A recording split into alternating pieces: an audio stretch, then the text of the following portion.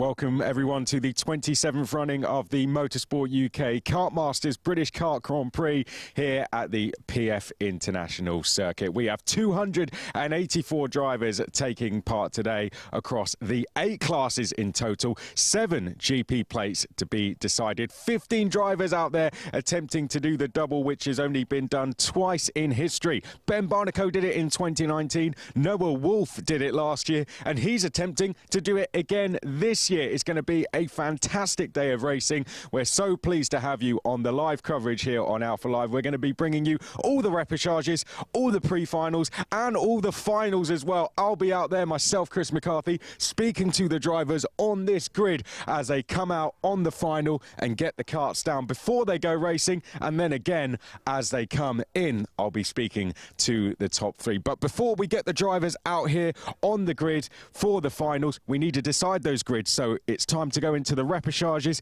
and the pre-finals. Let's decide those grids for the Grand Prix. For now, I'm going to hand you up to our commentary team of Henry Baudet and Anthony Jordan.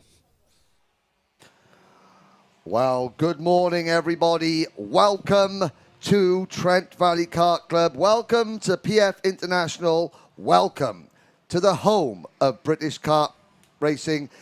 This is the 27th edition of the Motorsport UK Kartmasters British Kart Grand Prix. Myself, Henry Baudet, joined as always by Anthony Jordan. Anthony, we have had 1 day of practice, 1 day of heats, 2 days of heats, and now we are set to go for the pre-finals and the Grand Prix themselves. Who will join 157 previous Kartmasters champions on what is a glorious day here in Lincolnshire in England? Yes, indeed, you are correct. We've had 2 action-packed days so far, 46 sessions in total before we get to this session that's coming up next. The Senior Rotax Repechage will be the first one out today, and there are plenty more races today. Like we say, we've got the 3 repechages, we've got the pre-finals, 8 pre-finals, 8 finals, but of course only 7 GP plates being awarded this time. Ladies and gentlemen, on the live stream, welcome one and all from around the world. You are about to witness karting at its finest today here at Paul Fletcher International Raceway. Do get your comments in. Let us know where you are watching from. We would love to hear what you have to say and your predictions as well. You can't get them in now. The lines are closed. Yes. The live stream lines are closed. We have about 30-odd predictions of the 7 GP plate winners. If you do beat us, Trent Valley Kart Club merchandise will be heading your way. Absolutely. This 1,384 metre circuit. But first of all, how do you get to a Grand Prix plate? Let's find out. Motorsport UK Kartmasters British Kart Grand Prix returns for 2022. With it now in its 27th year, it's set to make the event bigger and better than we've ever seen it before. But what is Kartmasters? Kartmasters is a one-off event held at the Paul Fletcher International Circuit on the first weekend of August, spanning across 3 days, with over 300 drivers and teams across multiple classes from cadets to seniors competing for that coveted GP plate. The 3-day event spans across the Friday, Saturday and Sunday, starting with time qualifying, which sets the grid for 2 heat races on Friday. Then, for 2022, we see a new format. Saturday will see drivers battle in 3 random grids, ensuring each driver an equal front, middle and rear start. Drivers aim to score as little points as possible to qualify for the finals on Sunday. The top 30 drivers with the lowest score at the end of the 2 days will go straight to the Sunday pre-finals. At the beginning of the event, drivers start with 0 points. The finishing order from the heat will award drivers with the following: first place with 0 points, second place with 2 points, third place with 3 points, increasing by 1 point for each position gained. Non-starters and disqualifications will be given 1 more point than the total number of drivers which started that heat. Any ties will be decided using results from time qualifying from Friday. The remaining drivers will battle it out for the last 6 places in the pre-final. The pre-final then determines the grid for the Grand Prix final, giving us our Kartmasters champion.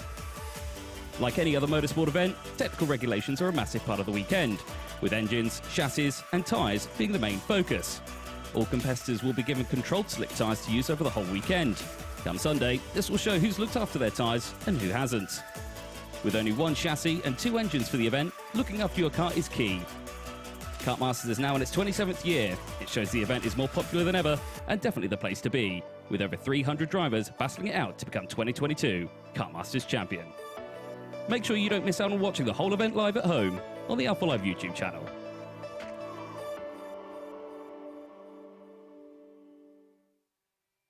So there you have it, ladies and gentlemen. That is your guide to Kartmasters and how the GP plates are awarded. First things first, we'd like to welcome you all here at the circuit and welcome you all here on the Alpha Live YouTube channel. Wherever you are watching in the world, put it in the live chat. Let's do a roll call. Who have we got with us this morning? Where are you watching from? We've already got viewers from Tennessee, United States, from Australia, from Bathurst, from all around the UK. And there are 22 different nations being represented on track here this weekend. We have drivers here representing the United Arab Emirates, representing Australia, representing Belgium, Canada, Germany, Algeria, England, Spain, France, Ireland, Northern Ireland, the Republic of Ireland, Italy, Jamaica, Japan, Lithuania, Latvia, Poland, Scotland, Serbia, Ukraine, the United States, and Wales. There have been 205 GP plates given out over the 27-year history of this event. 27 drivers have won more than one. We've got 157 winners in total. There are 17 current or former GP plate winners in the field this year. This is the richest event in British kart racing. The prize fund today is worth £20,000. There's £8,000 in cash up for grabs for the winners. Only 2 drivers have ever won 2 Kartmasters titles in a day. Ben Barnicoat in 2019, Noah Wolf in 2021. Ben Barnicoat, Mr. Kartmasters, has won 9 GP plates, more than any other driver. Alpha Live have brought you nearly 30 hours of live coverage of this event. And there in the paddock, people, the spectators coming to watch this event, they can see the big screen. There's restaurants, there are activities, there is bars for you to do and enjoy. Oh, Will any of the 15 drivers here doing double duty, will they repeat history? Anthony Jordan, it is going to be a fantastic day's worth of racing, and 3 classes have repechages. So 3 classes, not all the drivers will go through to the Grand Prix themselves. Senior Rotax, Junior X30 and Senior X30. Sorry, Senior Rotax, Junior Rotax and Senior X30. Those 3 repechages are the first 3 races up. It's quite simple. Finish the top 6 in this next race, Anthony, or your Kartmasters journey for 2022 is over. Very well said there, Henry. Yes, indeed, it is over and drivers will have to go home. But the repechage brings out the best in a lot of drivers. We will see drivers work together in this one because they need to get through. Their weekend isn't over yet. For these 3 races, their weekend is still at stake. So they have to work so carefully, work together to try and stay in that top 6 to try and get themselves through to the pre-finals later on today. To remind everyone, the Grand Prix finals do kickstart at 2 o'clock, but the first race of the day, it's race 47. It's the first repechage. It's Senior Rotax.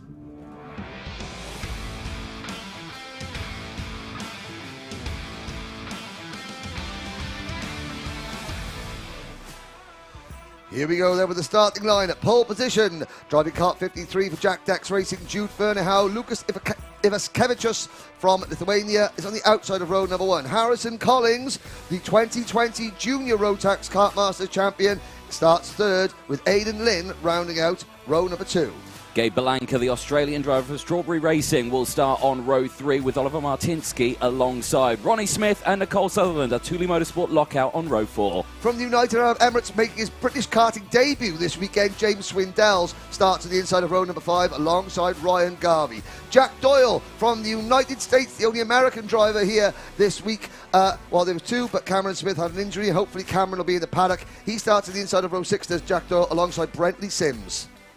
The final row of the grid, Thomas Liatuskas and Lorenzo Cordell start from the final row. 7 rows, but remember, the top 6 go through. Liatuskas and Cordell. Liatuskas, Lithuanian driver, representing Thule Motorsport, and Cordell, representing Kato Motorsport. Both their team owners are former Kartmasters champions. This race will be 8 minutes plus 1 lap. we'll give you a quick guide around the circuit. Turn 1, the Bruno Ferrari S's. Then you go under the bridge, out onto Uncle Tyrone's banking. Then you're into turn 3, over the bridge, and turn 4, down the hill towards the first of two 180-degree switchback hairpins. You go out of the second hairpin, up the short chute into the Terry Fullerton S's, onto the back straight into Bobby Game Corner. Then you're looking at the Mike Wilson complex here.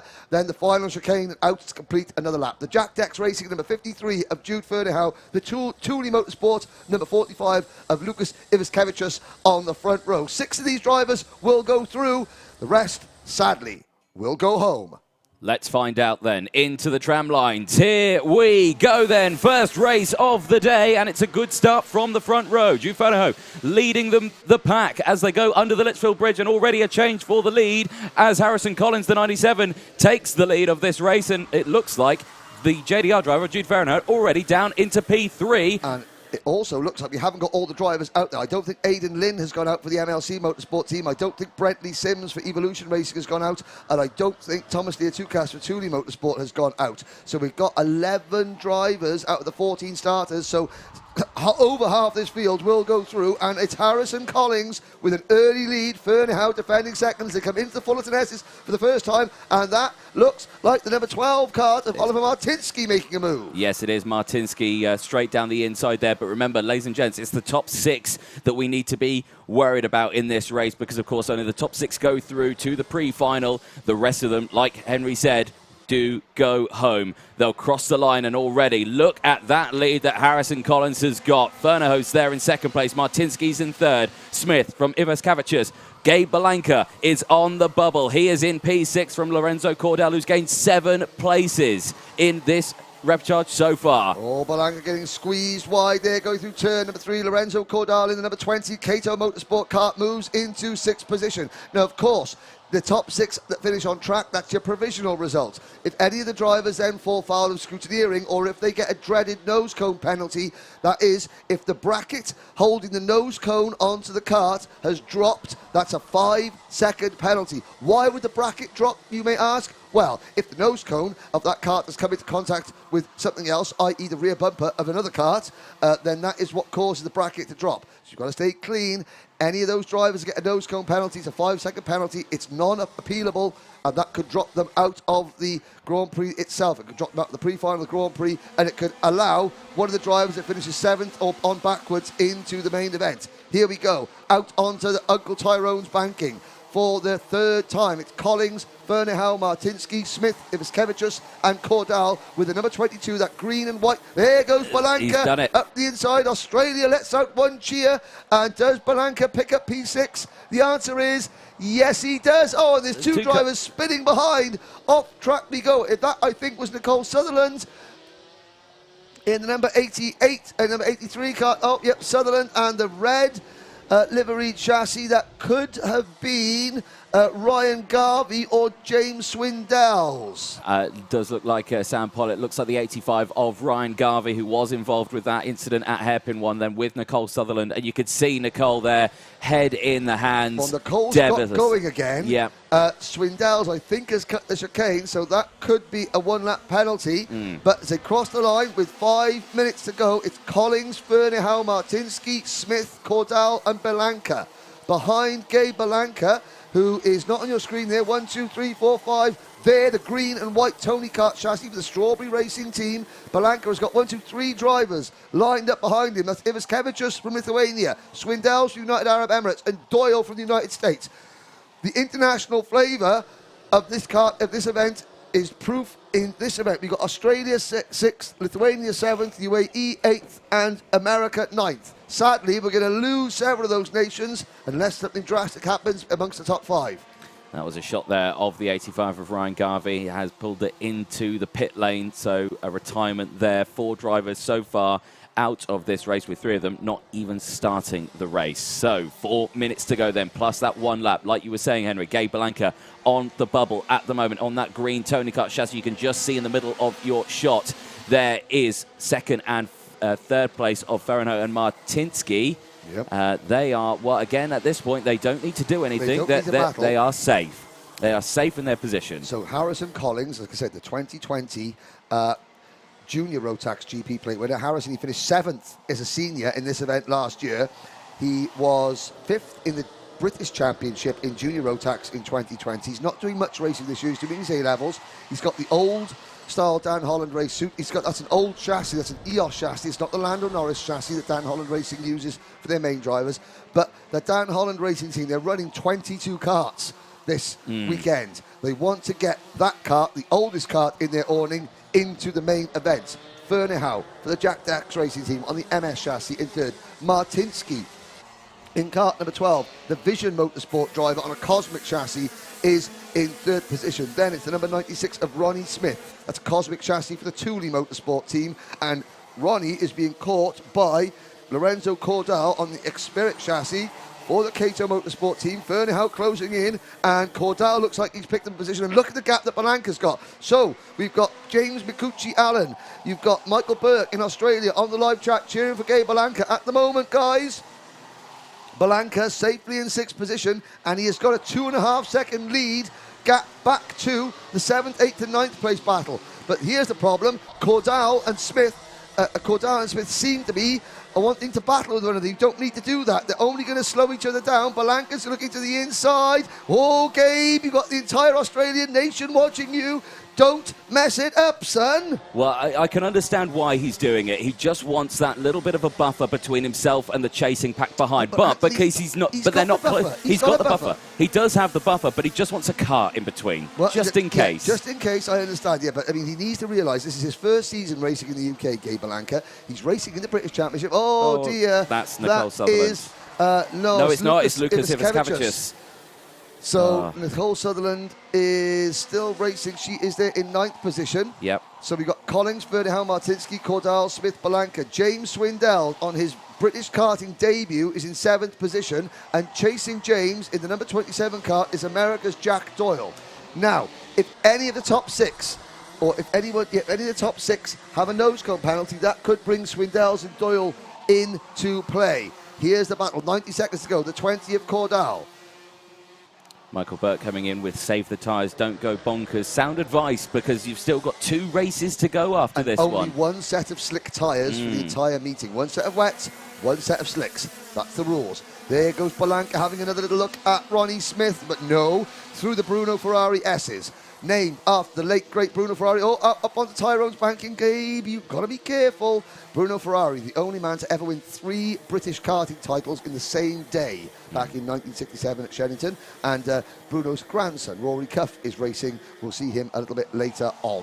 Yes, indeed. Less than a minute to go then, plus that one additional lap. You're watching here the battle for 5th place on your screens. So again, Gabe Balanca, he's safe at the moment, but like you say, he is using those tyres a lot more than the rest of the field. He's trying to go down the inside here. He's turning sharper. He's scrubbing those front tyres, meaning wear on the tyres going into the pre-final finals later on. That's not going to help. So he's got to be careful, but there's still plenty of time left in this race, but you just got to sit there. You're through. You're okay.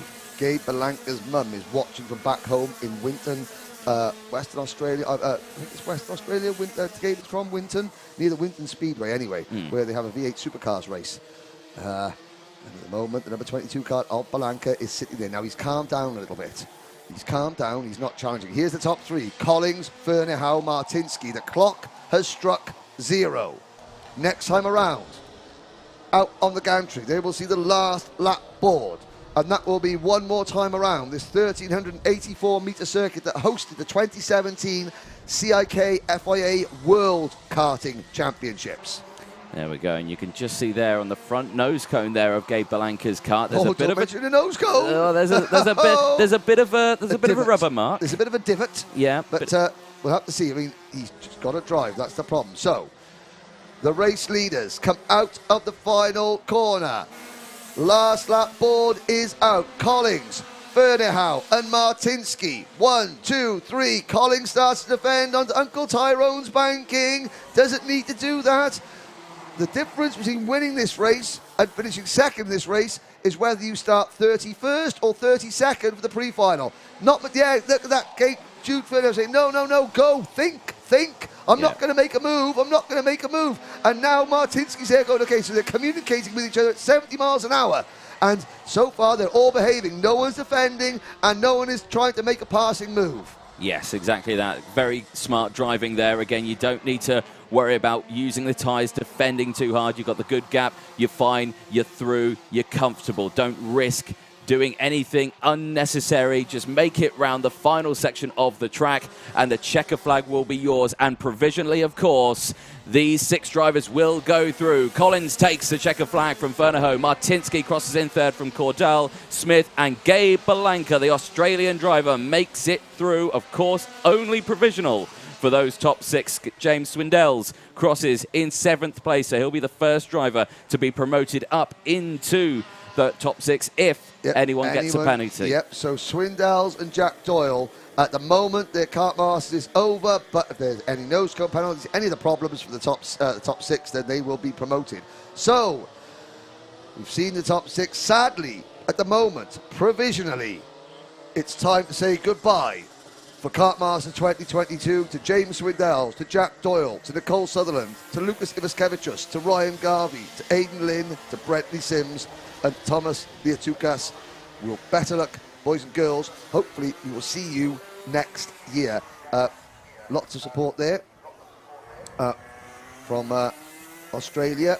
Wigton's where the V8's racing Victoria. Wanneroo was the track in Western Australia. I know he was from one of the two. And there's the first chant from Australia. Aussie, Aussie, Aussie. Oi, oi, oi. Yeah, nah, yeah, nah. Yeah, nah. Isn't that right? No. Here we go. So there's Mick Street, one of the technical commissioners. So at the end of each race, the karts go onto the weigh scales. On the right-hand side there, you see the digital graphic to say, look, that's how much the kart and driver weighs. They've got to come to a minimum weight limit. There is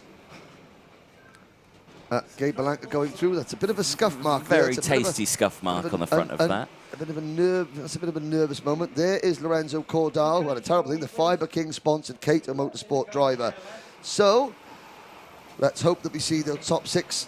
There's no issues. They all go through to the next race. Next time we see Senior Rotax, ladies and gents, it will be for their pre-final race start time, 12:25 UK time. Oh, it's a late night for you guys and girls out in Australia. But if your man Gabe Belanca's in it, then you'll want to watch it. And just give the boss a ring and say, look, got to be light Monday, mate. See ya. Simple as that. Simple as that. If they have a problem, tell them Henry said it was all right. So, there's a view of some of the drivers. There is the number 27 kart. That's Jack Doyle. Well, it's been great having Jack from the United States here. And there is the number 83 kart, poor Nicole Sutherland, the Thule Motorsport driver. She is not going to make it through to the main event, and she's looking a bit disappointed there. But we'll see Nicole at the next round of the British Kart Championship, I am sure. So the paddock area, that's where we hosted timed qualifying on Friday morning, which seems like a lifetime ago, Anthony, have to say. But that's the inner workings of here at Trent Valley Kart Club. Pretty soon, though, we will be ready to go for the next race, which is the Junior Rotax Repechage.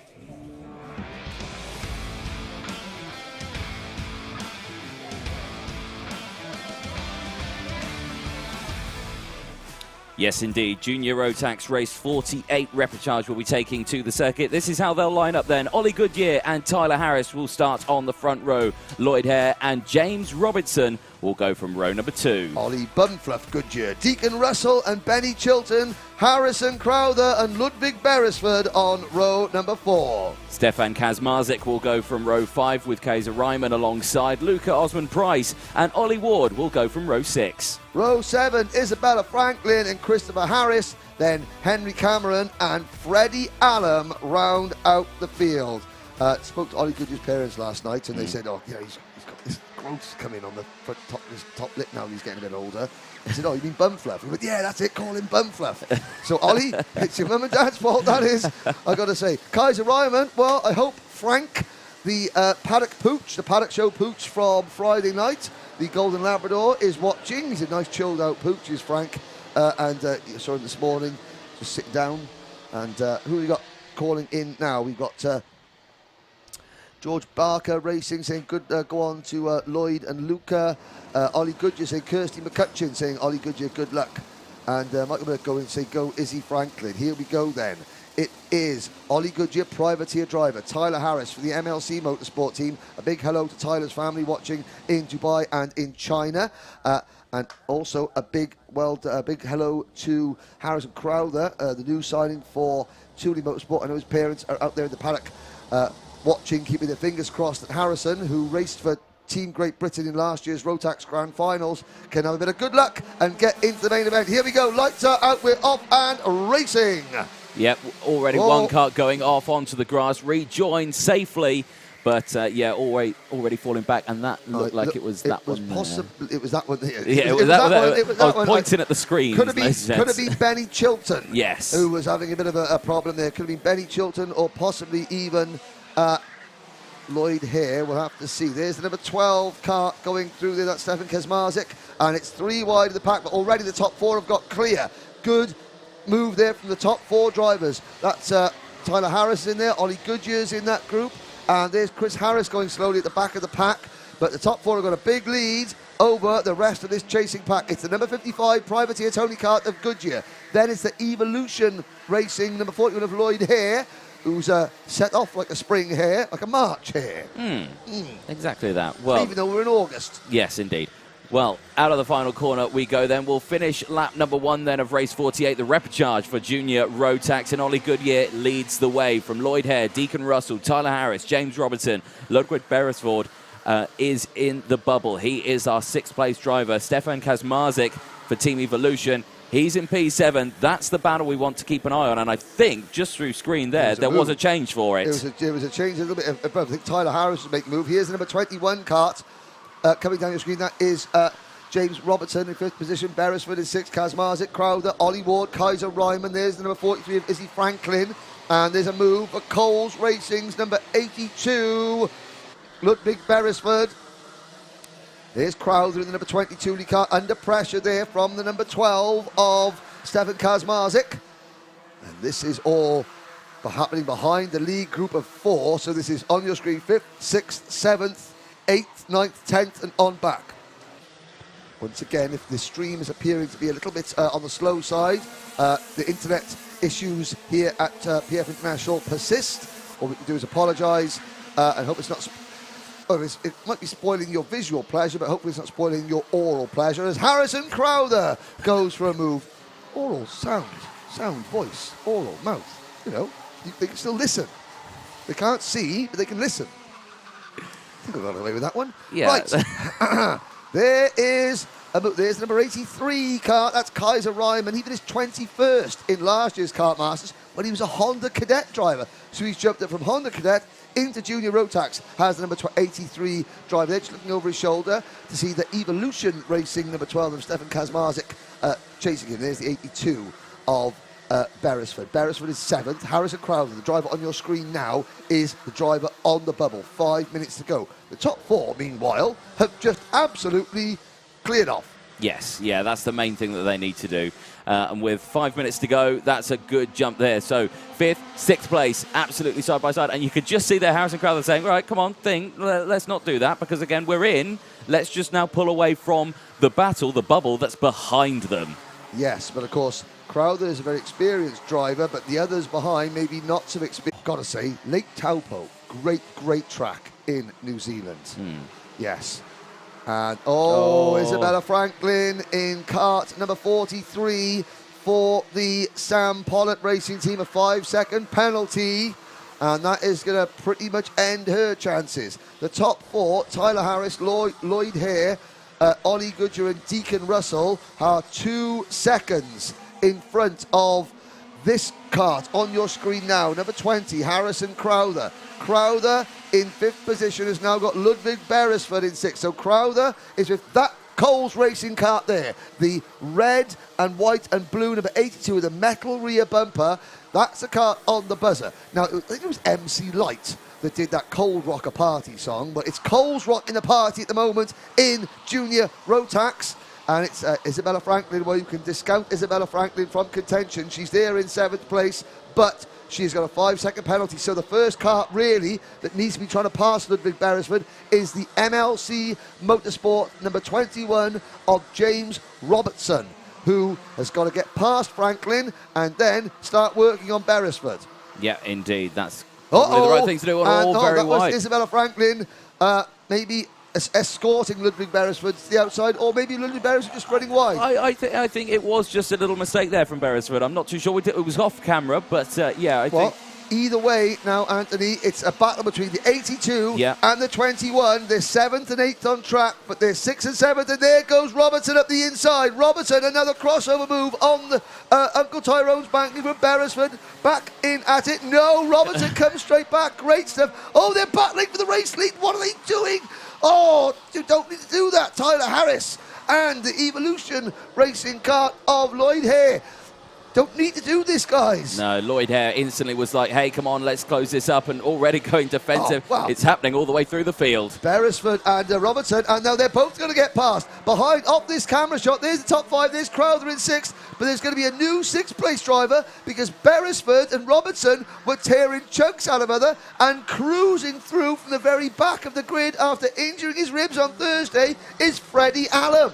Well, fast Freddie Allen coming through now, and, well, this is good stuff from all of these drivers now. And again, already defensive goes Lloyd Hare. So Lloyd was saying, you know, on the straight between hairpin 1 and 2, he was saying, think to Tyler Harris, let's go. But then he starts immediately defending into hairpin 1. There goes Tyler Harris down the inside, gets the move done. That's allowing everyone else to close up now. The top 1, 2, 3, 4, 5 are in shot now as down the inside. There goes Deacon Russell. Oh, side by side on the exit, but just doesn't have got the waft out of the corner. Once again, can I just apologise for the picture quality on the live stream. The internet here at PFI, it's beyond Alpha Live's control. Alpha have been working incredibly hard to try and get a solution, but we'll continue to try and working. But it's the internet here at the circuit that is the problem, not us. So. Deacon Russell there in the number 88 Jack's Motorsport kart, and by Jack Marshall. Oh, Kaiser Ryman getting a 5-second penalty. Frank's not going to be happy with you, Kaiser. We've got 1 minute to go, and the top 5, the top 6 are Goodyear, Harris, Hare, Crowther, Russell. Izzy Franklin is in 6th position, but it's actually Freddie Allen who's in the transfer spot in the number 66 Sam Pollock racing car. He's got James Robertson, Ludwig Beresford, Stefan Kazmarzik, and Luca Osman Price for company. Here are the top 5. Yep. And, they don't need to be battling. This is Ollie Goodyear. Smart move there to get out of the way, but then he does the crossover move. This morning, well, if any one of these 5 drivers does not qualify for the Grand Prix itself this afternoon, I've got to say they've only got themselves to blame because they don't need to be battling, and somebody has parked it next to the ambulance. Oh, it's Ludwig Beresford.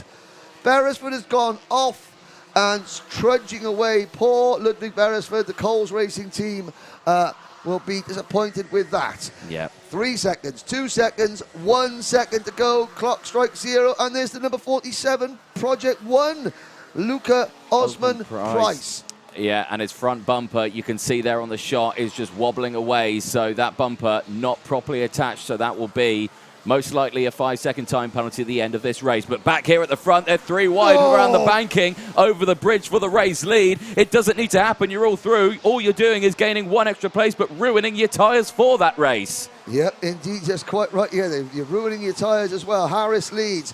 Ollie Goodyear and Lloyd Hare in 2nd position. They're 3 wide into the 2nd hairpin. This is a repechage. This is a repechage. You're battling. All the karts on your screen, with the exception of Izzy Franklin, who's got a 5-second penalty, are through. However, Franklin is Margie's 3 seconds in front of the next kart in line.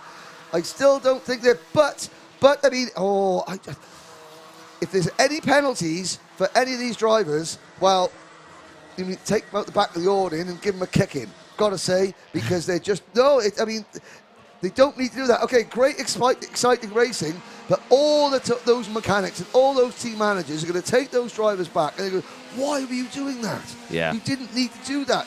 There's the risk and reward. What's the reward? You start 31st for the pre-final, or 32nd or 33rd. What's the risk? You don't start at all, and your Kartmasters is over. It is, risk to reward there level is quite extreme. But nonetheless, hair goes I through. didn't realise how much that kind of thing triggered me, I've got to say. That's really wound me up. There's the number 83 Kart of Kaiser Ryman. Great graphics kit there, but not a great looking nose cone. So, Yeah. provisionally, Anthony, who are your qualifiers? So qualifiers provisionally at the moment: Lloyd Hare, Ollie Goodyear, Tyler Harris, Harrison Crowther, Deacon Russell, and Freddie Allen. Isabella Franklin did finish in P6, but has that 5-second time penalty. Okay, so Go on. the rest of the, so I mean at the moment, provisionally, it's goodbye to Isabella Franklin, James Robertson, Stefan Kazmarzik, Benny Chilton, Ollie Ward, Henry Cameron, Christopher Harris, Luca Osmond Price, Kaiser Ryman, and Ludwig Beresford. Their Kartmasters is over. However, Isabella Franklin has a 5-second penalty because of the amount of battling that was going on. She finished just 7/10 behind the winner. A 5-second penalty puts her back to 8th. 8th. If 2 of those 5 drivers that were battling for that win get nose cone penalties, that puts Isabella Franklin back up into 6th position. Anthony, you're looking anguished. It's not because I had a curry last night, but it's because you have a piece of paper in your hand. I've got some bad news for the ladies and gentlemen over the other side of the globe in Australia. Gabe Balanka in the previous race, nose cone penalty, 5 seconds added, now finishes in P8. He is out of the Kartmasters 2022 Championship. Gabe, you absolute drongo. And there is the first pooch of the live stream, having a little stroll along the banking there. I think that could have been Frank Ryman. That could have been Frank, our friendly dog there. Big thank you to Ian Rogers there for that valuable information from Motorsport Timing. Oh, there's Harrison Crowther having a chat with the driver. So poor Gabe Balanka. Well, Australia, I've got to say, still keep watching. We love having you guys on board, but the only Australian here has just managed to eliminate himself from Kartmasters 2022. With that penalty, that promotes James Swindells from the UAE, his first ever Kartmasters and first ever race in the UK, into the pre-final. Congratulations, James and his team. Welcome to the rest of the day's madness. There's a great view of some of the circuit there, some of the marshals. Again, we got a chance to see we got a marshal there in the foreground. Trent Valley Kart Club, home of the best marshalling team in the UK, any kart circuit that I've ever been to. And the marshals and the officials here, the safety officials, the paramedics, and the race directors out on track have all been fantastic all weekend. Oh, drama starts already, ladies and gentlemen. Leanne Russell saying, well done, Deacon Russell for Jack's Motorsport. And a few people there saying, yeah, Sue Griffin, you're right, risking nose cone penalties. There's a look at some of the spectators in the grounds, and that's Luca Holmes Balak's in the black there. He's just spotted himself, Mr. Balak. Luca is here representing Serbia. He's the only driver with a Serbian flag next to him. Who's that on the phone, Anthony? I think that's James Swindells who's on the phone there, who's probably just chatting and going, I've made it through. James, listen, are you on the phone back to the UAE saying, I've just made the final of Kartmasters? Are you? Is he? Give us a thumbs up if you are. Yeah. Yes, he is. Well, live votes. Here we go. Next Repechage. It's Senior X30 up now.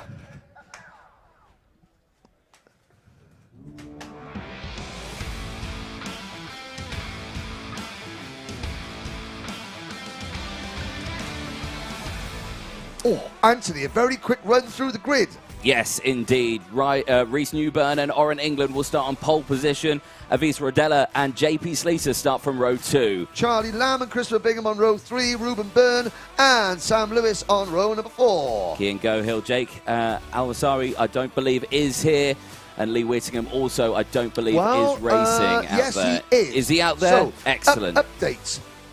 Yesterday morning, Jake Almasawi had a nasty accident when another cart dropped water in front of him going under the bridge. Jake has, I think, got a broken bone in his wrist, but I believe he's here at the circuit in a cast. He can't race. Lee Whittingham had an accident in the last race of the day yesterday, suffering a bit of whiplash. Went out this morning for practice, spoke to Dave Klassen Motorsport. They said they're going to assess it. If Lee felt okay, they would go. Now, fans from Ireland, this is your time to get behind your drivers. So, you've got Oran England, you've got the Audron Henry racing team are here en masse. And they're a great bunch of guys and girls. They've got Oran England in this. JP Slater for the Red Waft racing team. He's there in the second row. Alvise Rodella from Italy is in this track. But you've got Ruben Byrne. He's one of the Irish drivers as well. So, Ireland, get on your feet and start cheering. We're off and racing. Yep, great start, 3 wide as they go through a bit of chopping and changing, but they all managed to find a piece of tarmac to plonk their kart on. Just about. Just about. Now, in this race, looking there, Lee Whittingham is usually a TKM Extreme driver in the British Championship. He finished 3rd in the 2019 British TKM Championship. He's trying out X30 for the first time. Alvise Rodella up the inside for the Mick Barrett racing team. Alvise Rodella, it's his first time racing in the UK, the Italian driver. And up, oh, there's a battle going on there behind the number 67 of Rhys Newburn. Rhys Newburn, that's a Fullerton chassis for the S8 racing team. Then they go into the Fullerton S's. There is another Fullerton chassis, the number 26 of Christopher Bingham for S8 racing. So we've only got 1, 2, 3, 4, 5, 6, 7, 8, 9 drivers in the race, 9, 10. So most of we've got yellow flag waving. Somebody has gone off, and it is the Evolve Motorsport car of Sam Lewis. Now, want to talk about Evolve Motorsport? That's Chris Lamar's team, and congratulations to Chris on the birth of his first child. Evolve only got a couple of karts here. They've run Hardy and Massey for many years, the Canadian driver in the UK, but big plans afoot for Evolve Motorsport next year. There are going to be a lot more Evolve liveried wagons rolling around the British circuits, I am sure, and I have been told, and so yeah, really exciting plans for the Evolve Motorsport team next year. Meanwhile, back to the action. There's Kyan Gohill in the number 45 Mad Croc kart, and he is battling with, is that Lee Whittingham? 2, 4, 5. It's Gohill in 6, and then it's the number 23 kart of Ireland's Ruben Byrne in 6th position. Lee Whittingham is in 8th, and then it's Chris Bingham and Sam Lewis 9th and 10th. Things a little bit spread out here in the early going, which is good news to the blood pressure of people in the grandstands and the commentary box. Newburn leads Charlie Lamb in the number 58 kart with Alvise Rodella in 3rd, Oran England, who's Irish, in 4th, JP Slater for Ireland in 5th, and Kyan Gohill in 6th. There's the top 5, and all behaving themselves nice. No, they're not. There's changing. There's Charlie Lamb making the move. Oh, and Alvise Rodella.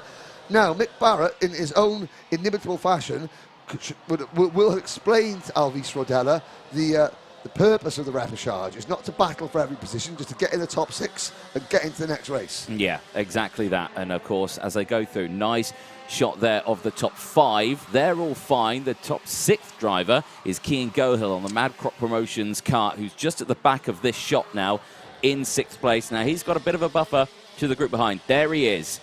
There is your 6th place man. He is through so far, but the driver just behind him, Ruben Byrne, the privateer driver in 7th place, wow, closing in. Ruben is one of the actually that's he's with the Audron. Oh my word! What are they? What's going on there? They're trying to drive up the Uncle Tyrone banking. He's not up there. Tyrone's not up there. Well, but they just cost themselves a huge amount of time. So there was a kart going slowly there, and I think it was this kart here, the 72 on your screen, Oran England. Well, I think Oran England was battling with another driver. I think he was battling with either Alvise Rodella or JP Slater, and they sort of ran each other up the track a little bit. I think it may have been Rodella, so that they slowed themselves down. Big hello to Mark Rose watching out in Dubai. If you ever want a karting mechanic to set your kart up properly and tell you straight how it is, go and see Mark Rose. There you go. Henry Badet's top tip there for the day. 4 minutes to go then. Let's have a rejig then of who our 6th place driver is. So it's Charlie Lamb, Alvise Rodella in 2nd place for the Italian driver, Rhys Newburn, Kyan Gohill now up into P4, JP Slater into P5, and Oran England now in P6. Ruben Byrne now still in P7. Yes, and Ruben Byrne on our screens, 5-second time penalty. Good night, Ruben. And here's Lee Whittingham in the number 34 Classic Motorsport car. That's an arc chassis, and the arc is doing a wide arc around hairpin number 1 there for Lee Whittingham. He's dropped back behind Chris Bingham. That's a battle for 8th and 9th positions. Lamb, Rodella, Newburn, Gohill, Slater and England, your top 6. Discount the number 23 machine of Ruben Byrne, who has got a penalty. And the gap then between Oran England in this kart here, the Odrin Henry racing number 72 kart. He's the driver on the bubble, and it is the second kart going into your graphics there now. That is Christopher Bingham. That's the driver who's trying to catch him. So England is the last kart in the race, in the pre-final, and the Fullerton chassis of S8 Racing's Christopher Bingham is the first car not in the final, and Lee Whittingham is there at the back as well, but Lee Whittingham is injured, and there is JP Slater making a move for the Red Waft Racing team. Fastest lap of the race on that one. He had the momentum, thought he'd carry it on and get past and get another overtake, get another place. Now, last year we wondered why Red Waft, and then I was told at the end of last year it's Race Engine Developments. Simple, Red Waft. Right. Yeah. I would have thought it was Big Waft Racing. Yeah. Big, the sound. Brrr, blap. That's the sound that a very fast engine makes. Yeah. It across the ying, ying, ying. That's it. Yeah. And then over the curves. Yeah, exactly. Exactly. Blap. Ying. Big. Simple. Anyway, but I don't make these names up. Sorry about that, ladies and gents. Well, no, I'm just saying. It's better than Red, Race Engine Developments. Anyway, good luck to JP Slater. There's a knock at the back of the commentary door as Mr. Slater, an overarching fist into the back of my head. No, there's Oran England. Is Oran England the Odrin Henry Racing Collective? Are they going to put their driver in, or one of their 2 drivers in this race into the main event? It does look like they're going to. Yeah, exactly that. So, 1 minute 30 seconds left. Oh, as Glyn from Trent Valley Kart Club has come in and has provided us some sweets. Well, he's provided only 1 bag, so I think I'm on a diet, as you well know. I'm on diet Iron Brew. I'm on a seafood diet. I see it, I eat it. Yes, exactly. Okay, back to the racing. We got a minute to go, and it's still number 58, the BMR restart kart of Charlie Lamb, leading the Mick Barrett Racing number 36 of Alvis Rodella. Sorry, Lauren Carter. Too late. The prediction competition ended yesterday at the end of the last race. We can't take those predictions. Should have been listening. You should have been listening. Sorry, Lauren.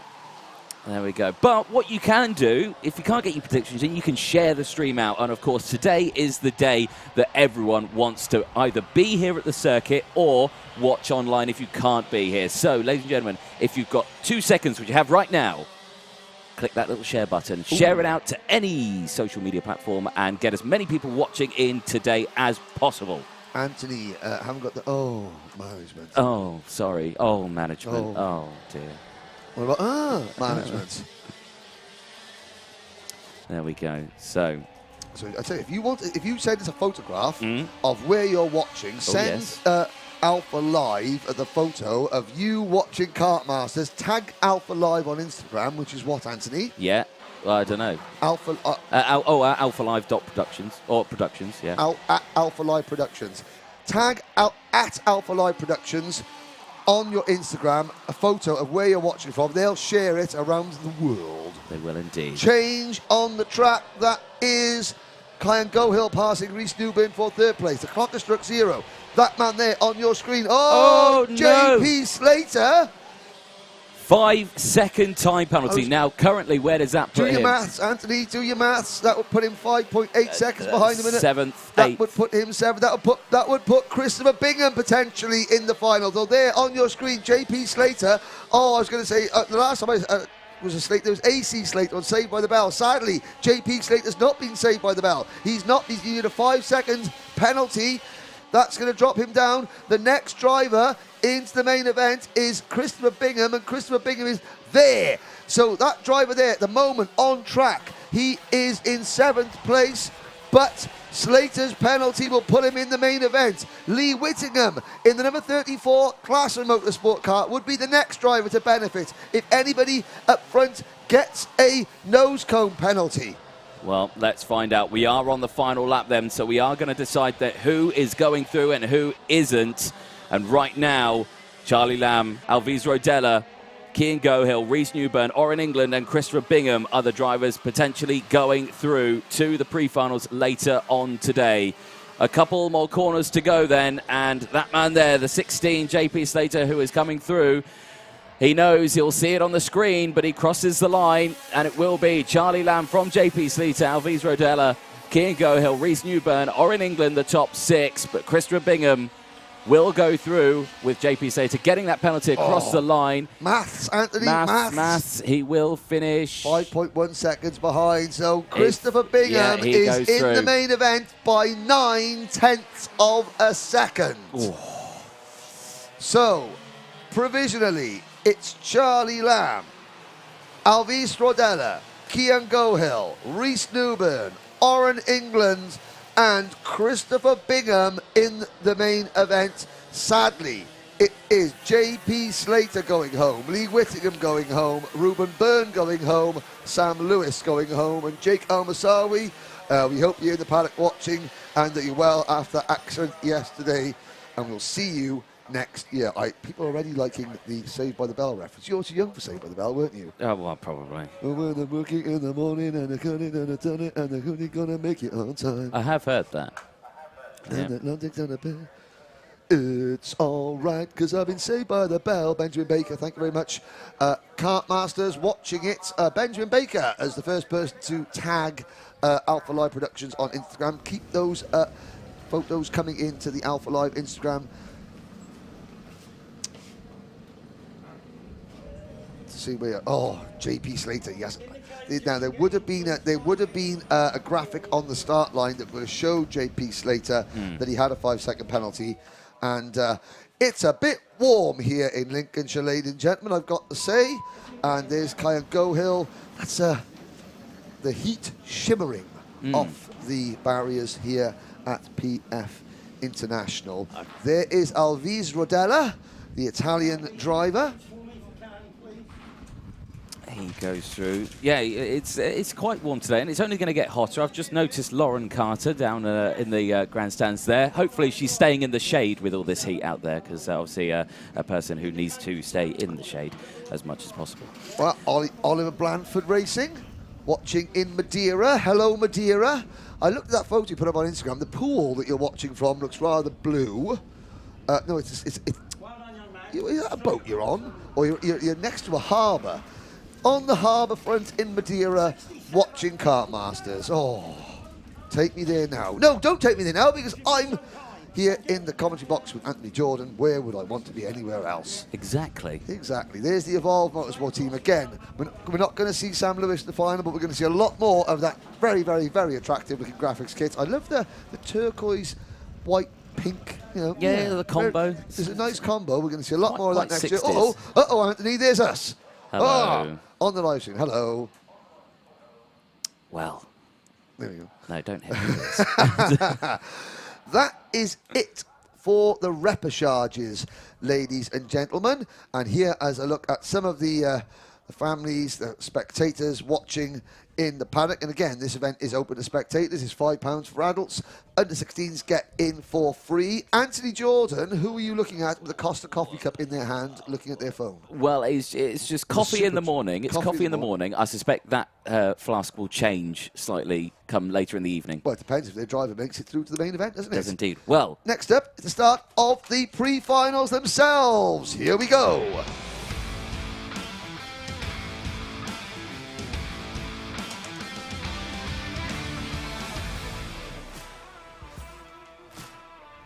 Honda Cadet up first. Pole position, Kenzo Craigie with Cole Dunn, the British Championship leader on the outside of row number 1. Albert Friend, SFR Motorsport, and Denham's Synergy Racing teammate Jarrett Clark on row number 2. Charlie Wolfitz and Emerson McAndrew-Uren, 9 years old yesterday. It's Happy his birthday. Happy birthday. They start from row 3. Rocco Shenton and Max Endicott go from row 4. Noah Barham and Kai Clark share row number 5 with the Synergy Factory team. Luca Balak representing Serbia, and Wales is Ethan Griffiths on row number 6. Leo Toro Sakai starts from row 7. The Japanese driver starting on row 7 with Charlie Warren alongside. Alfie Mew and Ryan White on row 8. From Canada, Jack Price and Charles Kitely share row number 9. Albie Lapper for the Callum Hargraves driver development team, and Ollie Warner on row number 10. Jacob Bachelor and Oliver Meek go from row 11. Charlie King and Mason Brooks start from row 12. Mason, one of the youngest drivers, if not the youngest in the field. Then it's Harry Taylor and the only young lady in Honda Cadet this year, Eva Morris, there on row number 13. Joshua Griffin and Zach Starbuck on row number 14. Zach, okay today after a horrifying roll yesterday, but he is absolutely fine. Sam Mott and Kieran Stewart round out the grid on row 15, and there is a kart that is stopped at the side of the circuit. So number 32. It is Alfie Mew. Oh dear, and something has fallen off that kart. It's like one of the Callum Hargrave's karts. It's one of the Callum Hargrave driver development karts with a mechanical issue on the rolling lap. So karts will line up on the starting grid, and the lovely red flag there being held by Ryan, our start man with the plan. Dan Ashton there with his tan trousers and blue shoes, making his way down the order, making sure everyone is in their grid slots correctly. And this race will get underway. One last kart making its way to the grid. Looks like a Zip Factory kart. That looks like Sam Mott. Hayden Eldridge saying good luck to Albert Friend today. And Albert Friend and Kenzo Craigie represented Team Great Britain in the Rotax Grand Finals last year. The background is the number 32 kart of Alfie Mew being pushed away, and now one or two drivers in the wrong positions on the grid because Alfie has dropped out. Yes. They've sort of forgotten where to go. So Cole Denham, kart number 10, he is leading this year's British Championship. Jarrett Clark in kart number 55 is second in this year's British Championship. Albert Friend is third in this year's British Championship. In Kartmasters last year, Kenzo Craigie finished fourth in this event. Jarrett Clark, seventh. Lights are out. We're off and racing. It's a good start from Kenzo Craigie on the pole. Everybody else dives to the inside line to get the best run through the Bruno Ferrari S's on lap number 1. It's Craigie leading, Cole Denham third, and Albert Friend, Cole Denham second, and Albert Friend in third. They're all safely through the banking and onto the bridge for the first time. Albert Friend tried to go for a move for P2 there over the bridge, failed there, still in P3. You could see from the start of this race how different it was to the others as they go single file under the bridge, and now into the braking zone. Rocco Shenton down the inside there. Gets past Emerson McAndrew Urin for one of the midfield spots, and again more karts just going through side by side again for second place as Denham tries to fend off, and two karts up. That's Luca Ballack up over the back of the number 99 of Ethan Griffiths. That is go on, Ethan, live. Go on, lad. Oh, he's a strong Welshman, is Ethan Griffiths. And both gesticulating to their parents there back in the grandstand, although Ethan Griffiths is there. Ethan Griffiths gets out, pulls the card up. He has his bad breath in the morning, does Ethan Griffiths. So at the end of lap number 1, now look at the lead that Kenzo Craigie has. That is the most un-Honda Cadet-like lead that you'll ever see. It will be, and it's not necessarily a good thing because, like we say, if drivers work together, they will close that gap. But at the moment, they're not working together. The two Synergy drivers are trying to weed out the SFR Motorsport driver of Albert Friend. So Jarrett Clark and Cole Denham now put themselves up into P2, P3 as they come down the hill. Well, again, now the drivers, there you go. The 55 of Jarrett Clark, the 10 of Cole Denham, they're starting to work together. There's a phrase used to describe Kenzo Craigie. One of the words is duck, and the other one is sitting.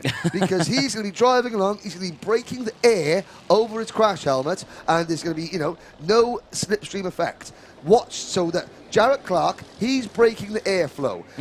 Denham is just tucked underneath Jarrett Clark, all the air. That's going to give his car a little bit of extra power, and just like NASCAR, that's going to push him along, and it's going to push him into the rear end of Jarrett Clark's kart, and it's going to give Jarrett a little bit of extra speed, and the next thing you know, it's like a 4-stroke freight train, and Kenzo Craigie is the rabbit in the headlights. Yeah, it will have to work super hard to try and hold that gap. Now, what is the gap right now? It is 0.4 of a second. Keep a close eye on that delta as the lap proceeds all the way through this. Still 9.5 minutes to go, plus that one lap. Plenty of time in this race, but the two Synergy drivers are now starting to battle side by side there. Cole Denham tries to get the move on Jarrett Clark. I don't know if he managed to get it done. He did not. That's going to allow Albert Friend to close back in. Charlie Wolfett, Shenton, Endicott, Clark, all of those drivers behind, and straight away, there we go. Yep, so it took them half a lap to get, it took them about 3/4 of a lap to get themselves organised, in a line and to move forward. Now, oh, and there is somebody in the barriers,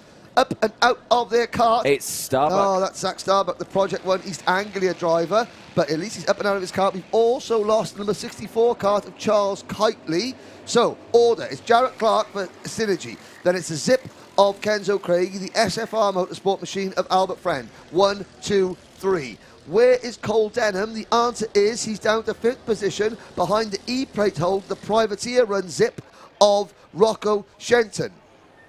Yes, indeed. Now, just a reminder for the ladies and gentlemen at home, this is a pre-final. This will determine the starting grid for the final later on today. So, wherever they finish is where they start later on. 8.5 minutes to go then, plus that one lap across the bridge. Kai Clark with the fastest lap of the race. He's currently in P8, and P8 is currently only 1.3 seconds from the race lead. Look at this. Well, I'm glad Mike Spencer will be watching his Synergy Racing karts. There goes Max Endicott in the number 18 kart, followed by Denham. Charlie Wolfett in the number 95, all trying to get past Rocco Shenton and just ease the E-plate hold of the English champion out of the way. At the back of this group, privateer driver number 33, Emerson, McAndrew, Uren, Grandad was a British touring car champion and 9 years old yesterday. That helmet he's wearing is a brand new crash helmet. He was absolutely over the moon when he got that. It was a surprise for him and he was loving life, and he's driving like a driver that's just had a brand new crash helmet that he wasn't expecting. He is really, really putting in a strong performance. But you've got the Synergy Racing team are there in numbers, but you'll see Craigie and Friend, they're not teammates, but they'll be working together. Look at Albert Friend, that SFR, the Screed Flooring Racing entry of Friend, pushing that zip kart machine along. So, 7 minutes to go. Albert Friend now with the fastest lap of the race in P3.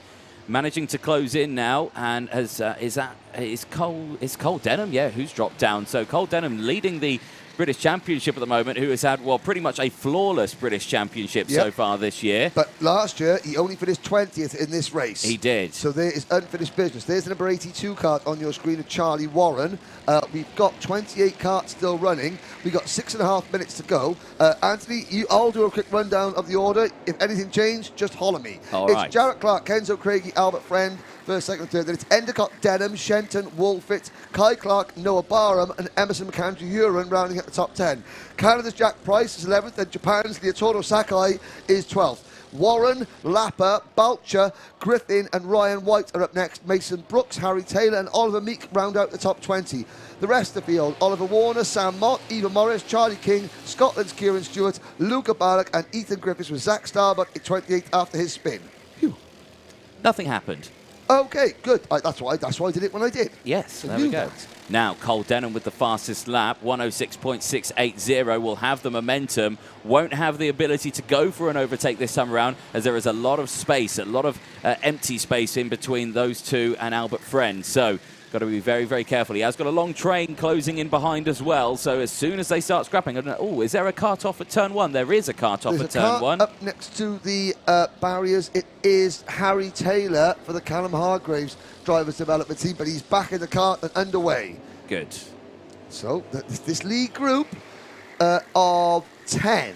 The lead group of 10 contains 2 privateers, 1 member of the Zip Factory team, 1 member of the SFR Motorsport team, and then 6, count them, 6 members of the Synergy Factory team.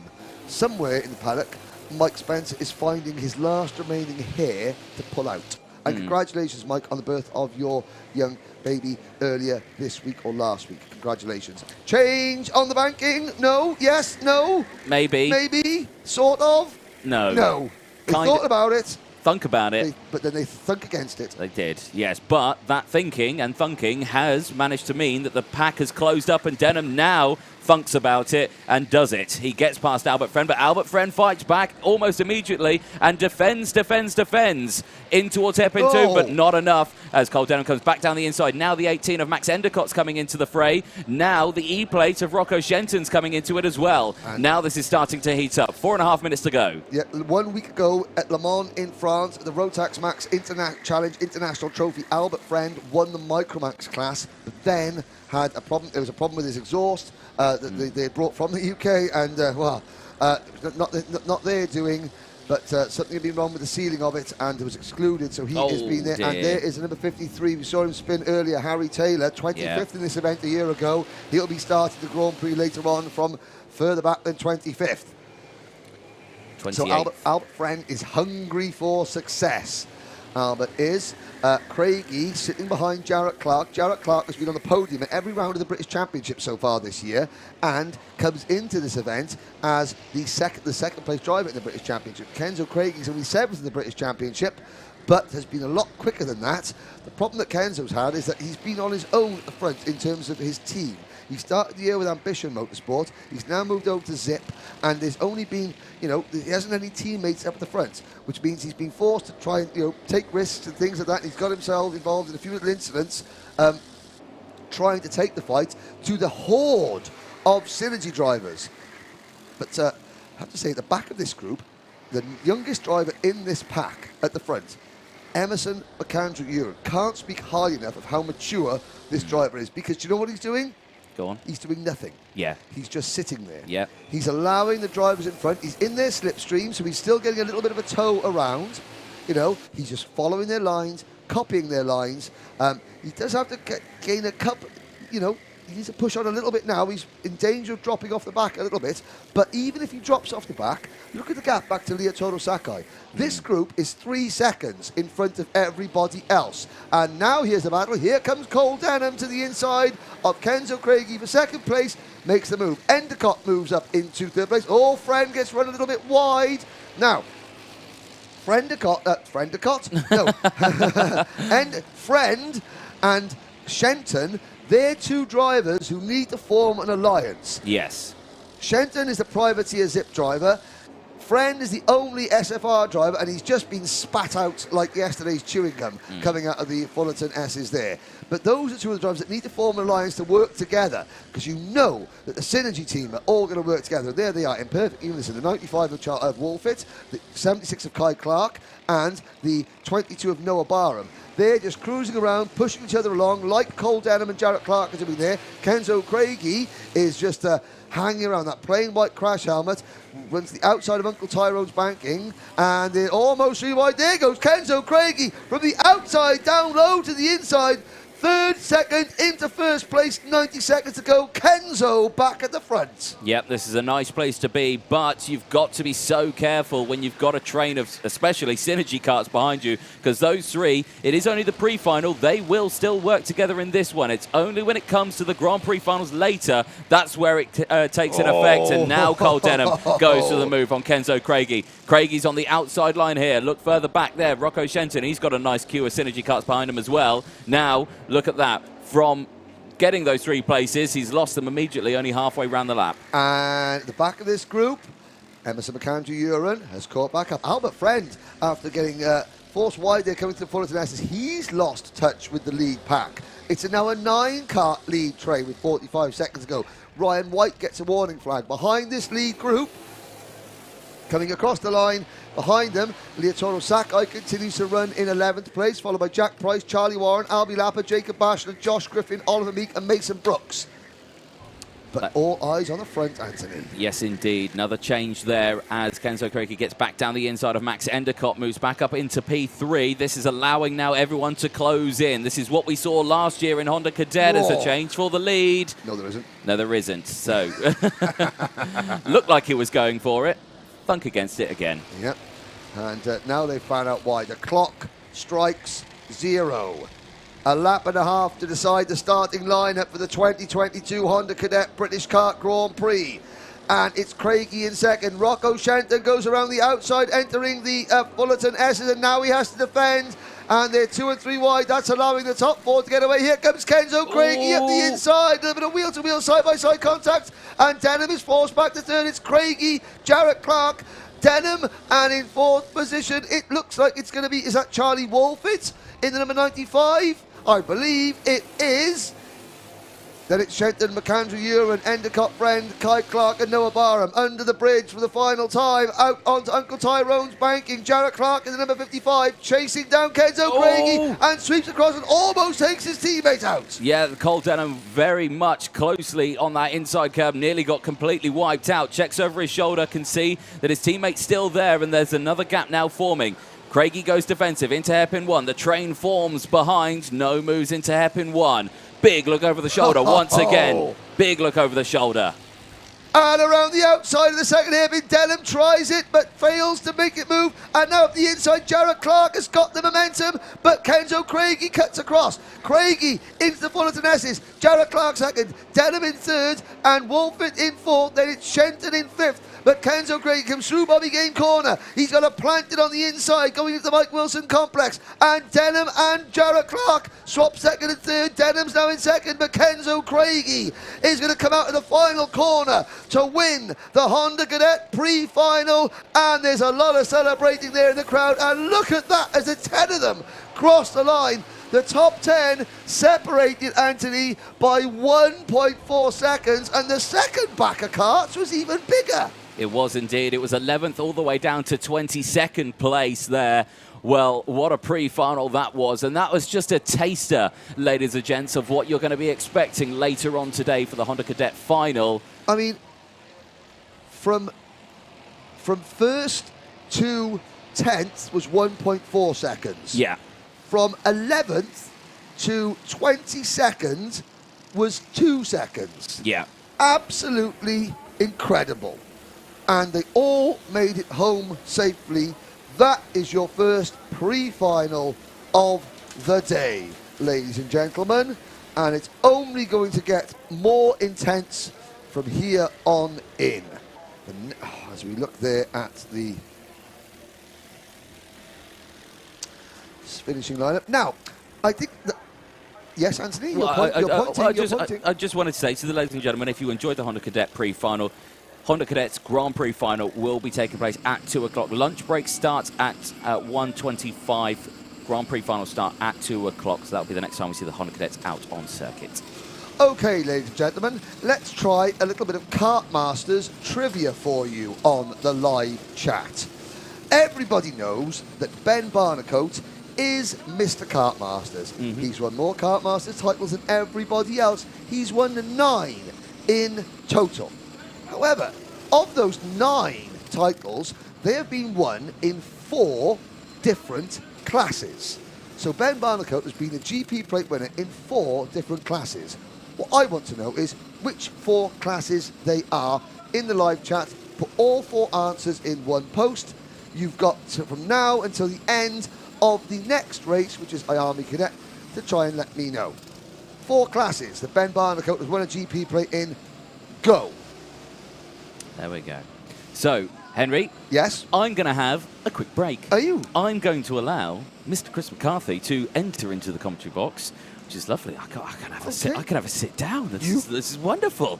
You crack on, Anthony. Enjoy your break and welcome into the commentary box our live lounge host, former Kartmasters commentator and now Sky Sports commentator, Chris McCarthy. Chris, welcome to the commentary box. Great to have you back up here as we look at some of the Honda Cadet drivers there. You've come for a good one. It's the IAME Cadet Pre-Final. First things first, Chris, how has your weekend been so far? Lots of really good interviews in the live lounge. Yeah, it was absolutely fantastic yesterday. Loads of previous winners that we had in telling great stories of when they won, and it was great to hear about the drivers they raced against, the stories of the races. You know, some of the drivers talking about how it just rained before the final or how it rained during the final. So yeah, it was really great to speak to all previous winners, some of which now still racing, some who now run really successful teams, and some who are here being driver coaches. And we did have some great interviews on the podium this morning as well. We interviewed Derek Warwick, who was world sports car champion from 1992, and Joe Turney, Nathan Ty as well. We interviewed him. Brilliant. And we interviewed grandson as well, Harrison Rogers of Derek Warwick. Okay, that's great stuff. Well, here is a look at the starting lineup for the IAME Cadet Pre-Final. Here we go.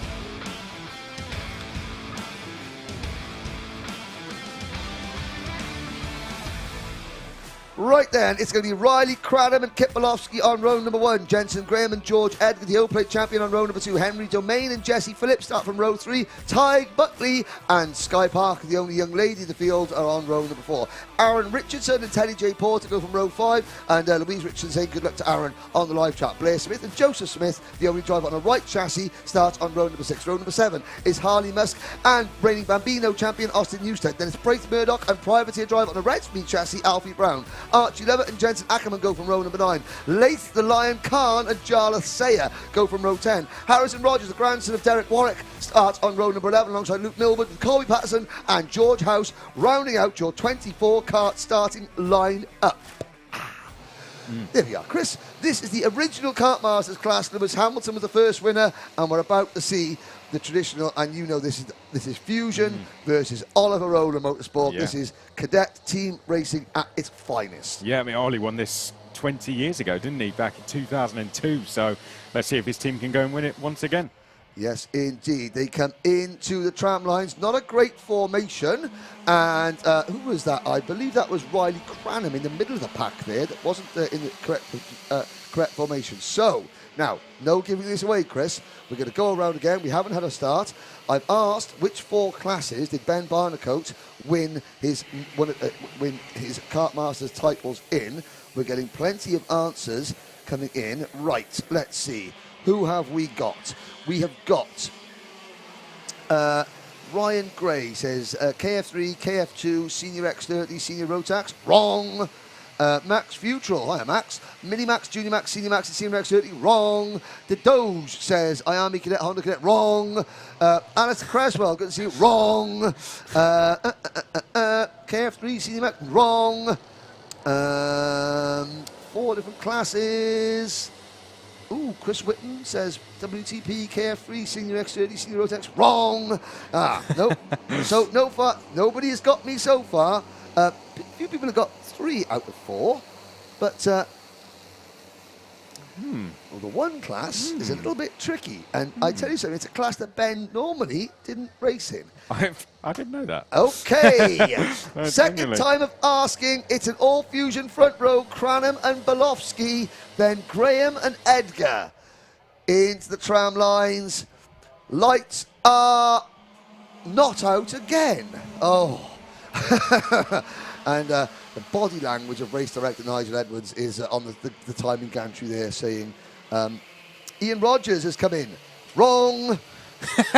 Even Motorsport timing has got me. Has got you there. I'm not going to have you. You've got all the records, Chris, and you'd be not going to give you a guess. But I mean, this IAME Cadet class.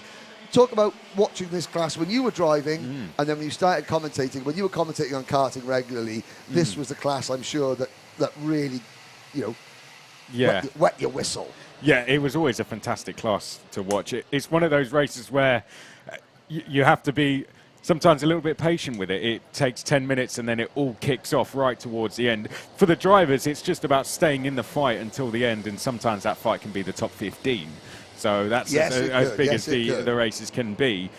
Sometimes you forget that these are the youngest drivers in the field with the quality of racing you actually get in it. Sometimes it provides the best racing of the meetings, which is a fantastic advert for the sport. So it just goes to show the brilliant job that the teams do in this class. So it's going to be a fantastic job. We actually have a new camera operator out there as well. Hello. That is Willow Parker. Hello, Willow. Sister to Sky, who is going to be Willow camera operating her very first race, thanks to the guys at Alpha Live. Excellent. Well, good luck, Willow. Here we go. We're off and racing. There's some go-karts for you to film, young lady. Through the Bruno Ferrari S as we go under the bridge. Oh, there's a spinner in the middle of the pack. There's karts in the barriers. And I'm looking up at the screen there. All drivers kind of getting themselves going. And one driver parked backwards here. So we've got a few drivers out the back there. Coming down the hill, it is Kit Balofsky in the lead. And the Battenberg flags are out already. Battenberg flags are out already. And you can see there you've got 1, 2, 3 drivers off there. The drivers are standing up. So this is a case of the drivers are okay and walking away. Obviously a little bit upset, but they're just, the marshals being extra careful to get karts out of the way.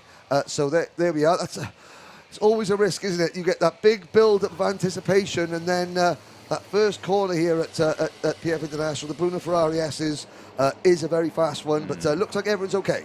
Yeah, I mean, it's pre-final as well. You want to get as high up the grid as you can for the final. But one thing, speaking to Mark Litchfield yesterday, I said to him, how do you win the Kartmasters? One thing he did say, don't crash in the pre-final. So yeah, one thing, it's as crucial to get up the order, but not crashing is crucial as well. So a shame for those drivers, but final still to come later. It looks like we've got Harley Musk involved, Laith Khan, and Jarlath Sayer with the 3 drivers. So Jarlath, the only driver for Jamie Green Racing. We are underway, by the way, ladies and gentlemen. So we're under a pace car situation. So it looks like Harley Musk, Colby Patterson was also involved, Laith Khan and Jarlath Sayer. So we're down to 20 runners. Belofsky leads. Now, Kit Belofsky had finished 12th in this event a year ago. He's currently 5th in the British Championship. British Championship leader Jesse Phillips, he's only 6th at the moment. But watch for the only young lady in the field, Sky Parker, 8th position, doing really well. Yeah, Willow's obviously operating her sister's operating the camera. Okay, so now you there we go. So if we're getting lots of close-ups, only 14 years old, I believe, and Alpha Live have given her the opportunity. She wants to get into media studies, and Alpha Live have given her the opportunity to do some camera operating. Oh, well, that's good. On the biggest kart event in the UK. No pressure, Willow. No pressure. But so if we get lots of close-ups of the number 25 kart of Sky Parker, we know that's at the corner that Willow's filming at. That's okay. So it's Belofsky, Cranham, Edgar, Graham, then the top 4 Fusion Motorsport karts. The track is clear, and the number 9 of Kit Belofsky. And again, the Fusion Motorsport team, they always come up with a special Kartmasters graphics kit. It looks great, doesn't it? I think it was in 2007. Nice. It was Alistair Walker in 2007 that won the first Kartmasters title. Here we go then. Light flags are green. And we are underway with 9 minutes to go. It's a Fusion Motorsport 1, 2, 3, 4. And watch, ladies and gentlemen, look at the teamwork display. The first Ollie Roller Motorsport kart is that of Henry Domain, kart number 5, and he has been... It's been a tough weekend for Henry Domain. You know, he's the only one of the Ollie Roller Motorsport karts that's been consistently up at the front, battling with a horde of Fusion drivers. Yeah, Nathan Ty's actually here to work with the guys that work with the drivers at Ollie Roller Motorsport this European weekend. Junior karting champion, Nathan Ty. Now Sodi Factory, and won this in 2020. Here we go, another move. So Domain's on the move here, up to 3rd place. So really good start here, now chasing after the top 2 as we go down to the chicane. Motorsport Magpie asking, has Derek Warwick's grandson got a replica helmet? He's got a very similar, Harrison Rogers got a very similar style crash helmet to Derek Warwick. And Derek, I know you're here. I still think you were absolutely robbed the 1984 Brazilian Grand Prix at Carapagua. You should have won that race for Renault. Anyway, carry on, Chris. Talk about some go-karting. Down the start-finish straight then, just under 8 minutes to go. Kit Belofsky leading the way. Now, are we going to see the top 3 try and work together? I think Domain's going to go for a move in 3rd place here. He's caught the top 2. Is he now going to try and go for a move and break up that Fusion pair? Or is he going to try and work with them? He's just set the fastest lap of the race, a 107.190, a little bit wide there for Riley Cranham in 2nd place as we come down to the first hairpin. Domain was thinking about it. He didn't make the move, and now he loses 2 places as a result. And that is the art of racing at Kartmasters. You've got to be on the move, otherwise you're going to go backwards. Exactly. If you're not moving forwards, you are going backwards. And here we go. Kit Belofsky still has the lead, and then you've got, well, you've got the top 7. There are 6 Fusion karts and 1 ORM kart in this top 7. So Domain is going to be eyes on stalk. So he has to be careful. The minute he moves offline, he knows the Fusion drivers behind are going to try and shovel him out of the way. That is what Kartmasters, and that is what cadet karting is all about. Ian Rogers, second guest for Ben Barnacote, Des Woodcocks, WTP, OK Junior, Senior Rotax, Senior X30. Wrong! Here we go. Back there, 6 3/4 minutes to go. Round the banking then, are we going to see any changes for the lead? Often we'll see these cadet races stay like this until 1 or 2 minutes to go. That's usually when it all kicks off. 2 laps to go is usually when the bell rings in terms of passes being made for the lead, as we saw a move a little bit further back there. The number 45, I think that might have been on the move, or the 25. I think that might have been. That was Sky Parker, and the number 45 a little bit further back. That is the Ty Buckley entry. That's the Irish driver who came second in last year's Irish Kart Grand Prix. So he's already got a top 2 finish at the Grand Prix. Not this Grand Prix, the Irish Grand Prix. Ty Buckley's been very, very impressive, considering that he doesn't race against these drivers week in, week out in the British Championship. Henry Domain, you know, the top 3, Belofsky, Graham and Cranham, they'll be wanting to have a calm few minutes now. Domain will be doing absolutely everything he can to disrupt that order, to make a nuisance of himself. He's got to do that, because it's one card against 3. Here he goes. Yep. Here he goes down the inside. That's third place for Henry Domain then, up the inside of Cranham. Is he going to make it 2 in 3 corners? Has a little look behind. Is he going to line up a move on Jensen Graham? Jensen Graham looks behind, sees Henry Domain is coming for him and takes the race lead, Henry. And Riley Cranham slotting in behind. So Belofsky goes from 1st to 4th in the space of 1 corner. So the problem is that I don't think Henry Domain will want to lead this race. The minute that Domain takes the lead in this race, the Fusion drivers behind him will move him out of the way, and he'll be the one using 3 or 4 places. So second place is perfect for Henry Domain, I think. But if he stays there, he's going to be under attack from Kit Belofsky. But also Belofsky, now Belofsky didn't start thinking to himself, Belofsky will think to himself, right, if I start battling with Henry Domain, Jensen Graham is going to clear off and win this race, because we're going to slow each other down. So at the moment, with 4.5 minutes to go, is it more worth me sitting and working with this driver from another team just to keep ourselves close to the lead? And Belofsky's been passed by Riley Cranham. So Cranham now 3rd. Here's a move from Cranham out on the banking, and it's 3 wide, and that's how they get Domain out of the way. They just ease Henry Domain at the back. Not a single bit of contact. Move from Domain on Jesse Phillips there. Got 1 back. That was a brilliant move there. And it's lost Jesse Phillips 2 more places as we see another change of lead. Kit Belofsky down the inside at the first hairpin. What were you saying, Chris? It's normally until 2 minutes. Until not the case in the pre-final. Not today. Not today. But again, the Fusion team, I mean, there was no contact made up Tyrone's banking on that lap. It was just that Domain went wide, and then suddenly the 3 Fusion karts dived to his inside, but Domain was like quickly straight back at them, straight back, on the case to get that position back, and it worked. He got 1 position back briefly, but now he's dropped back to 4th position. It's Belofsky, Cranham, and then Graham, then Domain. George Edgar, the O-Plate champion, is 5th, with Jesse Phillips in 6th, Sky Parker 7th, Archie Lovett in 8th. Then it's Blair Smith, Aaron Richardson, George House, Teddy J. Porter, Jensen Ackerman, Austin Newstead, Alfie Brown, Braith Murdoch, Joshua Smith. What's happened to Ty Buckley? I think it might be a timing issue, because I've seen the 45 well, there. There he is, yes. So sorry, he's directly in front of my eyeballs, but there is a problem with his transponder on the track. So he's completed 2 laps, Change and I think his transponder died. Yes, change position indeed.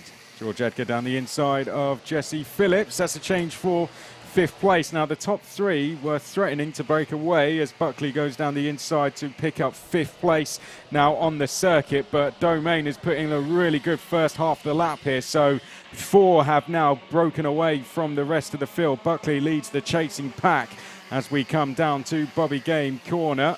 There we can see behind that Jesse Phillips, Edgar and Parker. These guys need to work together now to try and catch these top 4 who will start fighting at some stage. We're getting into the final couple of minutes, so any second now teammates will become enemies and they will start fighting each other. Even though it is the pre-final, they'll all want that inside line and pole position for the final. They'll become the best of frenemies. That's what we use. That's Anthony Jordan's. Anthony Jordan uses that term. I use. It's co-opetition. It's the difference between competition and cooperation. And it's certainly going to be competition all the way through this. Belofsky, Cranham, Graham and Domain. They just cannot shake that number 5 Oliver Roller Motorsport car. Henry Domain has been absolutely superb this weekend. Behind him, now he's just got Ty Buckley there in the number 45 car. He said, come on Ty, just push up. At least give me someone to work with. At least give me a friend. Buckley is being chased by Phillips, Edgar, Sky Parker in the number 25 kart. Then there's a gap back to Lovett, Smith, Richardson, House, Porter, Harrison Rogers down in 19th place, but Harrison, I think he's just getting started in karting. He's not a regular contender in the British Championships, so I'm not familiar with him. So again, great experience for Harrison Rogers. Got to say, George House being shown, I think that will be 12th place given Buckley's transponder issue, but up 12 places, that will be absolutely fantastic. And Archie Lovett as well, that will be up 8 places as well, so doing a really good job there. That's bringing Archie into contention for the final, getting into the top 10. As long as you're in the top 10, you've definitely got a chance of winning that GP plate. Yep, round the first hairpin we go.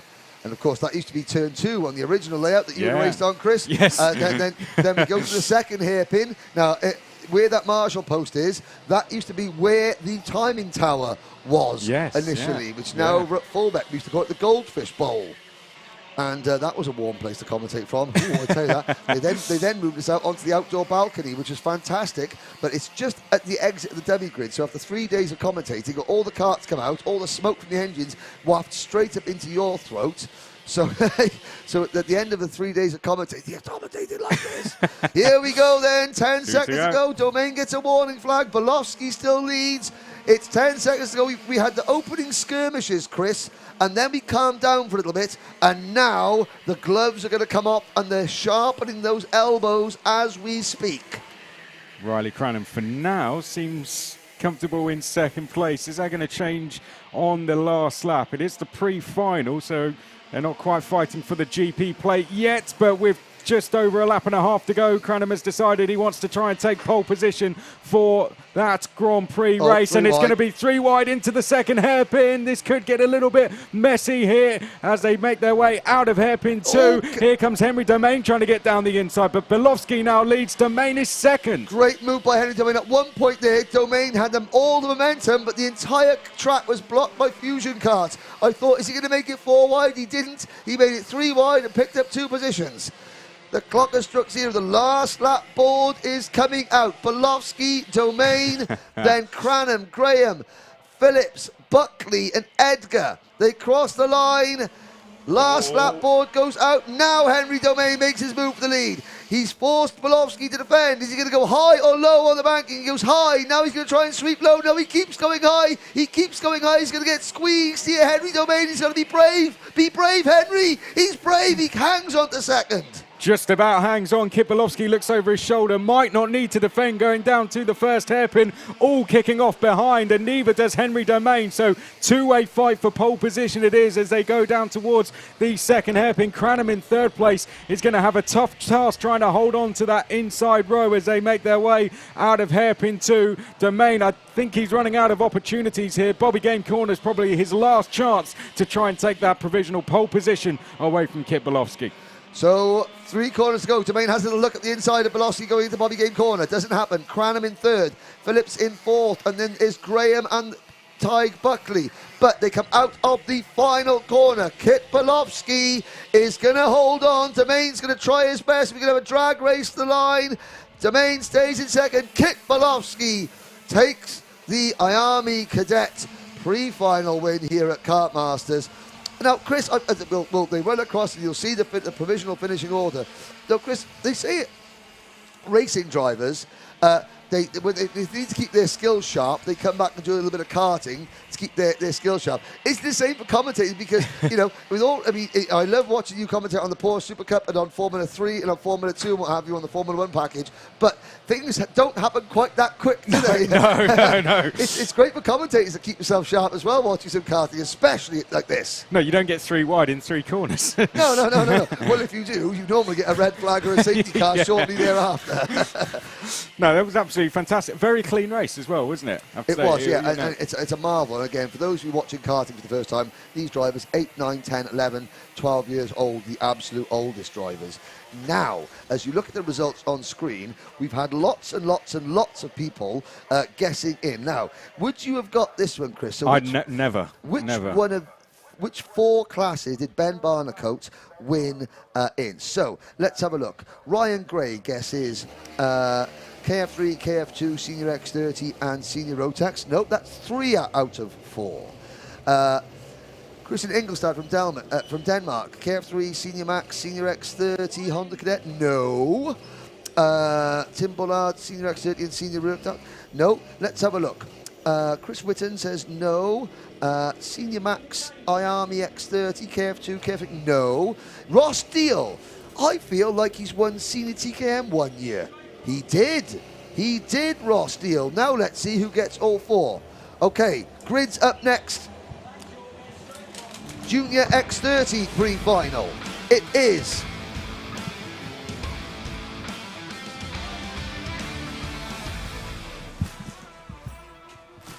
Harry Burgoyne Jr., Theo McLaughlin, Brandon Carr and Henry Jocelyn, your front 2 rows. Gabriel Stilton, Cian Geraghty are next. Noah Wolf and Henry Gregory on row number 4. Cathal Clark and Macaulay Bishop will round out your top 10.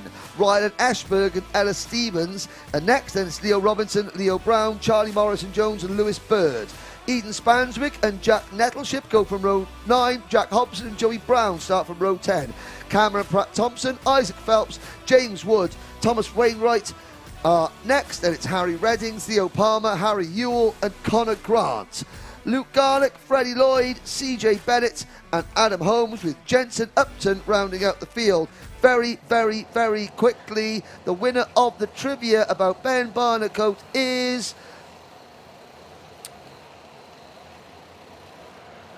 Hang on a second. It is Ross Deal.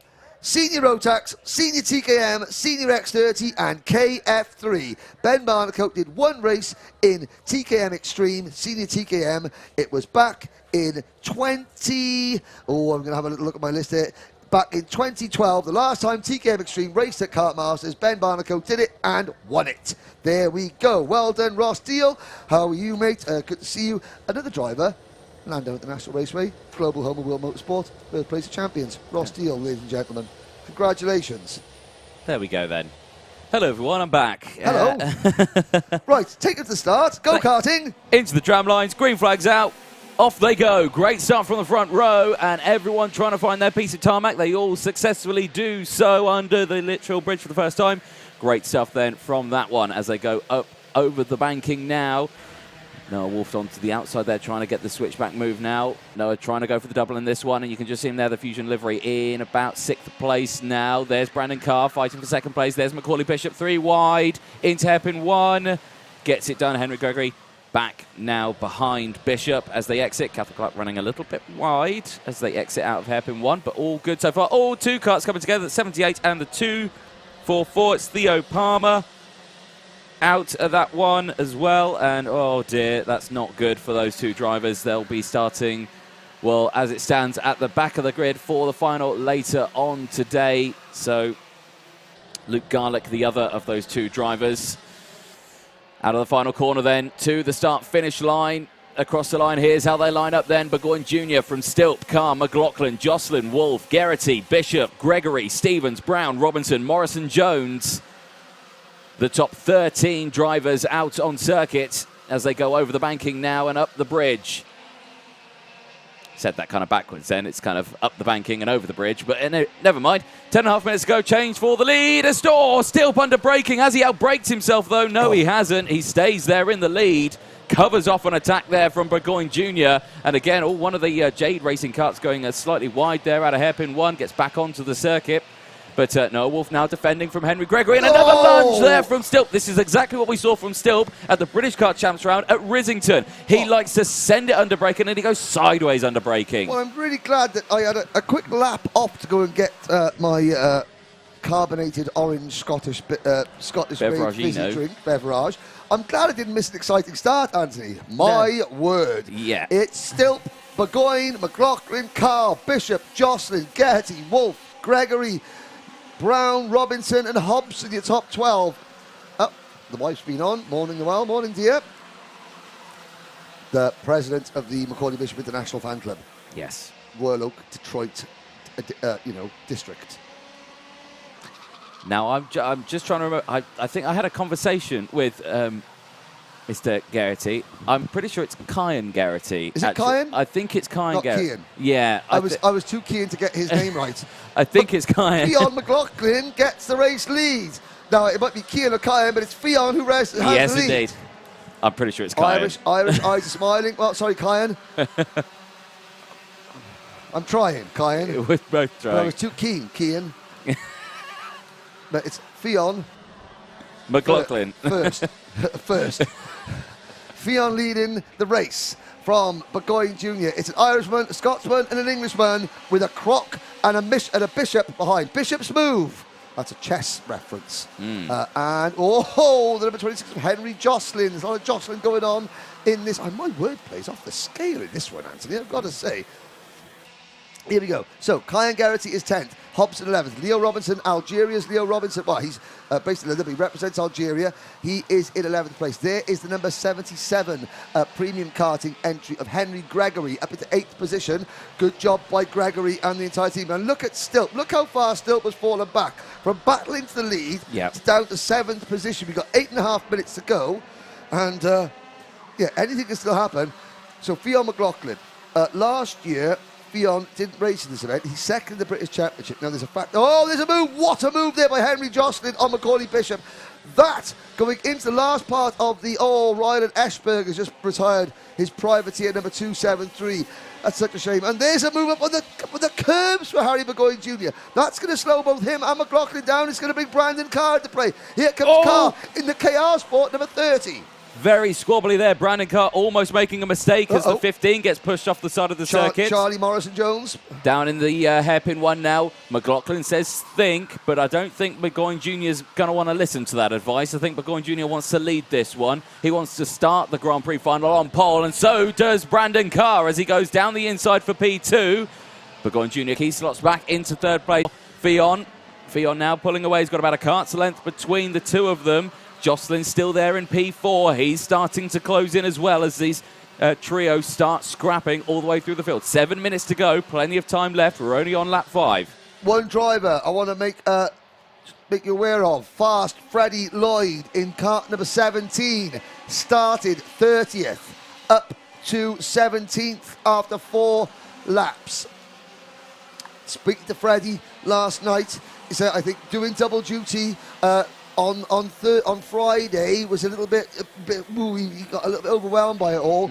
Got himself together yesterday, is really learning how to drive both classes, jump from one to another. This is his usual class, X30, and he's making moves. So Fast Freddy for the Dan Holland Racing team is living up to his nickname. Once again, ladies and gentlemen, if you're suffering visual problems with the live stream, it's nothing that Alpha Live can do about this. It's the internet connection here at PF International, and we're trying our level best. We've got equipment all over the circuit to try and minimize these problems, to try and help the internet signal. But sometimes, it's like people say, get the hamster wheel turning. Unfortunately, occasionally, Freddie Starr turns up at the circuit and eats the hamster. That's an 80s reference. Yes. Well, under 6 minutes to go then, plus that one lap. We're still watching the battle for the race lead on your screens as Noah Wolf sets the fastest lap of the race, 58.220. Currently in P5 as down the inside goes Harry Burgoyne Jr. on Brandon Carr for P2. And now Burgoyne Jr. says think as McLaughlin now is starting to pull away. Jocelyn there in fourth place is starting to close in with these two scrapping. That's allowing everyone else to close in. Noah Wolf, Gabriel Stilt to close back in. Henry Gregory, Macaulay Bishop, Kyan Garrity, Jack Hobson, Leo Brown, Cathal Clark, Leo Brown just there as well. I said his name twice. Is there two Leo Browns out there? Well, there's a Leo Brown and a Joey Brown, yes, and they're next to each other. They are. On the circuit, which is always a confusing thing. Yes. Nettleship. Nettleship for the Jade Racing team taking a problem there. And there's a move. That is Henry Jocelyn, who won the opening round of this year's British Championship. He is the 2022 CIK FIA Academy driver for Motorsport UK, is Henry Jocelyn. He's currently leading the IAME X30 Euro Series. There's Macaulay Bishop. Bishop, one of several double-duty drivers in this class. Bishop, Brandon Carr, Gabriel Stilt, Noah Wolf, and Freddie Lloyd, all trying to do double duty here this year. But Burgoyne Jr. started the year doing 2 classes, then he moved from Strawberry to the Mick Barrett Racing team, and they're focusing now only on X30. He's got his teammate wedged behind him. Yep, that's totally correct. The sky cam is in, and we've got the helicopter view. We don't have a camera on board it, unfortunately, so we can't give you the helicam, but never mind. Christian Engelstadt makes a very good point on from Denmark. He says that, are we going to expect an almighty lunge from Sir Hobson of Tyrone at the banking, on the Tyrone banking? Was that part of the naming rights agreement? Well, Christian, I can say that part of the Uncle Tyrone naming rights agreement is that Anthony and I can go and give Jack a good kicking. Yes, no, indeed. I'm joking. Oh, there's my lift back to the hotel. Yep. Just turning up. Ross Deal says, nice to see you back, commentating the circuit. But it's Fionn McLaughlin having the lead. It's great to see the spectator bankings full here at Kartmasters 2022. But it's Ireland's Fionn McLaughlin, Scotland's Harry Burgoyne. No, it's England's Henry Joslin, Scotland's Harry Burgoyne, and then Brandon Carr with Noah Wolf trying to do double duty in the number 45 car. Don't forget, this is Noah Wolf. There he is on your screens. It's his first time out in the X30 class, and he's going against the best in the country with 3 minutes to go in the pre-final. He is running in 5th. Yep, he's doing a fantastic job there. 3 minutes to go then, plus that one additional lap. Brandon Carr now at the penultimate back end of this lead group as they'll go through. And look at the gap McLaughlin's gone, and there goes the move from Noah Wolf as they exit the bridge section. Goes down in towards hairpin 1 now. Absolutely fine. No moves there. And all is well, all is calm in this top section as they all now try to settle down and just get these last 2.5 minutes done as cool and calm as they can possibly do it. So we say McLaughlin leading from Joslin, Burgoyne Jr., Carr. Now down into 5th. It's Wolf into 4th from Carr. Gregory still there from Bishop. Geraghty. Then it's Clark, Hobson, still Brown. Hobson now up into P10. As they come across the line now, they'll start lap number 10. And all is well. 2 minutes to go then, and no lunges whatsoever, but now a lunge as they exit out of the banking. And Wolf now up into P3. Carr goes down the inside now of, who is that? Is that Burgoyne Jr. who's falling down the field? It is Burgoyne Jr. 68, yes. 90 seconds to go, Anthony. Yeah, 90 seconds to left. go. Around the hairpin number 1. McLaughlin leads by 0.4 of a second. Jocelyn is closing in. Noah Wolf. Well, if anyone was concerned how this young driver, and he is one of the youngest in the field, how he could cope with running 2 classes, concern yourselves no more. Carr is there in 4th. Burgoyne is 5th. In 6th position is Henry Gregory, having a fantastic drive for the premium karting team. Then it is Bishop, Geraghty, Cathal Clark, Uncle Tyrone's in the top 10. Then it's Robinson, Stilp, Brown, Nettleship, Joey Brown, Fast Freddie Lloyd, Pratt Thompson, Bird, Stevens, Grant, Spanswick, Wainwright, Wood, Ewell, Phelps, Redding, Bennett, Upton, Palmer, Garlick, Holmes, Morrison, Jones and Eschberg out of the race. Warning flag for Geraghty, the number 73. Got to be careful with those. He's currently in 6th place at the moment. Less than a minute to go in this pre-final. And McLaughlin still holding off the back. And an exhaust has come off there. Who's that come off? It's off the number 30 car of Brand. Is that the number 30 car? Yeah, it is. It's Brandon Carr. Brandon Carr. Oh, no. The driver who currently is 6th in the British Championship. He finished 12th in this event a year ago. 3rd as an IAME driver in 2019. He is gonna, and he's smoking. There's a smoke, but because I think that's the hot exhaust on a rear tyre. Oh no! Ollie Walker and the KR Sport team are going to have an absolutely monstrous job to get that kart right for the Grand Prix. 10 seconds to go though, Anthony. Jocelyn now has the lead. Here we go. Yeah, it's all Look closing at Noah Wolf. Yeah, I know, he's right there now, and they've all concertinaed up now. And a little bit of jostling between the 2 Fusion drivers as they'll come down the hill into hairpin 1. Jocelyn looks over the shoulder. He's not gone defensive. Now he's gone defensive, but McLaughlin dives to the inside. Can't get the move done. Now Wolf goes to the outside, tries to get the switch back. Also looks over his shoulder and sees Harry Burgoyne Jr. coming back. Side by side again for 2nd place, but again, they all just slot into position. No positions gained. Here comes Burgoyne Jr. around the outside. 3 wide into the Fullerton S's. They all slot through. It all calms down, but how much longer down the inside? McLaughlin, Wolf follows as well. Gregory now down into P3. It's a Fusion Motorsport 1-2, Fionn McLaughlin. And now McLaughlin gets past Noah Wolf. Has anyone told Noah Wolf you're not supposed to overtake there? Obviously not. Wolf sends one up the inside of McLaughlin. McLaughlin's thinking, huh? Who are you? They come through there, and look at Henry Gregory. Gregory in that light blue premium karting entry is having the race of his life at the moment. Can he grab a front row starting spot for the Grand Prix? Off turn 4, Gregory leaps over the air, over the curb. Jocelyn's on the inside. Noah Wolf is going to win this race. I don't believe it. Jocelyn and Burgoyne now second and third. Burgoyne's chances were gone. Now Fionn McLaughlin tries the outside. Gregory is they're too wide. McLaughlin's going to get Gregory behind them. Cathal Clark in 6th position. But Noah Wolf, we've had another exhaust fall off. I'm not quite sure who that is, but I can hear it in the background. Anthony Jordan, Noah Wolf.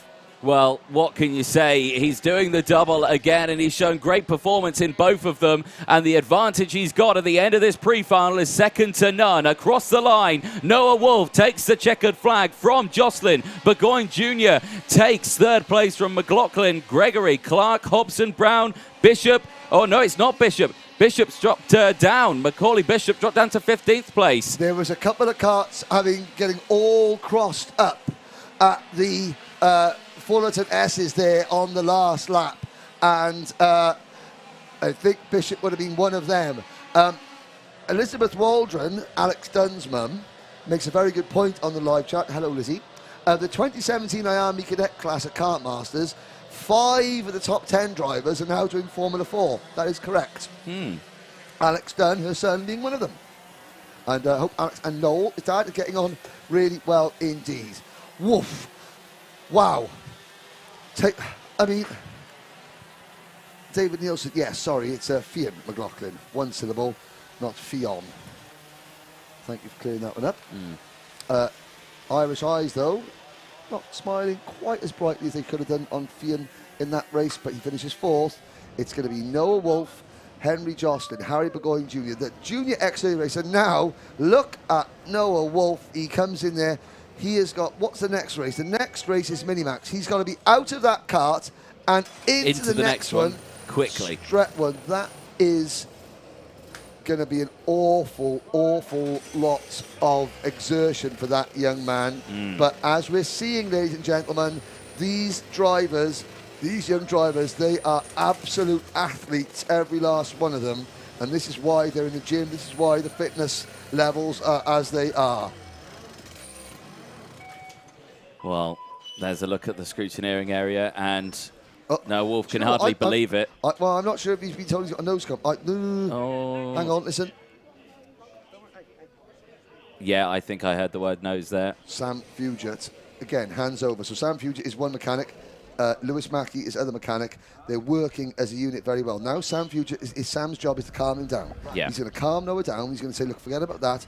This is your other class. This is what you're usually racing.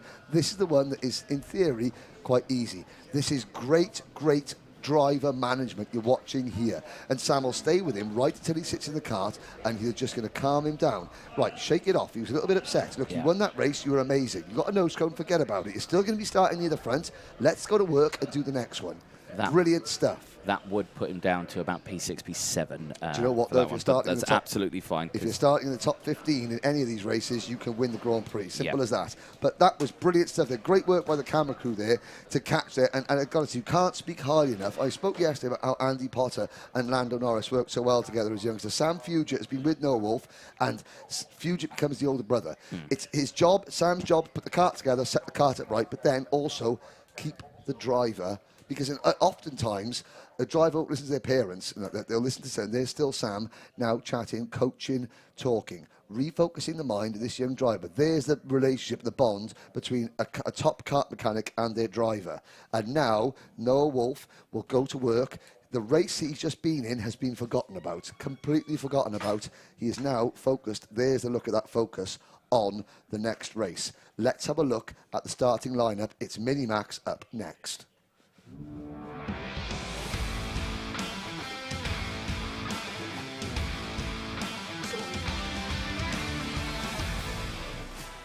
Tap, tap, tap, tap, tap, tap, tap, tap. Sorry. Noah Wolf and Scott Marsh, the British Open champion and current British Championship leader, start from row number 1. Belgium, Sebastian Mins, and Wales is Harrison Whitcomb on row number 2.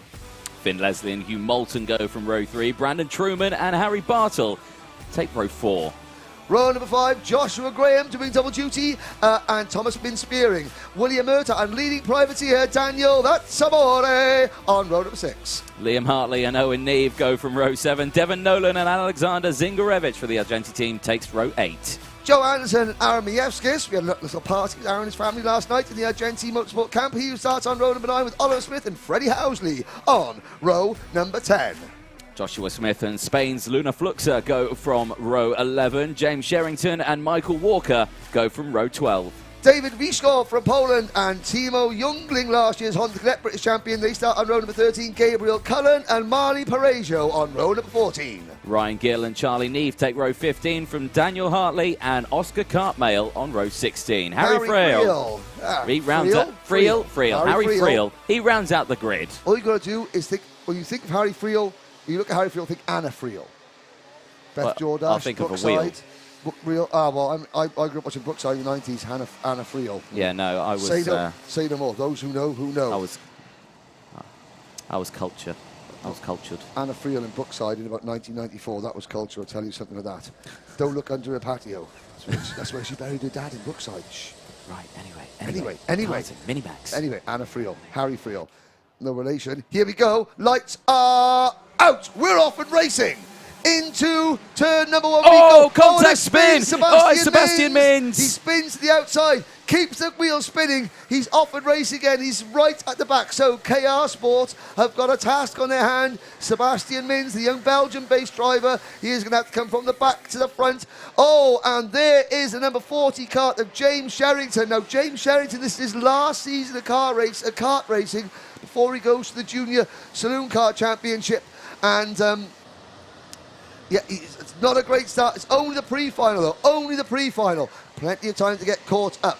And with all the pack jostling like they are, there is chance. But Noah Wolf, so you talk about how difficult it is. Imagine if you're, I know you don't like talking about it, but okay, you don't like talking about football, but we will. Imagine you miss a penalty in the FA Cup final, right? You've got the next 2 minutes, you've got a shot to win the FA Cup final, okay? As a football player, how quickly can you change that mentality? Does it still play on your mind? Noah Wolf, he's just won a pre-final in one class, had a nose cone penalty, and now he's shaking it off, and he leads the very next race in Minimax by 3/4 of a second at the end of lap number 1. Fantastic. Stands absolutely packed here, and the banking packed as well. Spectators galore here at PF International watching this Minimax pre-final. It's race 53 of the weekend. These drivers have had a monumental challenge to get through this weekend, and looking down the inside there was Brandon Truman. Couldn't quite get it done, and well, do you know why? Moulton holds on to that one. He couldn't make the pass. He wasn't trying to make the pass out on Tyrone's bankings. Yes. Now, Hugh Moulton, driver number 51 for the Coles Racing team. We do have up in our commentary box now. Hugh's cousin Noah has been he's drawn us a poster. He has. Kartmasters. It's got my name. It's got your name. Has it got the race leader's name on it? Finn Leslie? No, it hasn't. But Noah Moulton, we've got your poster up here in the commentary box. Thank you very much once again. It's now Finn Leslie in second position. Noah Wolf leads, Hugh Moulton in third. There we go. Less than 10 minutes to go then, plus that one additional lap. Change for second places. Back down the inside goes Hugh Moulton. Gets that move done. He's got to be careful, though, now does Finn Leslie, because the rest of the field's starting to close in. And while this is happening, Wolf is starting to just pull further and further away. Well, that was Joshua Graham making a move. Somebody asked on the live chat, what are our predictions? We're going to put our predictions in the live chat. We're going to pin it to the top of the live chat before the lunch break. During the lunch break, okay? There are 35 of you who have got your predictions in, and we will take you through those during the Grand Prix themselves. But that's for the Grand Prix. These are the pre-finals. We'll focus on the racing on track at the moment, and it is Wolf leading, Leslie second. Leslie for the Cato Motorsport team, then Moulton for the Coles Racing team. Brandon Truman was in fourth place initially. Let's have a look now. He's dropped back a little bit. It's Joshua Graham, the Argenti Motorsport team. Interesting fact, Argenti Motorsport formed in 2020. They have competed in 2 Kartmasters and have won 2 GP plates. Yep. Can Josh Graham help them win 3 GP plates in their 3rd year of existence? They got a host of really potentially talented drivers. Oh. Oh, there's a move. That was airborne overtake there for Hugh Moulton. Clipped that inside curb off the exit of the bridge and, well, landed somewhat on the other side of the circuit, but made the overtake still. Made the overtake, and there's bouncing around a little bit further back. Yeah, Brandon Truman. Brandon Truman seems to have gone backwards a little bit. Privateer driver, and up into fourth place now is the number 27 Dan Holland racing kart of William Murtagh. So the two Lando Norris chassis, the Dan Holland racing team, Murtagh and Marsh, they're currently running in fourth and fifth positions. Yes, indeed. Well, again, 8 minutes left of this one, and with all these drivers scrapping, you would be thinking that this is the battle for the race lead. No, it isn't, because Wolf, again, now clear by 1.3 seconds, leading this race. Again, it's only the pre-final. It's only going to determine where they start for the final. And there's a change there, because down the inside there goes the number 27 of William Murtagh for the Dan Holland Racing team. And his teammate follows as well. I think that's Scott Marsh going through as well. Oh, and Hugh Moulton shown the banking there by Joshua Graham. Joshua Graham moves up a position. And behind these two, the second of the Argenti Motorsport karts, the red crash helmet, driver number 66, Harrison Whittaker, moving into play. Behind Whittaker, and there's number 40, James Sherrington. Coles Racing, his last weekend in karting before he moves into junior saloons, not going very well. Marley Pereja was also sadly retired. Now, down the order, Alexander Zingarevich, the Ukrainian driver, is only 31st. Charlie Neves, 30th. Daniel Hartley, 29th. Ryan Gill, 28th. Harry Friel, 27th. David Vishko, 26th. And Sebastian Mins has recovered to 25th. Daniel Amor has slipped back to 25th. Luna Fluxer, the young Spanish lady, and I know Luna's confidence is taking that knocking this year with one thing or another, but she's driving really, really well here. She's up to 17th place now. There we go. So good drive so far for Luna. 6.5 minutes to go then. Clear breakaway now for the top 5. Wolf with that advantage, but now a group of 4 starting to form away from the main pack as Scott Marsh dives down the inside at hairpin 1 on his teammate Murtagh, and Joshua Graham goes through as well. So Murtagh now at the back. That gives Finn Leslie a little bit of breathing space, only a little bit, but can he close that gap up to Noah Wolf? And I have to say, it has closed. It was 1.3, it's now 0.6 of a second. Yes, indeed, Finn Leslie. Now, Finn Leslie's grandparents were on the live chat yesterday. I wonder if they've turned up here at the circuit today, because the spectator banking is getting really, really full. Thank you for coming down to support this event and watch and follow the live stream. But number 40 had bent the track rod, so there'd been some sort of territorial dispute with somebody else. So they're on to Tyrone's banking. Now, we've got 5 minutes to go. We're on lap number 7, and it is Wolf, Leslie, then Murtagh. Penalty for number 15, Joshua Smith, for the Project 1 racing team. That will push the driver that finished 6th in this event a year ago in Honda Cadet. That will push him well down the order. Now the lead battle is joined again. Wolf ran away, but the little piggies have caught him up, and it's going to be them trying to blow Wolf's house down. Yes, it will be. Still 5 minutes left of this pre-final. Plenty of time left, and it's a long time for Noah to have to try and defend this group behind him. So out of the Bobby Game Corner into the Mike Wilson complex, and again, just looking at the racing lines there, no one on different racing lines. Everyone absolutely nailed on the racing lines, completely following them along. It's just about probably tyre pressures now. It's slipstream. Yeah. Leslie, look at that. Leslie right on the rear bumper of Noah's, pushing him along. This is Minimax. This is 11 to 14 years old, and they're pushing each other along at 65 miles an hour, ladies and gentlemen. Over the bridge, William Murtagh makes a move, coming off the bridge to take second position. No, it's Scott Marsh. It's Scott Marsh. It's the O plate. Sorry, Marsh, who's been a quiet start to proceedings, and Scott Marsh. Now, the O plate winner, the current British Championship leader, the driver that finished second at the Le Mans Rotax International Trophy last weekend. Now he starts to make his move.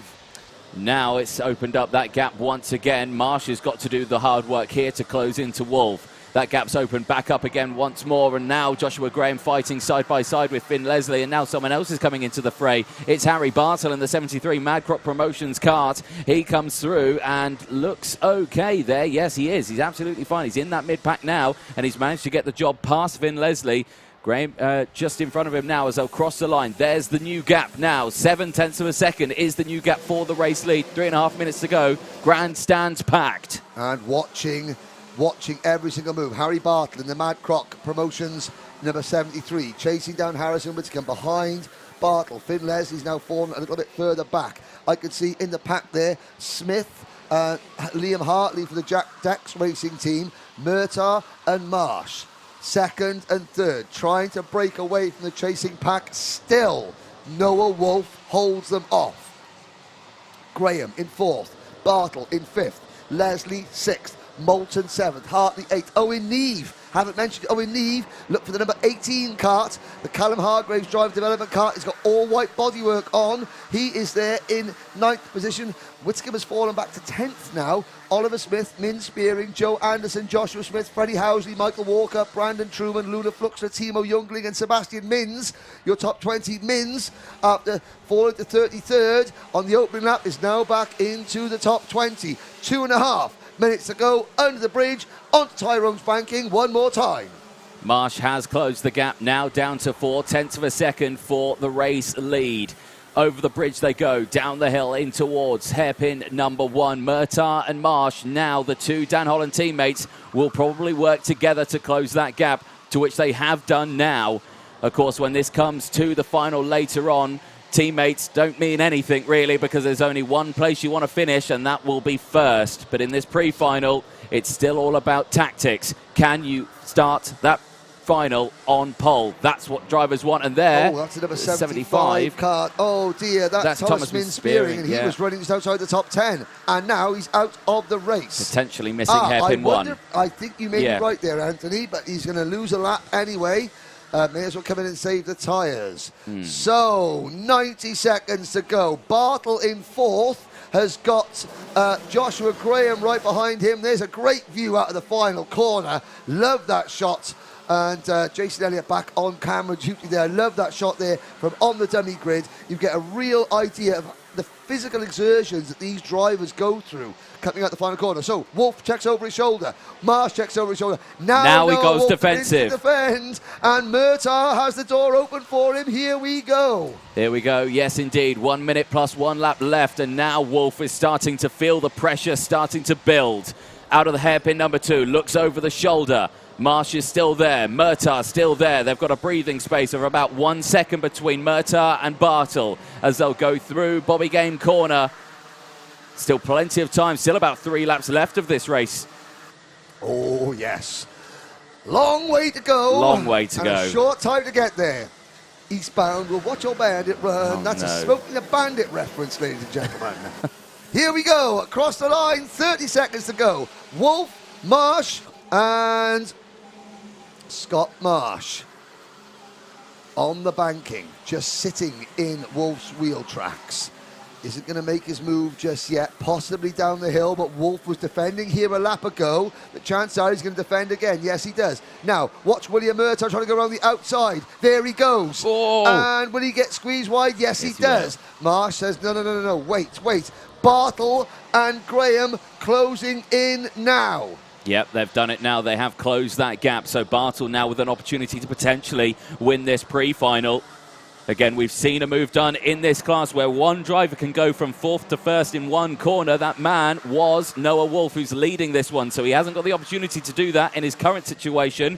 Timer strikes 0. Last lap board out this time. Who is going to take it? Expect a move from Marsh. Expect Noah Wolf to defend. Who's going to take it in the pre-final? Let's find out. The drivers for the next race are hanging up the dummy grid window looking at this one, and why shouldn't they be? On to the banking. Round the outside goes the number 73, wheel to wheel, inch apart. They're 3 wide. Here comes Joshua Graham up the inside for third. Graham goes from 5th to 3rd. It's still Wolf and Marsh 1-2. Down the hill towards hairpin number 1. Marsh will swing out wide. No, he tries to sell Wolf the dummy. And Graham now has the momentum, but Graham gets his momentum blocked because there's nowhere to go. He chooses the outside. Wolf on the anchors at the second hairpin. Now up the short route. Marsh has to start defending. That's going to give Wolf the break he needs. Yeah, it's done it. Now they've got a kart length between them as they go out of the Fullerton S's in towards Bobby Game corner. No moves here as they go through into the Mike Wilson complex. We've seen moves done in this section before, but are we going to see one here? No, we're not. Through the penultimate corner. Out they go. Into the tram lines and onto the start-finish line. Wolf is going to take the pre-final only just, though, from Scott Marsh, Joshua Graham, Murtagh, Bartle, Leslie, Owen Neve from Moulton, Hartley, Whitcomb finishing in the top 10. And you look at that body language of Noah Wolf as he crossed the line. That was relief. Oh, dear. Number 20, Freddie Housley on the last lap. Damage at the Mike Wilson complex for Freddie Housley. Wow. Great pre-final. Now, I wonder if we're going to see, when we come back into the pits, I wonder if we're going to get time. So I know the races come thick and fast here at Kartmasters, but we'll see the reaction of Noah Wolf and his mechanic, his synergy mechanic, Sam Fugit. So again, Lewis Mackey is looking after Noah Wolf in Junior X30. Sam Fugit is looking after Noah Wolf in Minimax. I wonder if we're going to see that the difference in reaction about, and you saw earlier at the saw the reaction in. Now here comes Noah Wolf. He wheels the kart in to the weighbridge. Mixed streak on the left. We'll record the weight. Says, well done, Noah. Yeah. Now bring your kart round to the inside. We're going to see Sam Fugit very shortly. Scott Marsh goes through. Of course, Scott's older brother Sam. I'm not sure if Sam ever won a Kartmasters title. He won the British Championship. Yeah. Not sure about a Kartmasters title. There goes William Murtagh. William Murtagh won the drive of the day at the last round of the British Karting Championship. And I've got to say that has boosted his confidence absolutely. Now, a little... further back, Sebastian Mins comes home in 16th place. Great recovery good drive recovery there drive for there. Sebastian Mins. I agree with you there, Destro, on the live chat. There is Sebastian Mins. He still didn't look too happy about life, but Well, now, rightly so. let's have a look. We'll try and maybe get back to the inside to see that reaction between Fugit and Wolf there, just because we saw how Sam took a driver that was upset. He just had a nose cone penalty. He was set. Sam Fugit had 2 minutes to walk Noah Wolf down the grid, sit him in his kart, and get his mind set for that race there. And then he did it, and he led from start to finish. It's remarkable stuff. You can see there Noah Wolf sitting down. If you think that, oh, why are we talking about Noah Wolf? This is an example. Lots of drivers have this. There are lots of drivers doing 2 classes, but Noah Wolf's the only one doing Junior X30 and Minimax, and those races are back to back. All the other drivers doing double duty have a few minutes, have like a few races. Now, let's look in there. Excuse me, it's just the drivers. Oh, there's Brandon Carr on the left-hand side with 2 new tyres. Why is Brandon Carr holding 2 new tyres? Because his exhaust came off and his red-hot exhaust landed on one of his tyres. You are allowed to have a tyre change if the scrutineer deems it safety necessary, which of course that is.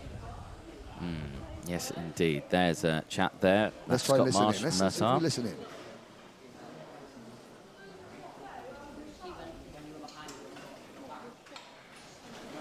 All this note is Scott Marsh, Finn Leslie, William Murtagh. Now, who's that coming in? There's Sam Fugit coming in. Oh, no. In the midst... Oh, we're bigging up Sam Fugit there for all the wonderful things that he did. And he left his phone on the floor tray of the go-kart, and Noah Wolf went out. Bye-bye, Sam Fugit's phone. Everyone get on the WhatsApp to Sam Fugit. He's not going to answer because his phone's somewhere up by turn 1. Oh, dear. It's probably under the safety barriers under the bridge, really. So it's probably just slid off and got... Oh, sorry, Sam. Never mind. There's the rest. There's the rest of the field being pushed away there. The next race up will be coming up very shortly. Now we've got there's the Evolve team once again. Big things coming for the Evolve. Their driver Ryan Gill only finished 26 in that race, but again, watch for Evolve next year. Great news for Evolve coming next season. And now is time for our next class. It's not a class competing for a GP plate. Here's a guest class. It's Water Swift. It's the pre-final. It's up next.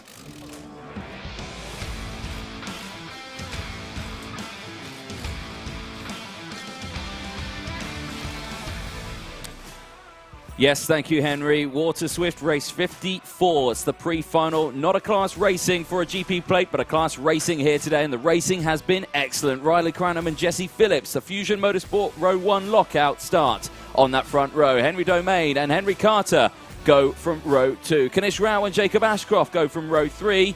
Lewis Islin and Kenzo Craigie back out in this one in row 4. Hopefully Kenzo manages to keep it on track limits this time around. George Edgar and Noah Baglin go from row 5. Connor Clancy and Albert Friend go from row 6. Ethan Woodward and Max Yule go from row 7. Ethan Woodward and Jensen Jones go from row 8. Maximum Bobashoff, we'll see if he's out there. I think he's not out there. So Maximum, he had an issue a couple of days ago from the accident that they had.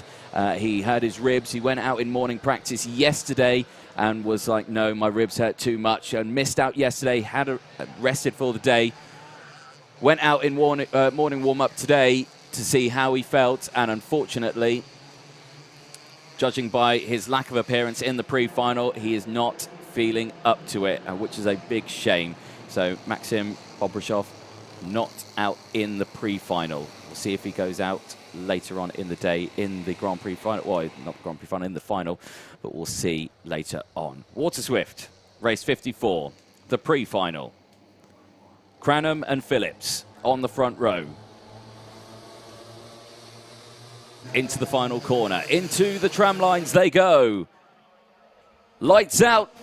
Off they go. Great start from the front row, and it's a great start from Cranham, who gets an early lead there and holds on to that race lead. A great start from the 23 of Henry Carter. He's found his way up into P2 before they've even got onto the bridge.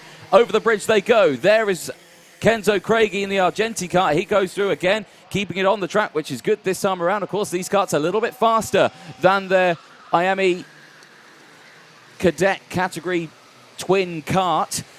So about a couple of seconds a lap faster around the lap. In towards hairpin number 2 they go. And again, everyone just slotting into position, finding their place. Again, a little wide there, getting squeezed there is Kenzo Craigie. Finds his way back onto the circuit. Clear breakaway now for the top 4 as they go through. Again, the 18 of Riley Cranham still leading the way.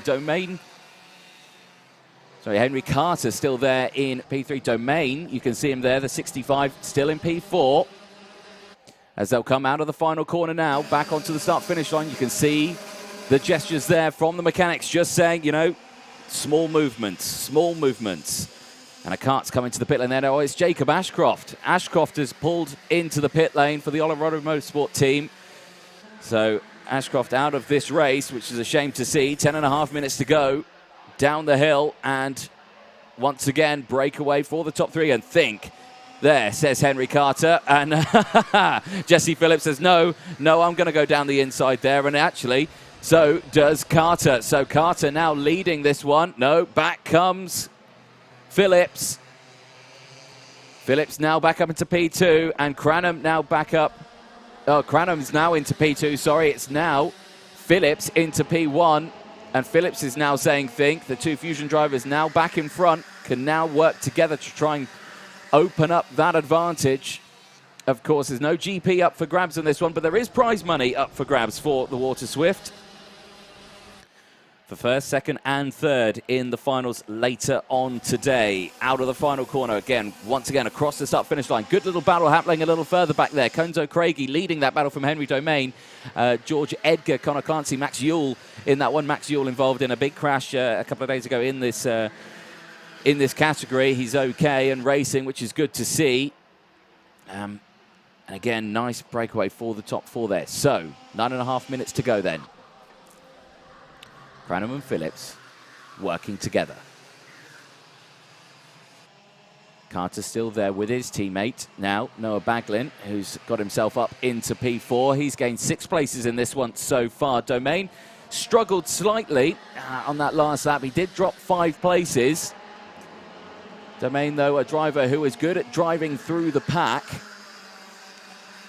We'll see him close that gap up again. Less than 9 minutes. Henry, Water Swift, again, a class that's not racing for the GP plate, but they've been giving us a good show this weekend, haven't they? They certainly have, Anthony. This is a portent of things to come, I think, is the correct way to put it. There's number 26 of Jesse Phillips leading Riley Cranham. Henry Carter there in third, Noah Baglin in fourth, Lewis Islin in fifth. Over the bridge they go. Kanish Rao, fastest lap of the race. Kanish Rao's had he's had a tough weekend of this one, hasn't he? Yeah, and we normally see Carter, Baglin, Islin and Rao, as well as, Jacob Ashcroft, who is, where is Ashcroft at the moment? He has pitted, yeah.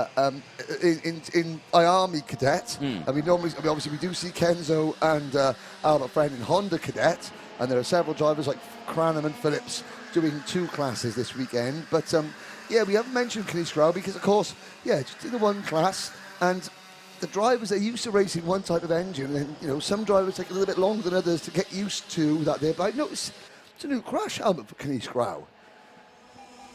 He usually runs a plain white one, doesn't he? He does. And so he's got some new colours. So this year, Mr. Rao has had to shell out for a new race suit for Oliver Rowland Motorsport, and now a new crash helmet. It's a very smart crash helmet as well, I've got to say. Simple, bold, like that, with the sort of Oliver Rowland Motorsport yellow, and then a bit of a tint of purple, a bit of grey. Yeah, I'm digging that.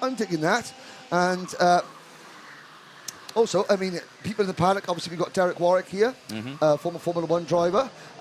Anthony Hamilton, Nick Hamilton here in the paddock as well. So a big thank you. And I know Nick Hamilton does an awful lot still for karting, but he's a touring car driver. And of course, Anthony Hamilton as well has done a huge amount to support karting over the years as well. 1 or 2 other special guests rumoured to be roaming around the paddock as well. How travels my journalistic sources tell me a few little odds and ends. And of course, we've got Ron Meadows here from Mercedes Formula 1 team. He's been here. Man in the barbecue last night. Yes. Good lad, Ron, good lad. Now he's watching his man, Kenzo Craigie, in kart number 99 for the Argenti Motorsport team. There is Kenzo, pushing the number 12, kart of Lewis Islin along, and Craigie, who has been easily the most spectacular Water Swift driver so far this year. And again, Danny Sweeney, congratulations to Danny Sweeney on the birth of his child just a couple of weeks ago. Saw that the next generation of the Sweeneys in the paddock last night as well. And look at that train of karts. This is what we're going to see. Yeah. Oh dear, there's Dan Ashton. Oh dear. Dan Ashton and his yellow ears. Oh dear. What? But then again, in all seriousness though, the race director, the Clark course on circuit, all these drivers know Dan Ashton. They know Dave Manchester. There is Jacob Ashcroft with a flat right rear tyre on his wagon. 3 inflated tyres. Do not a wagon make roll? No. But it's lost my train of thought now. Yes. No. I was talking about people in the paddock. People in the paddock. Yes. The atmosphere here. Oh, we've got 4 wide of the banking, 3 wide. Make that still 2 wide. Kenzo Craigie up the inside. And there goes Kanish Rao up the inside. Kanish Rao passes them all. So that is Kanish Rao in kart number 22 up into what would be 4th position. There we go, back down the inside there goes Lewis Islin, and now Henry Domain's trying to get back into this battle. I'm thinking the new helmet vibes are doing well in this paddock. We saw it for Emerson McAndrew. His new helmet is giving him a boost of confidence, and I think it's giving Kanish Rao a bit of boost of confidence here. Certainly has, although we're only at the pre-final yet. Well, yeah. Go on. Lovechat.xyz has been back on. Now, do you know something, Anthony? When I looked at Facebook last night, I had a friend request from Isabella Devine. Right. Who apparently went to, she's a very nice looking young lady, but apparently it was from Monrovia in Liberia and wants to meet men. And I thought, do you know what? That must be Love Chat XYZ trying to make her Kartmasters predictions. Quick press the block button, she gone. So still no, the prediction competition is over. We will give you those predictions, myself, Chris McCarthy and Anthony Jordan, our Kartmasters predictions during the lunch break. Will be pinned to the top of the live chat, and then the Grand Prix themselves, the 38 entries that we had yesterday, we'll be marking them. You get 5 points if your prediction wins, 3 points for your prediction coming second, and 1 point for your prediction coming third. There we go. Back to the action. Please, yes. Well, we've got Phillips and Cranham separated by 7/10 of a second. Yeah. Then a 1 second gap back to Noah Baglan in third. There he is, number 63. Kart going to Bobby Game Corner now. And then this huge train led by Kanish Grau, followed by Carter, Cranham, Domain, Islin, Edgar, and Ethan Woodward, with the number 94 Kart of Connor Clancy for the George Gibbons Motorsport team next. Ethan Wood, then Albert Friend, Jensen Joe, Max Ewell, Ethan Weldon. Yes, indeed. Nice breakaway then these top two have got. They've worked together, have Phillips and Cranham, away from the rest of this pack. Fastest driver out there, still Henry Domain, 103.95. There it is across the line.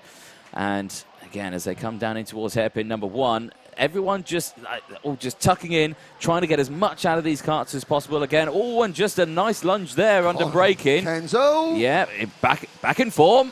Yesterday, Kenzo was trying every single line, including some that the circuit designers here had never intended. Yes. Now he is looking a little bit more controlled. Yeah, I think he's got used to the kart more because, again, these karts are slightly faster, aren't they? 2.5 seconds a lap faster than the Honda Cadets. Yep. About 2 seconds a lap faster than the IAME Cadets. Yes. So they got a little bit extra water waft. Good. I'm not going to do my Jonathan Ross impression again. White water wafting. Yes. Well, you did it. There we go. Sorry. You said you were. There we go. I couldn't help myself. Side by side, Kenzo Craigie passing Kanish Grau. This is fourth position under bridge. Now they're closing in on Noah Baglin, but they are dropping away. Oh, here comes Kanish Grau to the inside of Craigie. Kanish Grau moves to 4th place. Craigie on the outside. He's got the inside line for turn number 4, and Craigie holds on. The two Fusion karts, 1 and 2, Phillips and Cranham, with 2 minutes to go, looking over their shoulder as Lewis Islin makes a move on Kanish Grau. Oh, that's what it reminds me of. You know those tie-dye T-shirts? Yeah. That you get. Look at it's got a bit of a tie-dye feel to the paint scheme on the side of the number 22 there, that crash helmet. I'll give you that. I'll give you that. You know, that sort of, that hippie look about it. Well, again, the only person really making moves in this race is Kenzo Craigie, the 99, who's always just trying to find a little gap through this pack. He's slowly worked his way through. I think now that he's, like you say, now that he's dialed in and he's got used to it, he's really starting to show that he's got the momentum that he needs. We just saw a brief clip there of Kenzo's dad, Paul, there. Just saying, go. Just try and keep it straight. Just keep pushing along. And again, great family, the Craigie family. And there's Kenzo. the move. Oh, Kenzo wasn't listening to Dad. He went for the move. He's like, no, just follow. No, he went for the move, and now we got suddenly 3 wide situation going into hairpin number 1. Kenzo's on the outside. He thought he lost 2 places. He gained them both back. Great undercut there. Nice drive from Craigie. He managed to get that sorted. No drama whatsoever. Looking down the rest of the Argentines, he's saying, no, Kenzo, follow. Oh, dear. Oh, wheel-to-wheel contact there. It's the Fullerton S's. That's Baglin, Rao, Islin, and behind them, that's Johnny. Done it. There we go. George Edgar. Said it again. So used to it. There we go. 15 seconds left on the timer. They'll get to the finish line before the timer strikes 0, but only just. Again, the timer's worst nightmare as a kart crossing the line with like 1 second to go. Is it last lap? Is it not? Michael Burke has been on. Michael Burke saying he's going to go to bed. He's in Bathurst, Australia, and Gabe Balanka, the only Australian drivers out. Can Alpha Live make a video of the results of the competition? I'm not going to be awake for that time. Yep, we are making the video of the competition results, the predictions results. We will let you know. Do not worry, Michael Burke. I've got you. Yes. Claire, again. I've got to say, though, Claire Mills is not looking forward to you winning because she's got to post off the Trent Valley Kart Club merchandise to Bathurst, Australia. Hey, what's the price of a stamp? Or 12, or 50. A lot in this country. Right, here we go. Back to the clock has struck 0. Go-kart racing. On our screens, it's Noah Baglin, the number 63, the number 12, Lewis Islin. You're looking at the battle of the 5th, 6th, 7th, and 8th. And up at the front, well, no, Craigie and Domain have pushed away. So Henry Domain in kart number 65 and Kenzo Craigie in the number 99 kart. They're second and third. Last lap, board goes out. Oh, there is Thomas Fleming on the right of your screen, ready to go out in the next race, which is Senior Rotax, the pre-final. And across the line, under the bridge, out onto the banking. Phillips the 26, Cranham in the 18. Phillips defends the inside line on Tyrone's banking into turn number 3, over the bridge and down through turn 4. Staying off the inside curb, it's going to be White Line City from here on in, Anthony. Yes, it will be indeed. But again, no real moves. But now they go to the move. So it looked like it was going to go defensive, was Phillips. Cranham was going to stay behind, then threw the dummy, then sent it down the inside. Great move. And again, look at that, Phillips right to the outside. Now tries to get the switch back. And Kenzo Craigie on the final lap receives a 5-second time penalty. That's not going to be good for the young driver. But again, this is just the pre-final, final later on today. So now Cranham leads from Phillips. Craigie's there in third place, but of course with that 5-second time penalty into the final section of track, like you were saying, hugging that white line side by side as they go through the Mike Wilson complex for the final time, in towards the final corner, and the 18 of Riley Cranham will come to the finish line and he will take the checkered flag from Jesse Phillips. Henry Domain crosses in third from Kenzo Craigie in fourth. Baglin finishes in fifth place from Lewis Isling, Kanish Rao, Connor Clancy. George Edgar crosses the line in ninth place from Henry Carter at the end of that one. Really struggled at the end of that one, did Henry Carter, finishing in the top 10 from Ethan Woodward, Albert Friend, Jensen Jones, Max Yule, and Ethan Weldon crossing the line now. There we go. And, yep, there's, well, it was a close race there. Kenzo Craigie, that 5-second penalty will push him all the way back to 11th. Yeah. Not good, not good. There's a look then at the provisional race results for Water Swift, race 54. The pre-final. Cranham, Phillips, Domain, Craigie. Well, it'll be Cranham, Phil. So, look at that. The provisional starting lineup of the Grand Prix, well, not the Grand Prix, the final. I made that mistake. It'll be the all Fusion front row and an all Oliver Roller Motorsport second row. Yes. Just outside the commentary box window, Nigel Edwards, the race director, has just handed Sam Fusion his mobile phone. and do you know what? It's working. It's good. The screen's not even smashed. It's unbelievable, Jeff. Unbelievable, Jeff. So there we go. There's a look at the Water Swift drivers coming in. Yes, indeed. There is Henry Domain. And well done, Henry, there. Thank you. I thought I did a good job. Yeah, no, not you, Henry. The other Henry. Okay. Henry on the screen. Oh, the Henry that just drove with the go-kart race. The popular Henry. Yes. I'm aware. Sorry. Yeah. There is the Kenzo Craigie, the Argenti team. And, that number 99 kart, Kenzo Craigie has given that kart a workout this weekend. He has driven the wheel nuts off it. And, ladies and gentlemen, we have got a couple of minutes to go before the next race. We've got 3 pre-finals left to go, ladies and gentlemen. Thank you for your support on the live chat. Is this the class that has replaced Mini X30? Not necessarily, no. The Mini X30 class is still out there. It's just that in the UK this year, nobody's really driving in it. So the class couldn't get a grid for the British Championship. This is going to be the class that is, I mean, there are lots of changes afoot in the class structure of cadet karting and young karting. You've got Micromax coming in, potentially placing Minimax. You've got Water Swift and the IAME cadet class coming in as well. So there are changes, but no, this is not a direct replacement for Mini X30. As we look, there's 3 pre-finals to go, 3 drivers, 3 races to go. Now, we've got a bit of one more little piece of Kartmasters trivia. One more piece of Kartmasters trivia. Now, Ben Barnacote, we had his question earlier. He has got 9 Kartmasters titles, and he won them in 4 classes. Who is the only other driver in Kartmasters history to win GP plates in 4 different classes. So, the only other driver in Kartmasters history to win GP plates in 4 different classes. Get your answers in on the live chat. You've got to the end of the next race to do it. Go.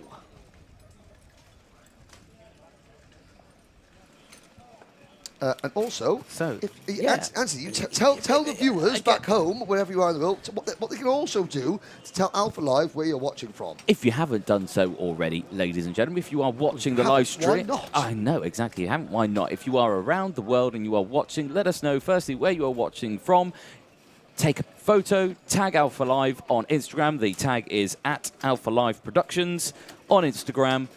Share it to us, and we will share it on our social medias. So if you haven't done it, let's do it. Right, next race is up. Race 55 Pre-Final, Senior Rotax. Woohoo!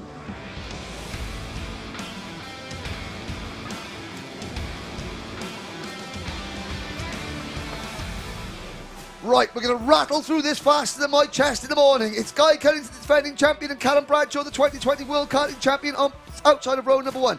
Vice champion of the UK, Kai Hunter, and Aaron Walker on row number 2. Thomas Fleming and Matthew Higgins, 2020 Junior Rotax champion, on row number 3, with Clayton Ravenscroft, last year's British X30 champion, on row number 4, alongside Mark Kimber. Katie McQueen and Theo McCurris are next. James Lowther and Teddy Super Ted Williams on row number 6. Then it's Jack Liddy and Luke Knott, James Lingard and James Johnson on row 8. Lewis Gilbert, the Diamond Doll Rye, and Harvey Riley on row 9. Sam Stansbury and Will Ellsworth, the 2019 Junior Max GP plate winner, on row number 10. Tom Day from the United Arab Emirates and Sam Hawthorne, Ryan Willis and Louis Harvey are up next. Then it's Jamie Perrelly, Ronnie Mansfield, Nathan Chaper, Matty Hingley, Joshua Wilby, James Jackson, Harrison Collins, Jude Fernhow, Oliver Martinsky, Lorenzo Cordell. The field rounded out by Ronnie Smith and making his UK karting debut, James Swindells.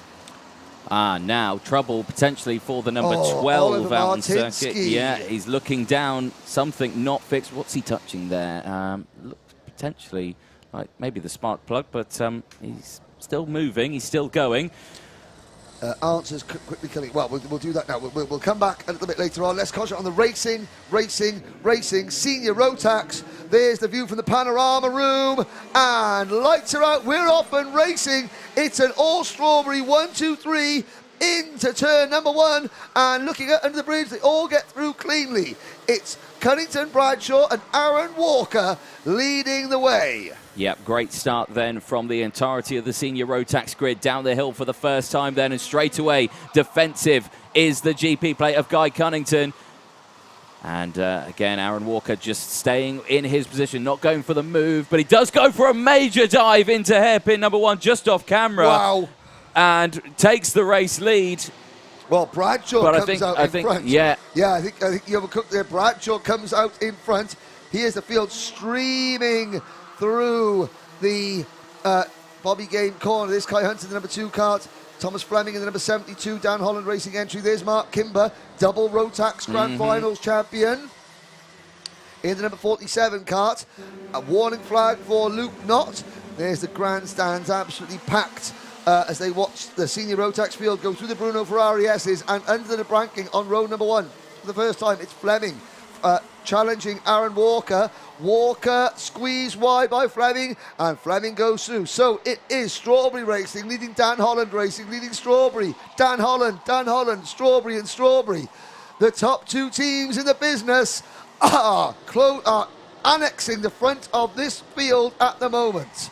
They really are, aren't they? 10.5 minutes to go, plus that 1 lap. Plenty of time left in this race. And straight down the inside there is the number 2 seed. It's Kai Hunter on Aaron Walker. Gets that move done, and he has to immediately defend. Nathan Chafer with a warning flag as well. We spoke to Nathan in last night's paddock show, where he was making delicious pizzas. Yes, and chips. And chips. Yep, fish and chips and pizzas. Big thank you to Nathan Chafer and Ollie Goodyear's families for their hospitality. Nathan Chaper said, I look like a traffic cone. You're the fastest traffic cone out there, Nathan. And he's moving forward at the minute, but he's got himself a warning flag. Yes, he does. So, 36 drivers. Oliver Martinsky said there's a move going on off the bridge there. And so, Joining the front of the field, here comes Matthew Higgins, the Welshman from Trevor and Kai Hunter goes with him. Callum Bradshaw gets pushed back to third. Now, we've got a whole phalanx of Dan Holland Racing Lando Norris chassis and Tony Karts from Strawberry Racing Team beginning to make their presence felt amongst the lead group there. The number 24 kart, the Zip kart, the Crop Promotion Zip kart of Caden McQueen. We've also got the Jack Dex Racing number 73 of Theo McCurris in this lead group now. We've got a Coles Racing kart. I believe that is James Lowther in amongst the lead group now. Just off the back there's McCurris and a KR Sport. Number 75 of Clayton Ravenscroft. Now, Clayton Ravenscroft retired. Oh, there's a move. Yep, down the inside. Bradshaw on Kai Hunter gets that done. Kai Hunter now in the midst of what can only be described as a strawberry sandwich as they go down the hill once again in towards hairpin number 1.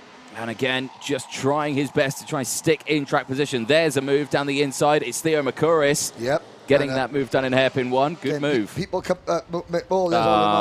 people commenting in on Instagram, watching from Australia, saying great coverage, guys. Sat down there watching. So late James Griffin from Australia, and so it's a late night view, James, but keep watching. Yeah. Look at this battle going on. It's Bradshaw from Hunter.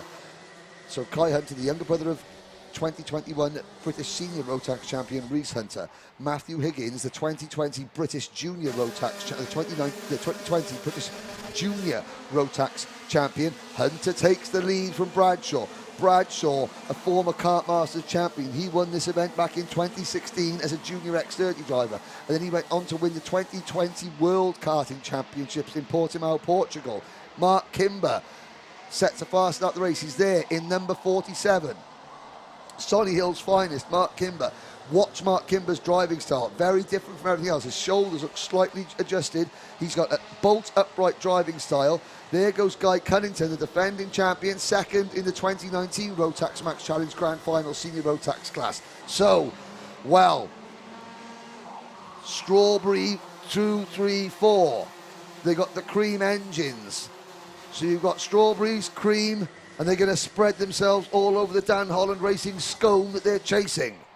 There we go. Strawberry puns coming in thick and fast in this pre-final. There's Mr. Carter and Dan Holland watching the foreground there on the grandstand under the bridge. This is cadet style tactical racing, but not at 50 miles an hour, at 75 miles an hour, ladies and gentlemen. Over the bridge they go. Behind, there goes Kai Hunter for the racing. Oh, and he gets there. Callum Bradshaw's nose caught up. Bradshaw's not going to be happy with that. Oh, was it Bradshaw or was that Kai Hunter? It was a Guy Cunnington, sorry. It was Cunnington. Kimber now makes his move. Here comes Theo McCurris, the 2018 Honda Cadet Kartmasters champion. Around the outside goes McCurris. You've got James Lowther there and Dan Ashton making himself known that this is not going to put up with this type of racing. McCurris is there in 5th position. Lowther in the red and white Coles Racing kart. Number 7 is also in this group. Ravenscroft. Now, we saw Ravenscroft retire from his last race. I asked his dad, Steve, why that was. Well, at the first lap, Ravenscroft, another kart went off. Ravenscroft cut the inside the hairpins out. So he knew he was going to get a lap penalty, so he just pulled in to save the tyres. Yeah, rightly so. Good tactics there. Down Cunnington, the inside, the lead, and it's 3 wide. Matthew Higgins having a nibble. He's still having a little nibble. No, couldn't finish the sandwich there. Comes down to stalk off the strawberry. Yeah. Lewis Gilbert for Potenza Racing Engines. Number 4 fastest lap. Where is Lewis? He's 13th place at the moment. But where did he start? Well, he started at about 17th. So he is moving up. Is Gilbert. There he is on the inside of the 9th row. He started. Caden McQueen in the black kart is there. And there's Ravenscroft, the KR Sport machine. We got, look at this group of karts. 5 minutes to go. The action has not let up into the Mike Wilson complex. Mike Wilson, 6-time world karting champion, Barnsley's finest sportsman ever. Yes. And got to remember, ladies and gents, they are using these tyres. It's the same tyres they've used all the way through the weekend, and they've only got one more race after this one to go. And do you know who else is in this league group? Go on. The number 55 MLC Motorsport kart of Teddy Pritchard Williams. Super Ted. He's there. He had a rough day yesterday. The MLC team have had to rebuild that kart virtually from scratch. There he is, briefly the back of your camera, looking up the inside, making a move. There's Ravenscroft chasing the number 72 kart of Tom Fleming. And this 3 wide. Cunnington being forced wide on the outside. Higgins having to defend. Lowther in the background is running wide. Here comes McQueen and the number 51 of Aaron Walker, who had a great first lap, has then faded, is now going to try and get back up towards the front. But it is Callum Bradshaw, Guy Cunnington, Mark Kimber, Theo McCorris. The Jack Dex Racing team will be watching through their bite. They've worked through their fingernails. Nail biting stuff, and Theo McCorris is having a great drive. There we go then. 4 minutes to go of this pre-final. Action all the way through this field. And again, more moves coming in as Clayton Ravenscroft gets in behind Caden McQueen. They're slowly closing in on the number 5 of Matthew Higgins, but again, ladies and gentlemen who are watching the stream, we will apologise for any stuttering that may be occurring on your feed. It is the internet here at Paul Fletcher International Raceway. It is, it is struggling for the time being. There's nothing that the Alpha Life team can do. And an exhaust has come off. That'll be Harvey Ryby's exhaust that I think has parted company. Well, it's not parted company completely, but it's the connection has worked loose and it sounds rather throaty. It sounds. I think we should run a grid with no exhausts. I think that would sound amazing. The neighbours would not agree. There's Caden McQueen, the Zip kart driver for Croc Promotions, going under the bridge. Caden is now down in... Oh no! Clayton Ravenscroft pulling off a problem, a mechanical problem for driver number 75, Clayton Ravenscroft. Last year, Clayton finished, well, he didn't race the Kartmasters last year, 3rd in Senior Rotax in 2019, won the GP plate as a Junior X30 driver in 2018. He's going to be starting 34th in this year's Grand Prix. McCurris, then Hunter.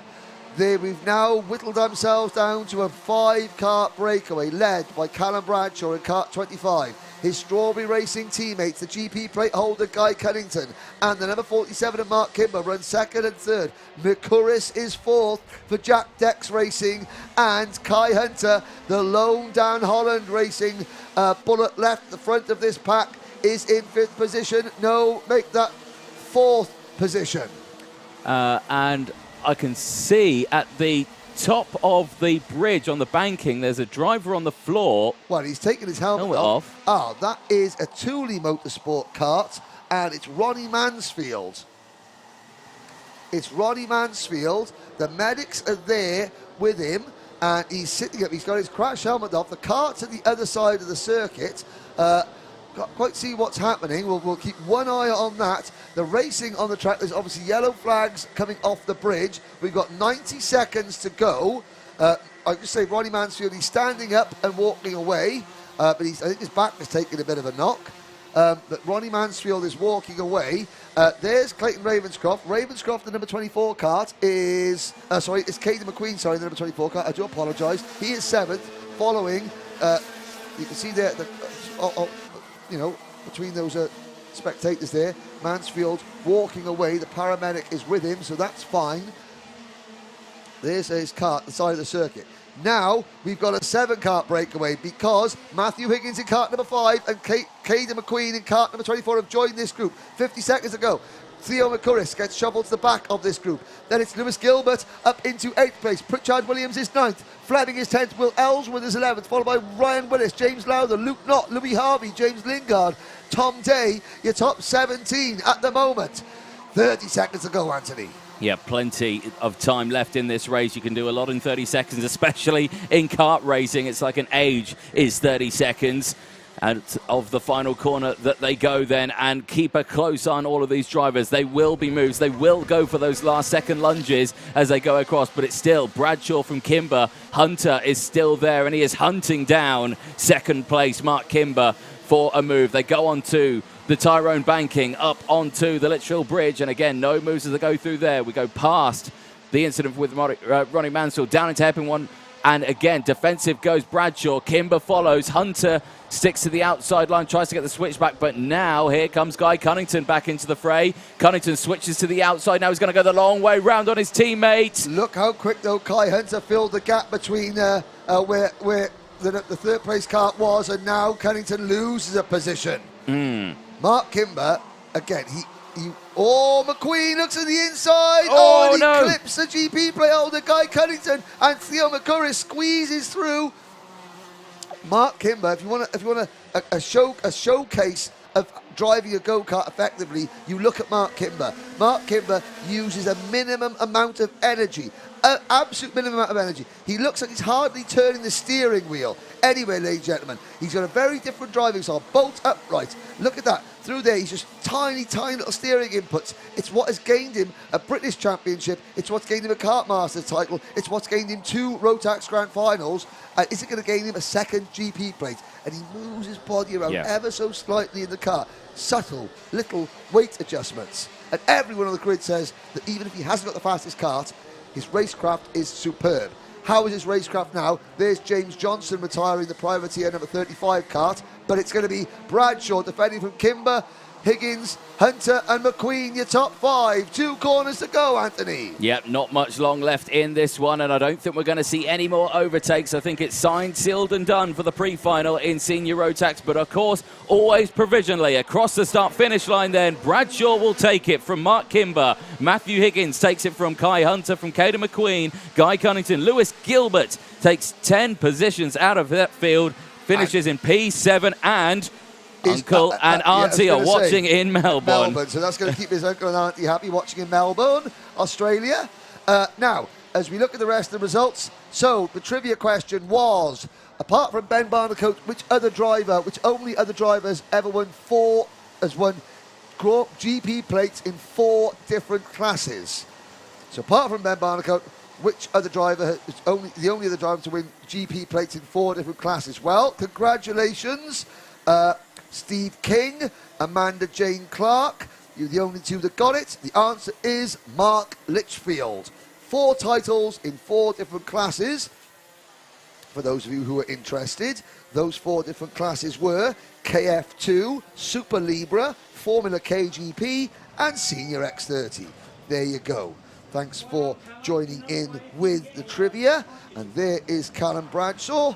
Got a little while to 4 minutes or so. Digest that race. Race start 12:45. Here's Mark Kimber, who is now we've got 2 pre-finals to go. Then there's the lunch break. During the lunch break, ladies and gentlemen, in the paddock, obviously there are food stalls galore. There's bars. There's making crepes. Crepes. Is it scones or scones? I say scone. There's Kai Blinking Hunter. it's gone. Blinking it's gone, but it is if it goes into my nose, I tell you that.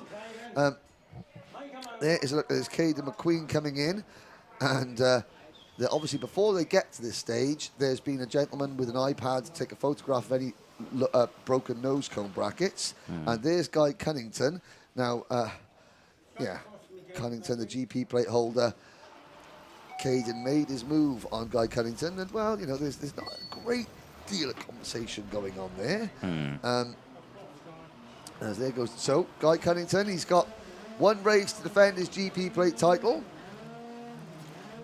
and there's some of the other drivers going through there. Now there's Teddy Pritchard-Williams, the MLC Motorsport number 55, pushing his kart through. Where did he finish? 8th. So yeah, Fleming was 9th. Theo McCurris finished in 10th position, a little bit further back. So Ryan Willits and James Lowther finishing 11th top. Will Ellswood 13th, Luke Knott 14th, Louis Harvey 15th. Then it's James Lingard, Matty Hingley in 16th to 17th position, Jamie Perilli, Tom Day, Sam Stansbury, Aaron Walker down in 21st. Oh, that didn't go well for Aaron. Jude Ferniehow, Harrison Collins. Well, Jude Ferniehow and Harrison Collins from the Repechage, they made it all the way up to 22nd and 23rd. Lorenzo Cordal moved up as well. Josh Wilby in 25th. Ronnie Smith, Sam Hawthorne, Nathan Chafer, James Swindell's, Jack Lilly in 30th. The last driver to finish was James Jackson. Once again, ladies and gentlemen watching on the live stream, if there is buffering problems, we do apologise. It's not Alpha Live's issue or problem. We're doing everything we possibly can. Just the internet connection here at PF International is notoriously poo. Unlike the racing, it's slow. Which is notorious. Which, I mean, the racing here is notoriously epic. Yes. So there is, that would be Liam Wright, Kai Hunter's mechanic. And there is Ronnie Mansfield, who is, just a little bit gingerly walking back to his Thule Motorsport kart. Now, there's a little bit of damage on that. I'd say a little bit. Looks like quite a lot of damage. It does, especially with the rear wheel. Now, it looks like it's flat the left as well. rear wheel of that kart, the inside the rim, he's having a look down at that area. That looks like it's a flat tyre. It potentially looks like that. A broken rim. Well, if you have a look at the shape of the rear wheel compared to the other shape of the rear wheel, maybe a slight axle issue. Let's have a look at the next race. It's race number 56. It's the Junior Rotax Pre-Final, and it's coming up next.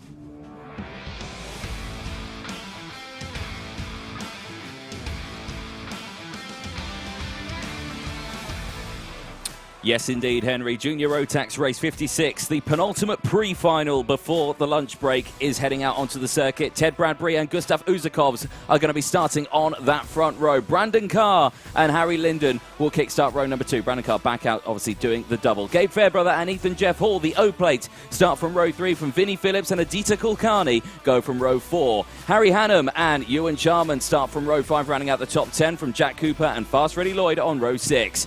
Charlie Hart and Spencer Burren go from row 7. Neo Clark and Reg Hayward for the Coles Racing team. They start from row number 8. Row 9, Reese Lomax and Archie Clark, the Sam Pollock Racing driver, doing well this weekend. Ben Follen and Blake Ticehurst start from row 10, rounding out the top 20. Macaulay Bishop and Mikey Porter go from row 11. Stephen Duncan and Jessica White for the Thule Motorsport team start from row 12. Gracie Mitchell and Alex Duncan start from row 13. Sam Longley and Sam Baker for the Jack Tex Racing. Joshua Graham, Oliver Sander, the German driver, start from row 15. Lloyd Hare and Ollie Goodyear go from row 16. Harrison Crowther and Deacon Russell start from row 17. Freddie Allen and Tyler Harris, the drivers who came through from, of course, the Repechage earlier on today. Right then, Mr. Jordan, we've got another... Blake Ticehurst and Freddie Allen. They have not made it to the circuit. I cannot see Freddie Allen on track. Blake Ticehurst, last year's Minimax GP plate winner, not out there either, by the looks of it. That's a shame for Ticehurst, the Sam Pollock Racing... Well, two Sam Pollock Racing's driver not out there. But we've got another Sam Pollock Racing driver starting from the pole. There's Harry the Lion, Harry Hannum, in kart number 19, won a race yesterday. Thank you very much, Slap Docs. Shout out the commentators. Thank you very much. I didn't pay you to do that. Noelle Ehlers saying good luck to Macaulay, that she's the chairwoman of the Macaulay Bishop International Fan Club Detroit department.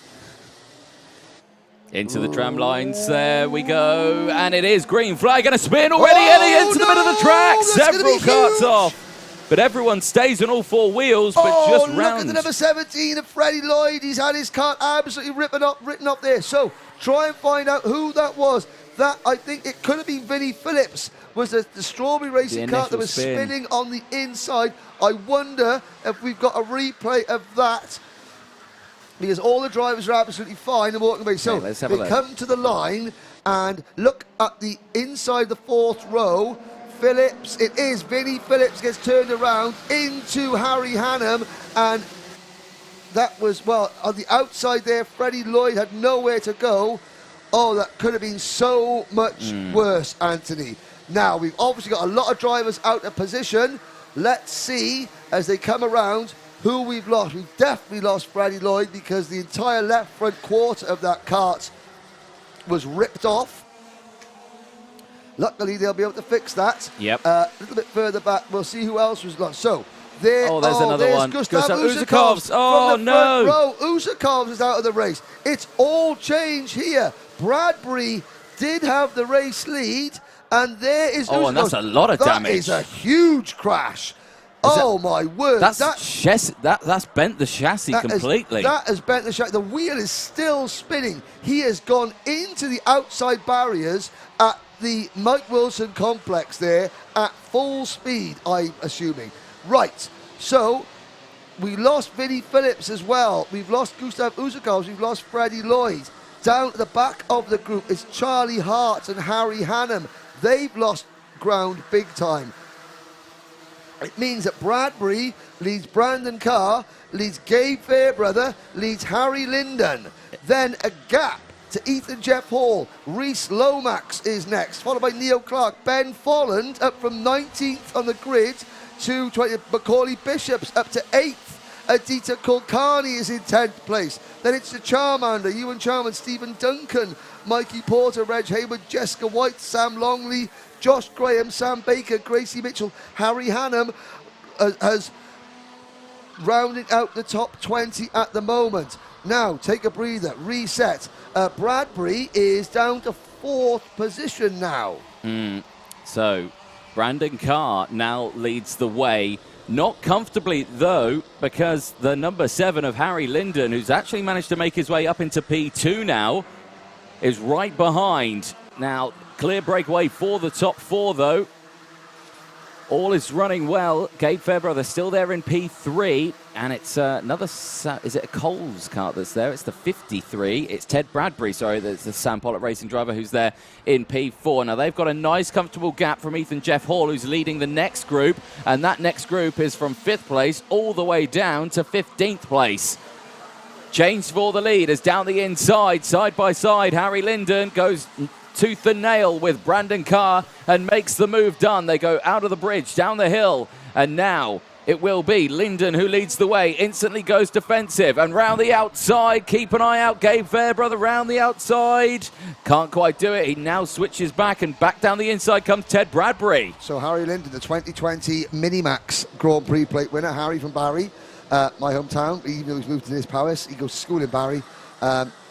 His PE teacher's my son's basketball coach. Is he? That's, I mean, not saying that Wales is one big interbred family, but we knows each other. Careful with your choice of wording there. Yeah. Brandon Carr is second, Gabe Fairbrother. No, his team are based in North Wales. Oh, right, okay. Get on. No, we do. The Ultimate R team, Ben Hinsley's team, and then in 3rd place. So we've then got Neo Clark up into 5th, from 15th on the grid. Neil Clark has had lots of penalties, nose cone penalties. If he can keep his nose clean, he's got the pace to win this race. Yeah, chopping and changing still for the race leaders. Linden and Carr go absolutely side by side once again. Linden going for the move at the bottom of the banking, and then Carr going for it at the top, and Carr once again back to the lead, and so close between Fairbrother and Linden. Here comes Bradbury. Yeah, back down the inside. He's capitalising well on the moves that these guys are making in front of him. Now, behind this group, check out the Dan Holland racing kart with the driver with the white crash helmet. That would be number 67, Macaulay Bishop. Bishop, where did Macaulay start? The answer is 21st. Where is he running at the end of 4 laps? The answer is 6th and closing in. Bishop's best Kartmasters finish, by the way, was a 3rd in IAME back in 2020. Yes, was indeed. Just under 7 minutes to go then. Neo Clark's latched onto the back of this pack now as again another change. Ted Bradbury back down the inside of Harry Linden over the bridge. Gets it done, and here comes Neo Clark and contacted up and round. Gabe Fairbrother and Neo Clark now going slowly and tumbling down the order. But they both keep the engine running, they both keep it going, they both continue together. There's the number 73 kart of Reg Hayward making a move. There's the number 23 Strawberry Racing kart of Sam Longley picking up position. So, tick off 2 potential winners. Further back, I'm looking at the number 19 Jack Dex Racing kart of Harry the Lion, Harry Hannum. He's back up into the top 15 as well after spinning at the start, avoiding the crash that eliminated Vinnie Phillips and Freddie Lloyd. Oh no, Neo Clark is out. All that hard work and Neo Clark out of the race. Oh, and Harry Hannum's getting a mechanical flag. A technical flag. Oh, there's a side pod on the number 19 kart, I think, that is, it's hanging off after that accident. That side pod of the number 19 is hanging off. Oh, dear. It's not going to be A Kartmasters win for the driver that almost won the 2018 Rotax Grand Finals in Brazil when he was just a Micromax driver. But he's won a race, and everybody knew he was here. Yeah. So, Anthony, of all the contenders, and we've still got this league group is packed with them. You look at that. Freddie Lloyd, Vinnie Phillips, Gustav Usakovs, Neo Clark out of the race. There's 4 potential winners that are going to be starting outside the top 30 in the Grand Prix. Yep. Harry Hannam, potential podium finisher in my eyes. Now, due to be starting outside the top 30. Kartmasters is one of those events where you start the weekend and there were 284 entries. 100 of them were realistic winners. Yeah. Across all classes. Oh, yeah, definitely. Over the course of 3 days, that figure gets whittled down. Some drivers get taken out of contention through their own fault. Some drivers get taken out of contention through mechanical faults. Some drivers get taken out of contention through the doings of others.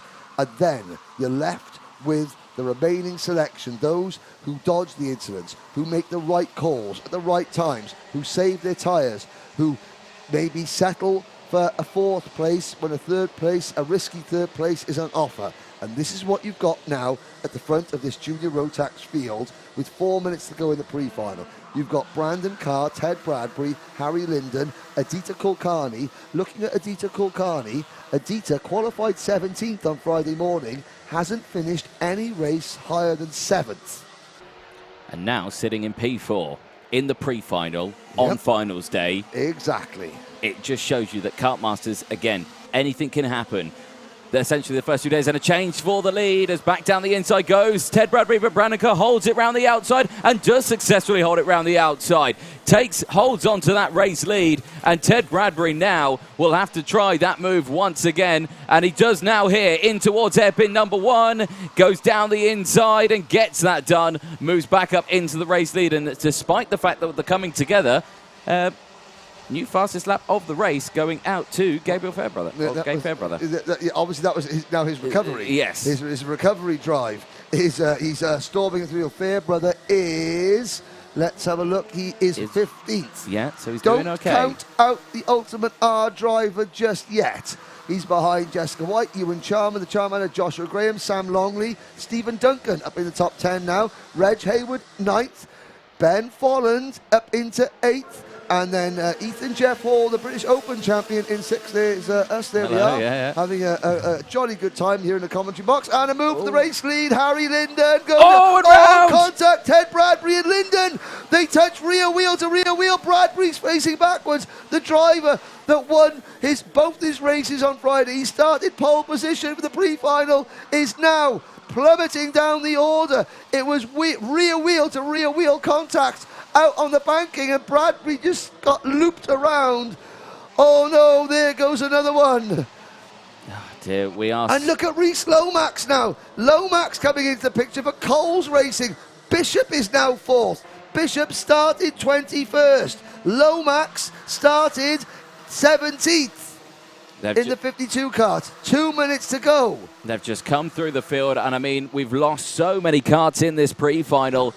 I mean, what can you say? I mean, there's still another race to go. This is not the end of this weekend for Junior Rotax. It's just a taster of what you're going to be expecting in that Grand Prix final later on today. Defensive goes Linden into the banking, and now Lomax is trying to get involved in this one. Looks to the inside, can't quite do it. Slots back into position. Over the bridge they go. No moves taken as they exit, as they go down the hill once again. Linden on the defensive. The whole train follows, but one kart, and it's the Argenti kart of Adita Kulkarni, who goes around the outside but can't make a move. And now, you look, there's a kart in this league group who we haven't mentioned. No.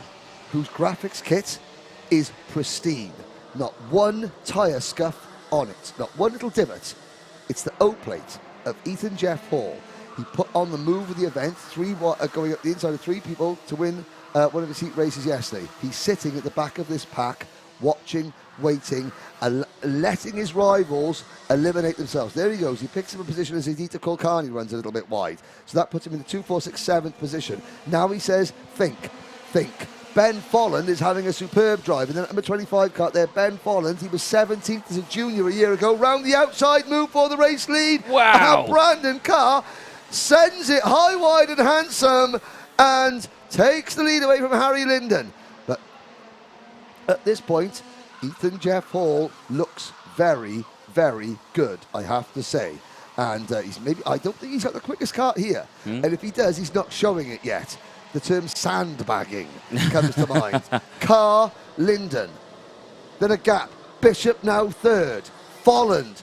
What a drive from Ben Folland in fourth place. Then it's Ethan Jeff Hall in fifth. Sixth is Kulkarni. Seventh is Owen Linden up the inside. Wheel to wheel. Harry Linden gets a warning flag. Linden takes the race lead. Yeah, that was a well-calculated move there. Forced Carr to go defensive into Bobby Game, which opens up the attack on the inside of the Mike Wilson complex. It's a crystal clear move that many a driver has done in the Kartmasters and any racing here. And Brandon Carr's going to repeat his overtake he did last time, but this time we see it. And this time, can he complete it? No. Linden has responded to it. He knows that he did that move. He's given away his secret. Bishop checks over his shoulder. Folland checks over his shoulder. Kulkarni and Ethan Jeff Hall are next. Behind them, you've got Lomax, Duncan, Fairbrother, Longley, Haywood. Bradbury is in 13th. But you know what? Ted Bradbury's not a million miles away from the race lead. He's in the group of karts coming out of the second hairpin now. Linden through the Fullerton S's. On the brakes, Carr's got the inside line, Linden's going to defend. Oh, he just tried to get it done there down the inside of Bobby Kane, but it wasn't enough. Now he's got the momentum here, though, and he does get it done through the Mike Wilson complex. Did he assist him, or did he get that done cleanly? Let's find out after this race, but out of the final corner to the start-finish line, it will be just across the line. Brandon Carr from Linden. Bishop takes third place, 18 places gained from Ben Folland. 15 places gained. Aditya Kulkarni finishes in 5th place from Ethan Jeff Hall. He stays in 6th from Reese Lomax, gaining 10 places in 7th place. Gabe Fairbrother at the end of that recovers to finish in P8 from Stephen Duncan and Sam Longley. 14 and 17 positions gained. We lost. How many drivers in that one? 1, 2, 3, 4, 5, 6, 7 drivers? Yep, well, we lost 5. 2 didn't start. Right, Freddie Lloyd and Vinnie Phillips went out on the opening lap, on the opening corner. Gustav Usakovs went out on the opening. So look at that. So Vinnie Phillips well, I mean, we'll go through it there. But I mean, Vinnie Phillips starting on the 4th row out of the race. Gustav Usakovs, front row, out of the race. Fairbrother, 3rd row, had a spin, recovered very well to 8th. Bradbury, pole position, spun, recovered and finished in 11th. So there's still a chance. Elizabeth Dunn saying that, gutted for Ted Bradbury, still thinks he can make it up in the final. There is every single chance of that. Liz Waldron. Oh. Here comes the drivers onto the weighbridge then. And again, just showing what they've got into the scrutineering bay. There is Brandon Carr having a chat. Let's see if we can hear what's being said. I've got a feeling it won't be a friendly chat. Let's have a look. Oh dear. Oh yeah. Excuse for the language, but obviously this is high-powered. This is high adrenaline. Corey Bishop is shaking hands with everyone. Brandon Carr and Harry Linden saying, "Okay, good game." Ted Bradbury probably not best pleased with Harry Linden. However, here we go. Thursday night here in the paddock, walking round, bunch of kids, drivers hanging around together, being a nuisance, and Blake Ticehurst on his way home. Hopefully Blake is okay. Best wishes to Blake and all the family. Walking around, bunch of drivers making a nuisance themselves in the bar, having a laugh and a giggle. Who were 2 of the main protagonists? Ted Bradbury and Harry Linden. Yeah. Got a feeling they might not be doing that tonight. No. Well. Right. Yeah. So a big hello to Blake Ticehurst and Mark and the family. Hope everything's okay. And it's a shame that he's not going to race in the final. But hopefully you'll watch the live stream and wish him all the best. And from everyone here at PFI. Well, Mr. Jordan.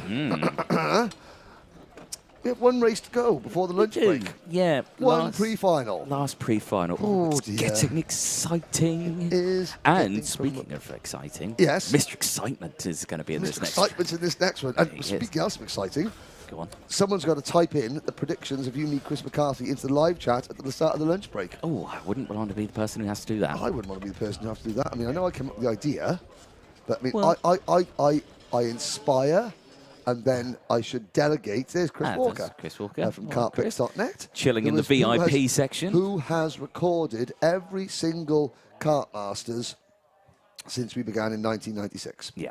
Every single photo from every single Kartmaster since 1996. Who else has been there since 1996? Who else has missed? Nigel Edwards, Mick Barrett's been here. Every Kartmasters since 1996. Ian Rogers hasn't been. No, he's a wee young pup like myself. Yeah, there's Declan Russell.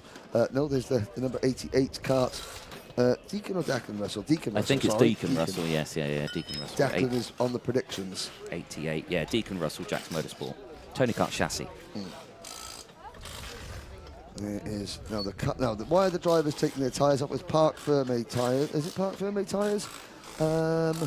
Must be they're taking the tyres off. Yes, they are. They take the tyres back to things so no one can do anything mischievous with the tyres. So race 57, it's Senior X30. It'll be coming up very, very shortly.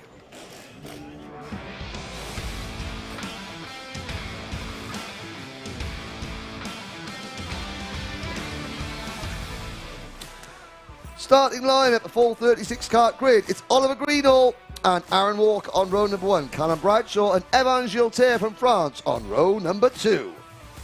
Row 3, Gus Lawrence and Lucas Ellingham, Bart Harrison and Thomas Fleming go from row 4. Harley Keeble and Mr. Excitement, Reggie Dewey on row number 5. Matthew Higgins and Kai Hunter on row number 6. Marcus Luzio and Morgan Porter go from row 7. Oliver Greetham and Harry Platten, the GP plate, starts on row 8. Air Force One himself. Then it's Caden McQueen and Harvey Riley, Brad Pennell and Rory Cuff, the grandson of the late Bruno Ferrari. Brandon Templeton and Harry Cottrell come on row 11. Louis Johnson-Cool and Jamie Day from the UAE joins on row 12. Jude Fernhow and Oscar Joyce, Alessandro Serenetti and Joe Fowler go from row number 14. Calai Atkins and Marcus Littlewood start on the top 30 on row 15 from Charlie Lamb and Alvise Rodella on row 16. The Italian driver first appearance. Final 2 rows of the grid. Cian Gohill and Rhys Newburn, JP Slater and Lee Whittingham.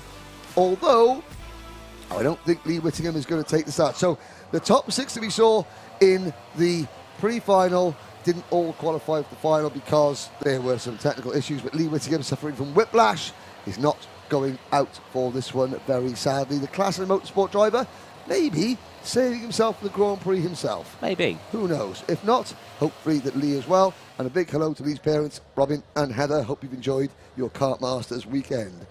Right then, Anthony, 12 more minutes. Oh, breathe, inhale, calm. A Senior X30. I'm sure this will be a nice, sedate race. Calm. Yes. Lights are out, we're off and racing. Into turn number 1 we go, we're 3 wide, and round the outside and over the grass goes Evan Giltaire. Sod the old calm and cool, calm and collected. It's going to be chaos from the word go. Giltaire was leading, now he's down to 6. They're 3 wide into turn number 3. There's Bart Harrison on the outside line at number 77, but it's going to be the number 25 of Callum Bradshaw leading down the hill towards hairpin number 1. Oliver Greenall defending from the O-plate, Gus Lawrence. And who is that? That's Lucas Ellingham trying to go around the outside of all of them. Oh, and a collision. Number 24 of Jamie Day, the 2017 Minimax champion. Well, it's okay. If Jamie's half as fast in the car as his mechanic, Danny Porter, he'll be just fine. Yeah, I'm sure he'll be. Well, he'll recover from that one. Back down the inside there goes Aaron Walker, though, for the race lead on Greenall. And Greenall now gets swamped out wide as Lucas Ellingham goes through as well in that 99, I think. All in round. The wall. Number 21, Harley Keeble, the 2019 British Cadet champion. Second in that year's Kartmasters IAME Cadet class. Factory built ART driver out in Europe. And there goes Giltaire back up the inside. Now Evan, let me speak to you about this. He's battling with Bart Harris, the British Championship leader. Evan Giltaire, 3rd in this year's European CIK European Championship, making his Kartmasters debut. Absolutely lightning fast is Evan Gilter.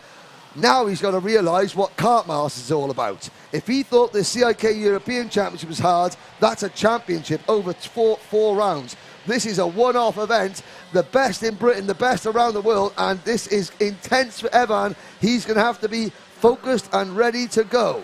At the moment, he had a great start and is now falling back. He's going to have to start clawing his way back towards the front, starting now.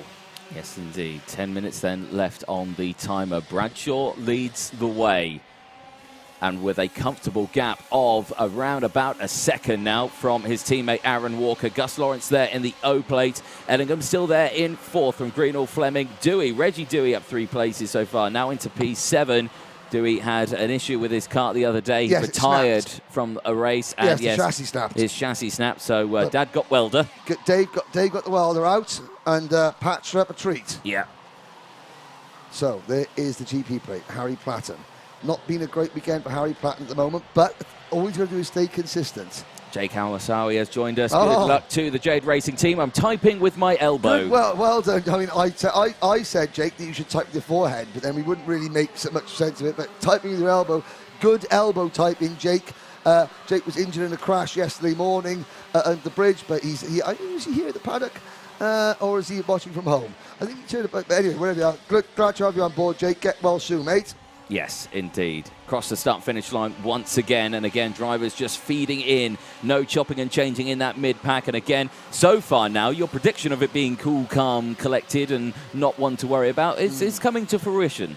Apart from the first lap. Apart from the first lap. So we're on lap 3, but apart from the first lap. Yeah. So the lap 2 was all right. Let's see how lap 3 goes. Yeah. There is Reggie Dewey, the number 66 driver, following the number 3, Thomas Fleming. If you're new to karting, drivers, why are drivers running number 1 to 10? If you're running number 1 to 10, that is where that driver finished in last year's British Karting Championship in that class, the season-long British Karting Championship. So, number 3, Thomas Fleming, 3rd in last year's British Championship. Other interesting plates you might be seeing out on circuit, the GP plate, obviously that's what everyone's fighting for here. That's the British Grand Prix. Anyone with a 0 on their kart, they're the British Open champion. That's the O plate. We've got a couple of drivers with the E on their kart. That is the English champion. There we go. Facts for you. Change there, Dewey to the inside of Fleming. Bart Harrison going with him. No. Bart Harrison gets the door slammed firmly in his face. And we've had a change, Anthony? Well, yeah, we have. Gus Lawrence has got past Aaron Walker. Also, Gus Lawrence is closing in on Callum Bradshaw. Now, Bradshaw had he had over a second gap. Is he just watching the tyres for the final? But is he watching them too much, maybe? Well, I mean, he's got a teammate in 3rd place. So it's a Strawberry Racing kart of Callum Bradshaw leading. The PF International run kart of Gus Lawrence in 2nd. And a Strawberry Racing kart of Aaron Walker in 3rd. Bradshaw's master, just controlling things. Not going any faster than he absolutely has to win a race. Lawrence, like I said, won the O plate at this track a year ago. Of course, the team are based here at the circuit, so if anyone should know their way around, it's Gus Lawrence. What I think Gus Lawrence, looking at his record, 2nd last year, 4th in 2020, 4th in 2019. Getting a little bit fed up of being the almost man. Yeah. And here comes Gus Lawrence. He doesn't want to be the nearly man. He wants to be the man. And to be the man, you've got to beat the man. And Callum Bradshaw, in karting for many years, has been the man. And Gus Lawrence has just overtaken him. Yeah, that was a good overtake as well. Well timed, but crucially, Bradshaw didn't defend it. He wasn't pushing those tyres. He did want us to save them. So, obviously, Gus Lawrence racing for the PF International team. The PF team have won, of course, Kartmasters before. Mark Litchfield, Oliver Hodgson, to name a couple. Yep, exactly that. 6 minutes to go out of the final corner. But remember, this is only the pre-final. It's the final pre-final before the lunch break. And, of course, the Grand Prix final is coming after that lunch break. But right now, we are watching. You mean it's the final pre-final before the final? It's the final pre-final before the Grand Prix final. Oh, right, okay, then you get the final pre-final before the Grand Prix final, and Chris McCarthy will be hosting the start of the Grand Prix finals with a very special guest when we come back from the lunch break. Oh. Harry Platten. Gotta go. It's the GP plate holder. Evan sets a new fast lap. Evan Gilter picks up a position, passing Oliver Greenall for 8th place. Platten is in 10th. So the order on lap number 7.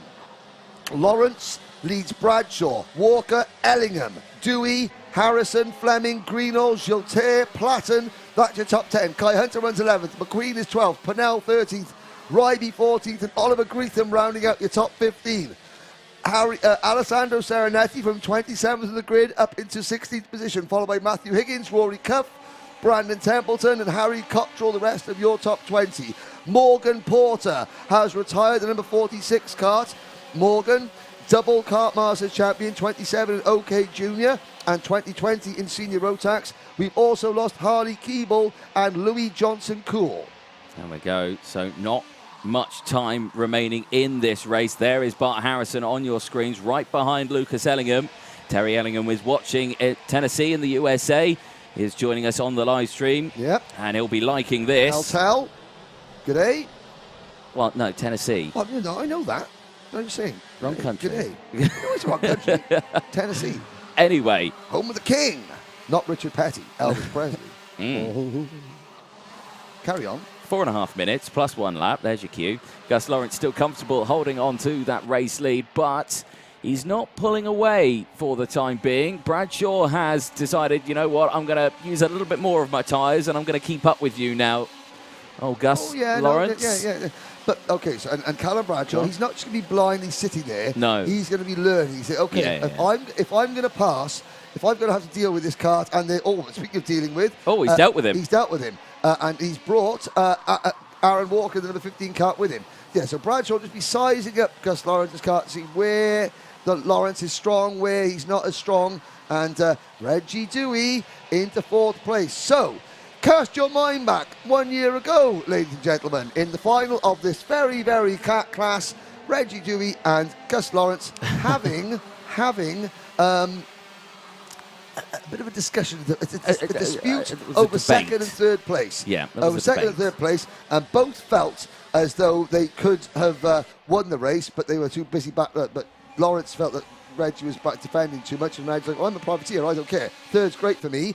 I hope that rear bumper on the number 66 kart isn't too loose. No. It's a little bit low. How low can you go? Matthew Graham, how many of you avoided being electrocuted in the commentary box this year? Yes, so far so good, Matthew. That's an Instagram clip that's gone down in infamy.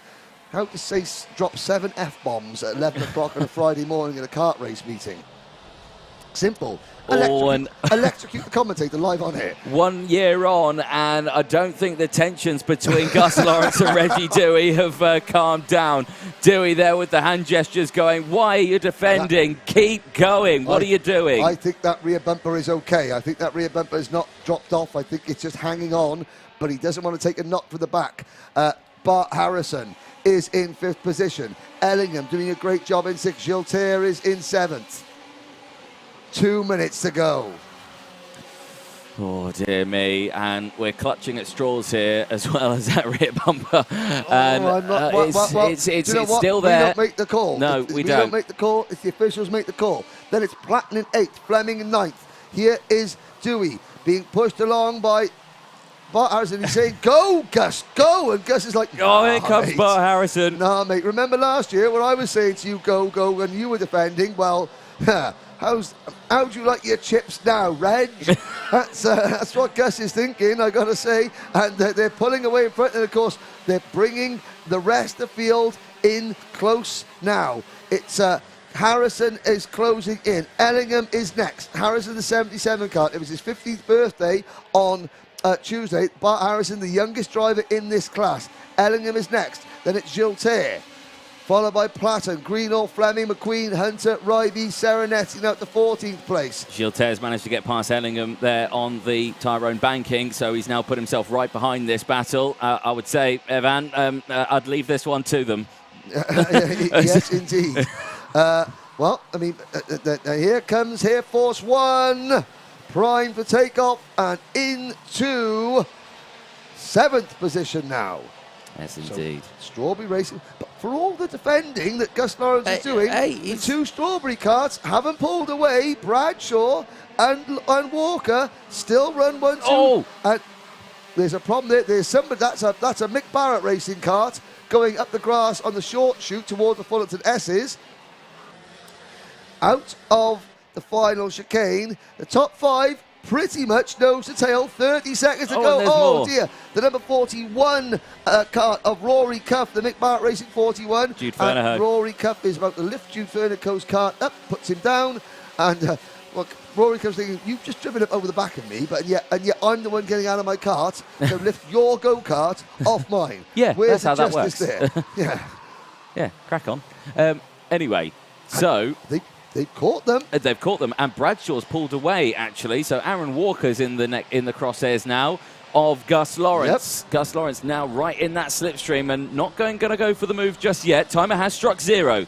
Ooh. Last lap board will be out this time as Bart Harrison taking a lot of inside curb there on the Fullerton S's through into the Mike Wilson complex then for the penultimate time.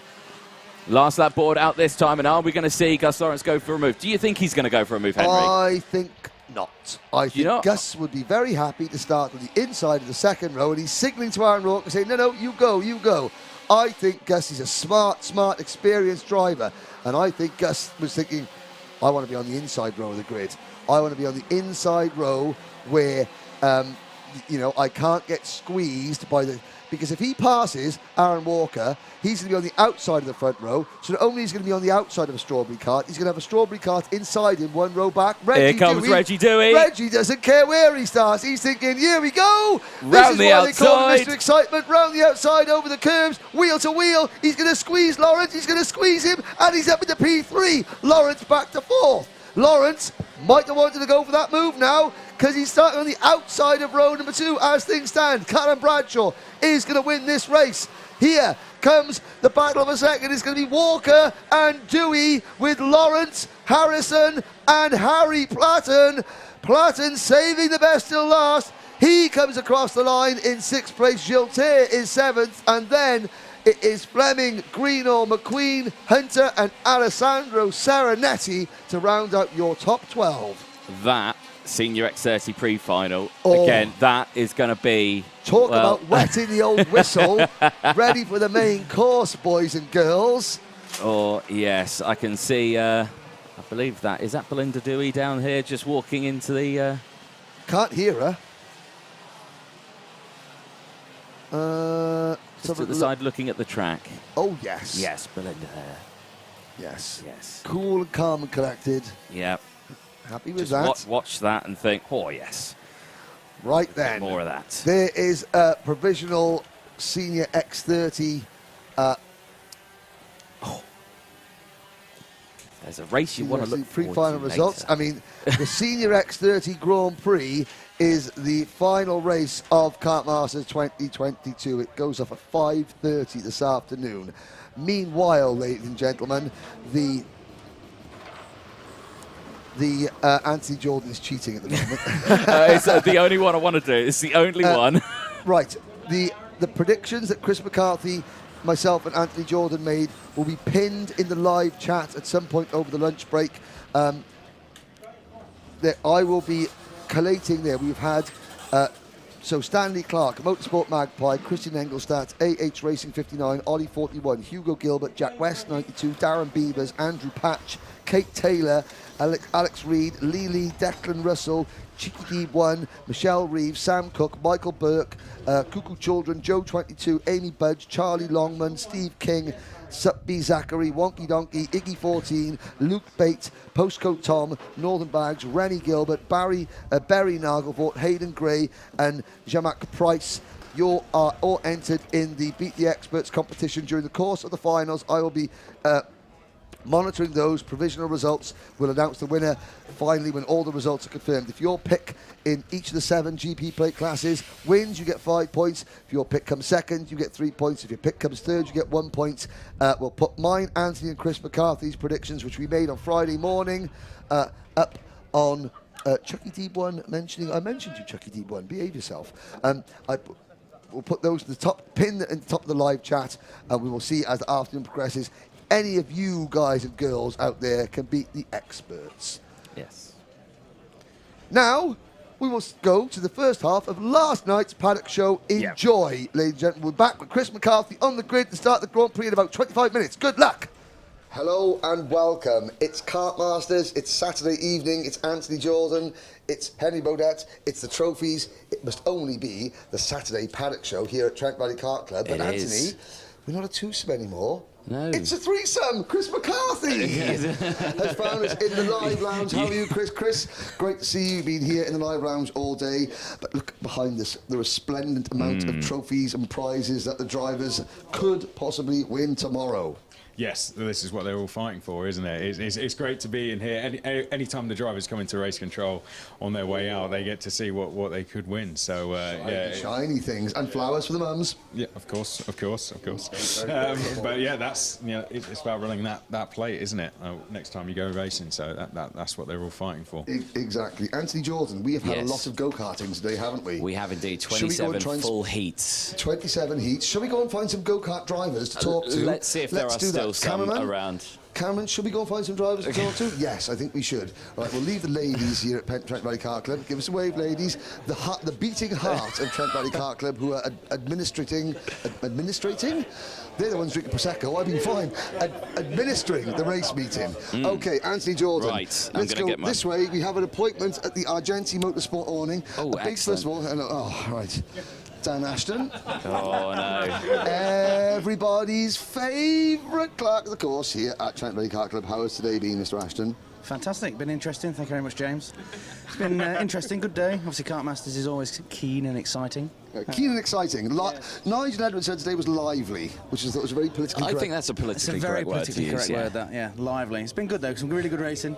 Really good racing. Fantastic. Excellent. They've kept you on your toes. Speaking of your toes, how are the shoes? Oh, they're lovely. A few marks on them there, which I'm not impressed of. Somebody stood on them earlier. I'm a bit concerned. There's no mustard-coloured corduroys here. You've gone for the sort of the army green camouflage. Hey, they might be tomorrow.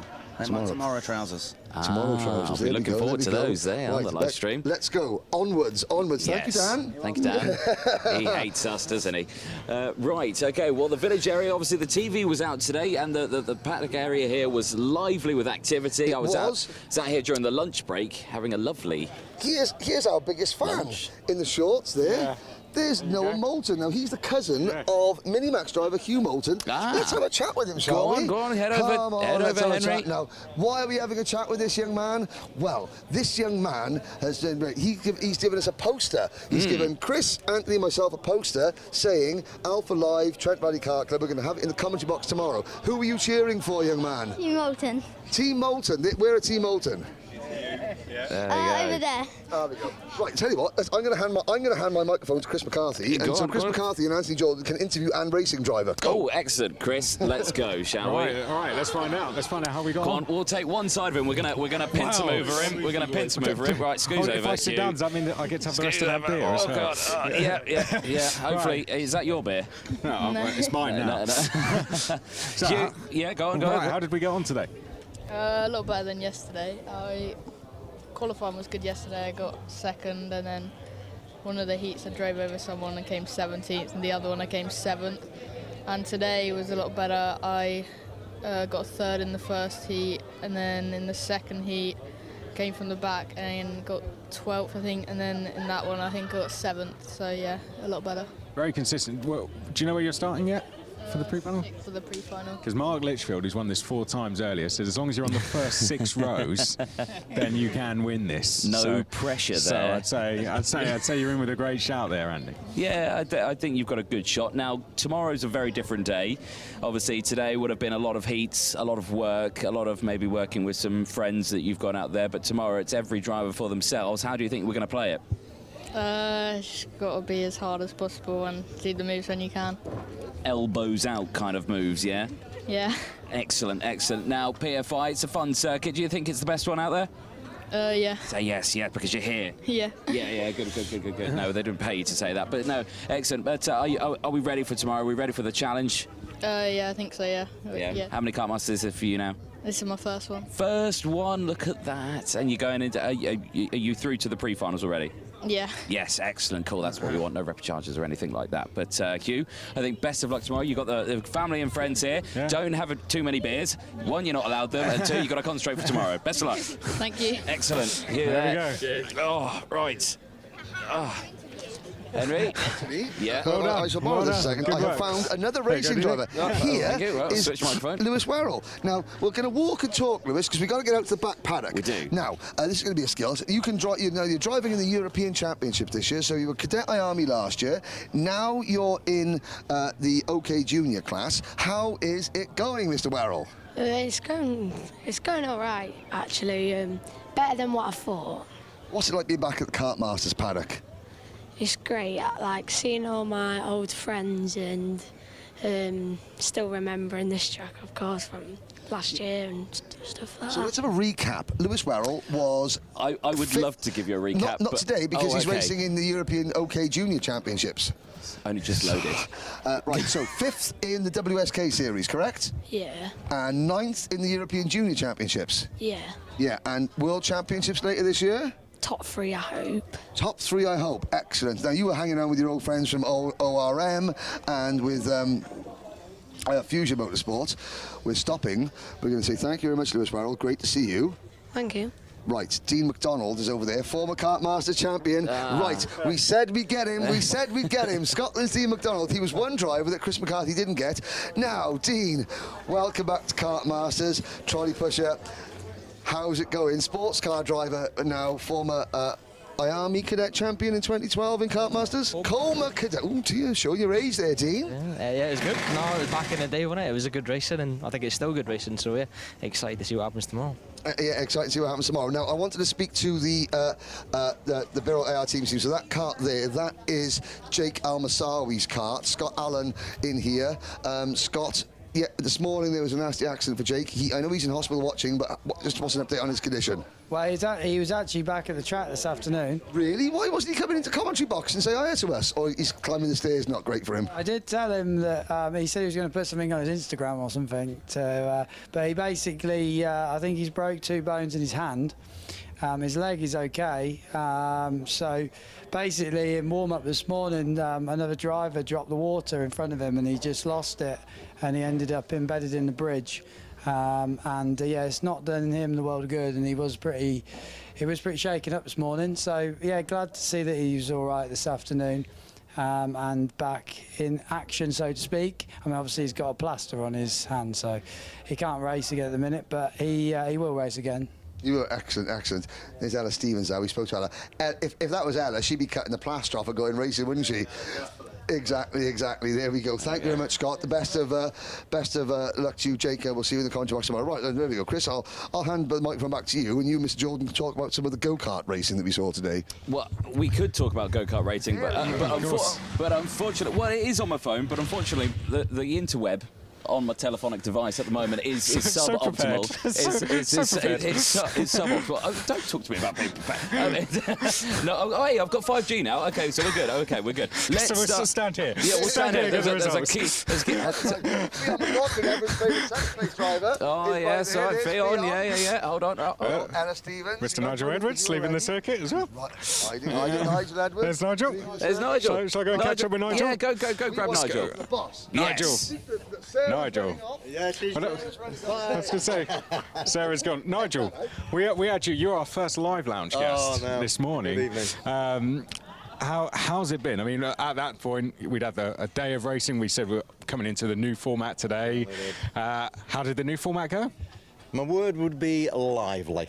It was a lively day, so that probably politely sums it up. I think we did have some good racing interspersed with some bad racing, I think, so few too many incidents, I think, really, but you know, 3 heats, mixed grids, you know, it's a big event, it's all going to happen, so it is an all or nothing, but thankfully no real serious injuries or anything like that, which is great to see. Yeah, I think the day went okay. It was pretty much as we'd expected, really. So, but lively is my way of describing it. Yeah. So those big crashes, drivers involved, everyone's okay. All good. Yeah, all good. One's gone off to hospital, just a quick check-up, but we think he's okay. In fact, our guy from Friday, I think he's on his way back as well. So that's smashing as well. So, yeah, it all turned out pretty good, I think. Lively Friday, lively Saturday. Lively So what are we expecting tomorrow now? Not sure after Spurs winning 4-1 today. I mean, what else can I say? I think Nigel, Spurs. Check the dictionary tonight. Find a new word that you can describe tomorrow in one word. Yeah, so lively today. Let's see what we can describe tomorrow. Rest up, Nigel. Big day tomorrow. Thank you. See you later. Excellent. Right. Well, we've said we needed to hurry to get to the back paddock quickly, and we've spent to you, Henry. And I know why, because I've just been at my paddock spiders only. There is a party going on in the paddock. Yes. And it is nice to the Oh, we're on the wrong side. Oh, you've got to do this. Vehicle, it's Mr. Mills. Right, we're going to... Oh, no, we don't want to speak to Mike. We want to speak to Mario Mills around here. OK, well, I'll hold here Hello, then. Mario, how's it going? All right, mate, are you? I'm not too bad, I'm feeling OK. How's life now as a retired go-kart racer? Yeah, good. I enjoy watching it, so yeah, it's good. Because the parents of a retired go-kart racer are a lot richer, I'm assuming. A little bit. Business going well. Obviously, Mike the Mills has opened the shop here at Trent Valley Kart Club at PFI, so people coming along and trying karting for the first time, they can buy all their equipment. Is that correct? Correct, yes. At highly reasonable prices, correct? Very correct. OK.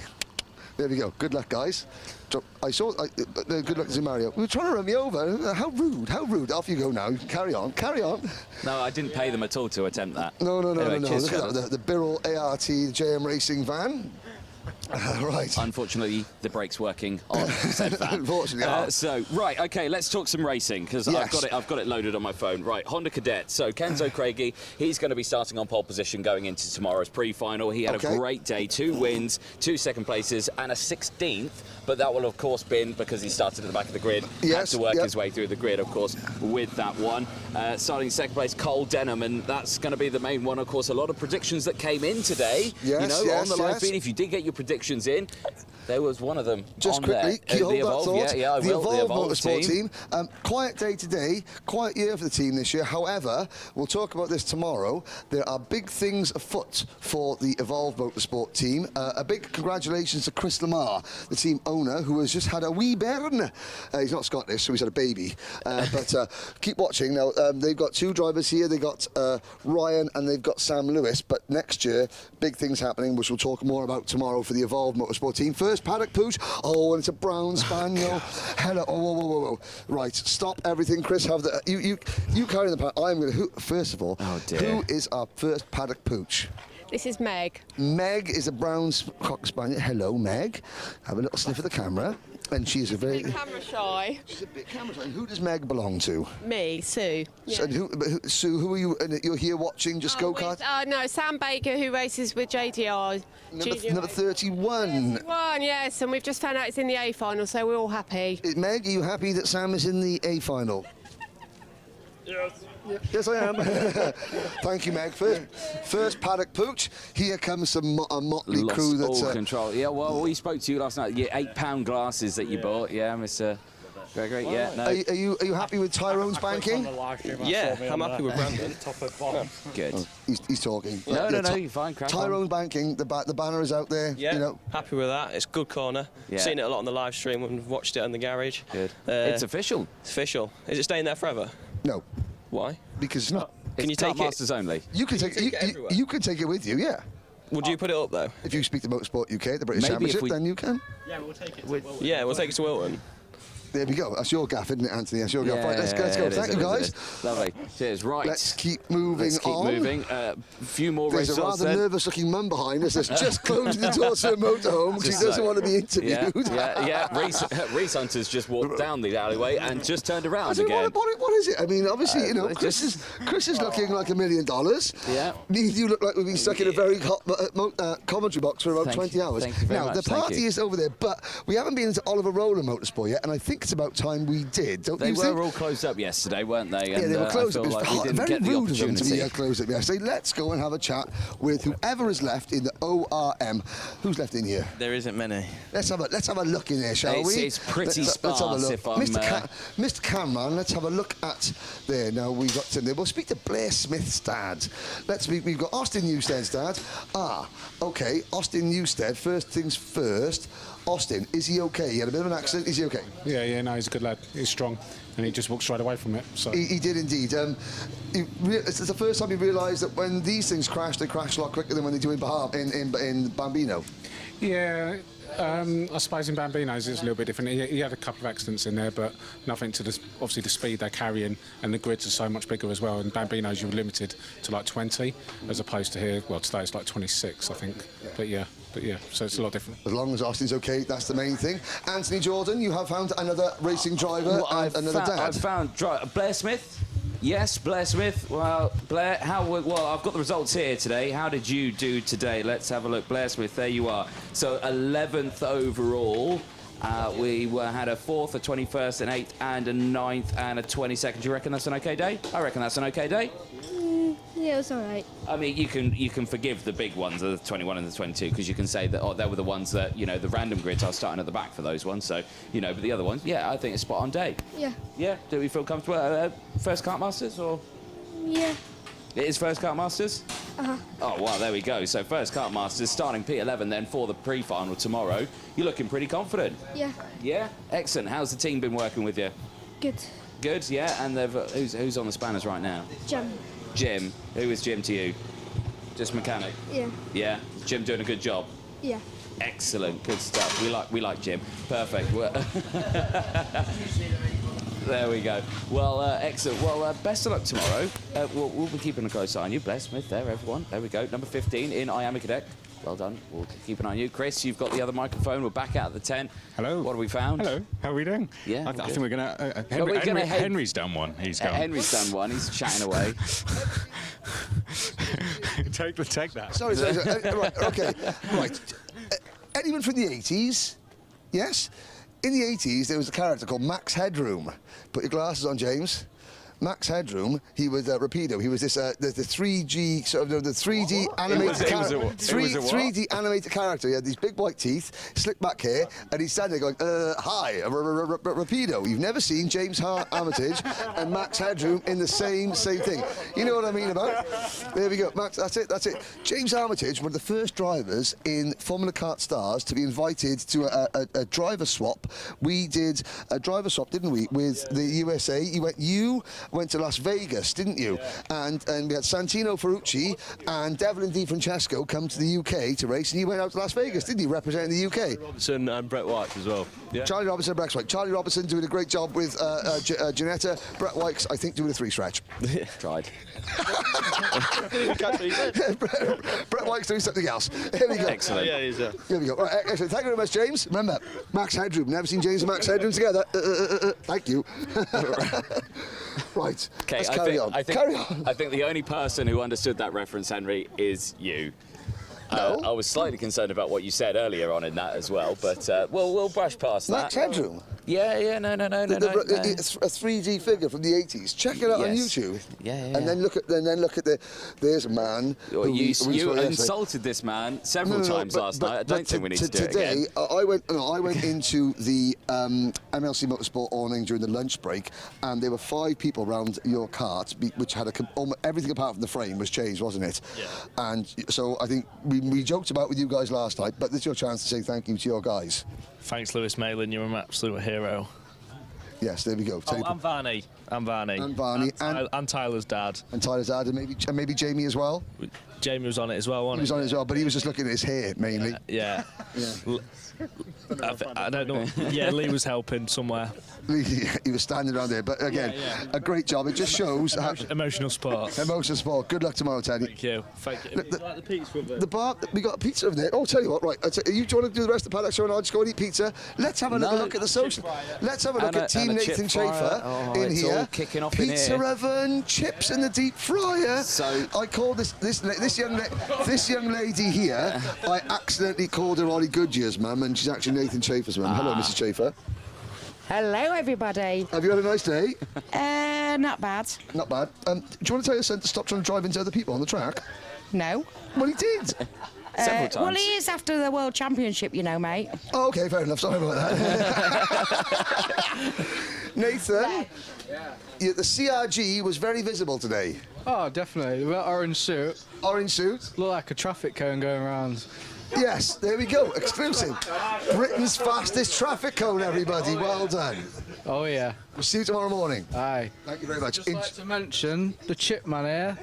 OK, who's the chip man? So he races fullback Fullback, just across the way. And he cooks chips for a living. Cooks chips for a living. Are you? What are you better at doing? Cooking chips or driving a go-kart? Well, I don't know. To be honest, have you seen me go round? If you pass out after eating my chips, then we'll have to say a go. Right, I'm going to tell you what. After this, how about we'll come back. We'll have a little snack after you finish recording. We'll show you a live taste test with a jockey's whip. Yes, Mrs. Ordering, mate. Put my order in. Well, I'm only, no, I don't. Well, I'll have a pepperoni and cheesy chips, please. No. Thank you very much. No. Trust me, we got loads more than that. Thank you very much. We have got a lot more than that. Salt and vinegar. And I'm salt and vinegar. Tell you what, guys, you carry on going that way. So look at this. I probably won't have that one. When you've had this, we've got pizza on the go, so pop back. No problem. Thank you very much. Nathan, Team Chafer and Team Ollie Goodyear, everybody. Thank you very much. Jockey's whips. Cheers. Enjoy your pizza. Enjoy your pizza. There we go. There we go. How did Villa get on today? All right, we're not going to talk about that. Chris, take it. I'm going to eat some chips. There's a party over there. Thank you very much. That brought back a lot of memories going in there because we went in there last year. Yes, we did. I don't know if you did. Oh, crikey. Right, so, well, apparently, right, okay, so this is the end of the lunchtime show. So for the ladies and gentlemen who are watching the live stream right now on Sunday, thank you for watching the Paddock Show. We're going to go back to the Grand Prix finals now. So, Chris, we're probably going to be cutting back to you, but in a completely different location. So it's going to be a bit weird. It's going to be a bit weird. To me.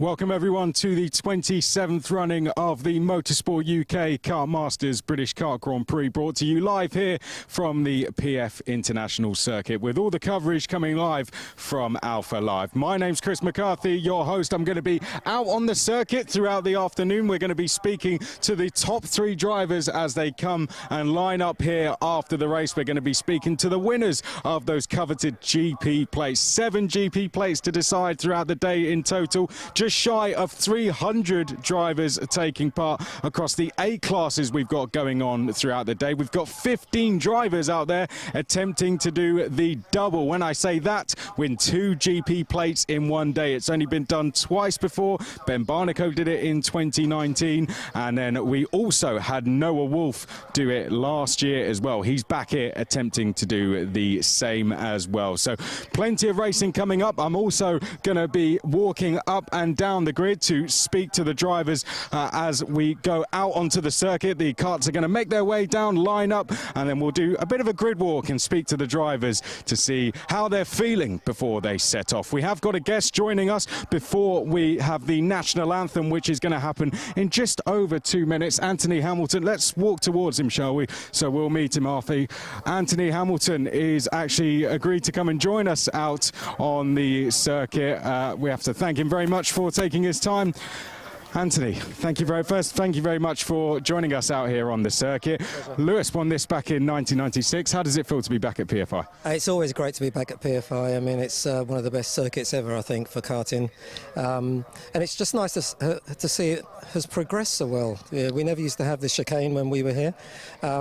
But the racing looks just as much fun as it was back then. Of course, we're broadcasting all the action live today as well. We've got the big screen up. How would it have felt to be able to watch all the action live when Lewis won? You know, it's really nice to see, actually. Even the timing screens, you know, we didn't have all of that. And in fact, there's so much more space here as well now to stand and watch the racing, and from different vantage points. But yeah, you know, what's nice to see is the families, the parents and the mechanics all giving hand signs. I mean, the drivers aren't taking any notice because they're driving, but I remember we used to do all that stuff. And tell us, as a parent, you know, you saw Lewis win this. What did that do to him as a driver? What did that do to his confidence going forward? You know, I think at the end, I mean, I've met a few kids here. You know, some of them have had good races and bad races. And as I said to them, you know, every race is a good race. It doesn't matter whether you're starting at the front or starting at the back. And we've had lots of races that we started 25th here and won. So it's never over till it's over. And that's the beauty of this race, isn't it? It's one chance, everything. You've got to throw everything at it. So the racing is always intense. It's always intense, you know, but I think you've got to enjoy the racing. You've got to enjoy the competition. It's going to be good fun, isn't it? Are you looking forward to all the racing today? Really looking forward to it, yeah. Any classes in particular you're looking forward to? Well, I like, you know, I'm partial to the young kids, you know, the cadets. I like to see the young kids racing. And, you know, because I think, you know, between the ages of 8 and 12, they're quite cool, aren't they, what they do? Really are, and they're going to be going out first. We'll ask you just to stay with us for a second, because now we are going to kick off the event. We've got, if you just pan around, we've got all of the people that helped this meeting run. All of our marshals and medical crew are out there, and to officially kick off the 2022 Kartmasters, we're going to now have the national anthem.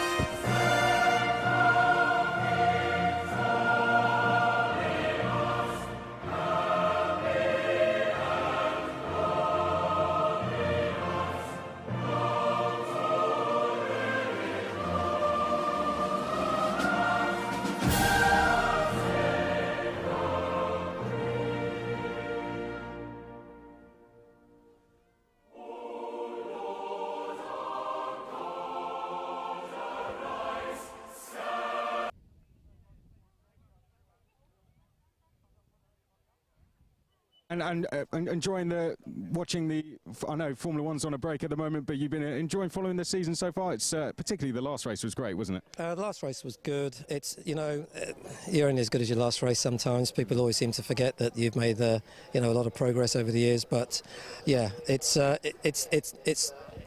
feels the same as when we were racing here.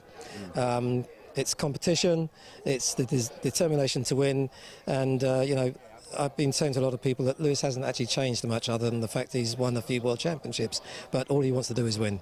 I'm sure even, I know he's on his summer break, I'm sure even he would enjoy watching some racing like this today, wouldn't he, on the live stream? I'm sending videos to him and both Nicholas, so they're keeping in touch. That's fantastic. Well, we'll let you get off. Thank you very much for joining us once again. Have a brilliant afternoon. Anthony Hamilton, everyone, please. Round of applause. Thank you very much for joining us. Right, time to get our first race underway. We're going to welcome out onto the grid. The Honda Cadet drivers are getting ready to join us, and I think any second now they're going to make their way onto the circuit. The first of 8 races we have today. 7 GP plates. We have the new Water Swift class coming in today. You can watch back some of the interviews we had yesterday where we talked a little bit more about the class. We sat down with James Mills, who explained a little bit more to us about the class, so make sure you check that out. But any second now, the Honda Cadet drivers are going to be making their way onto the grid. 30 drivers taking part in total. Only one winner, of course. It's going to be a hugely intense race. The first drivers we're going to be seeing coming out onto the circuit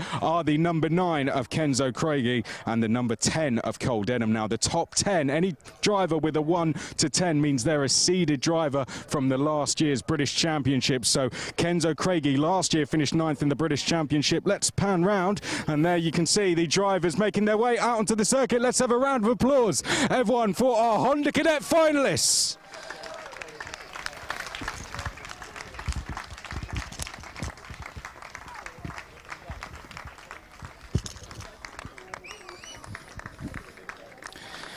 Here they come, making their way down, being led out by Kenzo Craigie, the number 9. Number 10, Cole Denham, Jarrett Clark in the 55. Charlie Wolfett is in the 95. We've got the English champion of Rocco Leon Shenton out there as well on row 3 alongside Albert Friend. Right, let's speak to our pole sitter, Zip Factory driver, Kenzo Craigie. Kenzo, of course, you represented Great Britain at the Rotax Max Grand Finals last year. How does it feel to be starting on pole position? It's an amazing feeling. It's a once-in-a-lifetime opportunity, and hopefully we can bring home the GP plate. It was a really intense pre-final as well, wasn't it? You think you've got your eye now? You think you can go and take that GP plate? Yeah, definitely. Good stuff. Well, best of luck. Good luck to Kenzo Craigie. If you just pan round, you'll see that is the view of turn number 1. If you get down slightly, you can see that is the view they have going in towards turn number 1. You can't see much going into there. Let's ask one of the drivers who knows all about going in, Cole Denham. Cole, you're going to be starting on the outside of the front row. How are you feeling ahead of the final? Well, quite excited. Hopefully we can try push away with my teammate. So you looking forward, you made some tactics for this race? Yeah. Absolutely. Good luck. Good luck to Cole Denham. Let's go and have a chat to Rock. In fact, we don't have time, I'm afraid. 10 seconds to go. So let's hand to our commentators. It's up to the commentary box, Henry Baudet and Anthony Jordan.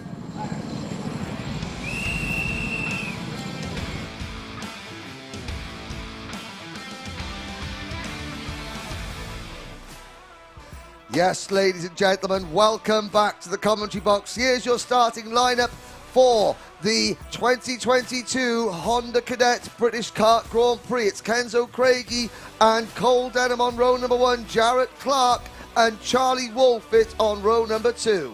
Rocco Shenton, the E-plate, will start on row 3. Albert Friend for the SFR Motorsport team starts alongside him. Emerson McAndrew-Urin, it was his 9th birthday yesterday. He starts on the 4th row with Max Endicott alongside.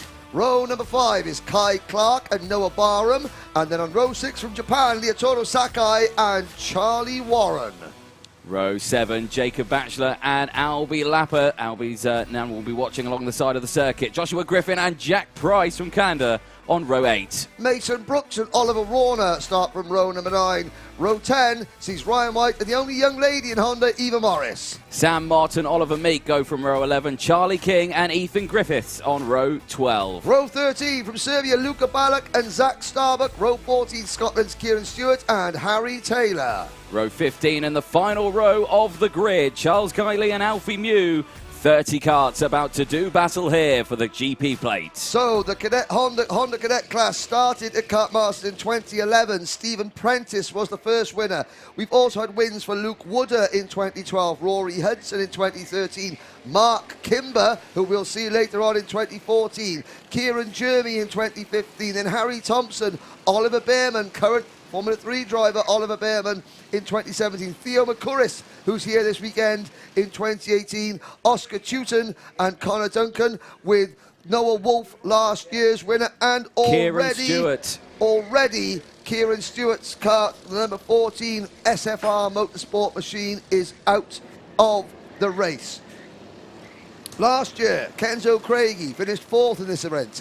Cole Denham was 20th in Kartmasters last year. Max Endicott was 16th, Noah Barham 13th, Luca Ballack was 12th.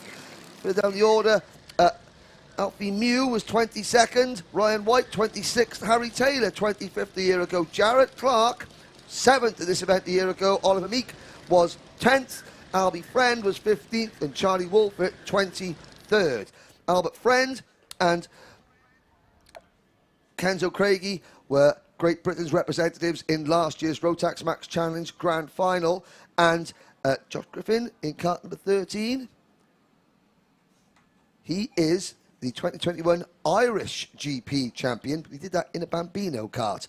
In the British Championship this year, Cole Denham leads the British Championship from Jarrett Clark, Albert Friend, Noah Barham, and Max Endicott, Kenzo Craig and Charlie Wolfert also in the top 10 in this year's British Championship. Zip Factory driver on the inside of the front row. Lights are out. We're off and racing at Kartmasters 2022. Great start from the front row. Kenzo Craigie pulling an advantage already. Checks over the shoulder. Cole Denham can't get the jump on him and pulls into second place, but already the two of them with a great advantage. Cole Denham sweeps to the outside. He tries to get the cut back, but can't quite do it as the rest of the field snakes through the banking and up onto the bridge. Albert Friend down the inside, moves up into P5 behind Rocco Shenton. Down the hill and furious already is Cole Denham saying go, go, go. Same for Rocco Shenton, giving Albert Friend the signal to say go, go, go, go, go. And there's a move from Max Endicott passing Emerson McAndrew-Uren. They're all saying go. They all want to work together. They all know they can't battle.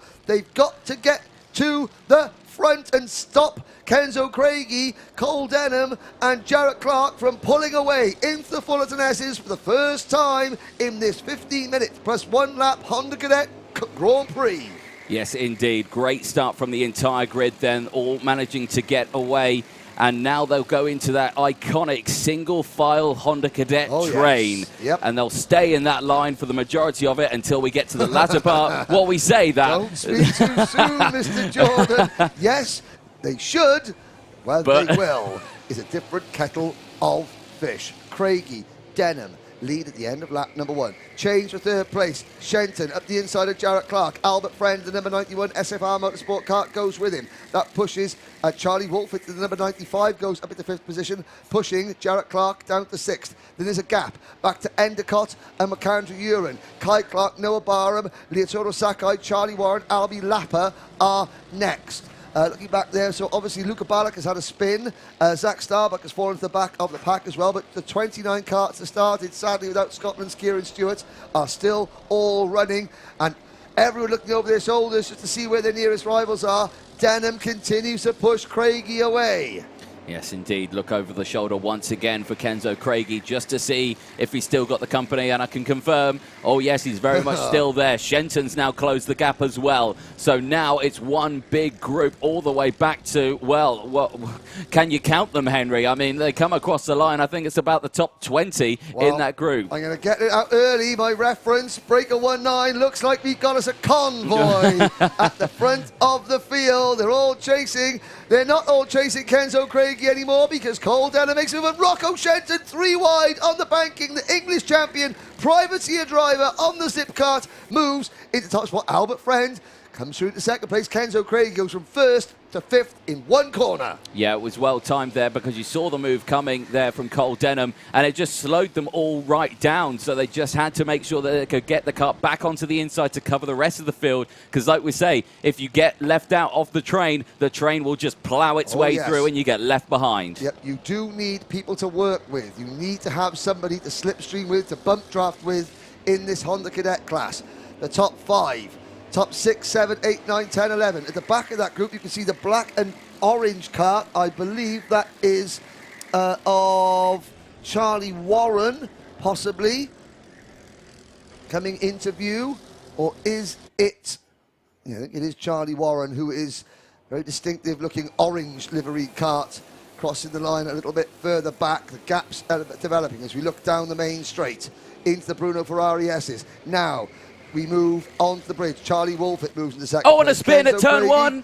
It's a 360 and he's fine. He keeps on going. I don't know who it was, so it was just off camera, Henry, there. That's quite all right. That's quite all right. Anthony Shenton continues to lead. We'll find out who that was at the split time next time around. But a brief pirouette to begin things here in Honda Cadet. But there's Albert Friend moving past Cole Denham. Number 55 of Jarrett Clark slots in, and Emerson McAndrew Uren up the inside, and the number 33 a little bit further back there. Tried to make it 3 wide between Friend, Endicott and Jarrett Clark. Kai Clark in the number 76 is next in line, and that battling with Emerson McAndrew Uren, Noah Barham and a few other drivers, they're dropping them away. We've got a 3-kart back before the lead. Now Shenton, Craigie and Wolfett. Yes, this is good stuff from these 3 drivers now with a comfortable gap. Well, I say it's a comfortable gap. It's a sizable gap that they've got. It's a gap that is able to be closed, but if they do stay as they are, they should be fine. But whether or not that be the case is a different story. Now, as they go through again, and that's the second group of 4, so that's fourth place downwards. They're chopping and changing, so if they continue doing things like that, they definitely won't catch up. Yeah, I believe it may have been Charlie King, who was our ballerina doing the rotation earlier on, and that last lap he has dropped number 74 Zip Factory kart all the way back to 26. Still 29 runners in the race of the 30 karts that started, and one driver running a little bit wide coming out of the first hairpin we just saw flash across our camera. But the lead group has Constantine together, and here comes Craigie on Shenton with the lead at the inside there. Oh, wheel to wheel through the Fullerton S's. Craigie on the inside, Shenton defending with 9.5 minutes to go. Craigie's going to stuff it up the inside. Shenton's going to get freight train if he's not careful. We're 3 wide. Are we 4 wide going into the Mike Wilson complex? Albert Friend comes out in about 4th place. Jarrett Clark is 5th, and I think in 6th position is now Max Endicott. Yeah, these drivers did an absolutely fantastic job to get through that section of track there without colliding into each other. But it has really shaken up the pack once again. Craigie now leads from Cole Denham. Shenton's back down into 3rd place. Albert Friend has come back up now into P4. Change the lead, and it is the Synergy number 10 of Cole Denham. Scotland's Cole Denham has the race lead. There is the Irish Kart GP champion, Joshua Griffin, posting the fastest lap of the race.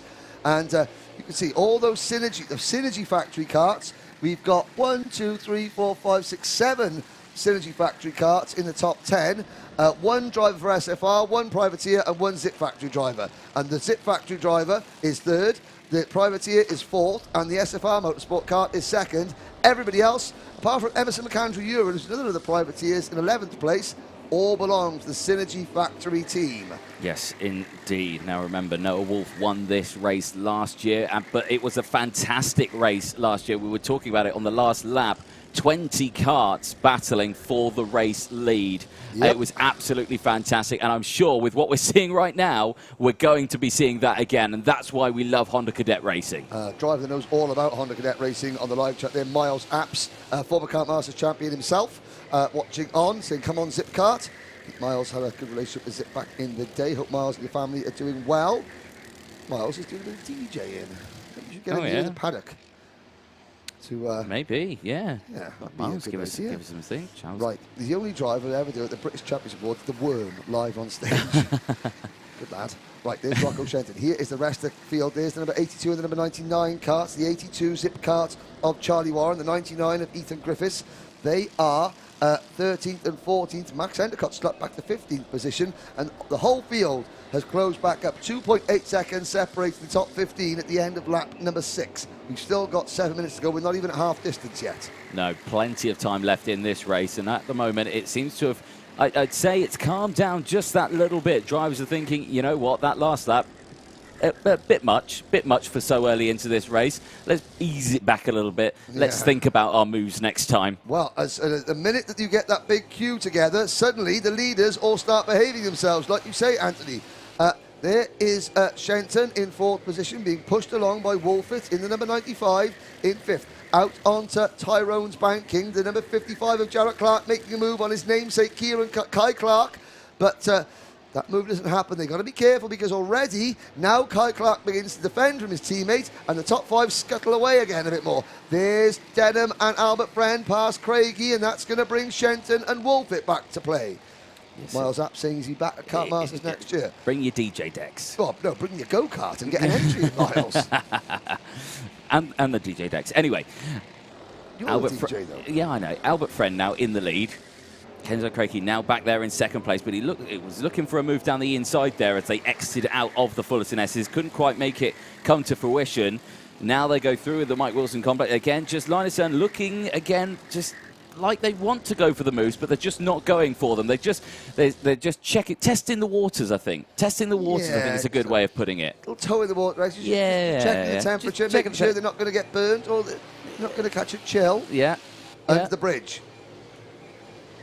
Friend, Craigie, Denham to the inside. Shenton's trying to fill that gap as well. Is Shenton going to pick him a place? Yes, he does. So Denham to P2, Shenton to P3, Craigie down to P4. Behind the lead group, see a lot of chopping and changing. Behind that brightly coloured yellow and blue cart of McAndrew here, you've got Leotoro Sakai in the number 44 cart making his move up. And there's Shenton at the 2nd position. And Denham takes the lead.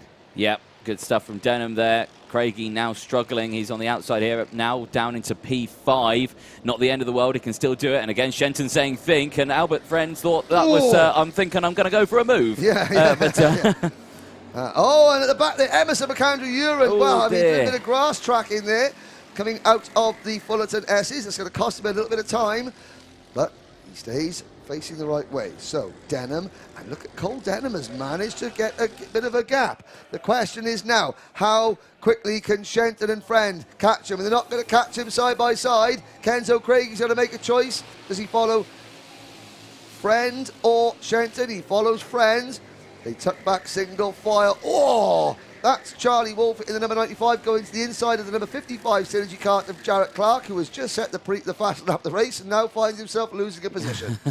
How does that work out? Quick maths on that one. Newcomer to the front of the field. Back to back, the Callum Hargrave driver development, number 29, Albie Lapper. Welcome to the front, Albie. Yes. Have some fun. Well, let's see. Get your pen and paper out, Albie. Take some notes. Go to school for a couple of minutes. Learn. Watch, see what happens. There's 4 minutes of this race remaining. Denham, Shenton. Denham runs a little bit wide. Shenton thought about a move. Now they're through the Bobby Game corner into the Mike Wilson complex. Friend is 3rd. Craigie is 4th. Wolfett is 5th. And then it is Jarrett Clark, Noah Barham, Albie Lapper, Kai Clark, Max Endicott. Leotoro Sakai is 11th, followed by Emerson McAndrew-Uren, Ethan Griffiths, Kai Clark falling back now, Joshua Griffin's up into 13th place. The top 8 separated by 1.2 seconds. I believe we have just lost Charlie Warren, who's come into the pit lane, which is a big shame, the 82 Zip Factory driver. I think Kai Clark may have had a problem as well. 2, 4, 6, 8, we've got 9 at the front. 9 at the front. No, Kai Clark is still out there, but he's got a transponder issue. Craigie back to 2nd. Warren, though, there's the number 82 Zip Factory driver out of the race.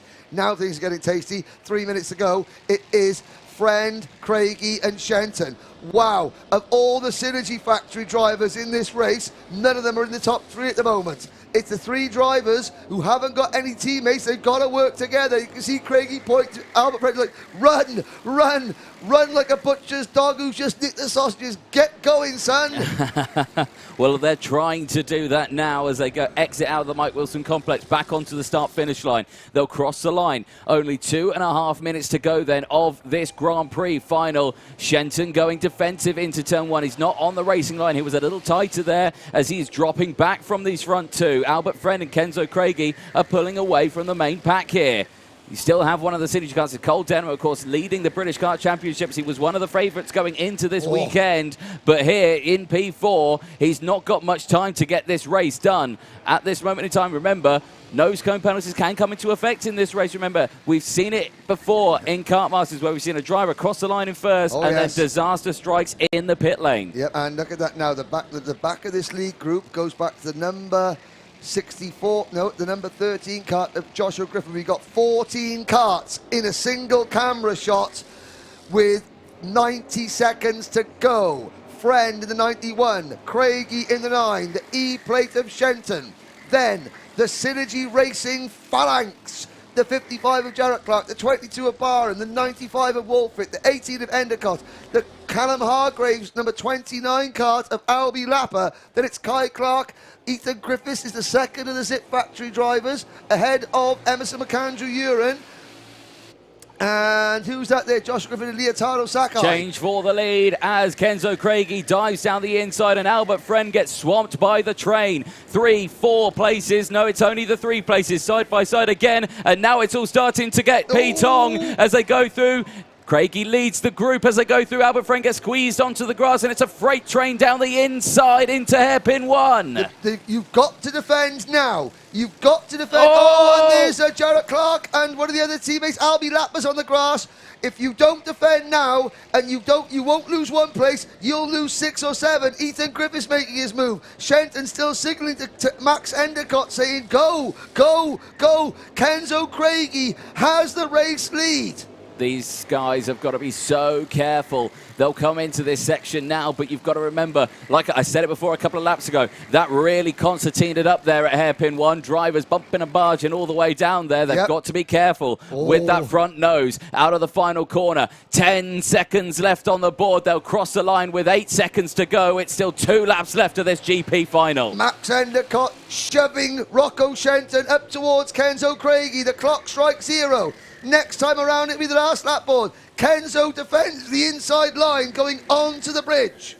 Here we go then, out of the bridge section, down the hill, and again, Rocco Shenton physically just pointing. Go, go, go. He's got to be so careful here. Does Kenzo Craigie. Again, he holds on to that inside. Cole Denham on the outside, now 3 wide. Oh, it's an absolute diamond formation here in Honda Cadet. And the person, Endicott gets turned sideways there by one of his teammates. Shenton still saying, look at them all saying, go, go, go, push, push. Shenton wants a push. He wants the Synergy driver behind him, who I think is Cole Denham. It is Denham in the number 10 to push him. So Kenzo Craigie comes into the Mike Wilson complex. He will see the last lap board. The gap is 0.6 of a second. Have the rest of them battle themselves out of contention. Kenzo Craigie, get your head down and drive. There he goes across the line. He'll see his dad Paul. He'll see his Zip mechanic Earl. He'll see that he doesn't need to defend. Through the Bruno Ferrari S's, under the bridge, out onto banking. I tell you what though, Anthony, Shenton, Denham and the number 95 of Charlie Wolfit, they're not done yet. They're not done yet. No, they're not, because you've got to remember, if you're on your own in a Honda Cadet race, you can get swamped, but it all depends now on what Cole Denham does. Cole Denham has to make the decision. Do I overtake or do I stay behind and catch? That's the main thing he needs to learn. We are on the final lap. The gap is the biggest it's ever been in this race. But it's coming down, Anthony. It is coming down. No, it's not anymore. Now Shenton's defending. And I think Kenzo Craigie might have this in the bag. He doesn't need to defend, Anthony. He doesn't need to defend. He looks now over his shoulder. He knows he doesn't need to defend. No, he does not. He's taking the normal racing line all the way around this final section. And Rocco Shenton out and round, as well as one of the Synergists, the 95 of Woodard. And he's gone round as well. But out of the final corner, Kenzo Craigie represented Great Britain in Bahrain, and he's going to win win the Kartmasters GP Plate in 2022. Kenzo Craigie, take a bow. And it was a drag race line. Jarrett Clark finishes second. Max Endicott ties Jarrett Clark for second. The timing screen says it was Clark that had it. Denham finishes fourth. Albert Friend takes home fifth. Sixth is Emerson McAndrew-Uren. Emerson, take a bow, leading privateer on his 9th birthday. What a future that young man has. Oh. Kai Clark comes home in 7th. Japan's Leotaro Sakai is 8th. The best result for a Japanese driver we've had in a long, long time. Ethan Griffiths takes 9th, and Noah Barham rounds out the top 10. Charles Kitely and Albie Lapper are next. Joshua Griffin and Sam Mott finishes 4th. Eva Morris, the young lady in the field, finishes 15th. Mason Brooks, youngest driver here, he is 16th. Dennis Jacob Bashler, Oliver Meek, Rocco Shenton and Charlie Wolfett, 19th and 20th. They were 2nd and 3rd with 2 corners to go. Ryan White, Harry Taylor, Oliver Warner, Alfie Mew, Charlie King, Jack Price, Luca Ballack and Zach Starbuck. So we'll obviously now wait for the drivers to come. So what's going to happen now, ladies and gentlemen? The drivers go into scrutineering. They go over the weighbridge. They have their weight checked. They have their nose cones checked. As long as the weight and the nose cones are okay, they will come out onto the grid. You can see the tears running down Kenzo Craigie's face. I'm sure there's a few more of them in the grandstands. After Chris McCarthy does the interviews with the provisional top 3, then they will go back for full scrutineering. So, back in December last year, I managed to get Kenzo Craigie out onto the Grand Prix track at Bahrain, where he could have his photo taken by the #1 grid slot that his hero, Lewis Hamilton, started the Bahrain Grand Prix last year. Well, Kenzo, you've just emulated your hero, Lewis Hamilton, in winning a GP plate and being a British Kart Grand Prix champion. And you know what, Kenzo? You've done it in front of Lewis's dad. Well done. Yeah. An absolutely fantastic result there, and you can see the karts coming through after being weighed up, and the 3 karts, of course, will go out onto the starting grid to be interviewed by Chris McCarthy. They just need to wait until all is good, and in the confusion now, I think we have got our top 3 karts over there, so I can confirm. Yep, we've got Kenzo Craigie sat in his kart. They've moved Max the number 18 of Max Endicott. You can see Paul Klassen in the navy there. He's the chief scrutineer along with Ernie Salmon. And look at that, he still can't believe it. He still can't believe it. Well, Kenzo's dad, Paul, is there in the thing. Earl and Tuesday Hines, they brought the Zipkart name back last year. They've worked really hard. They haven't won a British Championship round yet, but they've got a Grand Prix plate.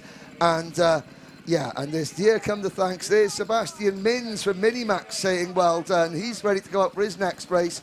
And Kenzo Craigie will come out towards Chris McCarthy. We'll have a quick look. Well, in the predictions competition, I've got to say that Chris McCarthy went with Noah Barham, myself and Anthony Jordan, we got that one right. And over to Chris McCarthy. We'll bring you up to date with the prediction competitions very shortly. Welcome down to the circuit. We are getting ready to welcome our top 3. What a final to kick us off. Here they come. Please give a round of applause for our top 3. Kenzo Craigie, Jarrett Clark and Max Endicott.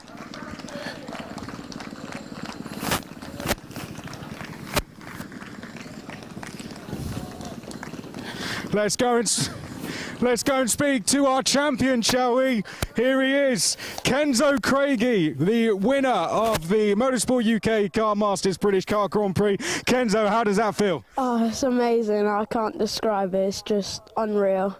And tell us about the moment you got into the lead. Talk us through that. Yeah, we overtook going into the second hairpin, did some defending, got a gap, and then just didn't have to defend for the last 2 laps and came home. How did it feel on the last lap?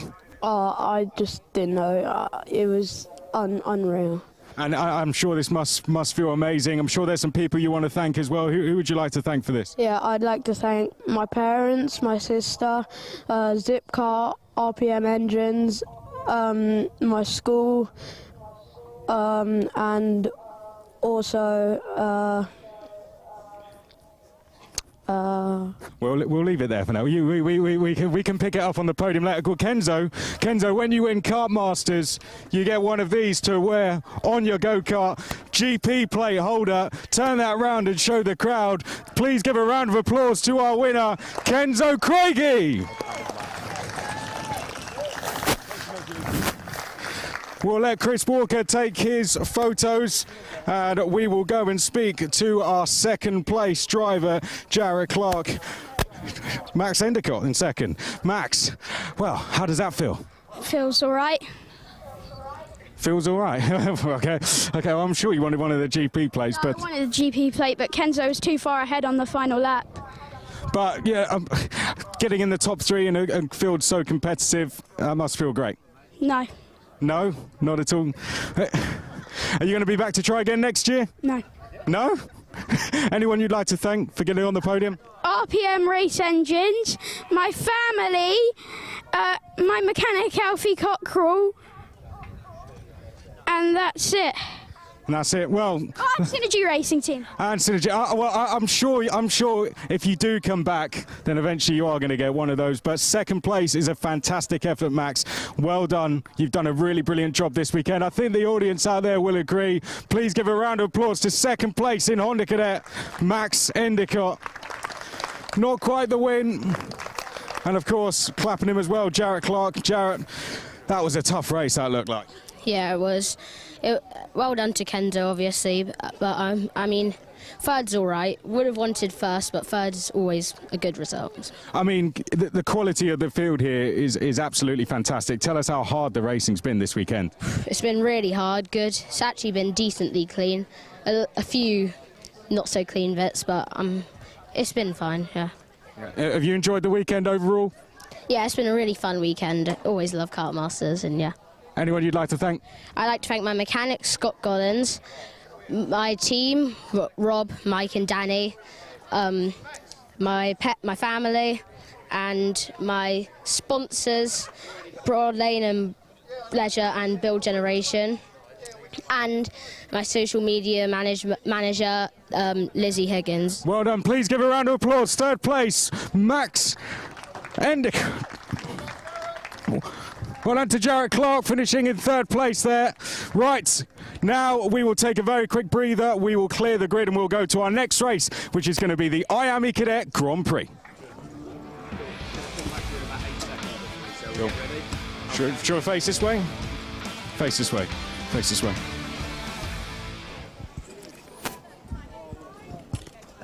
IAME Cadet Grand Prix final time. The drivers are just making their way down. We actually do, Kenzo, we do need to take that GP play back. We will give it back to you later, I do promise. But for now, I'm going to give it to my assistant there, Ryan. We do need it back. Okay, IAME Cadet time. Drivers are making their way down. They're going to line up here, so we're going to have to run. Do get a move on. Let's go, because I want to speak to some drivers. Pole sitter, Kit Belofsky. Kit, how are you feeling ahead of this one? I feel good. Not really that kind of stressed about it since it's only a round of GP, but hopefully I do well. Incredibly calm. Let's see how the driver next to him is feeling. Henry Domain, racing for Oliver Rowland Motorsport, who's won the GP plate 20 years ago. Henry, you're surrounded by Fusion drivers, of course, representing Oliver Rowland. You think you can follow in the footsteps of Ollie today? Hopefully we'll just have to wait and see how the race goes out. I think we have a really good chance of winning it, though. Well, best of luck, Henry Domain. Good luck out there. Our British Championship leader, Jesse Phillips, is next. Jesse, very, very quickly, how are you feeling ahead of this one? Starting P4, you got a good chance? Well, yeah, anyone can win in the top 5 or top 10, so yeah, I'm feeling confident this weekend, so yeah, hopefully we can do well in the final. Well, best of luck to Jesse Phillips. Let's give some support to our IAME Cadet drivers, everyone, as they get ready to go off for the Grand Prix. Good luck to all the drivers out there. For now, we're going to pass back up to our commentators, Henry Baudet and Anthony Jordan. Thank you very much, Chris. Here is your grid.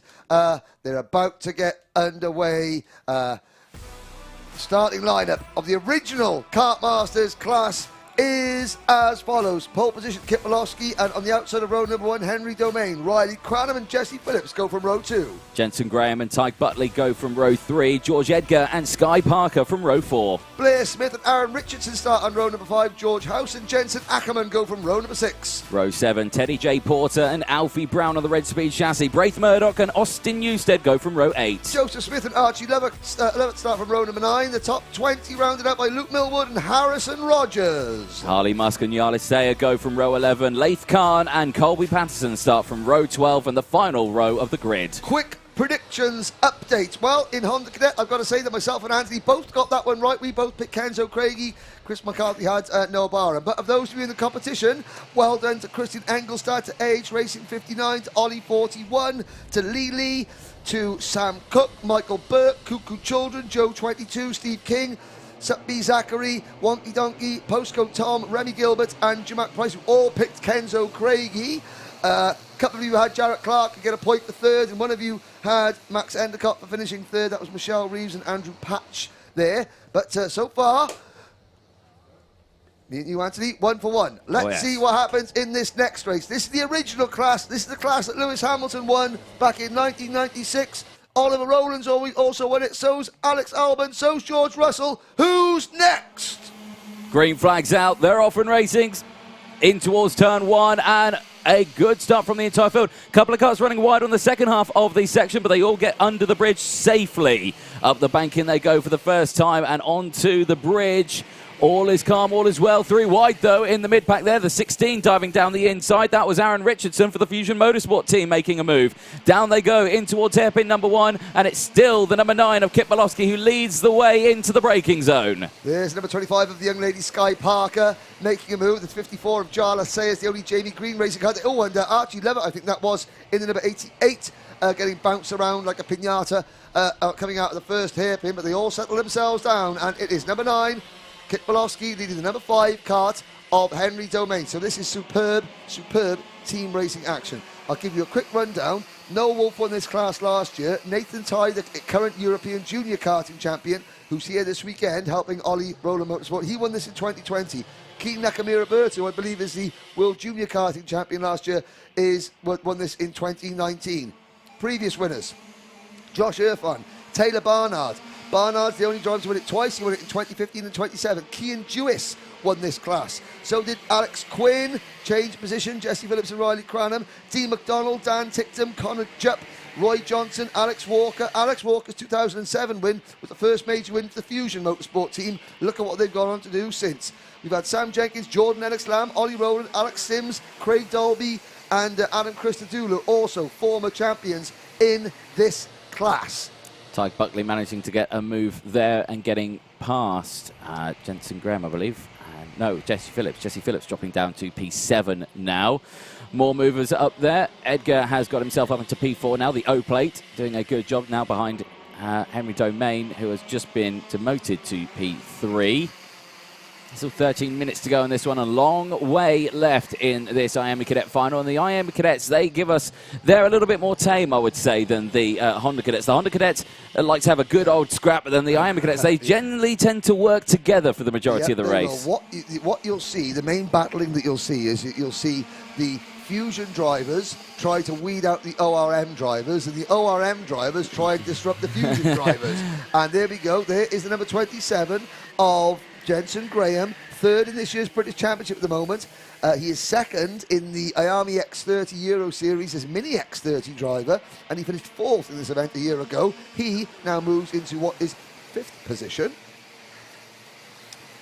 But there's number 16 on your screen. That is Aaron Richardson. He's getting plenty of support on the live stream. Harrison Rogers there just going a little wide out of hairpin number 1, but all is well. And if you're wondering where you've seen that crash helmet design before on the number 20 card of Harrison Rogers, that's because that's his same design as his grandfather, a certain Derek Warwick.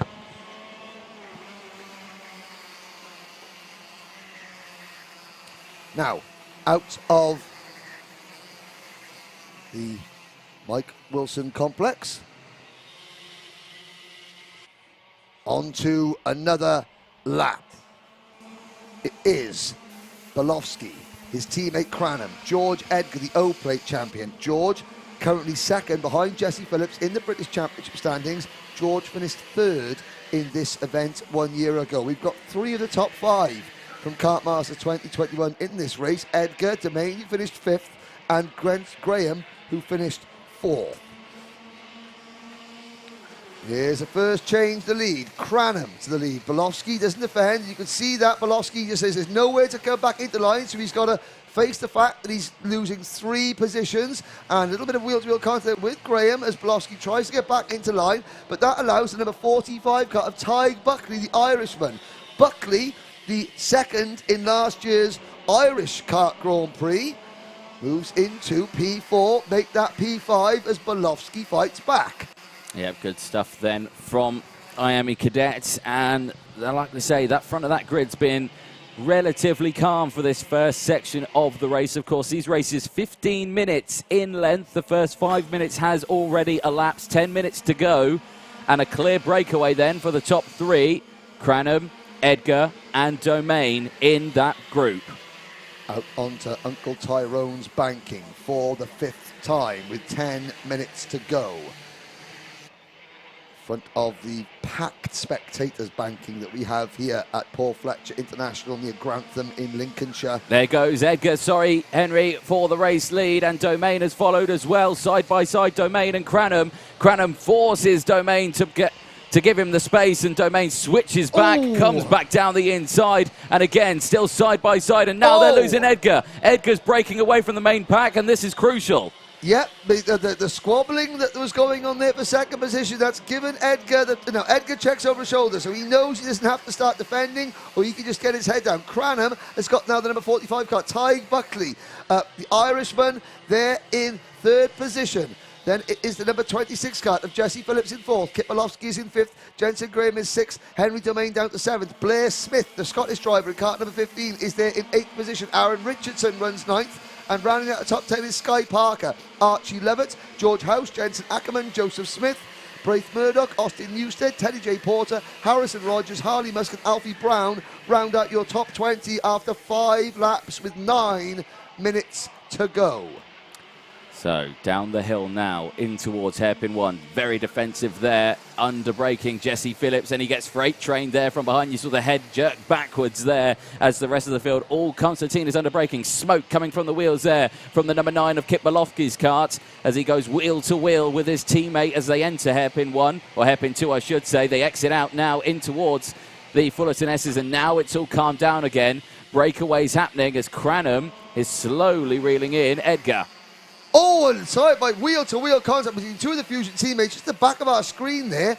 And, well, I mean, obviously the drivers want to work together with their teammates, but this is where the Kartmasters sort of ethos comes in. It just, yeah, I've got teammates, but you know what?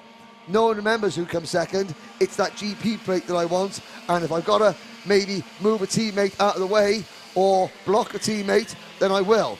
But Cranham has caught Edgar. Yes. For the race lead.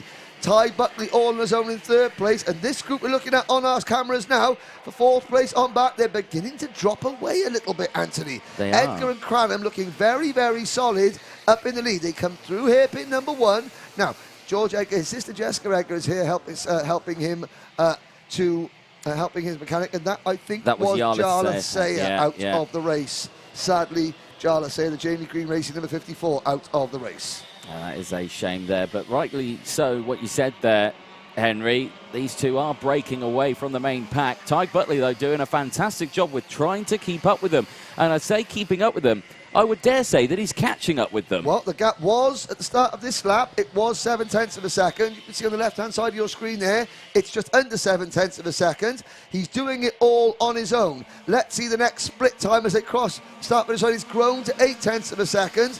What can Tig Buckley do? Now, this is a perfect opportunity for Edgar and Cranham. Buckley is all on his own in 3rd. Domain, Graham, Phillips and Bolofsky, they're fading fast. A whole host of karts from 4th place on back.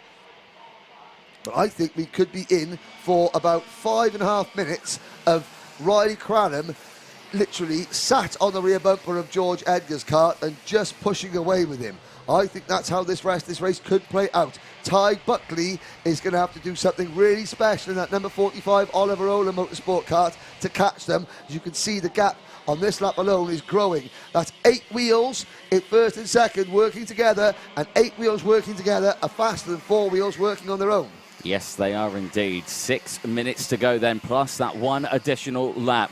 George Edgar leads the way from Riley Cranham, and like we say, they are breaking away. And you have to remember, when it comes to the latter stage of this race, it's all going to be down to who's going to go for the move first, who's going to defend best, who's going to get that position. But you have to remember, George Edgar, he's got that O-plate. He's won here before. Yes, he has. He won the O-plate here last September at PF International. He is third. He's currently second in the British Championship, third in this event 1 year ago. Is George Edgar. Riley Cranham, Fusion Motorsport. He's had a couple of podiums in the British Championship so far this year. Ty Buckley doesn't race the British Championship, so he's the unknown quantity compared to the other drivers. All these other drivers, they race week in, week out with each other. And the gap has grown to 1.2 seconds. And in fact, now Buckley has fallen back into the clinch. Oh, 5-second penalty for Kit Bolofsky. That will take the number 9 kart out of contention. So Bolofsky, and you'll see that it's on the big graphics board as they start. Oh, they go over the start-finish line. So Bolofsky knows his Kartmasters is effectively over. All he can do now is help his teammates. Yes, and can. So let's see what happens now.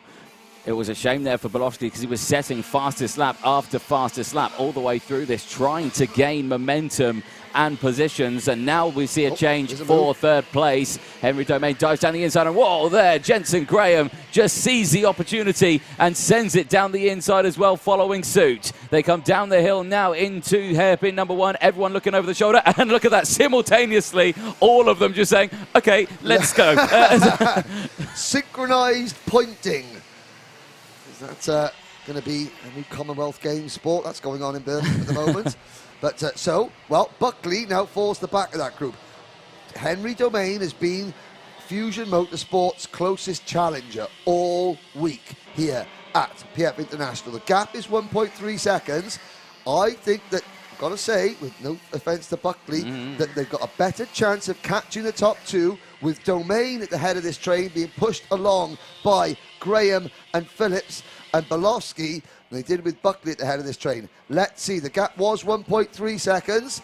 It's now 1.5 seconds, but there was a move that last lap. Now Domain, and you can see at 55 miles an hour in these 2-stroke cadet karts, and there goes Graham for the lead. This is going to help them. This is 3 wide per second, and this could be handing the race to Edgar and Cranham.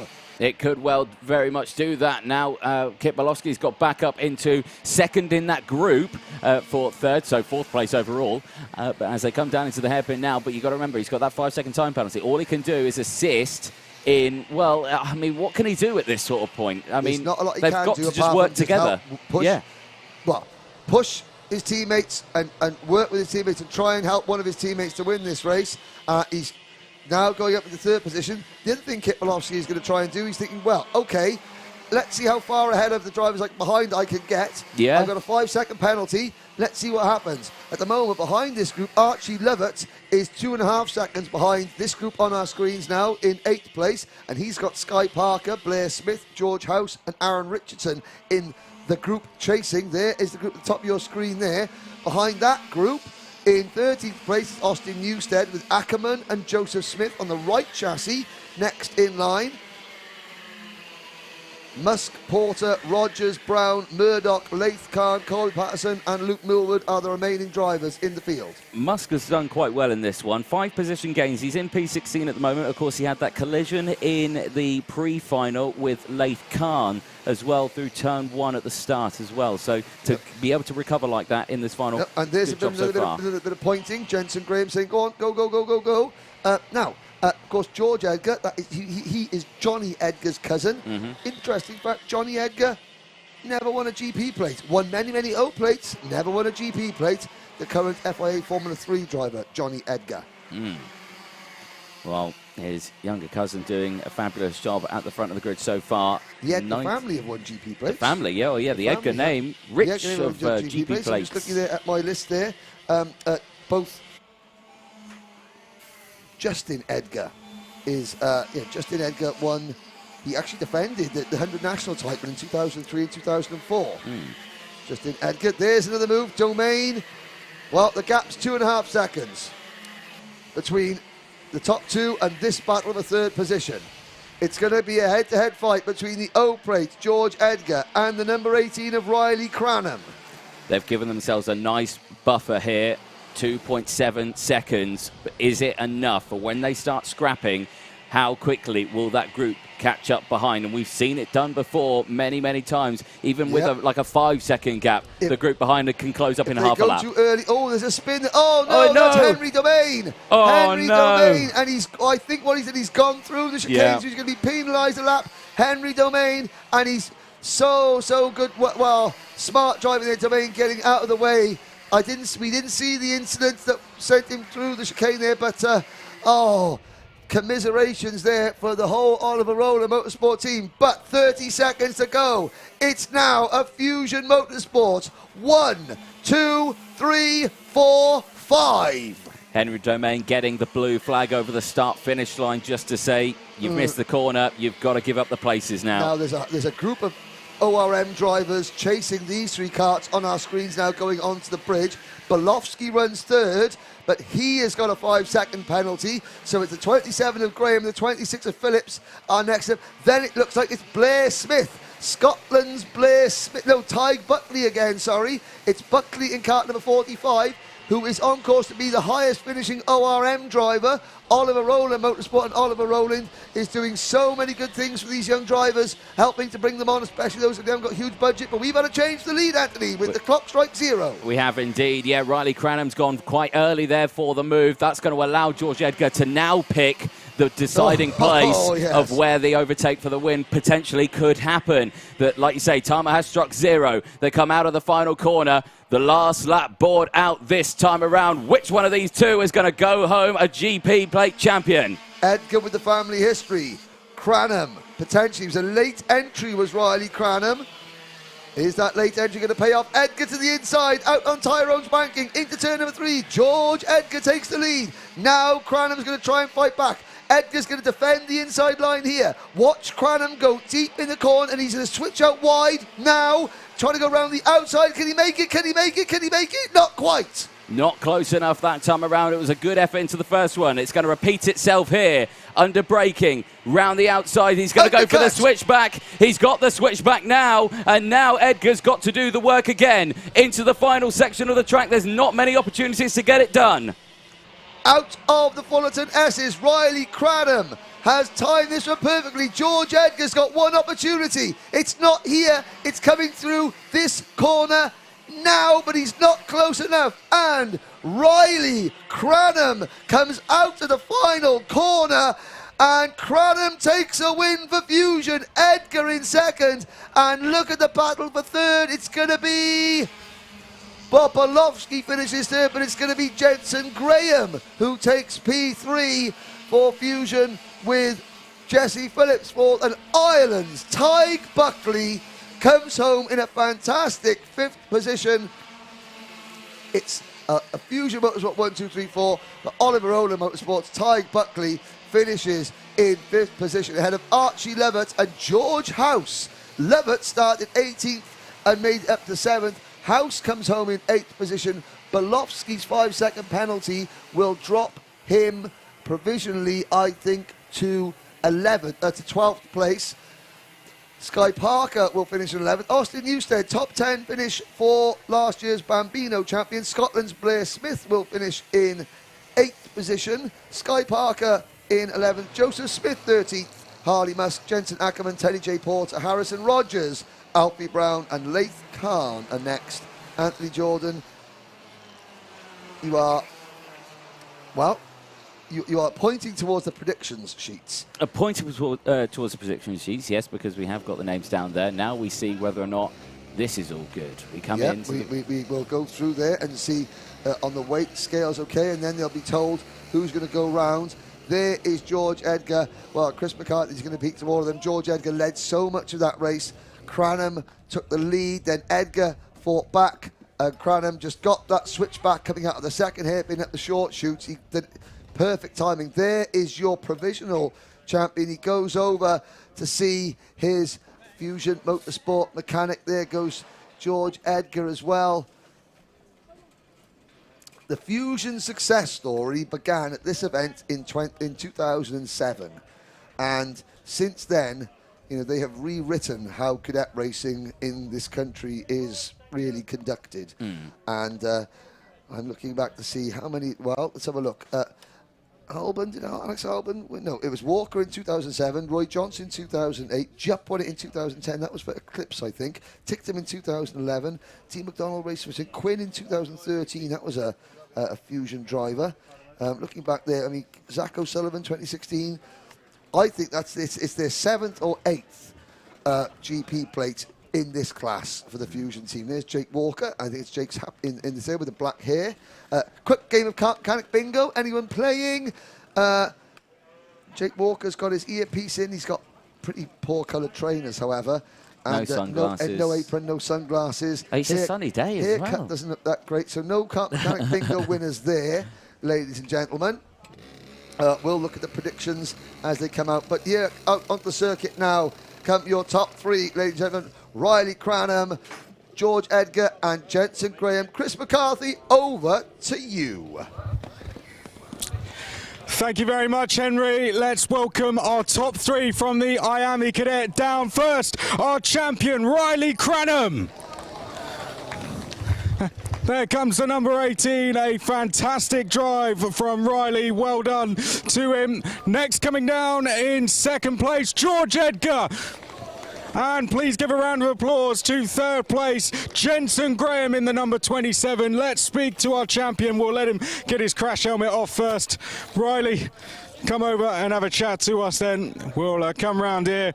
Well, worked with George there. You left it pretty late. Talk us through those last couple of laps. It was mad couple of the last laps because me and my mate George got away. It was all or nothing on the last lap. And a great move going into the 2nd hairpin there on the penultimate lap. Yeah. Talk us through the last lap as well. Looked like it was pretty intense. You had to defend pretty hard. Well, the second to last lap, I got through on the 2nd hairpin, and then I had the drilling going through me all around the lap, and then he got me going into the bridge. I was like, oh no, and then luckily. 2nd hairpin, I got the cut back on him. Yeah, the 2nd hairpin twice in as many laps, wasn't it? How does it feel to win Kartmasters? It feels amazing. Anyone you'd like to thank? My family, Fusion, and the elite driver management, my brothers, and Chris, my mechanic. Well, Riley Cranham, we're now going to present you with your GP plate. We will take it back from you to give it to you on the podium, but for now, please do face the crowd because they're going to give you a big, big round of applause, I'm sure. There's your GP plate winner, Riley Cranham in IAME Cadet. Well done to George as well, giving him a round of applause. George just missed out, led going on to the last lap there, but a brilliant race, wasn't it? Yeah. It was a hard race, obviously starting 7th, but managed to come through to 1st quite early on, and then me and Riley managed to push away, and then yeah. That 2nd place is a brilliant result. For anyone you'd like to thank? All of Fusion Motorsport, and happy birthday to my mechanic Jake Walker. Happy birthday, Jake. I know you got a lot of your family here as well. Please give a round of applause to 2nd place, George Edgar in IAME Cadet. Brilliant, brilliant drive. Jensen Graham, number 27 in 3rd place. Podium place. I know you didn't quite get up there with the top 2, but that's a great effort there because that was a really intense battle for 3rd, wasn't it? Yeah, a really intense battle for 3rd. You must be really pleased getting on the podium at Kartmasters. Yeah, the podium's all right. It's a shame we couldn't go for the win, but it is what it is. Anyone you'd like to thank? I'd like to thank my team, my mechanic, my mum and dad. Well done, Jensen Graham, everyone. Please give him a round of applause. And please keep those going. Turn round, cameraman. As now we'll welcome onto the track our finalists, our Grand Prix finalists for Junior X30. Please, a round of applause, everyone. We will be back to give you the grid walk in just a second.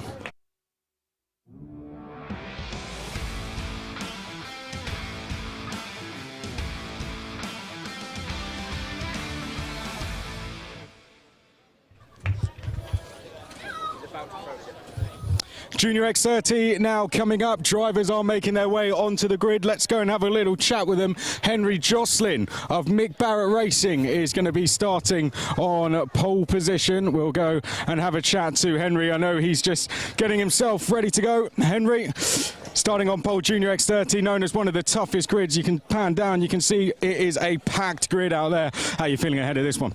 Yeah, very good.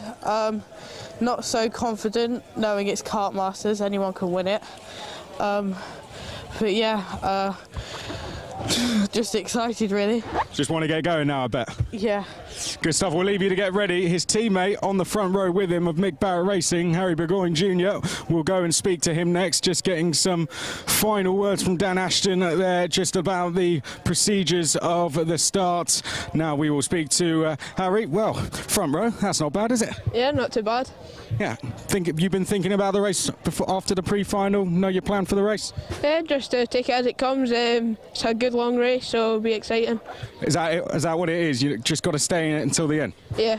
Well, best of luck to you. Starting from the front row, let's go and speak to some more drivers. I want to speak to Leo Robinson if I can, because he knows how to win these things. He won Mini X30 last year. Leo, a few rows back, but you know how to win these, don't you? Think you got a good chance from here? Yeah, but it's Kartmasters, so anything can happen. So hopefully we can go forwards and do well in this final. Well, best of luck to you. We'll see how you get on. We're going to go and speak now quickly to Noah Wolf. He won both classes in the cadets last year. He's attempting to do the double this year. So, Noah, the first of two races. You feeling you got lots of energy for this one? Yeah. You seem well up for it. Yeah. I won the pre-final on track, but sadly got a nose. So, hopefully I keep my nose clean this time. Are we expecting some brilliant racing here for the viewers? Yeah. Well, best of luck. Noah Wolf there, starting on row number 3. Let's have a little walk down. I think 3 minutes to go, so we've got a chance. Let's speak to Cathal Clark in the number 11 and see how... Cathal, how are you feeling ahead of this one? Good, thank you. Confident we can go forward? Yep, I've got a lot of help from the team and I'm ready to fight. Good stuff. Well, best of luck to you now. I'm going to put you through some work here because we're going to go right to the back of the grid, and I want to find Brandon Carr. That's who we're going to go and speak to next. Driver definitely to watch in this one. He's going right from the back, the number 30. We're going to have to be quick. Good luck to all the drivers we can see all lining up on the grid, ready to go. I'm going to get a bit of a move on here because otherwise I won't get there in time. But starting in the number 30, Brandon Carr. Brandon, far back, you got a bit of a way to go, but you confident you can get forward in this one? Yeah, we did it in the mixed heat, so should be able to do it again. It's all or nothing in this race, isn't it? So what's your approach? You've got to make some places quickly, I bet. Yeah, just get cracking at the start, don't get caught up in any crashes, and just see where we can get to. Well, best of luck for the race. It's brilliant to see you out there, and yeah, all the best for it. Thank you. That's Brandon Carr. We'll take a little bit walk down towards the front once more. Here you can see all the drivers lining up. We've got plenty of people in the stands as well. If you pan around, you can see lots of people around the circuit. Thanks to everyone who has come to support the event today. I think I might be able to squeeze one more interview in before we get going. I should have thought about this one probably a little bit more. In fact, I think I'm being told to probably wrap it up there. So I'm going to give you a break, Cameron. I'm going to give myself a break. We'll end by looking at number 36 here, Thomas Wainwright. We'll see how he goes. He is going to be starting from row number 9. But for now, we'll hand up to our commentators, Henry Baudet and Anthony Jordan. Thank you very much, Chris. Just a quick update. Well, in IAME Cadet, Chris McCarthy and you, Anthony, you both picked George Edgar, so you get 3 points for coming second. I had Kit Malowski, who had that penalty. 2 people on the predictions, AH Racing 59 and Lely are perfect. 2 picks out of 2. Quite a few other people had Riley Cranham there. AH Racing 59, obviously, and Lely. Charlie Longman had... Riley Cranham. A lot of people went for George Edgar. There, Joe 22, Cuckoo Children, Michael Burke, Sam Cook. You're not out of it yet. It's a point scoring thing, but 10 points maximum at the moment. 2 out of 2 for AH Racing and Lely. Here is a look at your Junior X30 Grand Prix starting lineup.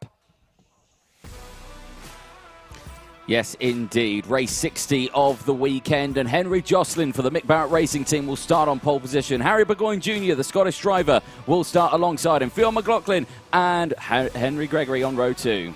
Row number 3, Jack Hobson and double 2021 Kartmasters champion in Cadet Honda and Cadet IAME, Noah Wolf. On row number 4 is Leo Brown and Cathal Clark. Row 5, Leo Robinson and Joey Brown. Row 6, Freddie Lloyd and Cameron Pratt-Thompson. Leo Robinson, last year's Mini X30 yes, indeed. Kartmasters champion. Then it's Conor Grant and Ethan Spanswick on row 7. Kyle Garrity and Macaulay Bishop, who finished second in Mini X30 Kartmasters Grand Prix 1 year ago. He starts at the outside of row number 8. Row number 9, Thomas Wainwright and Ella Stevens. What can they do from there? Harry Yule and Harry Redding start from row 10. Row 11 is Jack Nettleship and Gabriel Stilp. Row 12, James Wood and Luke Garlick.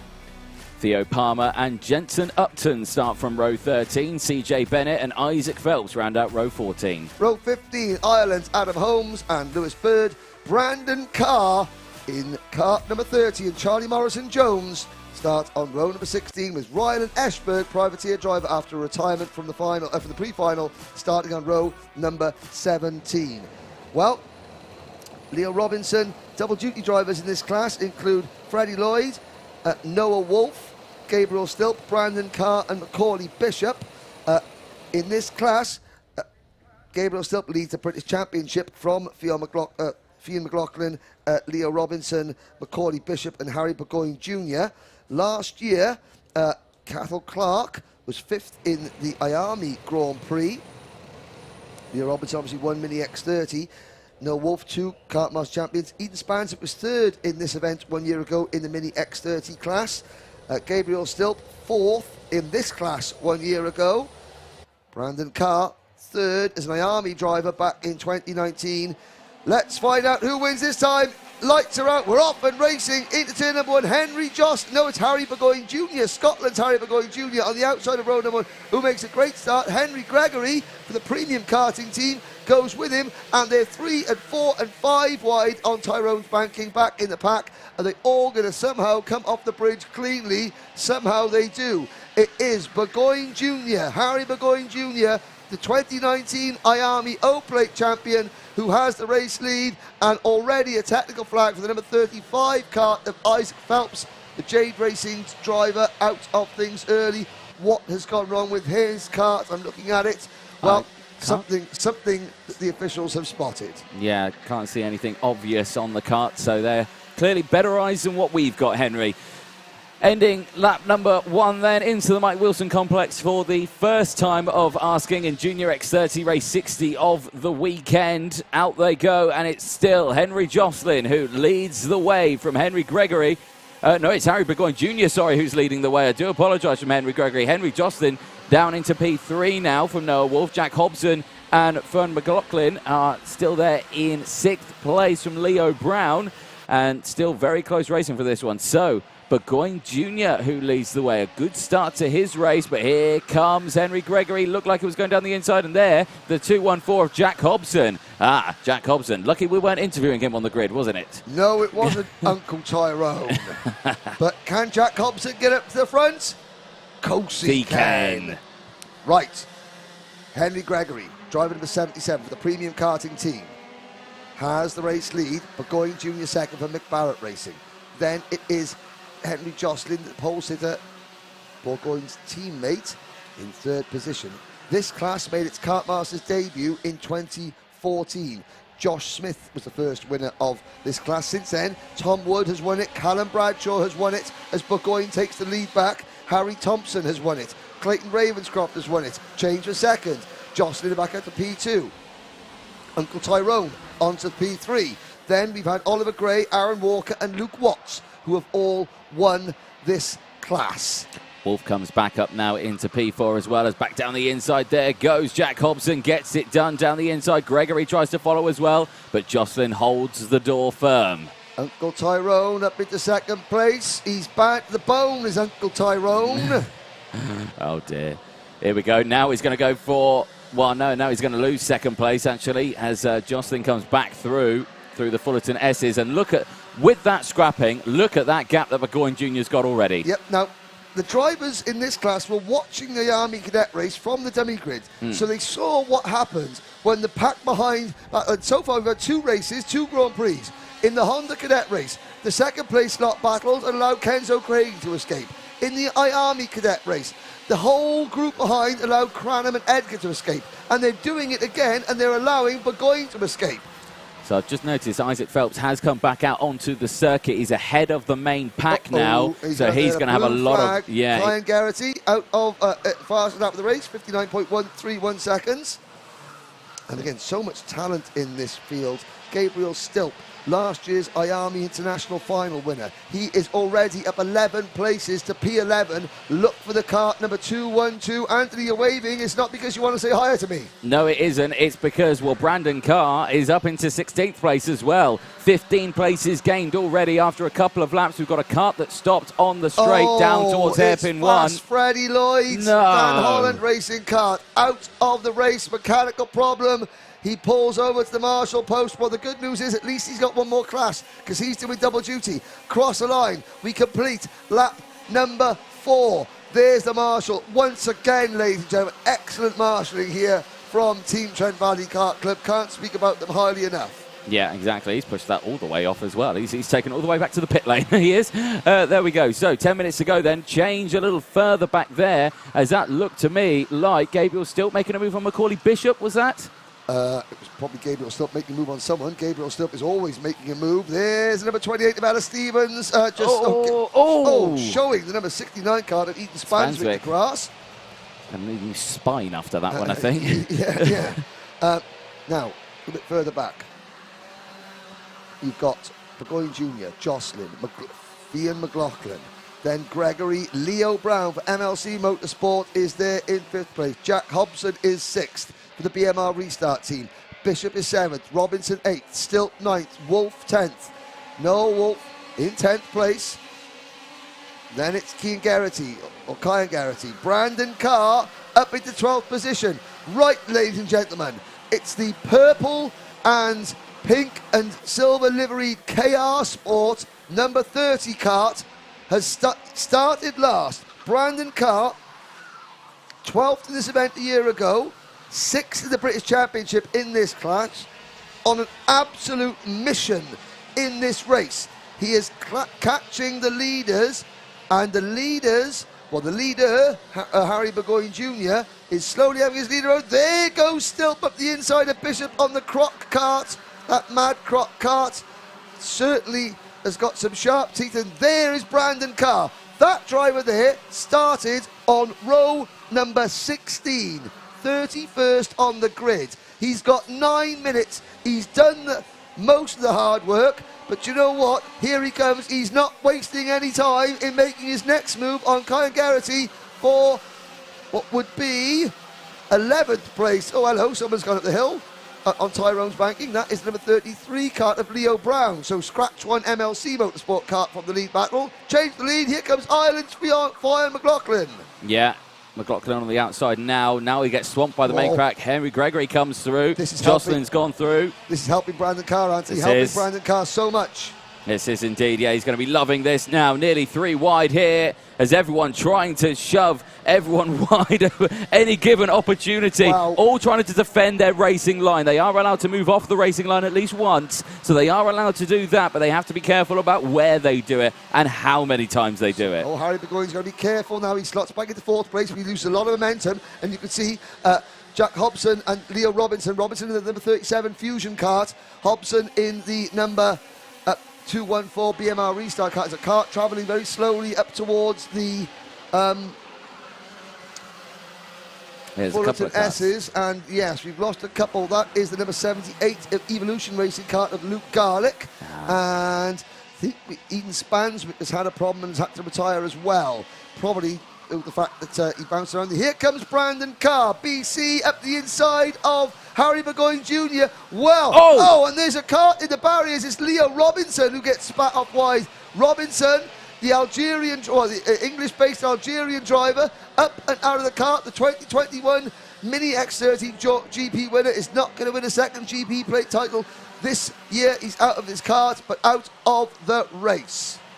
Again, Marshall's quickly on the scene, assisting to get him back underway, to which he does do so. Well, hands up to Leo Robinson. He doesn't give up. He gets back in the car and he continues on with his venture in the GP Plate Junior X30 final. McLaughlin, though, still leads. Henry Jocelyn right behind him now. Brandon Carr makes another move there and gets past Gabriel Seal. He's up 27 places into P4 now. He's up 27 places in 9 minutes. Whew. It's not a bad afternoon's work. It's all right, that, isn't it? Yeah, I agree with you, Henry. He's even nodding. Glad he's listening. Glad someone's listening. So, what can Brandon Carr do now? Cian Dewis won the Minimax Grand Prix in 2015-2016 from the back of the grid. Oh, Leo Robinson in and out of the race. We've got 28 of the 33 starters still running. Ian McLaughlin, Henry Jocelyn, Henry Gregory. Fusion Motorsport, Mick Barrett Racing, Premium Karting. 1, 2, 3. Ireland, England, England. Then Brandon Carr, followed by Gabriel Stilp, early race leader Harry Burgoyne Jr., Kyan Garrity, Jack Hobson, Cameron Pratt-Thompson, Leo Brown is your top 10. Cathal Clark, Ella Stevens, Jack Nettleship, Macaulay Bishop, Connor Grant is the best place of the Audrin Henry Racing drivers in 15th position. Then it's Joey Brown. Rylan Eschberg from 33rd to 17th. Take a bow, son. Privateer driver Rylan Eschberg. Lewis Bird, Noah Wolf, Charlie Morrison-Jones, Thomas Rainwright, Harry Ewell, Jensen Upton, Harry Redding, James Wood, Theo Palmer, CJ Bennett. Yes, Anthony. Well, it's chopping and shaving for second place. Henry Gregory and down the inside there. Hairpin 2 and now tries it again and holds it there through the Fullerton S's. Oh, Brandon Carr. He sneaks through and he's up into third place. Jocelyn now down into P4. My goodness me, is Carr? Well, he's online to get this, I think. He's just mullered his way through this field. Now, the key is as well, Carr has got momentum with him. Okay, he hasn't been slowed down. Every time he's caught a driver, he's passed. Catch, pass, catch, pass. If he stays in the slipstream here and gets bogged down, he'll simply, his pace will match those of the leaders. I mean, we're not biased up here in the commentary box. No, not at all. Competition is just a bit of fun. Oh, wheel smoke there. That's Burgoyne and Stilp going at it. Stilp up the bank. It keeps it pinned round the outside. Stilp makes the position even though he was halfway up the banking at the time. Here comes... If Brandon Carr wins this race, and I mean, this is not biased or anything like that, and he's gone to take the lead. Brandon Carr has gone from 31st to the race lead inside 5 minutes, inside 10 minutes, but no, Theo McLaughlin comes back. Brandon Carr wins this race, doesn't get a no-score penalty. It'll be the single greatest Kartmasters drive I've ever seen. And I've been here since 2008. Quote me on it. I will quote you on it, Henry. Now it's a group of 4 now. It's McLaughlin, Carr, Garrity, Jocelyn in that group. And who is going to cut? Is that Jocelyn or is it Burgoyne Jr.? I think it's Burgoyne Jr. actually, sorry. Burgoyne Jr. in P4 now. Still Garrity, Jocelyn down into P7 now as they go through. And there goes Carr again for the move. Garrity follows as well. And now so does Burgoyne Jr. So from one corner there, McLaughlin losing 3 positions and all on his own at the front. Oh, dear me, that could be the best drive ever, but here could be the best overtake ever. As down the inside goes Cian Garrity and gets it done. No, it's not Cian Garrity, it's Henry Gregory. I do apologise as he goes through. And Brandon Carr comes back. I'm speechless. It's not often that happens. Absolutely speechless. It's a long way to go. 3.5 minutes. Now, I said earlier about Cian Dewis's driving Minimax from last to first. I've seen Jake Dennis in KF3 in 2009 come from 26th to 2nd to finish behind Jordan King in one of the best grids ever assembled, KF3 grids ever assembled. This matches it. And if he sticks it there, yes, you can quote me on it. Best Kartmasters drive ever. But Henry Gregory doesn't want that prediction to come true. Here comes Henry Gregory, and Henry Gregory's being an absolute superstar with 3 wide. 3 wide, here comes Jocelyn, here comes McLaughlin, but Carr goes straight back in. The adrenaline coursing through Brandon Carr's veins at the moment must be absolutely off the charts. McLaughlin back down the inside here. Gregory follows as well. Squeezes Carr to the edge of the circuit, but Carr's got the momentum out of the corner. Back down the inside goes Brandon Carr. Gets back to 2nd place, but this is allowing Burgoyne Jr. to break away now. Carr's got to dig deep. He's got 2.5 minutes now, and that's a big gap that's formed now between 1st and 2nd. Yes, it is. Think, says Brandon. That's given to Theo McLaughlin to say think. But what can Scotland's Harry Burgoyne Jr. do? 2019. Harry Burgoyne Jr. is runner-up in the British IAME Cadet Championship. The Scottish driver from a family of stock car racers, very proud short track oval racing tradition for the Burgoynes. This is short track, but it's short track karting on one of the longest short tracks in the country. Here comes Gabriel Stilp. He's not done yet. 2, 4, 6, 8. There's still 10 in with a chance of victory. Let's run through the top 10. It's Burgoyne, Carr, Gregory, McLaughlin, Stilp, Geraghty, Hobson, Pratt Thompson, Jocelyn and Cathal Clark. Any one of these 10 can still win this race. 90 seconds to go. Not long left on the timer, but now Brandon Carr's broken away from the chasing pack behind. He's got a clear gap now, and he's got space to potentially go for a move as soon as he catches, or if he catches, Burgoyne Jr., because Burgoyne Jr. has been quick. Burgoyne Jr. has won races at PFI. He's won races around the country. He is an incredibly talented driver, and he deserves this GP plate. But who's going to take it? And Mick Barrett Racing. Oh, yeah, they know how to win one. They know how to win races around here. Mick Barrett Racing, don't forget, they helped guide Ben Barnett Coates to many of his Kartmasters titles. So, if there's a team that knows how to get the job done, it's Mick Barrett Racing. The driver that knows how to win races, it's Paddy Burgoyne, but Brandon Carr back to the race lead. Carr just has decided he doesn't want to lose this race. Ollie Walker, his mechanic, must be going through absolute conniptions out in the grandstand there. But I tell you what, there won't be many. Oh, here comes Gregory. Gregory's having a superstar drive here. Stilp in fourth place. Look at Stilp. Stilp's going to do something crazy coming in this corner. There he goes up the inside. I could just sense it. I could sense it. And look at Geraghty now. Geraghty for the Dan Holland racing team. And Brandon Carr with 20 seconds to go is pulling away.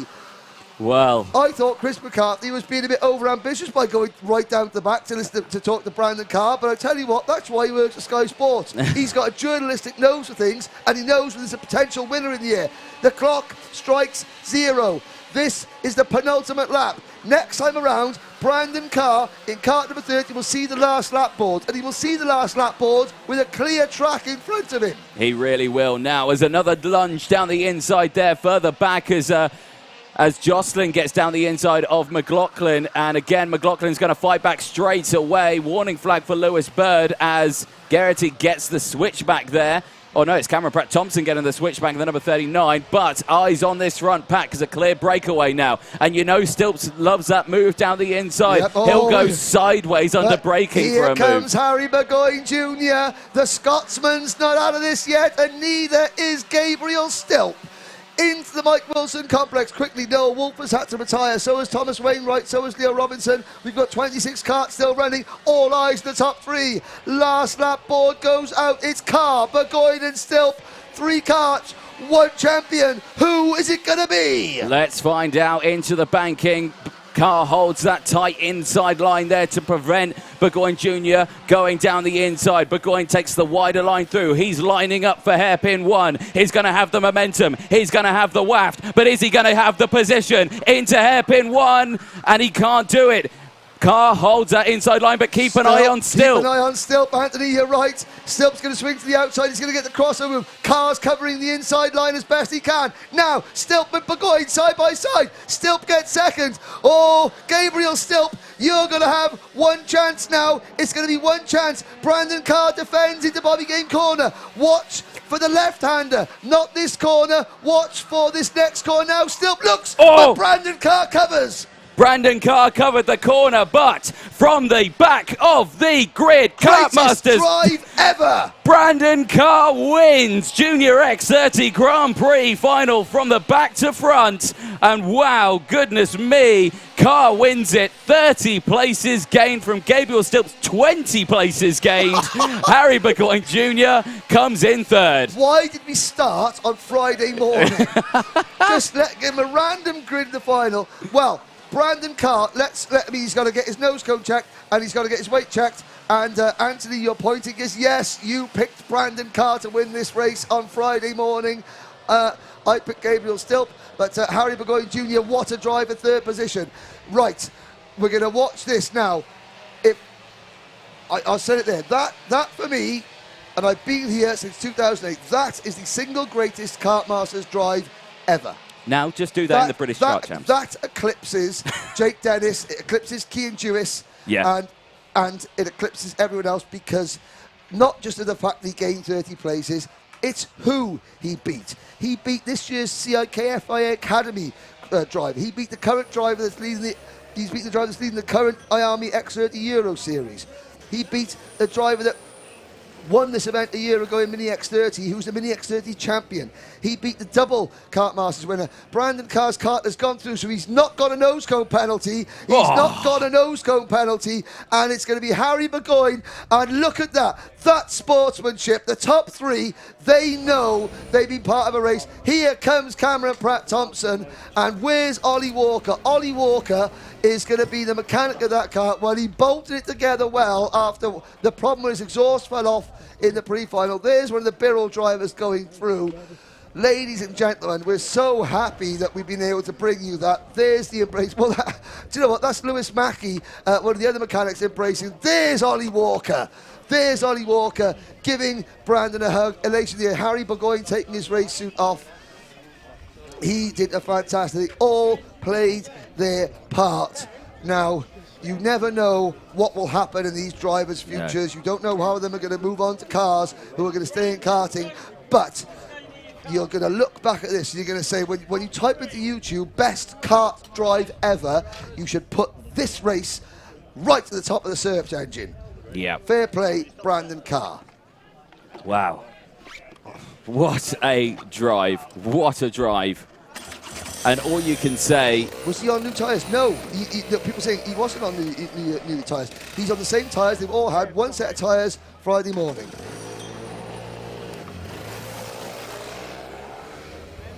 Chris McCarthy, take it away very shortly. You've got a winning driver turning up behind you. What a race. Said it best. What a drive, people in the grandstand. Let's give another round of applause for your Kartmasters winner, Brandon Carr. From row 16 on the grid. 32nd to first. We'll let Brandon get his crash helmet off and then we'll have a chat with him. That's not bad as well. Gabriel Stilp going from row 11, 21st to second. Please give a round of applause for Gabriel Stilp in second place. And how about another round of applause for our third place driver, Harry Burgoyne Jr. Brandon, well, you made us walk a long way to speak to you, but it was worth it in the end, eh? Yeah, no words. I think we're all pretty speechless as well. Talk us through the first few laps after that.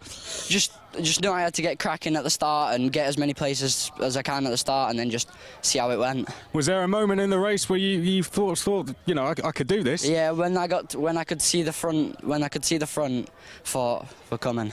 It was far from straightforward when you got there, though, was it? Yeah, it was hard work.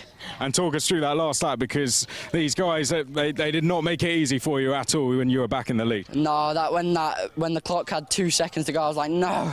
But then I just knew I had to just keep calm and just do what I needed to do. You've won plenty of races. I mean, guys up in commentary saying that's probably one of the best drives we've ever seen at Kartmasters. I think the guys in the crowd will agree that's got to go down in history as one of the best wins.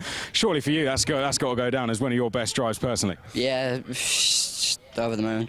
Anyone you'd like to thank? Yeah, my mum, my dad, Ollie, Walker, Ash at KR, Jordan, and everyone who's just helped me on the way. Well, you know what's coming next. You get to wear this on your kart now. Please turn around and face the crowd. We will present to you GP Play, the new GP Play holder. Please give him a round of applause. Brandon Carr. Right. I think between these guys, you made well over 30 places. Gabriel, still, well, I've seen you make a lot of places in races before, but what a drive that was. Yeah, it was good. Unfortunately, I couldn't go for the win, but well done to Brandon for winning. Well played. I mean, it just seemed you got there maybe a lap or two too late to fight for the win, but still a podium's a great result for yourself and the Madgrog team. Yeah, it was good. Just maybe wasn't too fast enough over the weekend. But, you know, a podium at Kartmasters, that must mean a lot still. Yeah, it's good. Last year I came fourth. This time I came second. Hopefully next year I can win. Anyone you'd like to thank? My mechanic, my mum and dad, the team, Grice for the good engines.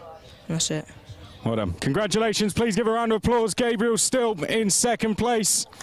What a drive from row 11. And Harry Burgoyne Jr. there just speaking to the winner. That was some race, wasn't it? You must be, I know you would have wanted to get that GP plate, but a podium still a solid result in that field. Yeah, it's a good result over the weekend. We've achieved a lot, so it was a good race. And going forward for the season now, this must do your confidence a load of good as well. Yeah. Yeah. Anyone you'd like to thank? My mum, my dad, Mick Barrett, everyone in the team, Johnny for the good power, and everyone at home. You're going to be back to win it next year? Yeah. Well, we look forward to that. Please give a round of applause. Harry Burgoyne Jr. there in third place. That's been Junior X30. If you're still with us after that, still have the energy, make sure you stick around because we are going to be coming back very shortly for the next race. Don't go anywhere.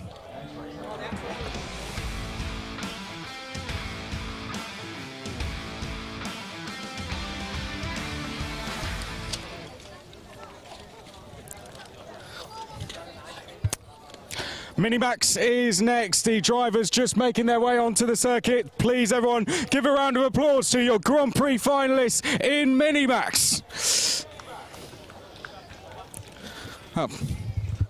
Well, they've done it better before. We'll go and speak to the drivers instead. Water Swift coming out. We'll go and speak to the Minimax driver showing Noah Wolf on pole position. Noah Wolf attempting to do the double once again, of course, this year. But Noah, how's it been so far this weekend? It's been alright. The junior race didn't go my way. Me and Macaulay came together and he T-boned me and I spun, and because I wasn't going to get back up to win, we decided to give myself as much time as possible to get prepared for this. You may not be able to do the double, but you're starting pole here in Minimax. You think you can go and do it? Yeah. That's it. Well, best of luck. We'll let you get set. Let's go next to Scott Marsh and his brother Sam here. We'll want him to win. I was speaking to him earlier. Scott's British Open champion, so you do know how to go and win these one-off races. You confident you can go one better than you did in the pre-final? Yeah, I'm confident I can win it. It'll be a close race and hopefully I can get the best of it. Well, best of luck to you. We'll let you go and get set. Let's keep walking down. Will Murter, also in the LN car, has been doing a brilliant job. I know your British Championship season has been a little bit tough at times, but you're doing a fantastic job so far this weekend. Inside row 2, you got a great chance from there. Yeah, this weekend we've been doing really well. We've had good pace all weekend, and hopefully we can do better in the final and hopefully win it. You confident you can go and get on the podium here? Of course. Best of luck. Good. I like the confidence there. We'll keep walking down the grid. Let's speak to, Madcock just got a podium there with Gabriel Stilp. Harry Bartle's going to be on row number 2. Row number 2, you just saw Gabriel Stilp there go and get a podium. You think you can go one better? I can try. Hopefully, yeah. I can hear you got some support out there. You think you can go and do them proud? I know you've been doing them proud all weekend. There they are, cheering you on. Excited for this? You seem up for it? Yes. Best of luck. Well, best of luck to Harry Bartle. Let's go and speak then to, I think we've got a little bit of time. Let's go down the order a little bit. I want to go and find Luna Fluxa, who's come over from Spain with the Argenti team, number 21. Luna, of course, a Mercedes Junior. How's it been racing over at Kartmasters? It's been very different to the normal European races, and I'm really looking forward to the final. How's the standard of racing over here compared to over in Europe? Obviously, it's very competitive, and the tracks change a lot from the European, so I really like it. Do you like the circuit, the bridge and the tunnel? Must be quite cool. Yeah, the tunnel especially is very nice, and it's very nice going under it in the car, and very excited. Well, best of luck this weekend. We wish you all the best, Luna Fluxa. And just beside her, I do want to speak to number 77, Sebastian Mins, because Sebastian, 4th in the British Championship. Our top 3 in the British Championship are the top 3 on the grid, not in that order, but Sebastian 4th in the British Championship at the moment. Sebastian, you confident you can go and move forward in this one? Yeah, very confident. I know the pre-final may not have gone your way, but long race, you think you can go and make some places? Easy. Good luck. Well, that's it. We're going to have to wrap there. We're going to now hand back to our commentary team of Henry Baudet and Anthony Jordan. Thank you very much, Chris, for those keeping up with the predictions competition in that last race. Well, Chris went for Macaulay Bishop. I went for Gabriel Stilp. It pains me to say this. Smug face initiated. Anthony Jordan went for Brandon Carr. Of the viewers, Joe22 has 13 points. He's picked Kenzo Craigie, Brandon Carr, and George Edgar so far. He is Joe 22. Sam Cook has got 11 points. He picked Sam picked Kenzo Craigie, George Edgar, and Gabriel Stilp. So they are your viewers leading the prediction competitions. Here is your starting lineup for race number 61. Noah Wolf and Scott Marsh on that front row. William Murtagh and Harry Bartle start from row number 2. Row number 3, Finn Leslie and Owen Neve. Row 4, Hugh Moulton and Liam Hartley. Harrison Whitcomb and Joe Anderson go from row 5 from Oliver Smith and Joshua Graham on row 6. Row 7 is Luna Fruxer and Sebastian Mins. Row 8, Brandon Truman and Daniel Amor. Devon Nolan and Michael Walker go from row 9 from Germany's Timo Jungling and Gabriel Cullen on row 10. Row number 11, Harry Friel and Oscar Cartmail. Row 12, Daniel Hartley and Joshua Smith. Aris Miauskis and Ryan Gill on row 13. Alexandra Zingarevich. Oh, God, I know his name. I got it wrong. Charlie Neve on row 14.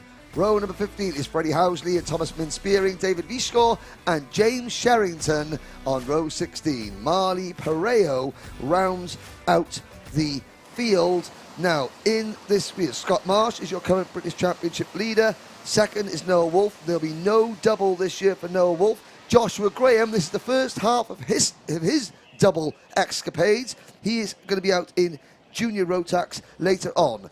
Minimax champions, well, we'll get to that in a minute. Anthony Jordan, they're going to come to the line very shortly. Yes, it's Alexander Zingarevich. There we go. I can say it. I just stumbled. Here we go then. Into the tram lines we go. Minimax Grand Prix final is go. Great start from Wolf. He gets the jump straight away. Covers off any attack from second place. As they go up the hill, it's still Scott Marsh has gone down now into P3 as William Murtagh's got up into P2. Rest of the field slotting through. Whittaker making moves in the background. There, the 73. Harry Bartle making moves as well, but he's gone down in those moves. Down in towards the hairpin number 1. The 26 gets up into position. Finn Leslie makes some positions as well as everyone dives to the inside for hairpin 1. The leaders all through the first hairpin very cleanly. Noah Wolf tried to set sail and win a third title in 2 years. Further back there's the number 18 card of Owen Neve in about 7th position, but it's 2 Dan Holland racing carts. Scott Marsh and William Murtagh chasing the Synergy Factory driver of Noah Wolf. Then it is the number 20 Cato Motorsport kart of Finn Leslie, 26 rather, in 4th position. And behind Leslie, it's Harry Bartle and then Hugh Moulton. Then a gap back to Neve and the rest. At the end of lap number 1, Noah Wolf for the number 45 Synergy kart has the race lead. Quick glance here. So this class, the Minimax class, made its Kartmasters debut back in 2003. We've got a change. Yeah. Oh, Murtagh drives Wolf up the banking there. Scott Marsh says thank you very much and goes through now. Murtagh fighting with Bartle as you come across the line. Very, very quickly, former champions in this class, Adam Christodoulou, Will Stevens, Tom Grice, Billy Albone, who is Harry Bartle's mechanic, Danny Harwood, Jack Barlow, George Russell, Ross Gunn, Philip Rawson, Tom Gamble, Sam Pooley, Cian Jewis, Dexter Patterson, World Junior Champion, Jamie Day, who's here in seniors, Harry Linden and Blake Ticehurst. We saw a crucial hand gesture there from Finn Leslie as they came down the hill and towards hairpin 1. He said, I'm not going to go for the move. Let's go. And they have. They have opened up a gap already. Still, they have got Harry Bartle close with them, but they have broken away from the main group now, which is being led by Noah Wolf. And do you know what? I think that the reason why is they all know just how fast Noah Wolf is. Yeah. So it's getaway. Oh, Devon Nolan gets a warning flag for his troubles. And, I think Noah Wolf, he always been driven at the bank again. Now, that's not people contact. That is someone that was William Murtagh making a move on the banking and then just easing Noah Wolf wide. I think, despite that, I think they know why they're doing that is because they know he's quick. Yeah, it's like, can't blame them. Oh, there's a problem there. That is Hugh Moulton there getting sideways and getting caught up there. The number 16 kart of Joe Anderson in the background. Yeah. And here's Harrison once again up the inside of the number 19 Jack Dex racing kart of Liam Hartley. One of the 2 karts suffering a little bit of damage here at the moment, but it is Wolf in the number 45 car, running in 5th position already after just 2 laps. We're going to complete lap number 3 very shortly. Hartley's number 19 Jack Deck's car doesn't look in the best of health, I have to say. No, so hopefully they can all continue as best as possible. So, You've across got the line. the top 3 that are such a long gap back to 4th place already. The lead group have done a good job of getting a gap there, and you can see that Leslie is going to try and push away. Bartle is going to hang on for all his... Oh, it's Timo Youngling. The 2021 British Honda Cadet champion, Timo Youngling, finished 2nd in the Honda Cadet Grand Prix back in 2020, out of the race. He's okay. He's up and out of the car and walking back to the pit lane, but as you can imagine, absolutely devastated. Oh, technical flag out for Hartley. Yeah, I thought there was something amiss with that number 19 kart. And, slippery surface flags at the Fullerton S's. Let's have a look what's going on here. There's a marshal running. And are they coming up? Bit of Desbrez, and it's a nose cone. Ah, right, it's a nose cone, but a slippery surface flag, meaning that maybe there's oil or water down the circuit. And I think they also show it if there is debris in the circuit. Okay, no problems at all. I'm getting, after the crash yesterday, whenever I see a slippery surface flag, I get a little bit twitchy. Yes. Under the bridge we go on lap number 5, and Marsh being pushed along by Leslie and Bartle. The gap back to William Murtaugh in 4th place is 1.3 seconds. Then it is Joshua Graham, who's just set the fast lap for Argenti Motorsport. Now, we spoke about this earlier. Argenti Motorsport was only formed in 2020. That year, they won a GP plate with Morgan Porter. Last year, they won a GP plate with Dan Ginchard. That's 2 wins in 2 years. Can they make it 3 wins out of 3? Well, in this race, Josh Graham is their best bet at the moment. Although Harrison Whitcomb slipped up to 12th position, so yeah, Graham is the best bet, but look at the gap. The gap is 1.3 seconds back to Murtaugh, Graham and Noah Wolf. Then it's Neve, Moulton, Mins, Sebastian Mins. So can Sebastian Mins be the first Belgian to win a GP plate? His mechanic, Stephen Letts, is the last junior TKM driver to ever win a GP plate. The last time the junior TKM class was here in 2012. Sebastian Mins did put it on pole position on Friday, to the surprise of quite a few people, but not to us, because he's an incredibly quick driver. He's done well in the British Championships, and he's been in the UK for quite a while now, and he's learnt quite a lot from the British paddock. And it's he's learnt how to make a lunge. He has indeed, yes. There he goes. Does he make the move stick? Yes, he does. Yeah, nice move there. Nicely done. Oh, and now it started to heat up at the front here, because I believe that Bartle may have gone for a move on Finn Leslie, because as you can see, they've opened up a slight gap now. Yeah, didn't quite work there for Harry Bartle.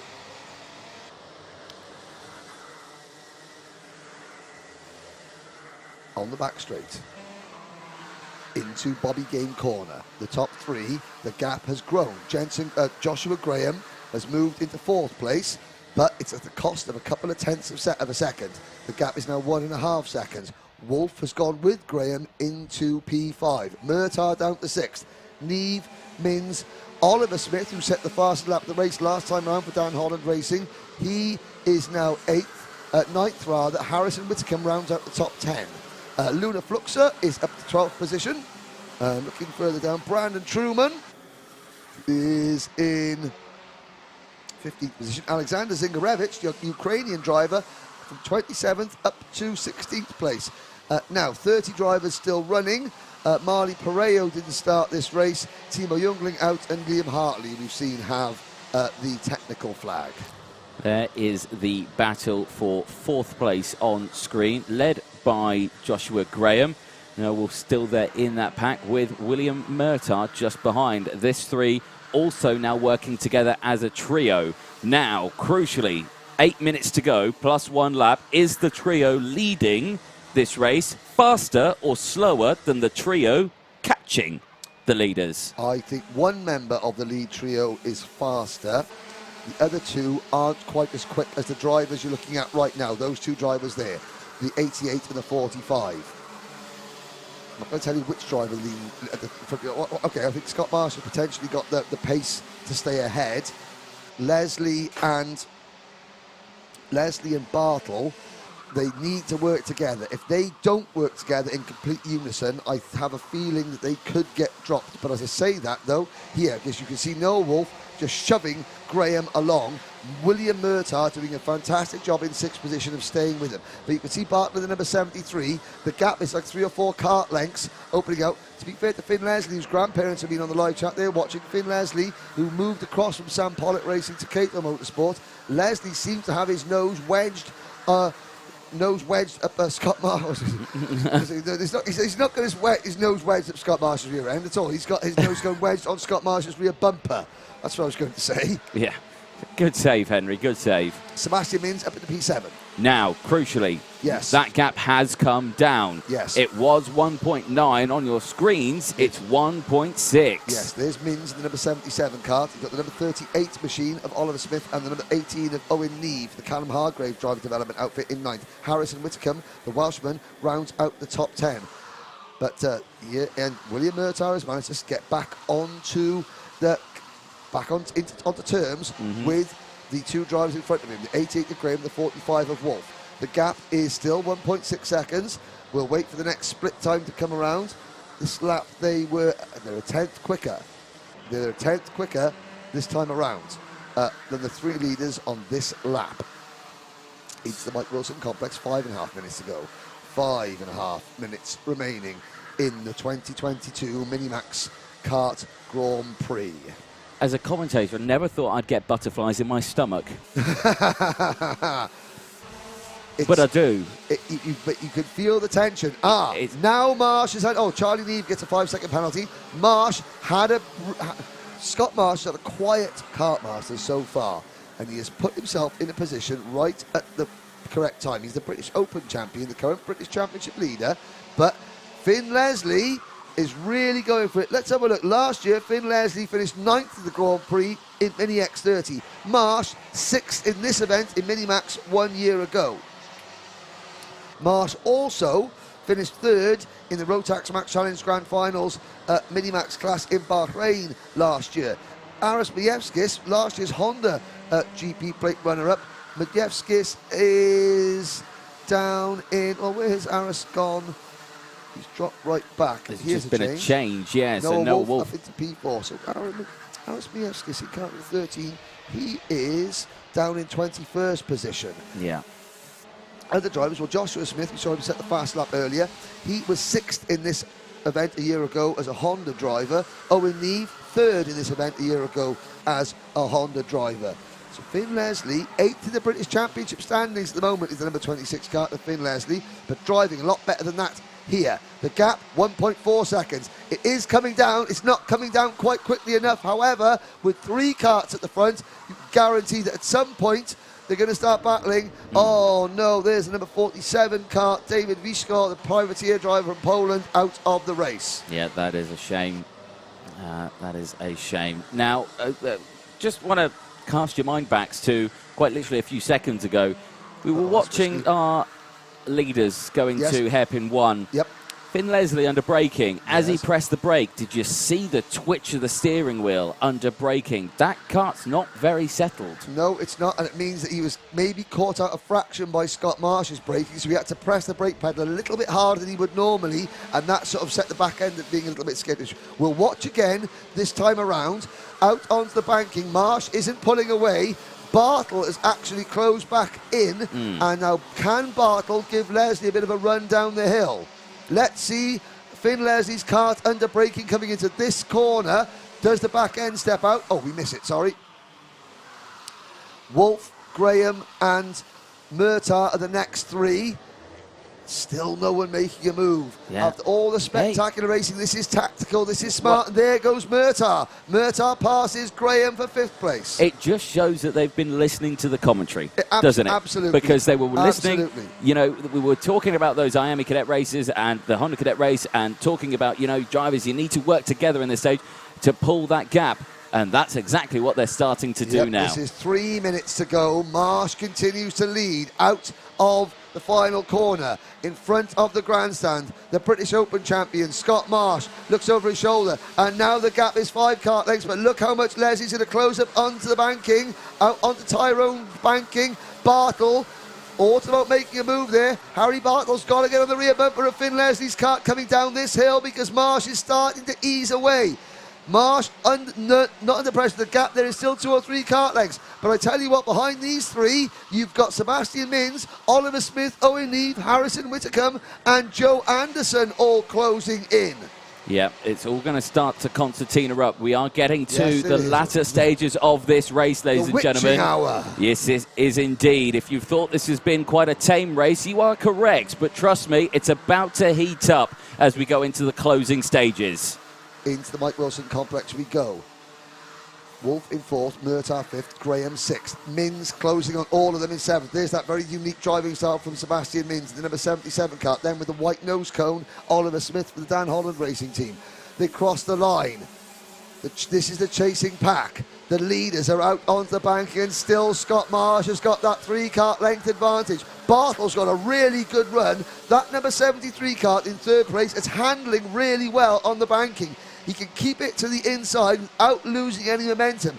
But he's got to get onto the rear bumper of Leslie and push Leslie up to Marsh. It's at this stage where, commentating on the British Kart Championships, you would see stages like this, and you would see heats like this, and you would think, nothing's going to happen. They just want the points. They're going to go to the end. Oh, no. Oh, no. Oh, no. This is a one-off. Out to the Fullerton S's. The gap has grown back up to 1.8 seconds. Wolf, Murtaugh and Graham chopping and changing positions. That is slowing each other down. They're now, their chances are all down to how much these 3 battle. Leslie looks Marsh looks over his shoulder. Sees Leslie's closer this lap. Finn Leslie's closer. Is he going to make a move 30 seconds ago? Now Marsh begins to defend.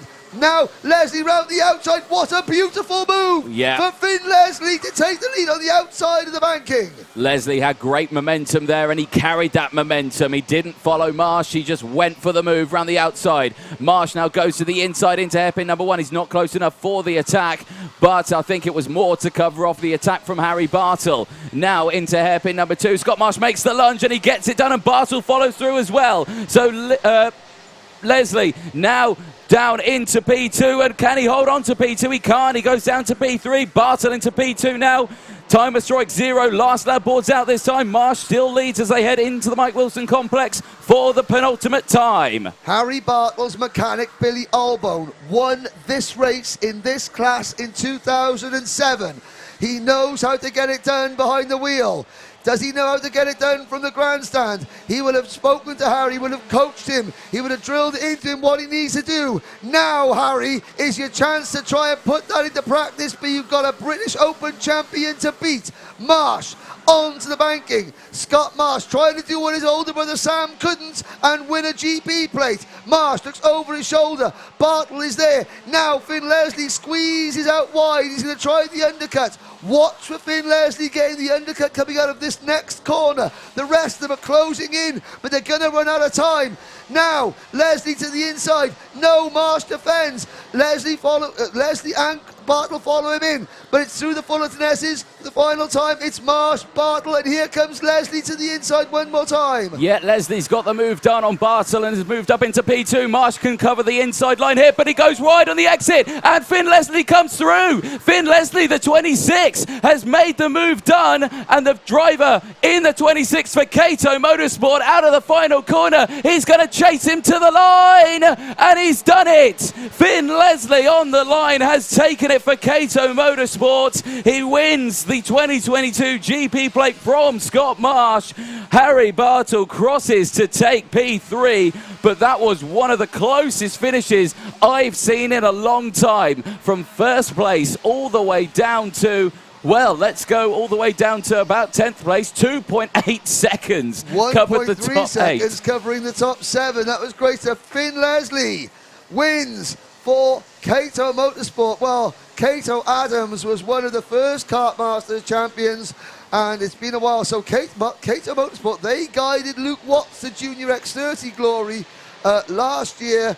They've now done it in Minimax this year with Finn Leslie. Scott Marsh has to make do with second there.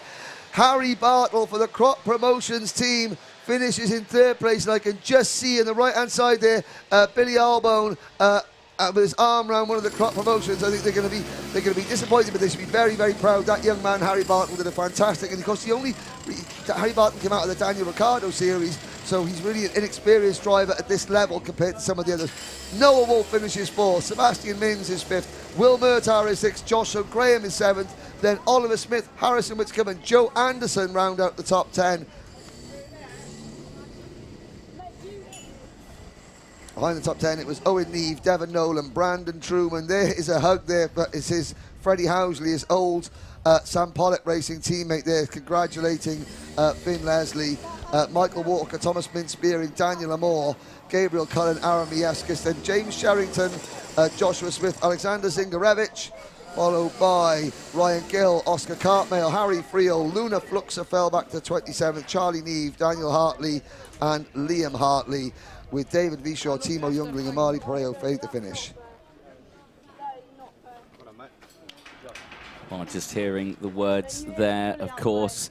Finn Leslie for the Cadet. Hang on. Go on. You hit me off. You missed Prix. Well, disagreements there. I suspect this might not be over. The camera angle that we had didn't help there. Obviously, Scott Marsh went in there, and then you see Scott Marsh running wide.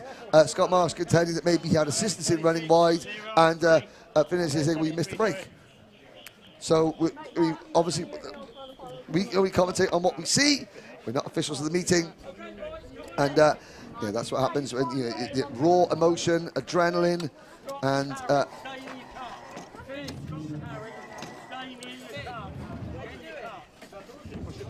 you're saying to Finn, Scott and Harry to stay in your carts. Well, ladies and gentlemen, Finn Leslie will come out onto this. Billy Albo giving Harry Bartle a big hug, and why not as well? Yeah, why not? So, out onto the circuit.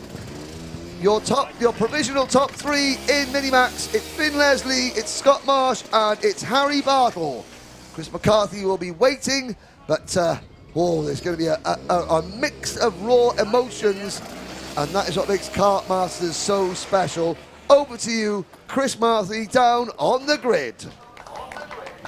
What a fantastic race. Thank you very much, Henry and DJ. Here come the top 3. Your winner, number 26, Finn Leslie. We'll let him get his crash helmet off, finishing in 2nd place. A fantastic drive there. The O-plate, Scott Marsh. Well done to him. And also finishing in 3rd place, number 73, Harry Bartle. A fantastic race from all 3 of them. We'll speak to Finn Leslie. They're getting 2 GP plates for Cato Motorsport, back-to-back for them. Finn, fantastic race there. Talk us through the last couple of laps. Well, we were pushing away the whole race. We didn't want it to become a big fight. And then he started defending with like 2 minutes, 3 laps to go. I drove around the outside over the bridge, but then didn't defend there. And then they both defended into the S, and I got the switch back on Harry.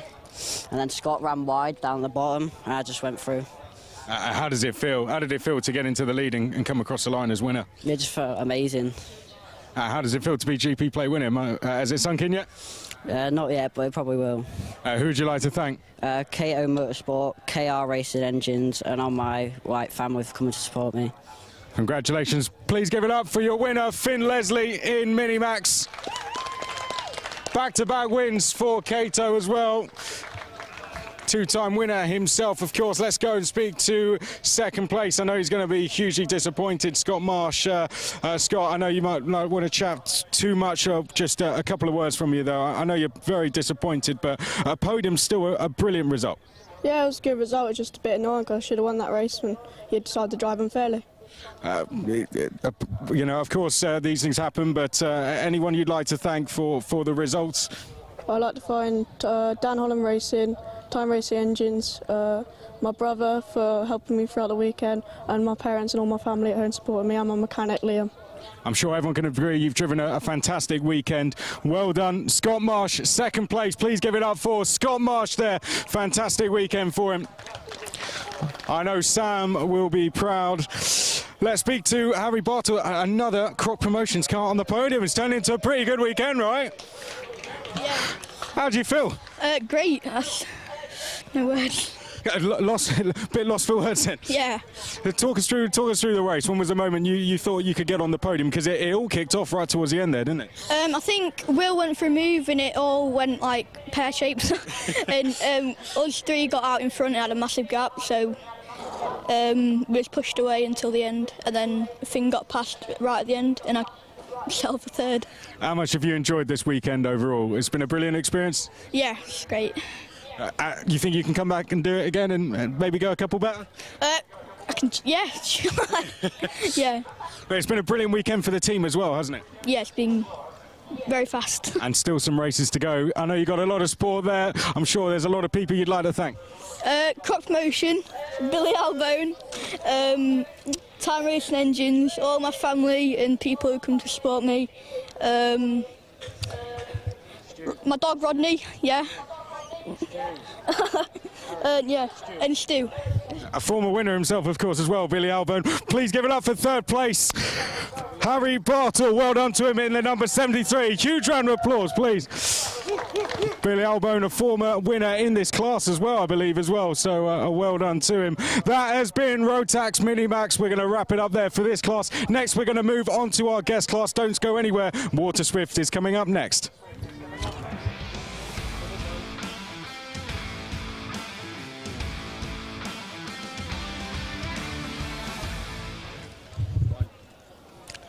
And we are back on the grid. We're getting ready to go for the Water Swift class. The cars are just making their way down onto the circuit. Please give a round of applause to our drivers as they make their way onto the circuit.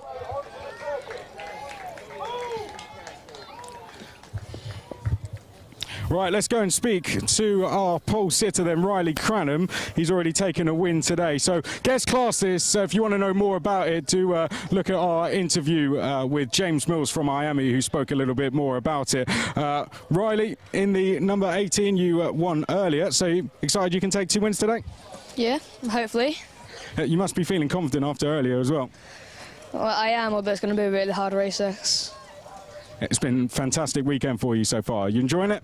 Yeah, it's really fun. And how are you enjoying the new class as well? It's enjoyable because it's a lot faster. Good stuff. Well, best of luck for the race. We'll move over to Jesse Phillips, who finished 4th in IAME. So just missed out on a podium in IAME, but you think you can go and get a podium in this one, starting on the front row? Well, yeah, I need to keep my head up if I didn't have a very good result in IAME, because now we need to move on to the Water Swift. And yeah, hopefully we can get a better result. Fantastic race. How's the racing been in the Water Swift so far? Well, yeah, it's been quite good. We've been fast. Yeah, we've been getting good results, and now we need to move up one place from where we started. Best of luck for the race. Jesse Phillips going off the front row. Henry Domain had a little bit of bad luck in the IAME race earlier. Henry, I know you had some bad luck in that race earlier, but you think you can go out there and get a win in this one? Well, yeah, hopefully I can win this one. I think we've got quite good pace, so just have to wait and see what happens. Well, best of luck to it. We've got a couple minutes. Let's go and speak to Noah Baglin, who is starting alongside him on the second row. So All Fusion row 1, Ollie Roller Motorsport row 2. Noah, how are you feeling ahead of this one? I think I'm feeling quite good, and I've got my team at next to me, so I think we've got good pace, like Henry said. I think we can push away and we can do what we do best. I think you've also been doing plenty of racing over in Europe this year. How's it been being back here in the UK?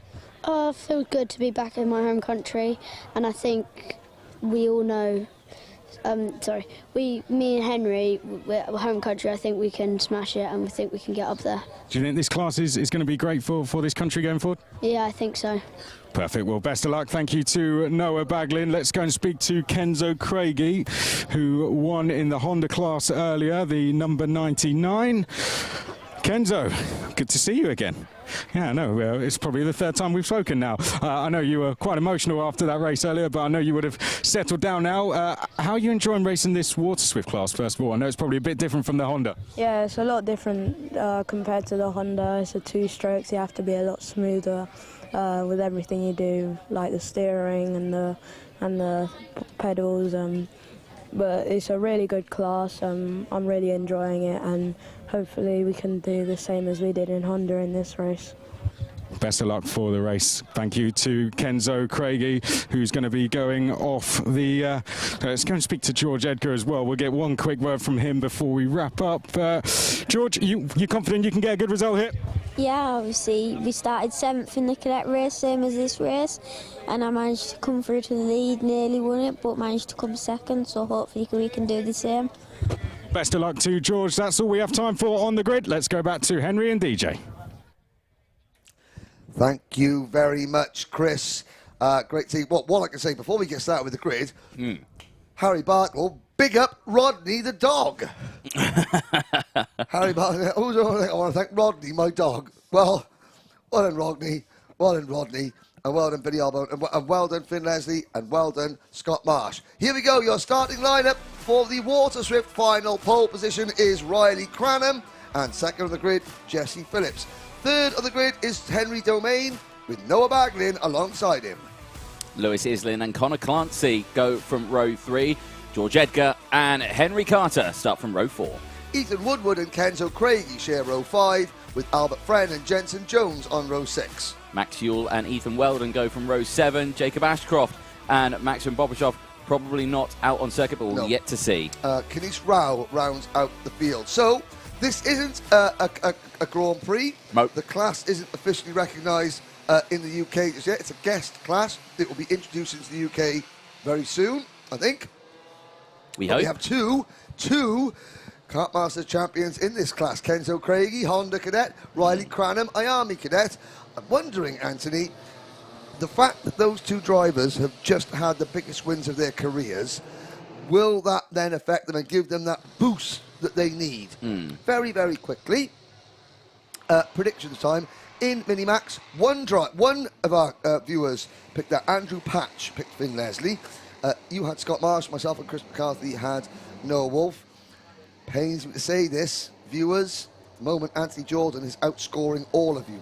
He has 16 points. Anthony, be quiet. Call the start of the race, please. Not going to say anything. Into that race lead as they whiz through the bridge. And already one of the ORM carts fighting for the race lead. Who was that? Was a 57. No, it wasn't. It was 6-3 and Noah Baglin who was trying to go through, but a new race leader. And who is it? And it's coming up the bridge there. It is the number 18 car of Riley Cranham. And look at Connor Clancy, the driver from the United Arab Emirates from the George Gibbons Motorsport team. Clancy up to second, make that third as Noah Baglin goes through into P2. If anyone has got problems watching the stream, do apologise, it's beyond Alpha's control. Motorsport kart moving into 5th position, so two current Kartmaster champions in other classes, Riley Cranham and Kenzo Craigie, both in the top 5 as things stand. What can Kanish Rao do from the back of the grid? There is the George Gibbons Motorsport driver, number 94, Connor Clancy, and here is the chasing pack as they come out of lap number 1 to complete the opening lap of Waterswift, the Waterswift final. It's Cranham with Baglin right behind them. Yeah, Clancy's still there in P3. Great drive from Clancy. Great start to his race as well. 3 places gained. Also another driver, Kenzo Craigie, fresh off his Honda Cadet GP plate. He is looking very strong in this one as well. So, he's in 5th place at the moment. 5 places already gained. He's in the 99 Argenti kart, but all the way through this weekend, he has been overdriving that kart. In the last few sessions, you think? I think he's finally got to grip with it. He's chilled out with it. Now, producer James has made a very, very valid point. Is this the first race where 2 reigning GP plate holders have battled together? And you know what? I haven't got the answer, but it possibly might be. Someone on the live chat could correct me if I'm wrong. I don't think I'm not 100% sure, but yeah, it's not an occasion that happens very often because, of course, this isn't a Grand Prix itself. As Connor Clancy giving it the beans coming out of the final corner. I said Jamie Day won representing the United Arab Emirates as a driver back in 2017 in Minimax. We've never had a team from the United Arab Emirates come over here and win a GP plate. And there is Connor Clancy almost going for the race lead. He had it briefly. But now he slips back to 4th position. And I've got to say, I was chatting to a team boss who's represented on this grid. And I'm saying to him, I'm not convinced yet about Waterswift. It looks as though it's not as the beauty of IAME Cadet and Honda Cadet is it teaches the drivers slipstreaming. Yeah. It teaches them, it makes the drivers so good when they move to Europe because they're used to racing in these huge packs, you know, inches apart, like we saw in the 2 finals. And we haven't really seen that in Water Swift too much until now. Now I am a believer. I'm a believer. Yes, I need it. I do know that song, but for a reason that it was animated and green. Anyway, Shrek. Anyway, so 11 and a half minutes to go then. So to answer your question, Henry, technically we have 2 current GP plate winners battling against each other in this Conor one. Clancy now going backwards a little bit. It is an Ollie Roller Motorsport 1-2 at the moment. It is Baglin in the 63, Domain in the 65, then the Argenti Motorsport kart of Kenzo Craigie. Well, Conor Clancy taking the Kenzo Craigie line coming off the bridge there. High, wide and handsome. And now the Fusion Motorsport team start getting there. So there's a driver out of their kart that's walking off the bridge. I can't see the kart number, but I am seeing a name drop down the order. Weldon. It is the 98, Ethan Weldon. I think who was stopped. Sadly, Ethan Weldon walking down there, the nephew of the late Dan Weldon. I've always said to myself, I need to invest in a pair of binoculars. Before live streaming, they were my best friend. Yes. Help me bird watch. Help me bird watch. As you saw in the commentary yesterday. Well, yeah, no, the cameras helped you with that, didn't they? Well, you got to know a good bird when you see it. Under the bridge. 2 Ollie Roller Motorsport karts. 3 Fusion Motorsport karts. And then the Argenti kart. And they're side by side for the race lead, Domain and Baglin. Chopping and changing. Baglin holds on for the race lead. Good stuff then as they go down into the hairpin. And, well, under braking, Baglin was saying, come on, let's go. And I think Domain was thinking that as an advantage or an invite. Oh, wow, up and over and into the barriers. Who's that? It's the 26. That is Jesse Phillips. And Kenzo Craig is a driver on their roof.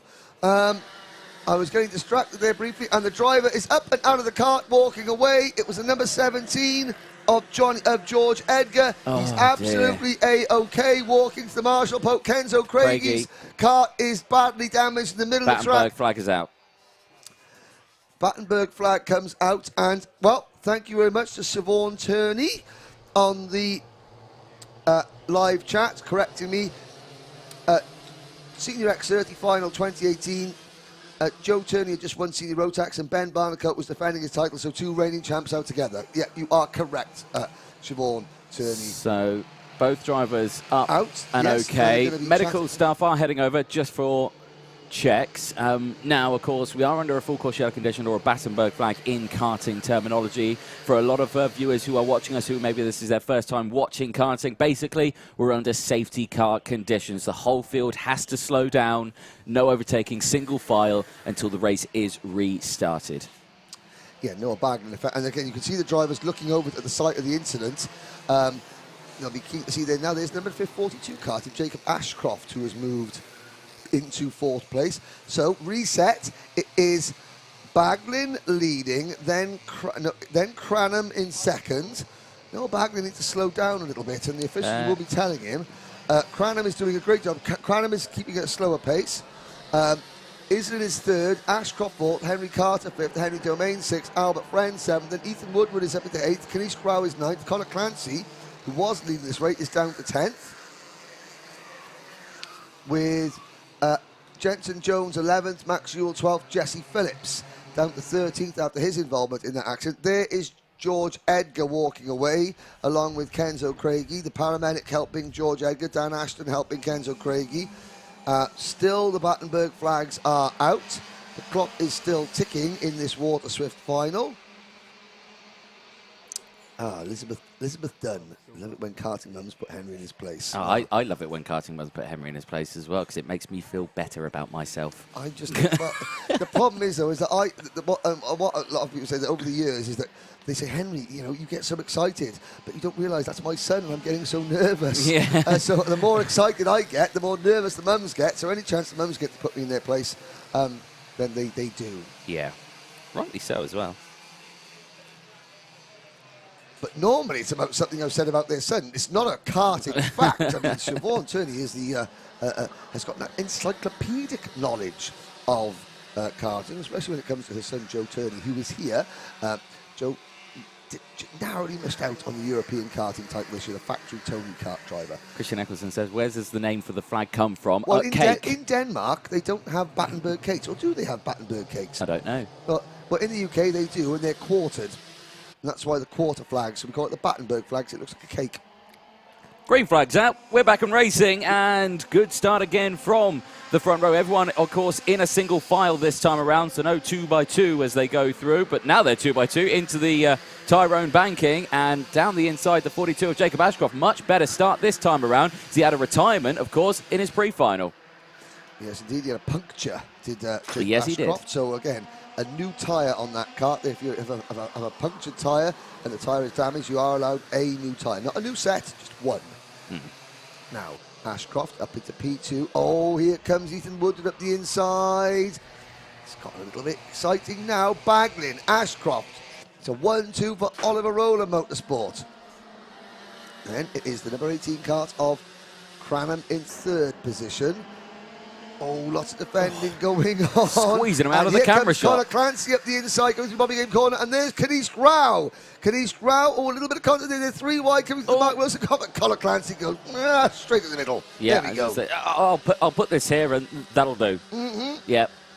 Out of the final corner then, back on the start-finish line. 5.5 minutes to go then in this Water Swift final. And all looking now a bit calmer now. Cool, calm and collected. Like a cucumber. It's been in the back of the fridge for a month. Not like us up here in the commentary box. No, it's getting warm. It's getting rather warm. I know. The timekeeper's room next door. Oh, hang on a sec. That's getting a bit tasty as well. That's the number 91 kart of Albert Friend being shown the grass by one of his rivals. And there's number 12, Lewis Islin. Oh, Islin and Phillips, teammates. Well, Jesse Phillips is on a mission to come back from the back of the field up towards the front after it being involved in that incident earlier on. The Croc Promotions karts, Jensen Jones is 12th, Max Ewell is 13th. So, out of the thing. So, I mean, a quick glance at that. I will just quickly look at the predictions. Anthony has got a total of 10, 16 points. I got 8. Chris McCarthy only got 3 points. Stanley Clark has got 7 points. Motorsport Magpies only got 4. Christian Engelstadt's got 5 points. 10 points for AH Racing 59.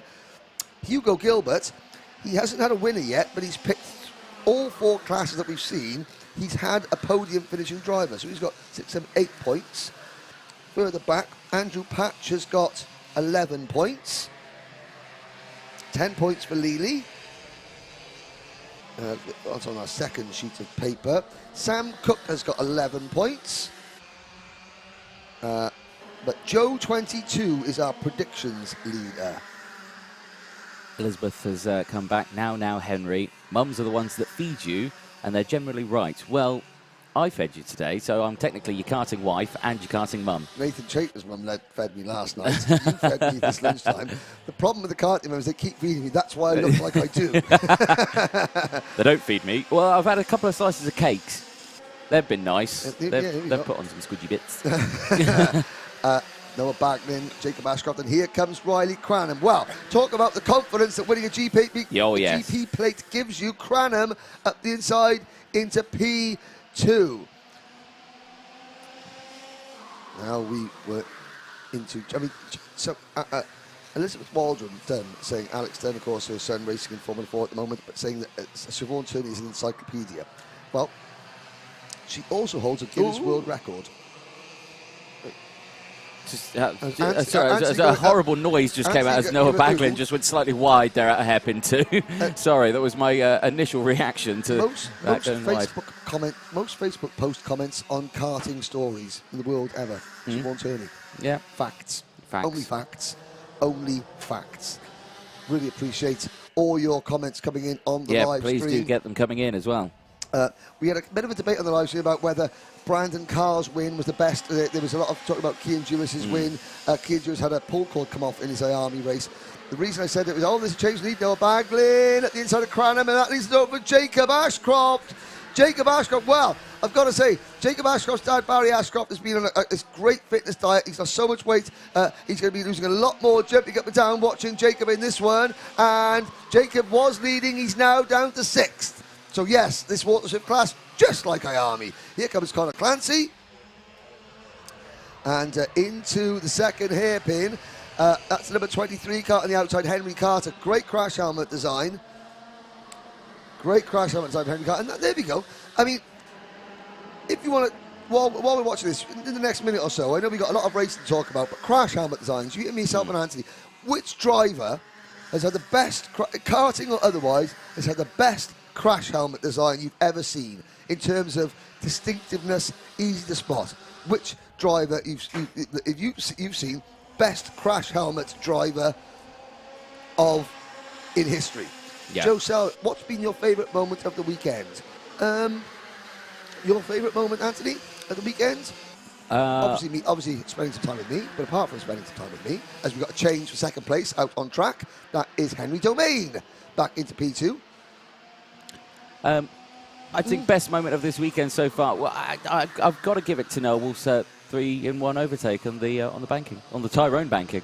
I mean, on the Tyrone banking. I mean, meeting Tyrone was one of my highlights. Watching Henry Domain pass Noah Baglin for the lead was another highlight just then. Being fed cake by Sue Griffin for Paul Fletcher's cake. Being fed chips and pizza by Nathan Chapers' mum. Not food related. And that bratwurst. That bratwurst we had in the paddock. That was good. What else have we done this weekend? We've done a lot of weekends and some great racing, obviously. Thomas Layton in Club 100 has a pretty distinctive helmet design. Okay, that's a new one on me, Club 100. I mean, a lot of people are going to say it, and Senna are going to say so. I mean, my all-time favourite crash helmet design, we'll tell you now, as Riley Cranham takes the lead. The clock has struck 0, next lap around. My favourite crash helmet design, Piercarlo Ginzani's. Look it up, ladies and gentlemen. 1980s Formula 1 driver for Osella and Ligier and Zach Speed. Look up Piercarlo Ginzani's crash helmet design. Boom. Take it away. There we go. So, timer has struck 0. Plus 1 lap. So, the last lap board will be out this time. And so far, look at the hand gestures there from Baglin. Well, do you know why that is? I've got a horrible feeling that the Olive Roller Motorsport teammates might just have handed this race to Fusion Motorsport on a plate. They might have just Cranham done and that. Phillips are clear. And don't forget, Phillips has come from the back of the field after the restart, up in the second place. Last lap board goes out. Water Swift, final lap time. Here we go. Cranham and Phillips, they got a big lead over Domain, Baglin and Ashcroft. Yep. Here they go then, up through the banking then for the final time. And right here, right now, Phillips is wanting to get past. Over the bridge they go, back down the hill. And now we go into the braking zone. Is Cranham going to defend? Of course he's going to defend. And now Phillips switches to the outside, tries to go the long way around, gives him the switch over, but it doesn't work. And it gives him a bit of a love tap in the backside there. And the Ollie Roller Motorsport cars, there's 4 of them, 2 wide, they're still battling with one another, and the 2 Fusion drivers are taking chunks out of each other at the right. Here comes Cranham, he's not going to back out of this one, is he? Phillips on the outside, he's going to be losing momentum. Cranham's going to come in. Who's up there? It's Domain is the first of the ORM karts. I wouldn't give up yet. Here we go into the Mike Wilson complex. The Fusion drivers run wide. The Ollie Rowland drivers are going to have the momentum. They're going to have the momentum. Cranham leads out of the final corner. Here comes the ORM train. Have they got enough time? No. Cranham wins from Phillips. That's 2 wins in a day in Kartmasters, but that's not 2 GP plates. So he doesn't write history, but he has won twice. That's going to be a subsection in my Kartmasters trivia. Riley Cranham, who's the only driver to win 2 races in a day at Kartmasters, but not 2 GP plates. Riley Cranham is your winner in Water Swift. Phillips second, Henry Domain third, Ashcroft is fourth. Then it is Henry Carter fifth, Noah Bagley in 6th. Connor Clancy, well, it's been a tough time here for George Gibbons Motorsport, but they go away with a 6th place finish, 7th place finish for Connor Clancy. We do wish Maxim Robrashov all the best. Sure he was okay. And thank you very much to George Gibbons and his team for coming to Kartmasters. Hopefully we'll see you guys next year. There's the rest of the results, and the good thing is that George, Edgar and Kenzo Craigie are absolutely okay. Yeah. Who else is talking there? Oh, Bryn Albin, of course. It's Tom Price, crash helmet, but that's, you know, pretty plain colours. So great with it. And oh, who's that? Edward Gordon runs an Elio De Angelis rig, the late Elio De Angelis, the classical pianist from Rome, who was Ayrton Senna's teammate in 1985. 1984, he was Nigel Mansell's teammate. He was killed in a testing accident at Paul Ricard in 1986. Jason Moore, I remember Jason Moore's helmet. He had a huge eyeball on the back of his head. That was a good one. There it is. And there we go. Oh, there's Riley Cranham. Handshakes with a few of those. So thanks for the couple of things. Henry, I think that person with a Welsh name and a Scottish and a New Zealand background had the best helmet. Who was that? Bryn Calder. Bryn Calder Racing. Now, Bryn, you've got a Welsh name, Scottish and a New Zealand background, haven't you? And Bod Cole comes in. Well, no, don't repeat that. No. Bod Cole had a brown bear furry helmet that was fur. Seriously. Racing the Daniel Ricciardo Series Dad's race at Wilton Mill a few years ago. Actually, quicker than you would think. Yeah. Drive, that is, not the crash helmet. So Riley Cranham, Henry Domain, and Jacob Ashcroft. So Jesse Phillips obviously has had a nose cone. So here's the first nose cone issue. And out to the circuit comes Riley Cranham, Jesse Phillips, Riley Cranham, Henry Domain, and Jacob Ashcroft. So they'll make their way to the grid, where Chris McCarthy is ready to chat to the drivers in just a moment's time. Let's have a look there. Dan Ashton is wearing his nice custard colour. No, that's mustard coloured trousers there. Obviously the blue shoes are there. You can see in the background the George Edgar's kart being wheeled away. There's Chris Walker in the black shirt and the shorts there, kart picks on it. He has been here for every single Kartmasters since the way. Amy Budge's, Aaron Majewskis' crash helmet is one of her favourites. Yeah, it's got the Lithuanian colours on it as well. That's quite smart indeed. There is throwing his gloves down on the thing. G. Lyman saying, "Hi DJ, love you." It's Grant Lyman. He's one of the guys who helps run Simply Race Simulator venue in Milton Keynes, a very popular one with quite a few of the drivers in this paddock as well. Do you know something? I have never been to a race simulator place. Have you not? Ever. No. Never. Massively surprised that no patriotic Englishman has yelled Mike Simpson in chat. Mike Simpson's crash helmet, the simple St George's Cross. Yep. David Coulthard had a couple of votes for the St Andrew's Cross. And there was now, here's one for you on the live chat. Who remembers Stefan Beloff's crash helmet? Anthony? No, you're looking at Stefan Beloff's crash helmet. There was one. The best helmet was someone at Clay Pigeon in the late 1990s with the Cadbury's cream egg design, with the top of the helmet looking into the top of the egg. I like that idea. That's very smart. Now, looking down there, you can see on the screen, we haven't got the interviews just yet. There's Barry Ashcroft with the in the white T-shirt. Jacob's had a hard weekend. There, he's just shaking hands with Chris Walker. Riley Cranham, you just brought up Stefan Beloff's crash helmet, and it's a very good one, isn't it? It's quite nice. Everyone talks about the 1984 Monaco Grand Prix that Ayrton Senna was catching Alain Prost when they brought the red flags out. Ayrton Senna had clipped a barrier and his suspension was on its way out. There was Stefan Beloff was catching the pair of them in his little normally aspirated Tyrrell that day. And of course, sadly, Stefan Beloff was killed a year later at Spa in a Group C World Endurance race.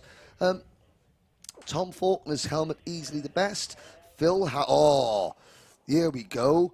Mark Litchfield's lids were distinctive. Yes, they had a lot of bright green on them. Josh Selway Racing. How could I forget the real number 1, Phil Howarth. Gold crash helmet. Oh, yes. The real number 1 there. All right, all right, all right. So we got a few problems. You can see Chris McCarthy is interviewing the winners. We'll be able to bring those to you later. But out behind them, we have got the next Grand Prix grid coming out, and that is race number 63 on our programme. It is Senior Rotax. And, well, Senior Rotax, that made its Kartmasters debut, everybody. And there's a couple of people waving. Yep, wave to the crowd. Will Ellsworth gives everyone a wave. You can hear us at the grandstand. I can see this. Drivers coming out. This is going to be a fantastic race, I am absolutely sure. Senior Rotax. Michael Simpson won the first Senior Rotax race in 2000. He also won the second, the third, and the fourth. And in fact, it wasn't until Stephen Lane won in 2004, anyone other than Simpson got a sniff at Senior Rotax. Since then, we've had David Bellchambers, John Boyd. Simpson won again in 2007. Chris Locke has won this race, so has Luke Varley, Jack Holdsworth, Ed Brand, Ash Hand, Oliver Hodgson, Jack Bartholomew. Get well soon, Jack, after your cycling incident. Then Ben Barnacote won it in 2015. Joe Turney in 2018. Barnacote won it in 2019. Morgan Porter won it 2 years ago. Guy Cunnington is the defending Kartmasters GP plate winner in Senior Rotax.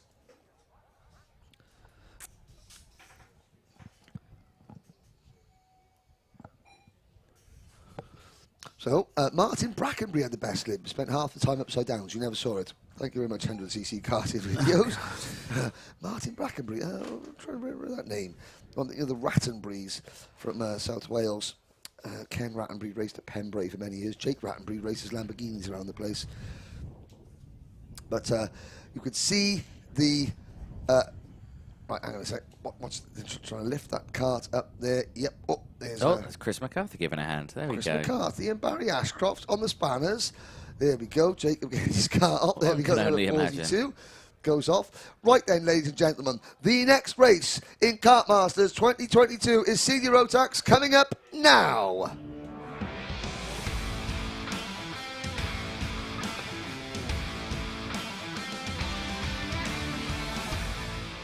Right then, here is our chance, Anthony. We've got some audio problems with Chris McCarthy down the grid. So do you know what this means, Anthony? It's Kart Mechanic Bingo, ladies and gentlemen. It is indeed. There's Super Ted, Teddy Pritchard Williams. I want to say Molly, Ted's sister, is home in a new home, and she's watching this, and Molly's very, very proud of her older brother. Now, we can see there's Will Ellsworth, 2019 Junior Rotax champion. Oh, the mechanics have escaped. Here they come. Here come the mechanics. Right, what we need a smart haircut. We need a tight team shop. Shorts cut tight above the knee. We need brightly coloured trainers. We need a radio earpiece in, the radio tucked around the back. Some nice sunglasses. Oh, who was that Cosmic Mechanic? There's Lewis Malin. Great hat. Great hat from Lewis Malin. Theo McCurris' dad, Dino McCurris. No contenders there for Kart Mechanic Bingo. Hang on. What about Aaron Walker's mechanic? Let's have a look. You've got the sunglasses. Oh, cameraman, show us. Are they Ray-Ban sunglasses? If they're Ray-Ban sunglasses, then they're guaranteed to be an international Kart Mechanic. As a look. No multicoloured trainers, however. Harrison Collins, his old school race suit. Oh, I'm disappointed. Kartmasters normally ace for Kart Mechanic. There's Dave Tooley. Oh, he's got an earpiece. He's got an earpiece in. The hair's not too slick. Well, he is like a bit of a person. Tooley Motorsport there. Is the radio down the back at the back of his trousers? Didn't see that. Lorenzo Cordal. Great crash up. Speaking of crash helmet designs, great Lorenzo Cordal's by there. Any more contenders for Kart Mechanic Bingo? Let's have a look at your dabbers out at home. Oh, apron, team apron. No, that's just a black T-shirt. Sorry, I got a bit excited there. That's the Sam Potter Racing. I'm going to calm myself down. At the back there. Lee Taylor. Lee Taylor's got an apron on at the back there, right at the back. Callum Bradshaw's mechanic, because Bradshaw got excluded, non-compliant. He's going to be starting this one from the very back of the grid. There's the earpiece. The Tooley Motorsport mechanic tucked in. He's got a T-shirt on. Hair. Not sure about that. No, not even Oakley sunglasses. So that's not international Kart Mechanic standard. He's got the team shorts though. There's Steve Ravenscroft. Oh, he's going to win Kart Mechanic Bingo. Great crash helmet design there. That would be Was that Ronnie Mansfield? It is Ronnie Mansfield. Kart Mechanic Bingo champion, Steve Ravenscroft. Fantastic hairstyle. 0 maintenance required. He's got the sunglasses. He's got the team shirt on. He's got the radio in. Has he got the trainers? Show us your trainers, Steve. No, he's got to get his go-kart running instead. That's a bit more important. There, the radio's in the back. And yes, there we go. So, honorary winner of Kart Mechanic Bingo, I think, ladies and gentlemen, Steve Ravenscroft, fantastic. The sunglasses and the haircut combination won it for him this year. Now all he's got to do is get Clayton's kart from 32nd on the grid up to the win. Got to say, though, KR Sport, Clayton's team, they've had a kart go from 31st to 1st. Ravenscroft's kart starting 32nd. Should be a doddle, shouldn't it, Anthony? It should be a doddle, yeah. Well, let's find out, because they're on the grid. And why don't we take a look at that grid? Oh, why not?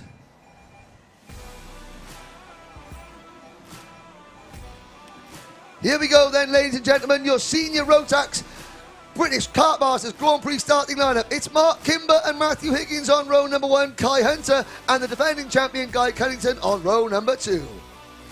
Row number 3, Lewis Gilbert and Teddy Pritchard-Williams. Thomas Fleming and Theo McCurris will go from row 4. Row number 5, James Lowther and Will Ellswood. Row number 6, Louis Harvey and James Lingard. Row 7, Caden McQueen and Matty Hingley. Jamie Pirelli and Tom Day go from row 8. Sam Stansbury and Ryan Willis on row 9. Luke Knott and Aaron Walker go from row 10. Row 11, Drew Fernahoe and Harrison Collins. What can they do from there? Lorenzo Cordell and Ronnie Smith go from row 12. Row 13, Sam Hawthorne and the fastest traffic cone at Grantham, Nathan Chafer. James Swindells on his British karting debut. He starts on row 14 alongside Jack Lilly.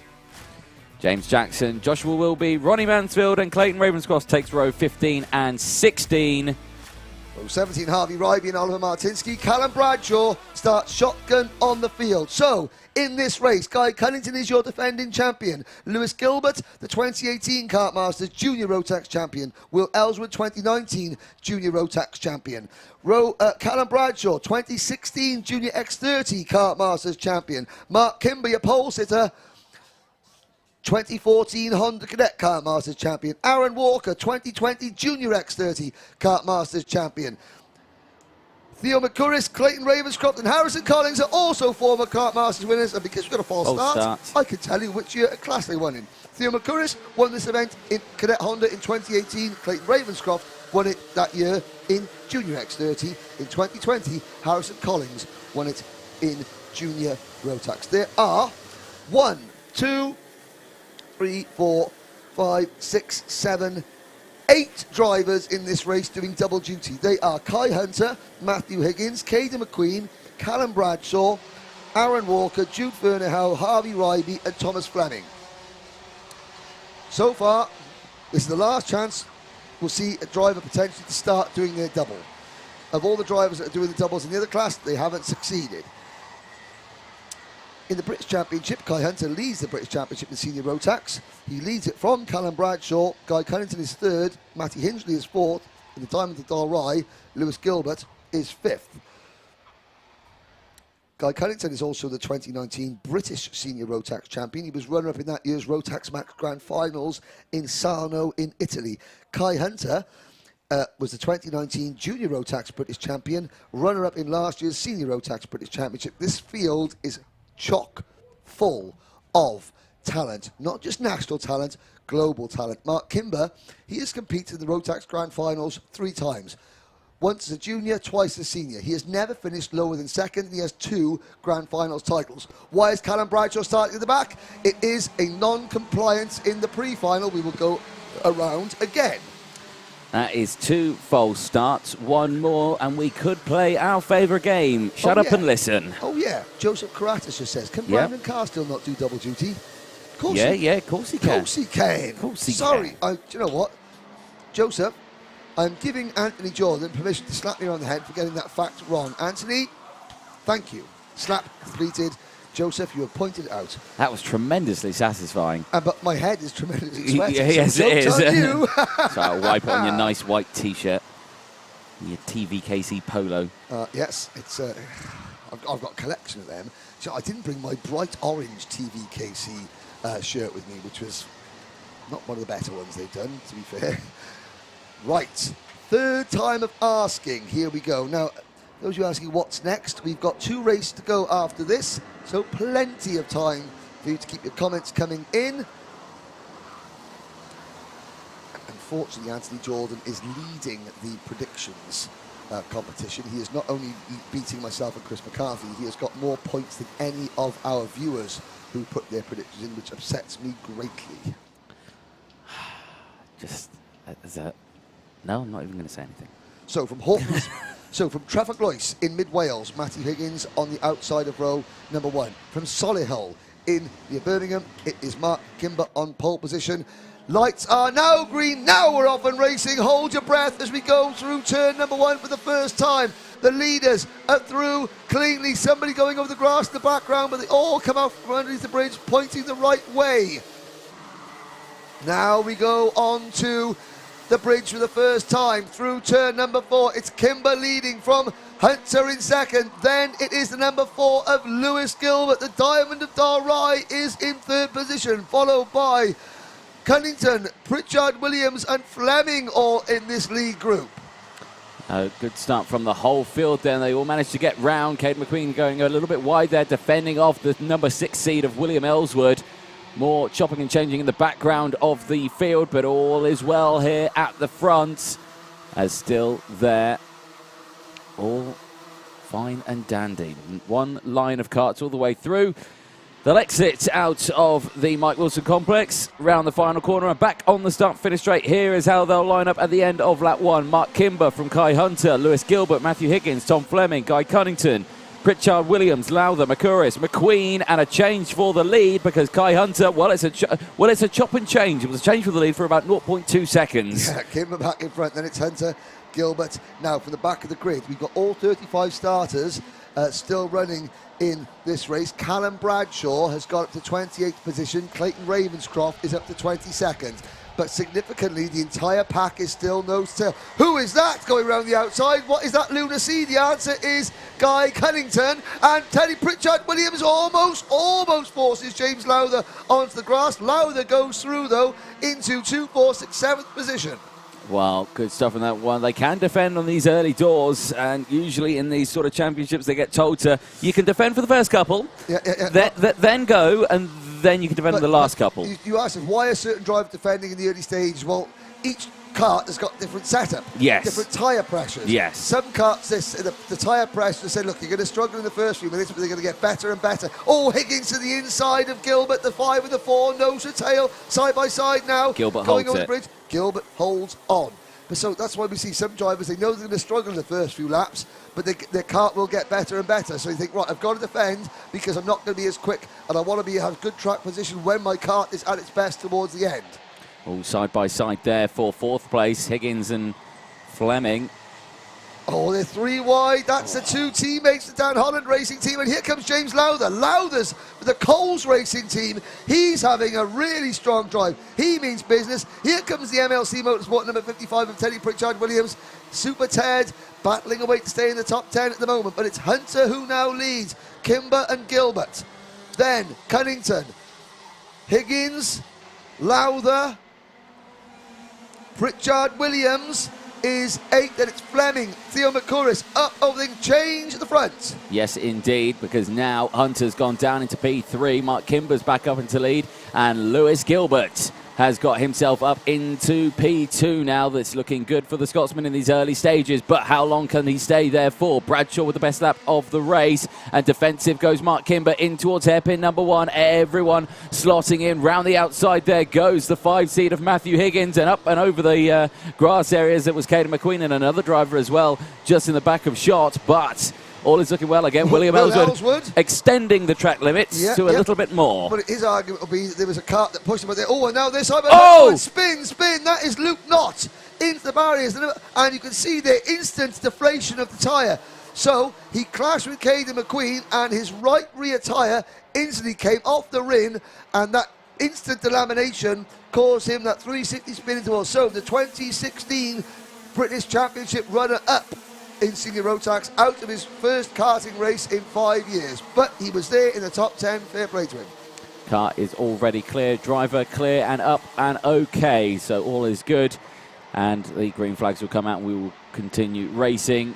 So once again, a credit to the Trent Valley Kart Club marshalling team on the incident swiftly and clearing it swiftly as well. Okay, Bradshaw update. He is 17th now, up 18 positions. Ravenscroft update. He is on your screens in the lead group. He's gone from 32nd to 11th. And we've got 10 minutes of this race to go. Ravenscroft in the 75, looking at Bradshaw there going through the screen at 25. The two drivers that start in the back, they've got a chance to win. Update for the race lead as well, as now the number 4 seed of Lewis Gilbert takes the lead of this race. The Potenza Racing driver now leading, but he's got the very close company of Kai Hunter right on his tail, and Kai is a driver who will go for the lead almost straight away.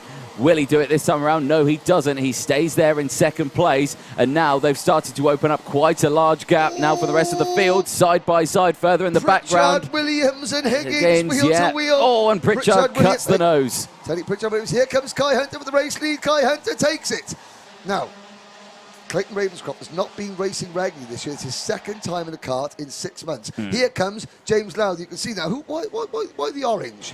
Who is a fan of the That's Nathan Chafer's fan club. They all look like traffic cones. Oh, big crash at the Fullerton S's. 2 karts involved. A nose cone's come off, but the driver, one of them carried on. The other driver is out of the kart. Oh, no, it's Clayton Ravenscroft. Oh, no. Ravenscroft out of the race. The other one was Teddy Pritchard Williams. Pritchard Williams was battling over 8th or 9th. Ravenscroft had just broken the top 10. Oh, just when he thought that another... Well, we can still have another top gear from the rear because Callum Bradshaw is now up into P13 13th position. 22 places gained so far. He's got Samuel Hawthorne following behind as well. He's gained up 11 places. It's all kicking off at the front here, though, as Kai Hunter goes defensive into hairpin number 1. We thought these drivers would pay attention to what the juniors were doing and start to break away into gaps and work together, but no, that's not happened. There's Bradshaw. Bradshaw now tried to pass Caden McQueen. So, a quick... Callum spin! No, and that is... That's Guy Cunnington. It's the GP plate. Defence over. And that's his chances of doing the back-to-back out now, and he is out of this race. Well, he's not out of this race. He's still going, but he's out of the chance of winning that GP plate again. Well, so... Guy Cunnington will not be the 10th driver in Kartmasters history to defend his GP plate successfully. Oh. There is the kart park, and up at the front it's Hunter, Gilbert and Kimber. 1, 2, 3. Then a slight gap as we've got another kart slowing down there, coming out from under the bridge, maybe with a mechanical issue. The leaders into hairpin number 1. We now reach half distance. Matthew Higgins, Thomas Fleming, Theo McCurris run 4th, 5th and 6th. Then there's a gap back to James Lowther in 7th, Will Ellswood, Matty Hingley 8th and 9th, Bradshaw is 10th, followed by McQueen, Sam Hawthorne up into 11th position. Jamie Perilli runs 13th, followed by Jude Ferniehow, Aaron Walker, Louis Harvey, Harvey Rivey, James Linkard and Sam Stansbury. Harrison Collins rounds out the top 20. Jack Lilly is next, followed by Ryan Willis, Tom Day, Nathan Chafer, Lorenzo Cordal, Teddy Pritchard Williams now down in 26th. Josh Wilby, Guy Cunnington, 28th. James Jackson, Ronnie Mansfield, James Swindells. Matty Hingley now in problems. Matty Hingley, the Ultimate R driver, kart number 11, who finished 3rd as a junior 2 years ago and 4th in 2019. He is not going to add to that tally. Round the outside there, sorry Henry, goes Matthew Higgins, and he goes side by side with Lewis Gilbert. Contact between the two of them. Gilbert's now been hung out to dry here. On the outside, he's gone from 2nd to 3rd to 4th to 5th. Now he's defending for 6th as they go into the Fullerton S's, and that is the 72 of Thomas Fleming, who's come out of nowhere. And who is behind the 72?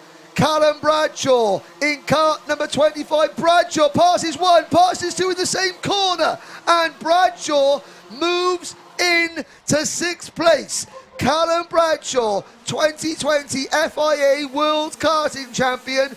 You have 6 minutes to get up to this group, pass them, and create Kartmasters history. because Brandon Carr, well, Brandon Carr has come from 31st to win. Bradshaw started 35th. He's not won it yet. He's not in the league yet. But, and Mark Kimber, you hardly mention Mark Kimber's name, but he has just been consistent. He has, You look at that number 47 kart. You look at some of the other karts all around them. You look at some of the scuffs and the damage and the tyre marks on the side pods where drivers have been involved in incidents. And you look at Kimber's kart, it is spotless. It is. Like I say, he's just kept his nose clean. He's not worried about anything. You hardly know he's there. You'd hardly know he's there. But he is there. Trust me, he's there. He's in third place. No, he's not in third place. He's in second place. He is indeed. But he's got a long gap there now. A very long gap. Horton Springs, Kai Hunter has pulled the pin. Now, I know Matty Hunter, his dad, is here. Reese Hunter, his brother, is running his own team. But there'll be a lot of people up at Karting North East at Warden Law who are watching this, and they'll be watching this, and they'll be jumping up and down at the moment as James Lowther goes through. And side by side, Kimber gets muscle back. Here comes Higgins, and here comes the number 25. And Callum Bradshaw takes another 2 places. You put Bradshaw up into P3. Wow, look at that. Another from the back to the front. And, of course, unlike, in other situations, Bradshaw ran all the way to the end of that previous race. He used all of his tyres available to him. But this time around, his kart is looking good. It's looking strong. He's just got to get it to the front, and he is doing a sterling job of that. But that real estate is still growing, and he's only got 4 minutes left to close it. The North are happy because James Lowther, he's from the People's Republic of Tyne and Wear as well. So the People's Republic of Tyne and Wear represented very, very highly. I can hear Bod Cole in the chat about to go absolutely radio rental at the mention of the People's Republic. Of Tyne and Wear? Pun? Well, yeah. There's Kimber back at Lewis Gilbert. Gilbert, the Diamond of Dalray, go backwards. Here comes Traffic Loises at Matthew Higgins. But so Lowther in good position. But Bradshaw, Leicester's Callum Bradshaw, is bearing down on them like a... Oof, well... I thought that was a spin there, yeah. That was almost a very large accident. But they somehow... That was Caden McQueen in the number 24 kart going wide. Somebody else kicked up a cone. The number 24 zip kart, McQueen, was running in about 6th or 7th position. Who else is dropping down the order? Lewis Gilbert is back to 14th place. Here is your remaining contenders. Well, 3 minutes to go. Hunter leads. Kai Hunter leads. Down the hill we go. Lowther, the number 7 seed in the British Championship last year. Lowther set a runner-up in this event 2 years ago as a senior, 5th as a senior back in 2019, but he's got no answer for Callum Bradshaw. This is majestic. Bradshaw, head down. Callum Bradshaw was in my hotel last night, and he was trying to check in, and they didn't have a room for him, and he was getting a bit panicky. They found him a room eventually, but, he is on an absolute mission, is Callum Bradshaw. He really is, isn't he? Last year's European Senior Rotax champion in the Euro Trophy. But he's got 2 minutes and 1.18 seconds to catch a driver in the new era of this British Kart Championship. Since the start of 2019, Kai Hunter has won more finals than any other driver in any class. He's won 12 finals, the British Championship, in 3.5 years. He's the 2019 Junior Champion, 3rd in the Senior Championship in 2020, 2nd last year. He's leading it this year.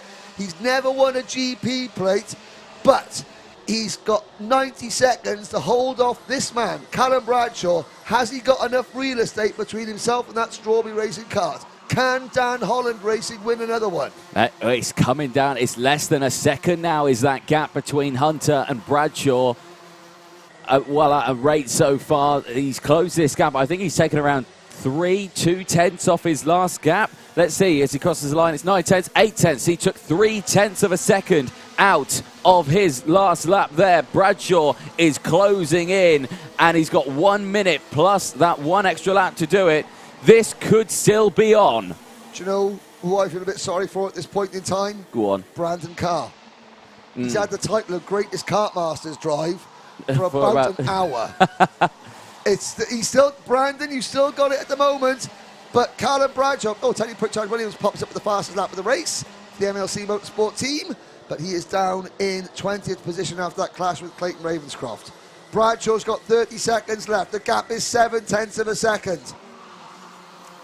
Him and James Lowther are closing. This has been a fantastic drive from James Lowther. In fourth place, Thomas Fleming is doing a great job as well.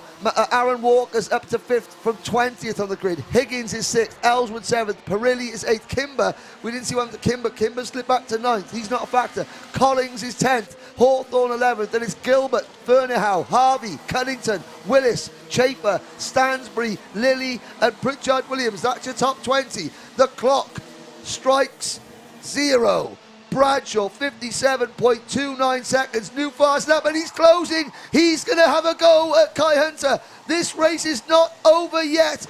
Let's just keep our fingers and toes crossed. All I can say is bring him home cleanly, guys. Bring him home cleanly. Fingers, toes, and eyes are now crossed. Everything that could be crossed is crossed. And as they go through the Fullerton S's, he has closed that gap to less than 0.2 of a second. Now as they go through, but he's brought James Lowther with him. It's not just a two-horse race between Hunter and Bradshaw. He's brought Lowther for company too. As they go out of the Mike Wilson complex through the final corner for the final time. Last lap board comes out. And who it's going to be? Senior Rotax 2020. Hey, Bradshaw, he waved at him. I absolutely love it.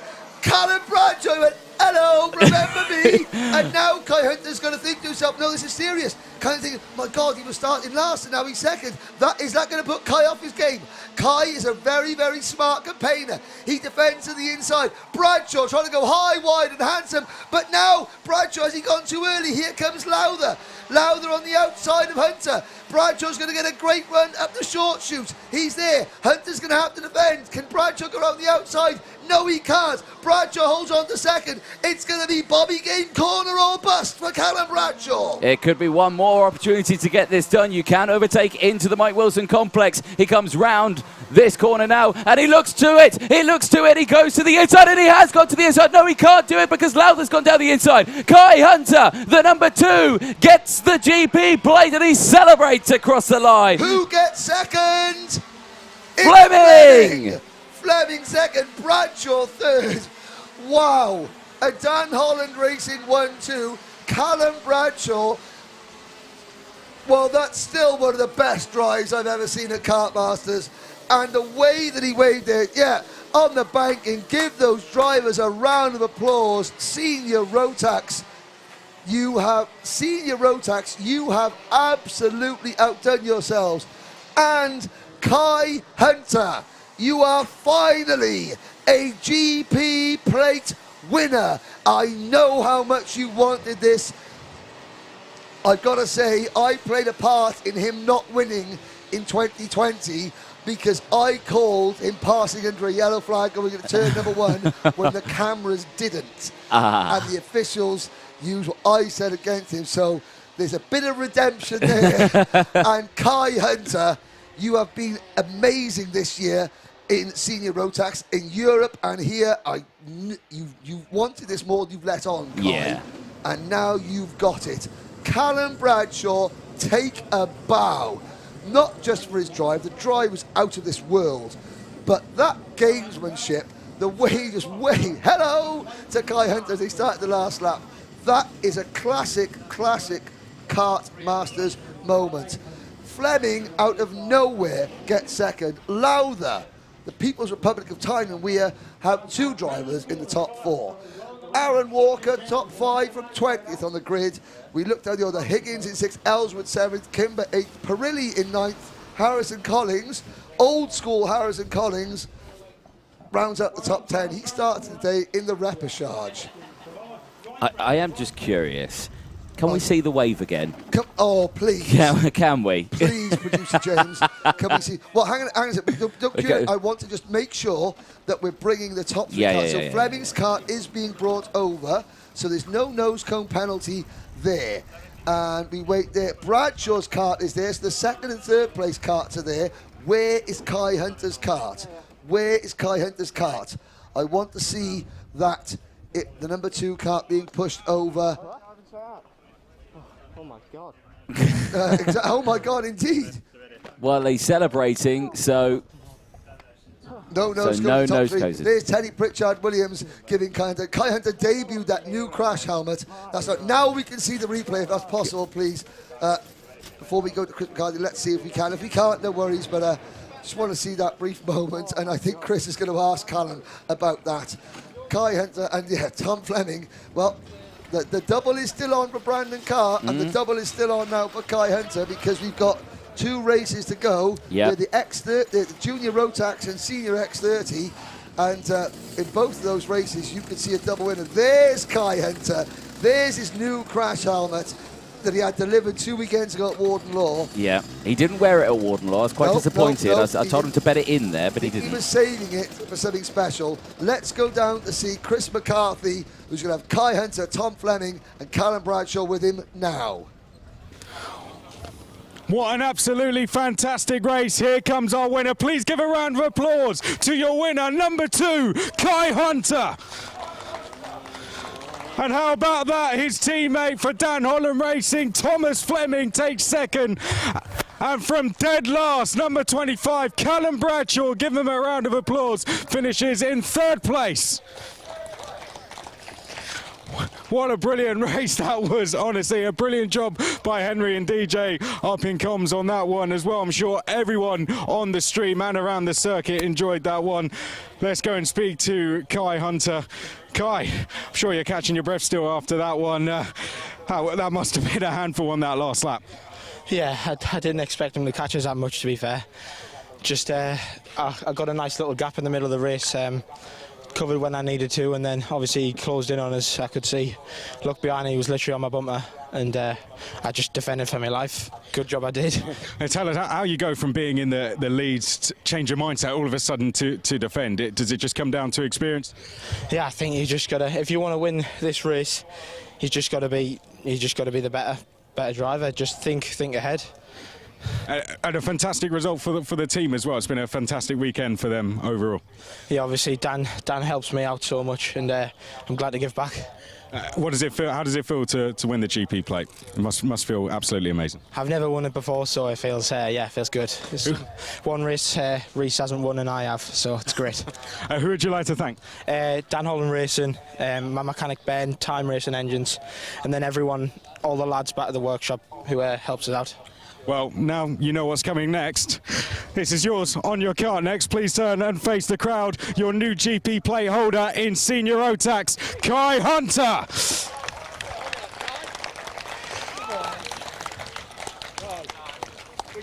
Well, let's go. We're going to get one quick word from the rest of our podium finishers. Thomas Fleming, that was a fantastic race. Yeah, it was a great race. A little bit unexpected, but, you know, we when everything was going to pot, we kept our nose clean. Very limited, you know, Rotax testing, and I think we've done a really good job. We've put in the hard work before coming here. You know, I just got to thank JP for doing 2 karts at once. You know, not many mechanics can be that good. Dan Holland Racing for the good setups, Time Power for the unreal waft, and yeah, unreal race. I saw Callum and what was it, Lowther pushing each other. I was like, oh, I was going to get a naughty switchback here, and I did. So, you know, I'm elated. My first Kartmasters podium, worked about 4 years for this, so it's paid off and it feels great. And it's fully deserved. Please give a round of applause to second place, Thomas Fleming. Now to third place. Did not expect to be speaking to you, Cal. How about that? That was absolutely bonkers, wasn't it? Yeah, it's Kartmasters, so I knew you'd say any other race, you haven't really got a chance, but it's Kartmasters, and you're in it until the flag drops, and I got a good start, just made my way through, and sort of just there too late, I guess. We caught him with the last lap, and I knew you can't really make anything happen really, and I tried to make a switchback happen, but obviously James was there, so it was hard to sort of do anything, but no, it is what it is. Very quickly, who would you like to thank? Just all of Tony Kart, Strawberry, Cream, everybody back at the base. They've done an incredible job, last to third, or almost first, but it doesn't really matter if you're not first, to be honest. One of the best drives of the day so far, and there's been a lot of them. Give a round of applause to third place, Callum Bradshaw. Next we go to Junior Rotax.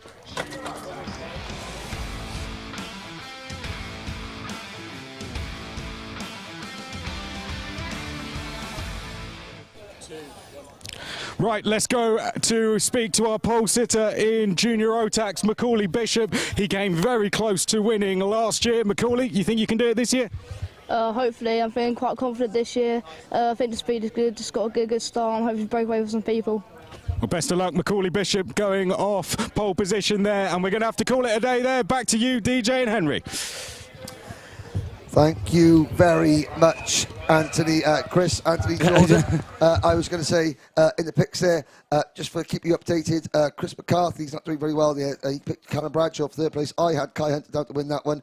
You had Lewis Gilbert, but you're still beating me by a couple of points in the picks. I think that of our viewers, with 3 correct wins, AH Racing 59 has got 15 points, but we'll catch up with the rest of the contenders in our picks competition after we run down the starting lineup.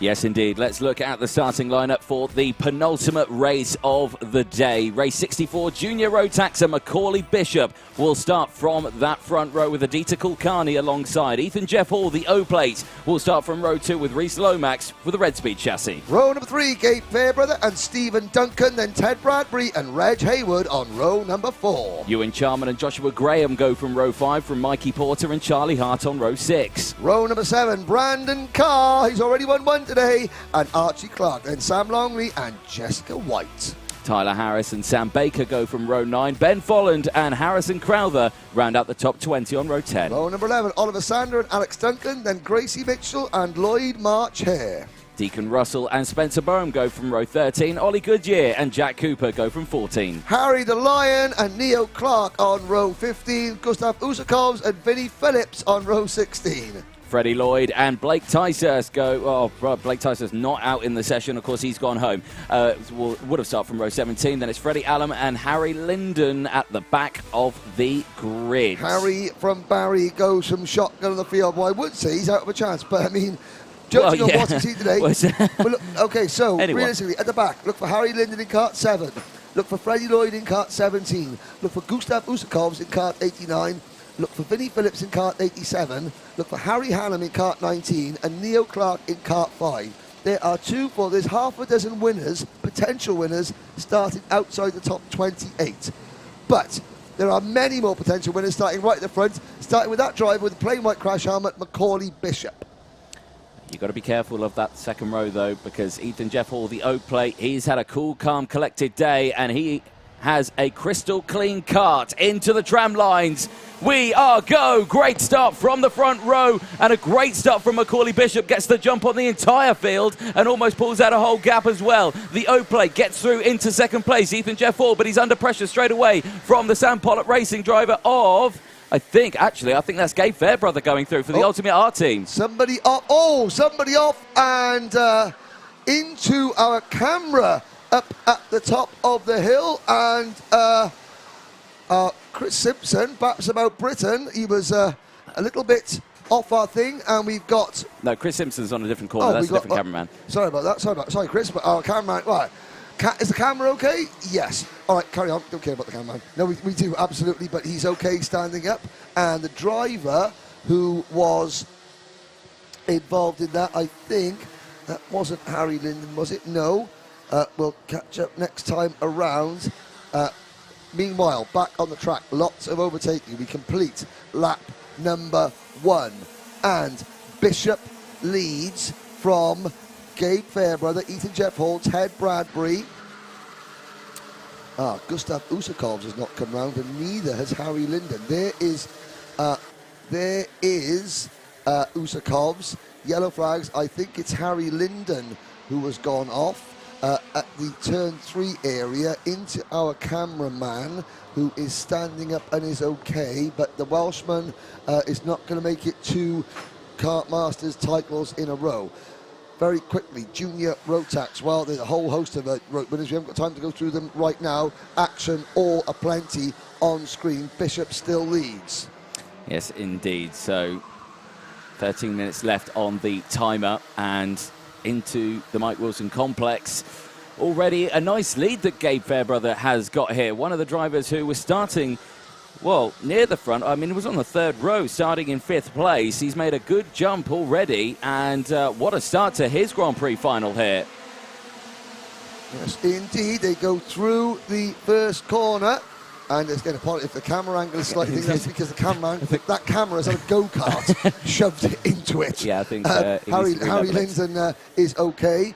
Cameraman is okay, and the camera is going to be okay. Down there's Aditya Kulkarni in kart number 32 for Argenti Motorsport.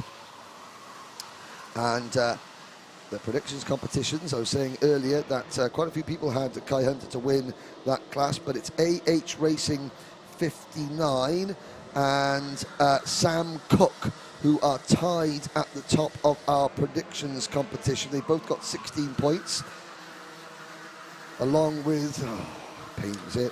Joshua Graham. Joshua Graham gets a technical flag, so his Kartmasters is in 9th. over. He's in 9th place. Fairbrother now leads. Ted Bradbury up into 2nd place for the Sam Pollock Racing team. Gabe Fairbrother's got a handy little advantage at the moment at the front. Now, some of the drivers starting at the back who are moving forward. Neil Clark is at 5 places to 25th. Vinnie Phillips at 10 places to 22nd. Freddie Lloyd is at 13 places to 20th. Harry Hannum, Harry the Lion, is at 13 places to 16th. Well, great running from there. There's Charlie Hart going down the inside of Ethan Jeff Hall. Jeff Hall now falling down the order. Brandon Carr's done an excellent job, like you said, so far. There he is in P3, looking to do the double here. And down the inside there goes Ewan Charman, but no one at the moment can match the pace of Gabe Fairbrother for the Ultimate R team. That kart has found some waft and is pulling away from the main field. Not at a great deal. Aditya Kulkarni is doing a good job at sticking with Gabe, but that gap ever increasing. So Aditya Kulkarni is his first year out of TKM. It's his first year in Rotax karting. He's doing this for the Argenti Motorsport team under the watchful eye of, and there is Jessica White in the barriers, and along with, I'm trying to see which one of the Dan Holland racing karts that may have been Oliver Sander out of the race. Yellow flags waving at the Mike Wilson complex. Jessica sat in her kart, a little bit of discomfort. There's Macaulay Bishop challenging Ethan Jeff Hall, the O-plate. Bishop to the inside, and that puts Macaulay back up and Battenberg flag is position. Out. Battenberg flag is out. Battenberg flag is out. So we're going to pace kart situation. This is going to really, really close things up. That is the CRG kart of Spencer Browham, who is out of the race as well. So, a crazy first 5 minutes. Now, things are going to calm down. Gabe Fairbrother, the number 66 comes in. That is Freddie Allen. He's had a rib injury. It's going to be Fairbrother, Kulkarni, Carr, Bradbury, Lomax, your top 5. Neil Clark has had a problem. He has retired the number 5 Thule Motorsport kart. Then it is Charlie Hart in 6th, Ewan Charman in 7th, Bishop the poleman in 8th, 9th for Jeff Hall, 10th for Joshua Graham. He's going to be black flagged, so he's going to have to come in. That's going to put Reg Haywood into 10th. Mikey Porter, Stephen Duncan, Harry Hannum, Archie Clark, Ben Folland, Sam Longley, Vinnie Phillips, Sam Baker, Freddie Lloyd and Tyler Harris will be the rest of the top 20. The clock is still ticking down.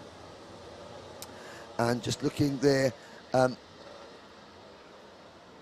some of these champions. So Harry Linden out of the race, the 2020 Minimax champion. Blake Ticehurst didn't start the race. He's last year's Minimax Grand Prix plate winner. Nobody else in this field, apart from Brandon Carr, who was won just a couple of hours ago, has won a GP plate. Aditya Kulkarni, Argenti Motorsport, they've only been in existence for 2 years. In each of those first 2 years, they have won a GP plate. Can they make it 3 wins in 3 years? With Ron Meadows watching on. Aditya Kulkarni, one of the underdogs has got a chance. He's got a chance. Lights a green flag out. 8 minutes to go. We're off and racing one more time. Fairbrother, Kulkarni, Carr, Brandon Carr. He's going to be walking on air at the moment after that first drive. Can he spirit his way to another win and create his own little piece of history behind them? You can see Charlie Hart passing Reese Lomax. Unlike this time around, he's got the challenge here as Charman goes down the inside. Charmander. Of Reese Lomax. Lomax comes back. But yeah, I was saying that Brandon Carr, he's managed to get up into P2 now, just as Kulkarni gets squeezed, and so does Lomax in the background there. My former co-commentator at Kartmasters, Alex Goldschmidt, pointing out Harry Hannam is the chairman of the United Arab Emirates Millwall Supporters Club. Correct. Oh, football. 7 minutes to go. Karting, racing, motorsport. Don't let Harry say that he's a Millwall fan. Right then, again, apologies for the blips in the live stream. It's out of Alpha's control. It's just the internet connection here at PFI. There's Charlie Hart having a nibble at Dieter Kulkarni. So Kulkarni's gone backwards now. Ted Bradbury comes into play. Bradbury started the pre-final from pole position. Got caught up with an incident with Harry Linden and spun back to 15th. But Bradbury's on the move with the number 53 Sam Pollock racing kart. Well, eyes on this one as Ethan Jeff Hall tries to go down the inside of Macaulay Bishop there, fails to do so, and... Oh, that's a Jack's Motorsport car of number 56, Mikey Porter, getting it a bit sideways. And, well, it's a great battle that Ethan Jeff Hall and Macaulay Bishop are having. Here is the number 19 Jack Dex racing kart of... Say it. Harry Hannam. The Lion. And he is up into 12th position. He's gained 17 places. Vinnie Phillips is up to 17th. He's gained 15 places. Freddie Lloyd still 20th. He's gained 13 places. 6 minutes to go. Yellows are out in the back section. A kart facing the wrong way gets going again. Kart now facing the right way. And it was Ben Folland. Ben Folland had such a good... Stephen Duncan is also dropping down the order as well. Joshua Graham's been black flagged. We've got a whole heap of retirements here. We do, yeah. Freddie Allen has retired. Oliver Sander, Harry Linden, Spencer Brown, Jessica White, Neil Clark, Deacon Russell, Joshua Graham. We've got 27 of the 36 starters, 35 starters still running. There is Charman, the Charmander, and he is battling. And it's great to watch. But they look up the road, the leaders are clearing off, and it's Charlie Hart now in the lead. Is that graphic correct? I don't think that graphic's correct. I think it's been updated now. Ah, right, okay. Charlie Hart's down to 5th, but it's Fairbrother, Carr, Bradbury, Kulkarni, and then a big gap to Charlie Hart. The leaders are getting a little bit spread out. Now, is Joshua Graham still out there in kart number 28? He shouldn't be. Well, he's been black flagged. He should be out. Doesn't want to stay out there too long. But he's clocked up again. Yeah, so he's still out there. So he's been into the pits and back out, or has he fixed the... Well, he's been disqualified. He's going to be in trouble, is what he's going to be. Yeah, if he's gone back out on circuit after a black flag. Oh, there's Charman being squeezed wide. And down the hill they come towards the first hairpin. Gustav Uzakovs sets the fastest lap of the race. Oh, dear me, Ethan Jeff Hall wide and on the grass, bouncing around.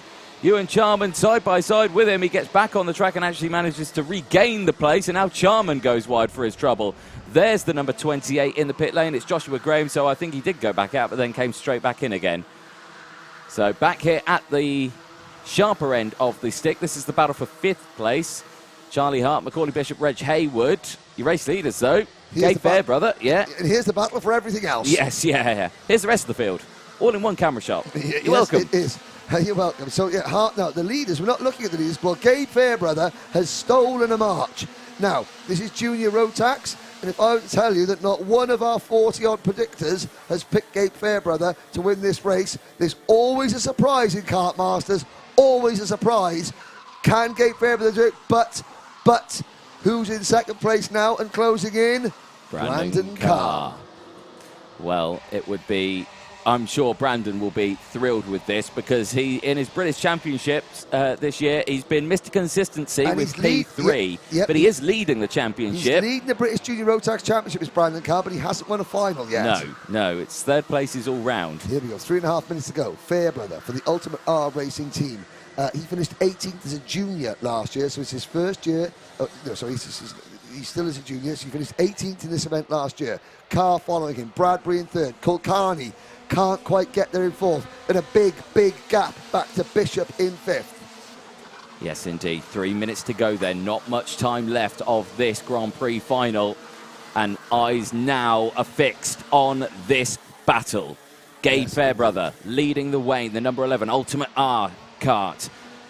And the number 30 of Brandon Carr, KR Sport, took the GP plate in Junior X30 from the back of the grid to the front. This time around, he had the new challenge of starting in the mid-pack, but he hadn't got the momentum that what he had from starting at the back. That's what's different this time around. This race has played itself out. Even though we had that sort of Battenberg flag very briefly in the middle, we haven't had that constant lead battling, chopping and changing chaos. The battle's been in the middle of the pack. It's allowed the leaders sort of spread themselves out a little bit. Reg Hayward gets a 5-second penalty.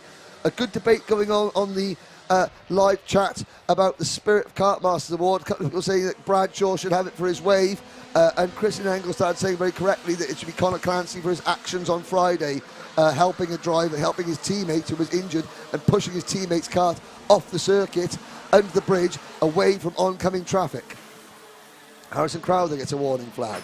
We've got 27 runners still out there. Folland is 27th, Mitchell 26th, Stephen Duncan 25th, and it's Alex Duncan in 24th, Jack Cooper 23rd, Ollie Goodyear 22nd, Tyler Harris 21st, Harrison Crowther rounds out your top 20.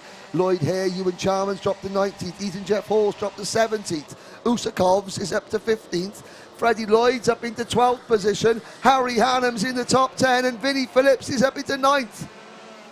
So moves all the way through this field, but no moves happening at the front here. Less than 90 seconds on the board. And, well, I mean, what can you say? Well, what you can say is this, is that now it's down to nerve. Gabe Fairbrother's got to believe. He's got to believe. He has got the gap at the moment with a minute to go. If he keeps it like this, he doesn't need to defend. Carr isn't close enough. Does he believe? That's the question. If he looks over his shoulder and starts worrying, he's going to have to defend, and Brandon Carr is in pole position, even though Fairbrother leaves this race. Vinnie Phillips fastest lap of the race. So, can this driver, young Gabe Fairbrother, he's got the kart under it. Ben Hingley's team from North Wales, they're based in Abergele in North Wales.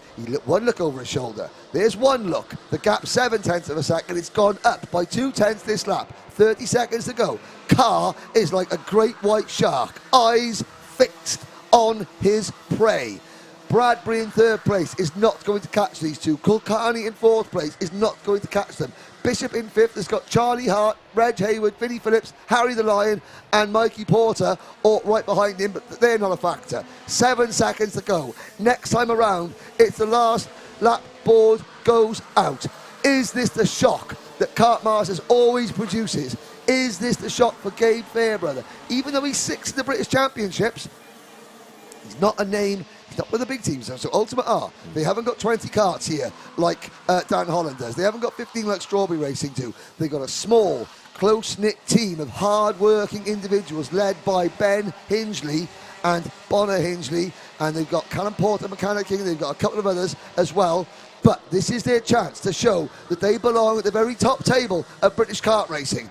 It's all down to Gabe Fairbrother now. His mechanic, his engine builder, his chassis manufacturer, they could do no more. It's all about that person in the middle. And does Gabe Fairbrother believe he can do it? One more lap to go. Brandon Carr has been magnificent today, and he's bearing down. He is bearing down on Gabe Fairbrother. A test of nerves we are about to see, Anthony Jordan. Yes, we are, because that gap has come down to less than half a second. Brandon Carr has found some waft out of nowhere, and visibly the gap has shrunk. Visibly the gap is much, much smaller now. Brandon Carr using all the track available to him as they go down into the hairpin. He looks to the inside, not close enough. Gabe Fairbrother, crucially, doesn't defend. He stays on the normal racing line. Fairbrother looked over his shoulder twice on that straight and then missed the apex. You can't do that, Gabe. You've got to get your head down. Now Brandon Carr is there. Now Brandon Carr has a shot. Gabe Fairbrother, you've got to hold your nerve. Hold your nerve and believe in yourself. Through Bobby Game corner. Carr's not close enough. You've got 3 more apexes, Gabe. 3 more apexes. 2 more apexes. 1 more apex. Ultimate R is about to be a Kartmasters champion. Gabe Fairbrother wins. Wow, what a final that was. Gabe Fairbrother this whole weekend, well, he's been at the top, but we didn't expect to see him take the final GP win. Brandon Carr, again, an excellent result for him, P2. And Ted Bradbury for Sam Pollitt Racing. Well, after his disaster earlier on with the spin, to see him back with a podium at GP Plate, that is absolutely fantastic. Absolutely. There we go. Look at that. There's emotion. We had tears earlier with Kento Craigie. There's going to be tears of joy. I can't wait to see Bonner Hingley and Ben Hingley. They're going to be, well, they're going to be a dribbling mess is what they're going to be. But Gabe Fairbrother has won. And again, there was it's a small team, but there was a huge applause in that grandstand as Gabe Fairbrother crossed the line, and that tells you all you need to know about the way that he conducts himself around this paddock. There is a look at the top 3. Aditya Kulkarni finishes 4th, Macaulay Bishop is 5th, Vinnie Phillips is 6th, Harry Hannam, wow, from 32nd to 6th for Vinnie Phillips, from 29th to 7th for Harry Hannam. Haywood is 8th, Charlie Hart 9th, Mikey Porter rounds out the top 10. Then it's Reese Lomax, Freddie Lloyd, Archie Clark, Gustav Usakovs, and Sam Baker, your top 15. Now, well, let's tell you what. Oh, even the scrutineer gets a cuddle. They're a Welsh team. I wonder if the cameraman gets a touch. Brandon Carr's got to be pleased with that. He gives in there. Now we're going to wait to see there's Callum Porter. There he is. Big. Oh, there's going to be some emotion here. Support all round. Off goes Gabe. Who's he going to find behind the fence? Let's listen.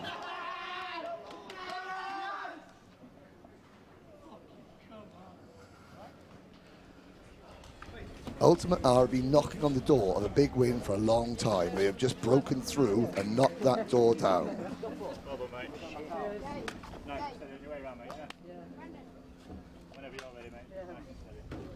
What a result for him.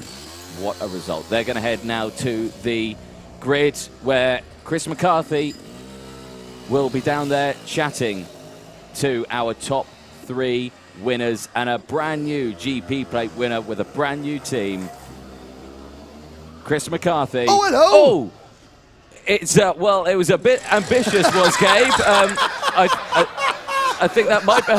I think that might be the reason he won. His brakes don't work. There we go. We didn't get nose cone for Well, that. there we go. Luckily, well, we'll head down to Chris. Chris, are you okay? 3, 2. Welcome to the grid, everyone. Lots of energy down here. We've just welcomed our winner in Junior Max. Give him a round of applause. Gabe Fairbrother. Round of applause, please. Oh, what a fantastic performance. First of all, very sorry about that. That mate. Totally control. Mate, that's okay. That's okay. That's okay. That's okay. Honestly, that's okay. We'll go and speak to second place first. Brandon Carr. Brandon, wow. What a day you've had. You've gained, it's going to be about 42 places in 2 Grand Prix races, I think that was. Yeah, it's just, can't believe it. So from pretty much dead last to a win, and then from this one you went from row 7 to P2. I mean, you couldn't quite get there in the end, but still, fantastic result. Yeah, it was a good result. We could have maybe had a go at the end, but seconds better than crashing, really, after a good weekend. I know we said it, but I'm sure you've got more people you'd probably like to thank. I'm sure you'd like to thank him again. Yeah, I'd like to thank my mum, my dad, Ollie, Jay, Ash, Jordan, everyone who's helped during the way. You followed in the footsteps of some of your former teammates. I know the likes of Joe Turney and Clayton have done similar things. Brandon, well done. You've put in a superb performance. One of the drives of the day. Congratulations. Thank you. Well done to Brandon Carr. Give him a round of applause. Second place in Junior Rotax. And let's go to third place then, number 53, Ted Bradbury. Ted, what a race that was. Yeah, it was a good race. Tried to make as many positions at the start, on the hairpin especially. But like Gabe and Brandon just had more pace than me, and I'm happy for Gabe and Brandon. It was a tough race, wasn't it? It was really a race of consistency. It just showed the quality of the field at the front, didn't it? Yeah, it was super close all weekend. We were looking like the favourite at the start of the weekend, but just didn't have the pace in the final, but it was so close, so well done to them. Happy to get on the podium as well, must feel good. Yeah, it feels good. I'd like to thank my team, Sam Pollitt Racing, Sam Pollitt himself, Lewis Brown and Anderson Chilcott for just everything they do for me, making me a better driver all the time, and tuning the kart to perfection all the time. Well, congratulations to yourself. Well done. Number 53, Ted Bradbury. Well done to Sam Pollitt Racing as well. Please give him a round of applause. Third place in Junior Rotax, number 53, Ted Bradbury. Well done. Well done to the Sam Pollitt Racing team as well. A fantastic result for them. We're going to take a very quick breather. We're going to be back in just a second. Don't go anywhere. The final Grand Prix of the day coming up next is Senior X30.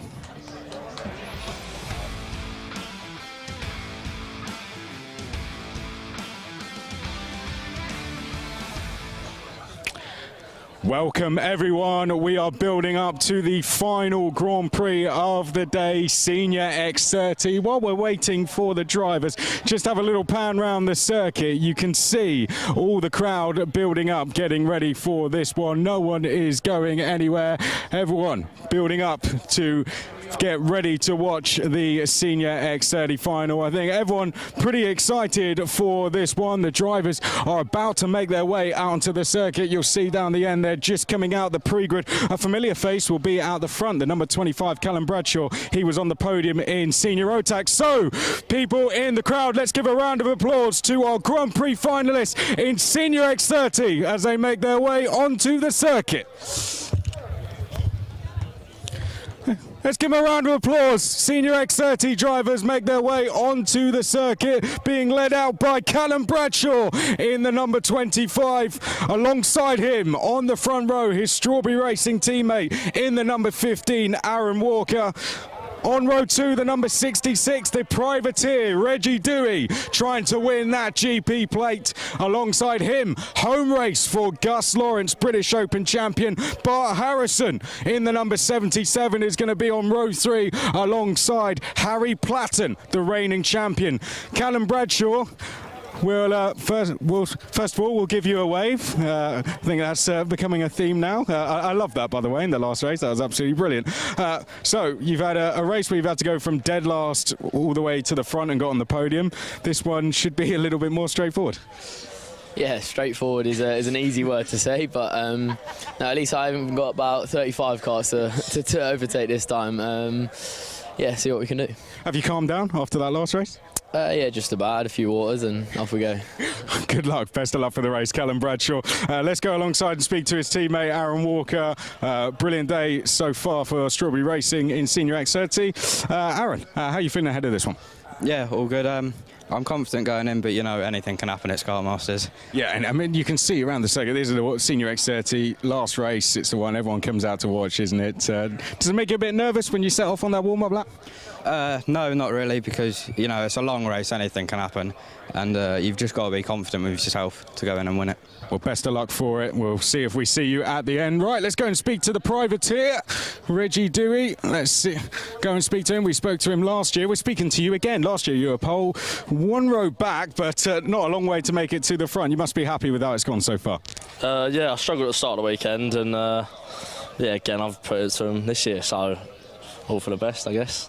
Trying to, of course, you're running as a privateer, taking it to the big teams, doing a really good job. Yeah, of course. No, I think the best man's going to win at the end of the day, like the best racer. So, yeah, let's have it, you know what I mean? Let's have it, indeed. Absolutely love it. Let's speak to Gus Lawrence. We'll let him quickly... we'll come over here. Home race for you, Gus. Of course, racing for Paul Fletcher himself. I mean, you look around the grid, the amount of talent on this grid, absolutely fantastic, isn't it? Yes, of course, yeah. We've got a lot of champions here and stuff like that, so it's going to be a hard race no matter what, yeah. You think you can get it? Think you can do it? Yeah, we had a good chance last year. They're in a good starting spot, so yeah, we'll see how we go. See what happens in the race, see how it plans out. I'm sure Paul will be watching as well. Best of luck to you. I think we've got a couple more minutes. Let's speak to the man trying to defend the title, Harry Platten. You did an absolutely brilliant job to take the win last year. You confident you can go back to back? Yeah, 100%. Obviously, it's this, like Aaron said, it's Kartmasters. Anything can happen. As we've seen in previous races, people going from the back to the front. So let's just try and hit the front and win the race. Best of luck to you. Let's go now down down and speak to someone we've spoke to as a winner already today, Kai Hunter. He's going to be going off row number 6. Thomas Fleming, you'll see, he was on the podium earlier there in the 3.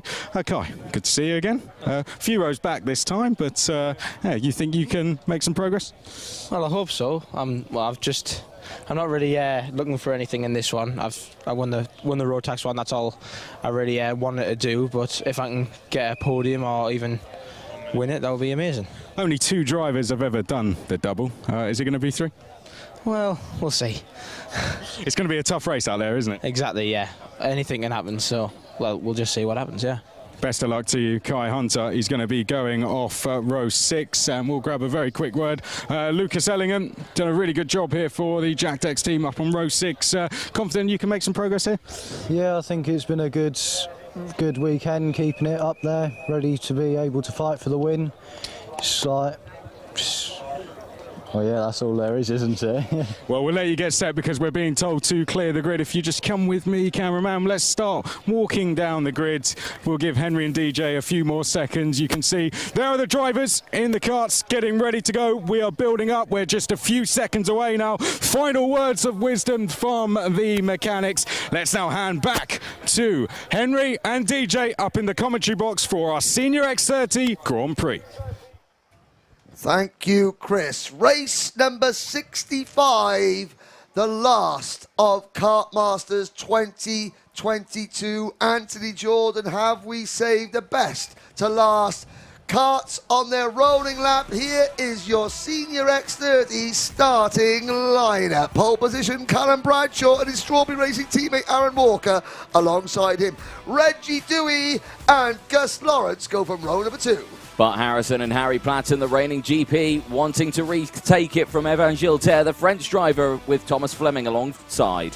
Row number 5, Oliver Greenall and Caden McQueen, newly crowned Senior Rotax GP plate winner Kai Hunter and Lucas Ellingham on row number 6. Harvey Ryby and Brad Pinnell take row 7. From Marcus Littlewood and Alessandro Serenetti take row 8. Row number 9, Brandon Templeton and Oliver Greetham. Row 10, Matthew Higgins and Harry Cottrell. Jamie Day and Charlie Lamb take row 11 from Calais Atkins and Marcus Luzio on row 12. Reece Newburn and JP Slater go from row 13, Kyan Cohill and TKM driver Joe Fowler on row 14. Alves Rodella on row 15 with Rory Cuff alongside Oscar Joyce and Jude Ferrenho round out row 16. Louis Johnson Cool and Harvey Keeble go from row 17. Morgan Porter and TKM's Lee Whittingham on row number 18. So, in this race, the defending champion is Harry Platten. Aaron Walker was your 2020 Junior X30 GP plate winner. Jamie Day, your 2017 Minimax Grand Prix winner. Callum Bradshaw, your 2016 Junior X30 winner. Morgan Porter, a double Kartmasters champion. Oliver Greenall's a former champion. Kai Hunter's a reigning champion. We'll go around again. This field, absolutely chock full. Kai Hunter has just won the Senior Rotax GP plate. You've got Alessandro Serenetti, and he finished 8th in this event a year ago. Lucas Ellingham 7th in this event a year ago. Thomas Fleming is 3rd in this last year's Senior X30 British Championship, 9th in this event a year ago. Harvey Ryby was 3rd a year ago as a junior. Reggie Dewey, Mr. Excitement, 3rd in this race last year, just in front, or just behind, the current British Open champion, Gus Lawrence. Oliver Greenall, the last time he was at Kartmasters, 2019, he won in Mini X30. Morgan Porter, your 2017 OK Junior and 2020 Senior Rotax GP plate winner. He's also the 2020 British Senior Rotax champion. In X30, we've got O plates. We have got IAME International finalists. Marcus Luzio finished 4th in the IAME International final as a junior last year. Aaron Walker, he won the IAME I Games in Junior X30 in 2020. Champions all around, Anthony Jordan, 65th and final race of Kartmasters 2022. They're in the tram lines. They come to the lights. Lights are out. We're off and racing one more time. Great start from the front row, but a better start from Reggie Dewey there. He gets the cut off there and moves up into P3. Holds on there as Gus Lawrence comes through into 4th place. Into 5th place, I should say. Those two have got tension. They had tension last year. They started in the same places last year, and this time around it's going to repeat itself. down in towards hairpin number 1. Clean breakaway then. Dewey into second place as Bart Harrison defends. Ron Platten on the outside of Gus Lawrence, the O-plate. They squeeze each other.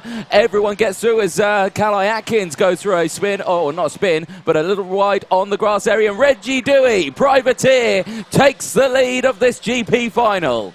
Into Bobby Game corner for the first time. It's Dewey from Walker, from Bradshaw. They come around the Mike Wilson complex for the first time. 36 drivers here, representing England, representing Scotland, representing Italy, representing France, representing Jamaica, the United Arab Emirates, Wales, Ireland, Italy. International style racing and an international quality event, and Reggie Dewey, Mr. Excitement, has the lead from Aaron Walker. This is good stuff from these drivers here. Now as they exit onto the literal bridge, they'll come down the hill now in towards hairpin number 1. Big look over the shoulder, and Dewey defends critically there. Dewey defends early doors, and Aaron Walker tries to go around the outside, and instantly Aaron Walker's like, come on, what are you doing? I said, I'm defending my line. I'm doing what I need to do. But Reggie Dewey, as anybody knows, he does his own thing. He does. And to heck with what anyone else thinks of it. that. That's the way he's going to win. It's been him and the family against the world in karting. They've run as privateers for a long time. Reggie Dewey, he entered the TKM O-Plate. He entered the TKM O-Plate in 2018. He's ever did one meeting in TKM. He won the O-Plate. He's got a lot of fans here in the grandstands. He's always spectacular. And he's coming under pressure. Bart Harrison for the Mick Barrett Racing Team in kart number 77. Youngest driver in the class, currently leading the British Championship in this division. Bart Harrison, he was the 2021 CIK FIA Academy selection. And here comes a move. There goes Aaron Walker, and Dewey has to let Bart Harrison through as well. It's now Walker, Dewey, and here comes Gus Lawrence. And he goes down the inside. And Lawrence wastes no time Not at all. passing his good old mate Reggie Dewey. Yes, exactly. I'll be like, right, you're behind me now. That's it. Stay there. No, that's where thou shalt stay. Yes, indeed. Bart Harrison there goes for the race lead. Aaron Walker has to concede, but fights back immediately. And here comes Gus Lawrence down the inside. So now Lawrence up into P2. So this is now chopped and changed a fair bit now. Out of the final corner, back across the start-finish line. New race order. Walker, Lawrence, Harrison, Dewey, Platten, Bradshaw, McQueen, Greenall, Giltaire, and Ellingham. Now the top 10. Aaron Walker back to the lead. Walker's defending, and here comes Reggie Dewey back at the inside of Harrison for the third place as they plummet across the bridge and down the hill. Evan Giltaire with the new fastest lap, 57.790. And who is this going around the outside? Well, of course it's going to be Reggie Dewey. Of course it's going to be Reggie Dewey. And you know what? Oh, there's a wheel. There's a wheel and a rear axle assembly there at the top of our screen. A cart pulling off the side of the circuit. We'll get a number check on that next time around. But that was lucky that the wheel come up and the driver is up and out of their cart looking down rather forlornly. It's a BMR driver. Well, is that Harry Platten? It's Charlie Lamb. Oh. Charlie Lamb. Somebody has gone through the barriers coming out of the second hairpin. That's the number 12 kart of Marcus Luzio. So the driver that finished 6th as a junior in this event a year ago is out of the race. Here we go, bottom of the lead as they cross the start-finish line. This is at 80 miles an hour, ladies and gentlemen. Elizabeth Waldron Dunn is my new favourite commentator. Pass the Reggie on the left-hand side. Superb. Excellent. Well, yeah. Right, hang on. Fair play, Elizabeth. Fair play. You've reduced both commentators to start. And there he goes again round the left-hand side. And now he says go. Now he says move forward. But look at this. And who's this? This is Caden McQueen in the kart number 6, the Mad Croc Promotions driver trying to go around the outside. And there's a whole host of people. Who's in this league group? Jamie Day is in there. In kart 24 for the... He's running as a privateer, I think, with the KR Sport team, maybe. Greenall's in there. The number 64 Fusion kart. Air Force One is in there. Aaron Walker, exit stage left at Bobby Game corner. He runs wide, loses about a dozen places. So, another lap. Another million changes in Senior X30 at the front. And a new race leader, and it's Reggie Dewey and his old mate Gus Lawrence right behind him. Oh, dear me. So Dewey leads from Lawrence, Platten, McQueen, Walker, Ellingham, Day, Serenetti, Harrison and Bradshaw now down into P10. This is a big shake-up now, less than 10 minutes to go, but I suspect we've got about 1 million and more overtakes coming. Reggie Dewey goes defensive into hairpin 1. Lucas Ellingham is closing in. Yeah. In the Jack Dex Racing number 99. Serenetti is there. In the premium karting number 96. Harrison, who was leading, is down to 9th. Bradshaw, who started right at the front, is down to 10th. Greenall has slipped back to 11th. There is the number 15 of Walker trying to come back on McQueen. And Ellingham goes round the outside. Slim Shady style of the both of them. Warning flag for Dewey. That may be for excessive defending, but we're not sure. No, excessive excitement. Excessive excitement, sorry, Mr. Excitement, excessive excitement. But there we go then. Out of the final corner once again. Clear breakaway now, and it's the 3 drivers who were on the clear breakaway last year. 2021 is repeating itself. Turn the clock back. It's Gus Lawrence to the inside. Hair Force 1. Harry Platten on the outside. Reggie Dewey in the middle. And they all come up the bridge. It's Lawrence, Dewey, Platten, with Walker, Ellingham, McQueen, and then Serenetti and Bradshaw right behind them. Into hairpin number 1. This is kart racing. This is why we love this sport. We love this sport dearly. And again, Reggie just saying, come on, let's just go, because Lawrence is breaking away. Obviously, Gus Lawrence has won here in the past. He's got that O-plate. The IAME O-plate was held here last year in September, so he knows how to win in an incident on the short shoot. The 75 has gone round, and the 42, is that the S8 kart? It's the S8 racing kart of Harry Cottrell and the Dan Holland racing number 75 of Matthew Higgins. Oliver Greetham has retired, so has Charlie Lamb. Marcus Lucio has had that spin, but he's still running. We've got 34 karts still out there. And here comes Harry Platten, the GP plate, looking to defend his title. 9 people have defended their title in Kartmasters history. Can Platten be the 10th for the BMR restart team? Let's find out then. 7.5 minutes to go. Rory Cuff with the fastest lap of the race now. 57.20. Big dive down the inside there for Callum Bradshaw. That was on Lucas Ellingham. He gains another place there, moving up into P5. As again, look at Lawrence there. He's trying to shake them off. Well, I'm not sure. No, do you know what? Because of that accident earlier on, there's a lot of dust and grass on the racing line. And he didn't want to be the first person over it to sort of get crud and crap on his tyres. Smart driving then from Lawrence, thinking at 75 miles an hour. Yeah, but and there's so here come the top 3, the top 4, the top 5, the top 6. Bradshaw playing himself back into contention. It's now beginning to spread out a little bit. 7 minutes to go, so we're past half distance. The order: Lawrence, Platten, Dewey, Walker, Bradshaw. The top 5: Ellingham, McQueen, Serenetti, Day, and Harrison. The rest of the top 10. Then it's Keeble from Greenall, Littlewood, Giltaire, Fleming, and Harvey Ryby, with Morgan Porter from the back of the grid. Morgan Porter up 18 places to 17th on the track at the moment. Pennell, Slater, and Kalai Atkins, who's just set a new fastest lap, rounding out the top 20. Well then, 6.5 minutes to go. Plenty of time left in this race. Oh, and there's a collision out of the screen. That's Evan Giltaire in the air. Giltaire in the air, like he just don't care. And he's come back down in kart number 28, but he's okay. Oh, and another spin. Oh, there's another spin, and that is at the Fullerton S's. It's the 44.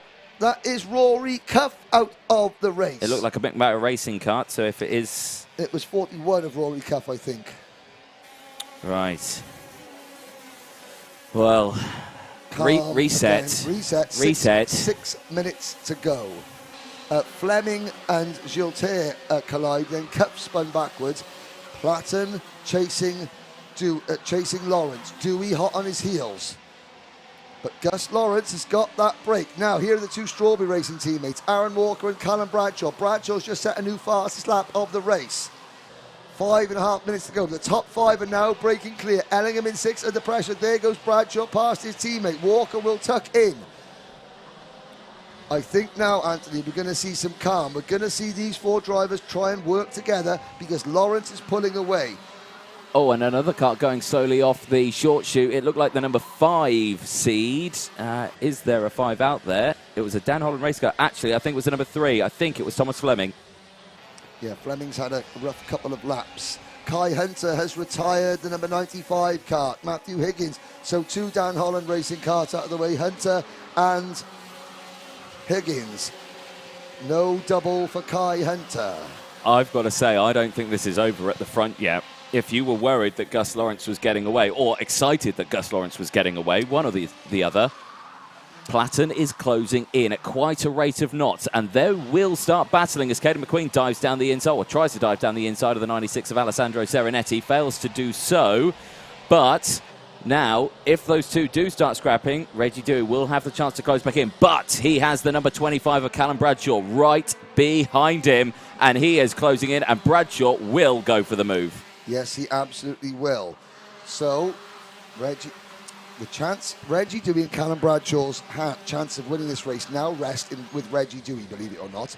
If Reggie just lets Callum go, because Callum is quicker at this point, then he can just tuck in. He checks behind him, so he knows there's someone pushing him along. Do you know what? Bradshaw says, oh, I'm not convinced that. Now I'm going to push you, I'm going to push you, I'm going to push you, and now I'm going to pass you. Yeah. And Dewey lets him. And now Dewey will return the favour. He'll return the favour. He'll get that nose cone right on the rear bump of the number 25 Kart and try and work with the Strawberry Racing driver, because Air Force One is primed for takeoff. Harry Platten has caught Gus Lawrence. Yes, he has at quite a rate of knots, and now into hairpin number 2. No moves here. He's just going to stay behind. There's still 3.5 minutes left of this final, plus that 1 lap. Plenty of time to get this done, so Platten can just sit there and just do a bit of studying for the next lap and then think, where's going to be the best place?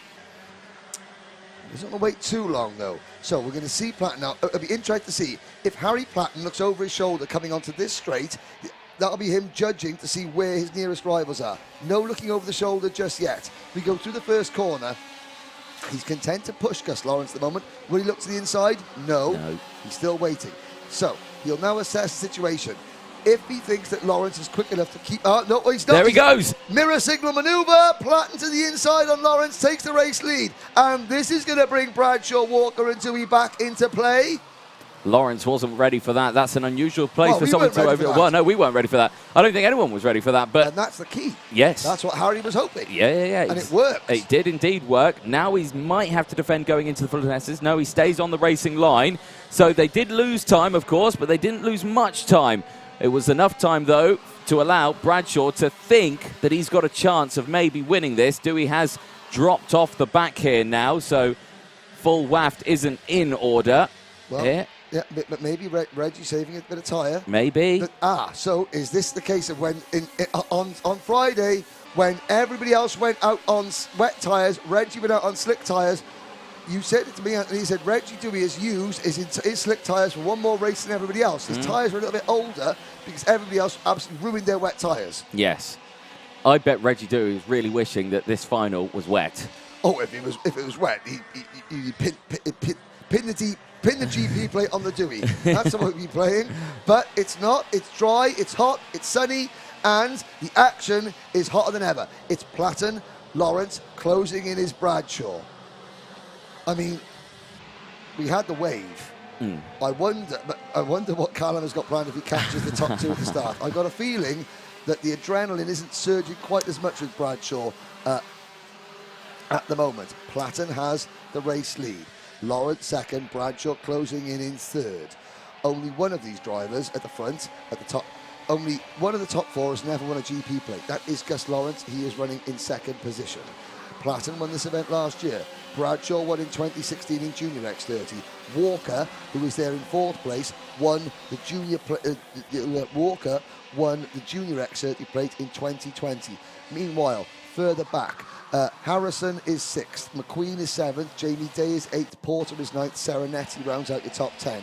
Keeble, Ryby, Ellingham, Littlewood and Slater complete your top 15. Then it's Greenall, Johnson Cool, Atkins, Rodella, Ferniehow and Bradley Pennell. Giltaire, Newburn, Fowler, Templeton, Joyce, Gohill, Whittingham, Luzio, Fleming, your top 30. Cuff and Cottrell, the last 2 karts still running.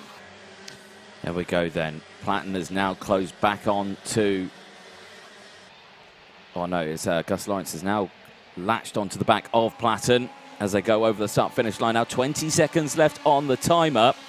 Bradshaw's just sitting there. Bradshaw's in a prime position right now. He's at a good distance that he won't get involved with anything that happens between the two of them, but he's at just the right distance that he can capitalise on when it happens between the two of them. And he's going quicker than them because he just set a new fast lap of the race. It's between these 3 now. Walker and Dewey are no longer factors. They are too far back. The clock strikes 0 for the last time in Kartmasters 2022, and the defending begins. Platten to the inside. Now Bradshaw is there. Lawrence is in a sticky situation. Does he attack? Does he defend? If he attacks, he's going to be susceptible. There's a lot of grass on the inside line there. That could be a factor as well. Into the Michael Wilson complex for the penultimate time.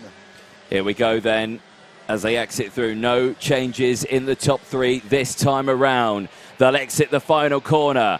Air Force One sees the last lap board and proceeds to taxi to the runway. Here we go. And out of the bridge section they go. Gus Lawrence looked like he was going to go for the move, but he goes defensive from Bradshaw. Yellow flags in the final section. I don't know if that's going to play a factor in this race.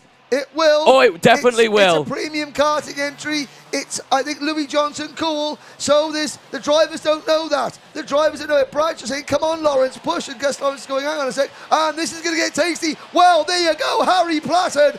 Thanks to Gus Lawrence and Callum Bradshaw. They're not going to be happy with one another. But Harry Platten, Air Force One, is about to defend his title.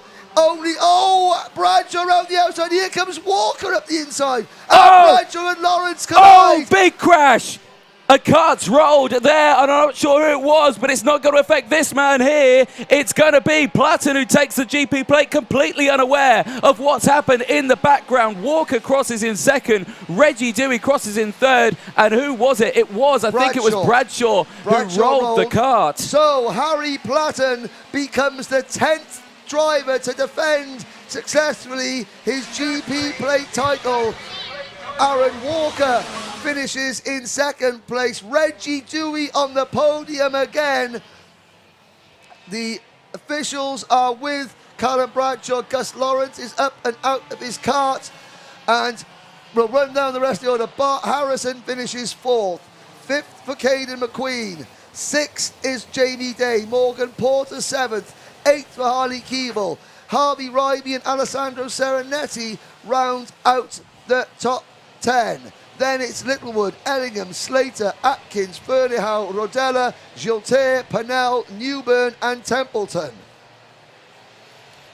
The rest of the field coming across the line. Well, I mean, we've got the predictions competition that we have been running. I'm just going to look at this, so we're going to be having a paddock show later on. We're going to be able to bring you the results of that. Callum is standing up and out of his kart. He is okay. There is a look at the shattered remains of Callum Bradshaw and Gus Lawrence. They're chatting to one another. I mean, they weren't very happy. There's Kyan Gohill's kart that has stopped on the last lap. I'm just going to look up briefly Platten, Walker and Dewey.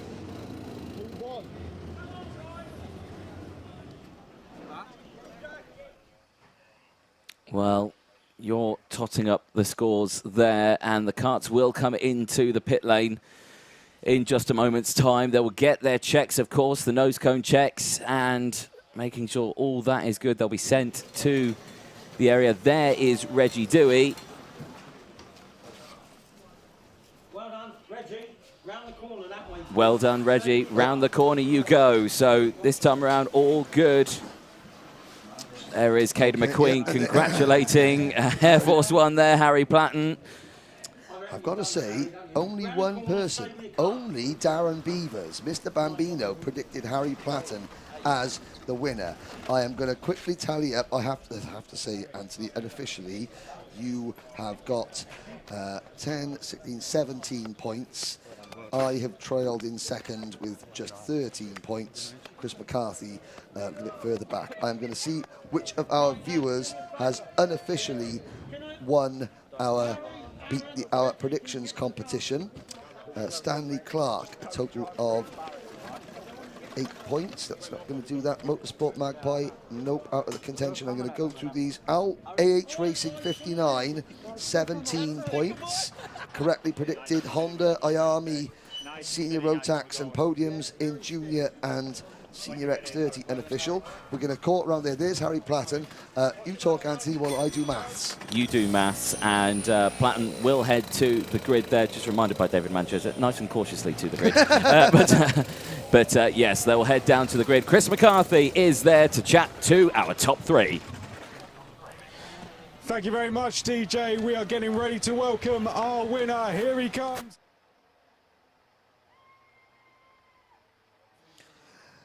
So we'll just have a quick chance to chat with Harry Platten, who again brings it very, very cautiously to the P1 plate. Chris McCarthy is going to be over there with him very shortly. Harry, here, Force 1. Definitely felt it in that one. Well done to him. We'll let him get his pressure. We'll chat with him now. Harry, one of the 10 drivers. So once again, yeah, a few audio difficulties. We'll come back and we'll restart that because we do want to hear from. Oh yeah, definitely. So One. we'd love to hear from Harry Platten. But what it does give us a chance to do is to say a huge thank you. Number one to all the spectators here. You've been tremendous. Thank you for your support. If you're in the grandstand now, while we wait for the interview to start, please can we all give the Trent Valley Kart Club marshalling team a big round of applause for their sterling efforts. They're the best in the country. Thank you to the marshals for your efforts. Without you, none of these drivers would be able to go racing. Glyn, your team have done a fantastic job, and they have had a lot to deal with over 3 days and 65 races. They've had an awful lot to deal with, so thank you very much indeed to all the marshals. Anthony, carry on talking. I'm still doing maths. You're still doing maths. Well, you're totting up the scores there and the predictions. I hate to be smug about anything like this when it comes to scoring and predicting anything like that, but I feel slightly smug in the commentary box, I have to say here, ladies and gentlemen. Looks like we're sorted. Chris McCarthy, over to you.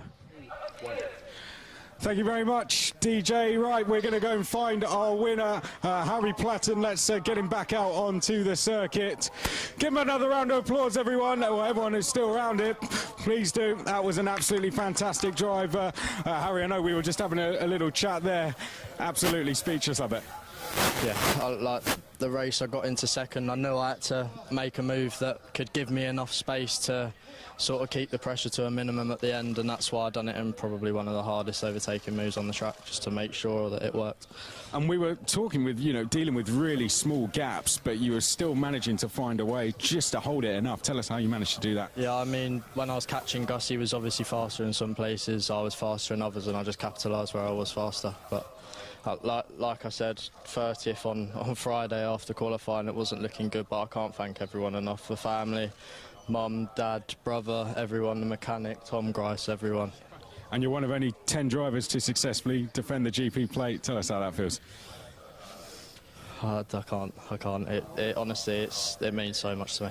And given we've been doing this since 1996, I think that's a pretty incredible achievement.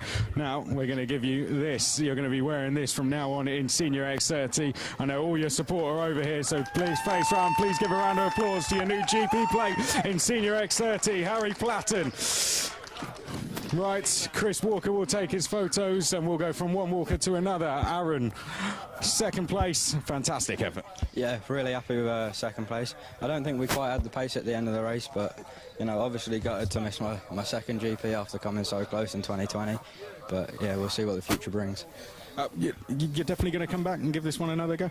I hope to at some point in my karting career. I want to add that second one and try and do the double again. Would you say with you getting second place, it's just giving you more lessons learned to eventually go on and take more than one win going forward? Yeah, of course. It's such a hard race and it's so hard to win, so there's so much you need to learn about it. Who would you like to thank? I'd like to thank all of Strawberry Racing, my mum and my dad, Cream Racing Engines, Alex Ferris and Tom Stackhouse. Congratulations. Well done. Second place, Aaron Walker. Congratulations. Alex Ferris there. Well done. Well done on the spanners. Let's come down to the privateer on the podium. Richard Dewey, is this your first time? Have you been taken a couple of podiums here before? Yeah, unfortunately I finished second last year, third this year. Took the decision to flip the tyre for that race. Thought it was going to suit, and it was alright at the start, had loads of grip, and then the more and more it got, the more and more sliding, and I just lost all my time. So, bit gutted, but it is what it is, really. Tell us why you had to take that decision to flip the tyre. Maybe some others didn't. I know you ran slick tyres when others didn't a bit earlier in the weekend, didn't you? Yeah, the tyre good. I saved the tyre, really. I just took the decision because some meetings we've been to, we've flipped the tyre and it's worked. So I just took the gamble. It's a one-off race. If it works, it works. If it don't, it don't. I held on for a bit, but yeah, I could only hold on for so long. So. 2 podiums in 2 years in one of the hardest classes. That's got to feel good still. Yeah, it's all right. Just a bit gutted I didn't win, really, because that's what I'm here to do. I'm not here to make up the numbers. But yeah, I'd like to thank my mum, my little sister Charlotte, my dad on the spanners. He's the main man over there. He makes it all happen. Tom and the boys at the workshop for Grice. Well, congratulations. Well done. 3rd place, Reggie Dewey. Well done, the privateer. Absolutely fantastic job. It's been a fantastic day, and we'll welcome down one of the men that have been giving us... I didn't know you were coming... The sweaty men. I thought we'd lost you on the way down there. That brings an end to all the racing. We can now get you down on the circuit. Henry and DJ, absolutely fantastic day of racing it's been, hasn't it? Oh, well, yeah, it's been absolutely amazing, hasn't it? I mean, a complete repeat of what we had in 2021, pretty much in that senior X30 final. Not all the way, of course, to the end. We do hope Callum Bradshaw is okay. Yeah, a brilliant result for all the drivers. We've crowned new winners. We've seen repeat winners. We've seen everything, haven't we? I can't wait for next year already. And Henry, it seems even more... I can. Yeah. I'm knackered. Yeah. You guys are putting some effort up there, I have to say. It's been an incredible effort from both of you. It seems this year, though, more than ever, we've seen a lot of drivers coming from all the way at the back to the front. I mean, if we added up overtakes this year, I'd say it's been more than ever. More than ever. And of course, the key thing is, Chris, is that these overtakes are happening against stronger and stronger opposition. The fields here have been world-class in nearly every event, and it's what makes Kartmasters so special indeed. And it's just been a fantastic 4 days of racing, 3 days official, plus practice and what have you on Thursday. It's been great fun in the country. It was great fun to work, the 3 of you together. But I mean, I think we've got to say a few things. So we've had a competition going. Now, unfortunately, the 3 of us made our predictions on Friday morning. One of us has got a very smug grin on their face, and it's not me, but it's a not hollow you, Chris. It's Anthony saying it's a hollow victory. It's not a hollow victory at all. He's been celebrating up in the commentary box. Firstly, thank you to everybody who has called in. Unofficially, we had a tie for the most predictions winners between AH Racing 59 and Sam Cook. However, the tiebreaker was the amount of individual winners. So AH Racing 59 did 3 out of the 7 classes and had 2 more podiums. You need to email Claire with no I, CLARE at tvkc.co.uk with your real address. She'll post you out the Trent Valley Kart Club merchandise. So congratulations to you. We'll post the official results in a short while. But what I've got to say, this event, we've still got a paddock show to do, we've still got the podiums to do. Alpha Live Productions have produced, we have over 30 hours of live TV for this wonderful event. It's been the most interactive. We've had more viewer comments from all around the world. We've had more views from all around the world. We've had more spectators from all around the world. It's a truly special event put on by a truly special team. And I think Ron Meadows said it best to you last night, that what we're doing is we're pushing karting to new levels. This weekend, we've pushed karting coverage to a new level, I believe. Yeah, I have to ask you, Anthony. Don't ask about the predictions, please don't. Please don't. I mean, only 2 of us are coming back next year. You can put your predictions at home, and we'll send you. You can win again, and we'll just send you some merchandise. It's fine. I have to ask you. You see a little bit what goes on behind the scenes at Alpha Live. Tell us about how much work the team have put in on the build-up to this event. I mean, the work that started for this event started at the end of Kartmasters last year. We've been working over the year, as well as all of our other projects as well, around the world and in Europe as well. But, you know, Kartmasters is a special one for us at Alpha Live because it does bring out the best of everyone at Alpha Live. The cameramans love it, all the producers love it and everything like that. And myself, I love it, Henry loves it, you love it, we all love it. We all love Kartmasters. So it brings out the best of everyone, I think. I'm going to ask the camera op just to spin round and zoom in on that man up there. Yes. James Fitzhugh. Producer James. That is the man you see behind the camera on the Paddock Show, and who has been sat up there producing every single race for all 30 hours. Thank you to all of that, and thank you to all the camera operators. Here's Ryan, who's been running around with me on the grid all day. There he is, and gets around. He's been one of our runners for the day. Thank you to Ryan. Thank you to all of them, because I know one of our camera ops actually had a bit of a racing incident, was involved in a racing incident earlier. I think he said something nasty about the Welsh, so Harry Linden ran him over. But genuinely, also, you know, and Chris, I know you're going to send us home and close us out. For this part, we've got a Paddock Show coming. We've got the podium presentations, which are going to be live, which are going to be streamed as well. They're going to be part of the coverage. But thank you to all you, the viewers. Karting is one big international family. Sometimes we fall out, sometimes there's a few incidents, but we travel the country, sometimes we travel the world together. And this weekend, the whole family, from behind the scenes, from the marshals, the officials, the drivers, their families, and us, we've all been together. It's been a spectacular, spectacular event. I think that's a nice way to conclude. Of course, we do have the Paddock Show coming up, and on behalf of the people watching, I have to thank both of you and you. I have to thank you guys as well for bringing the commentary all weekend. It's been absolutely fantastic to listen to. Thank you, Henry Bodette. Thank you, Anthony Jordan. This has been the 27th running of the Motorsport UK Kartmasters British Kart Grand Prix. We hope you can join us again to do it all again next year. We hope you've enjoyed the coverage here at Alpha Live. For now, though, from all of us at PF International, it's goodbye.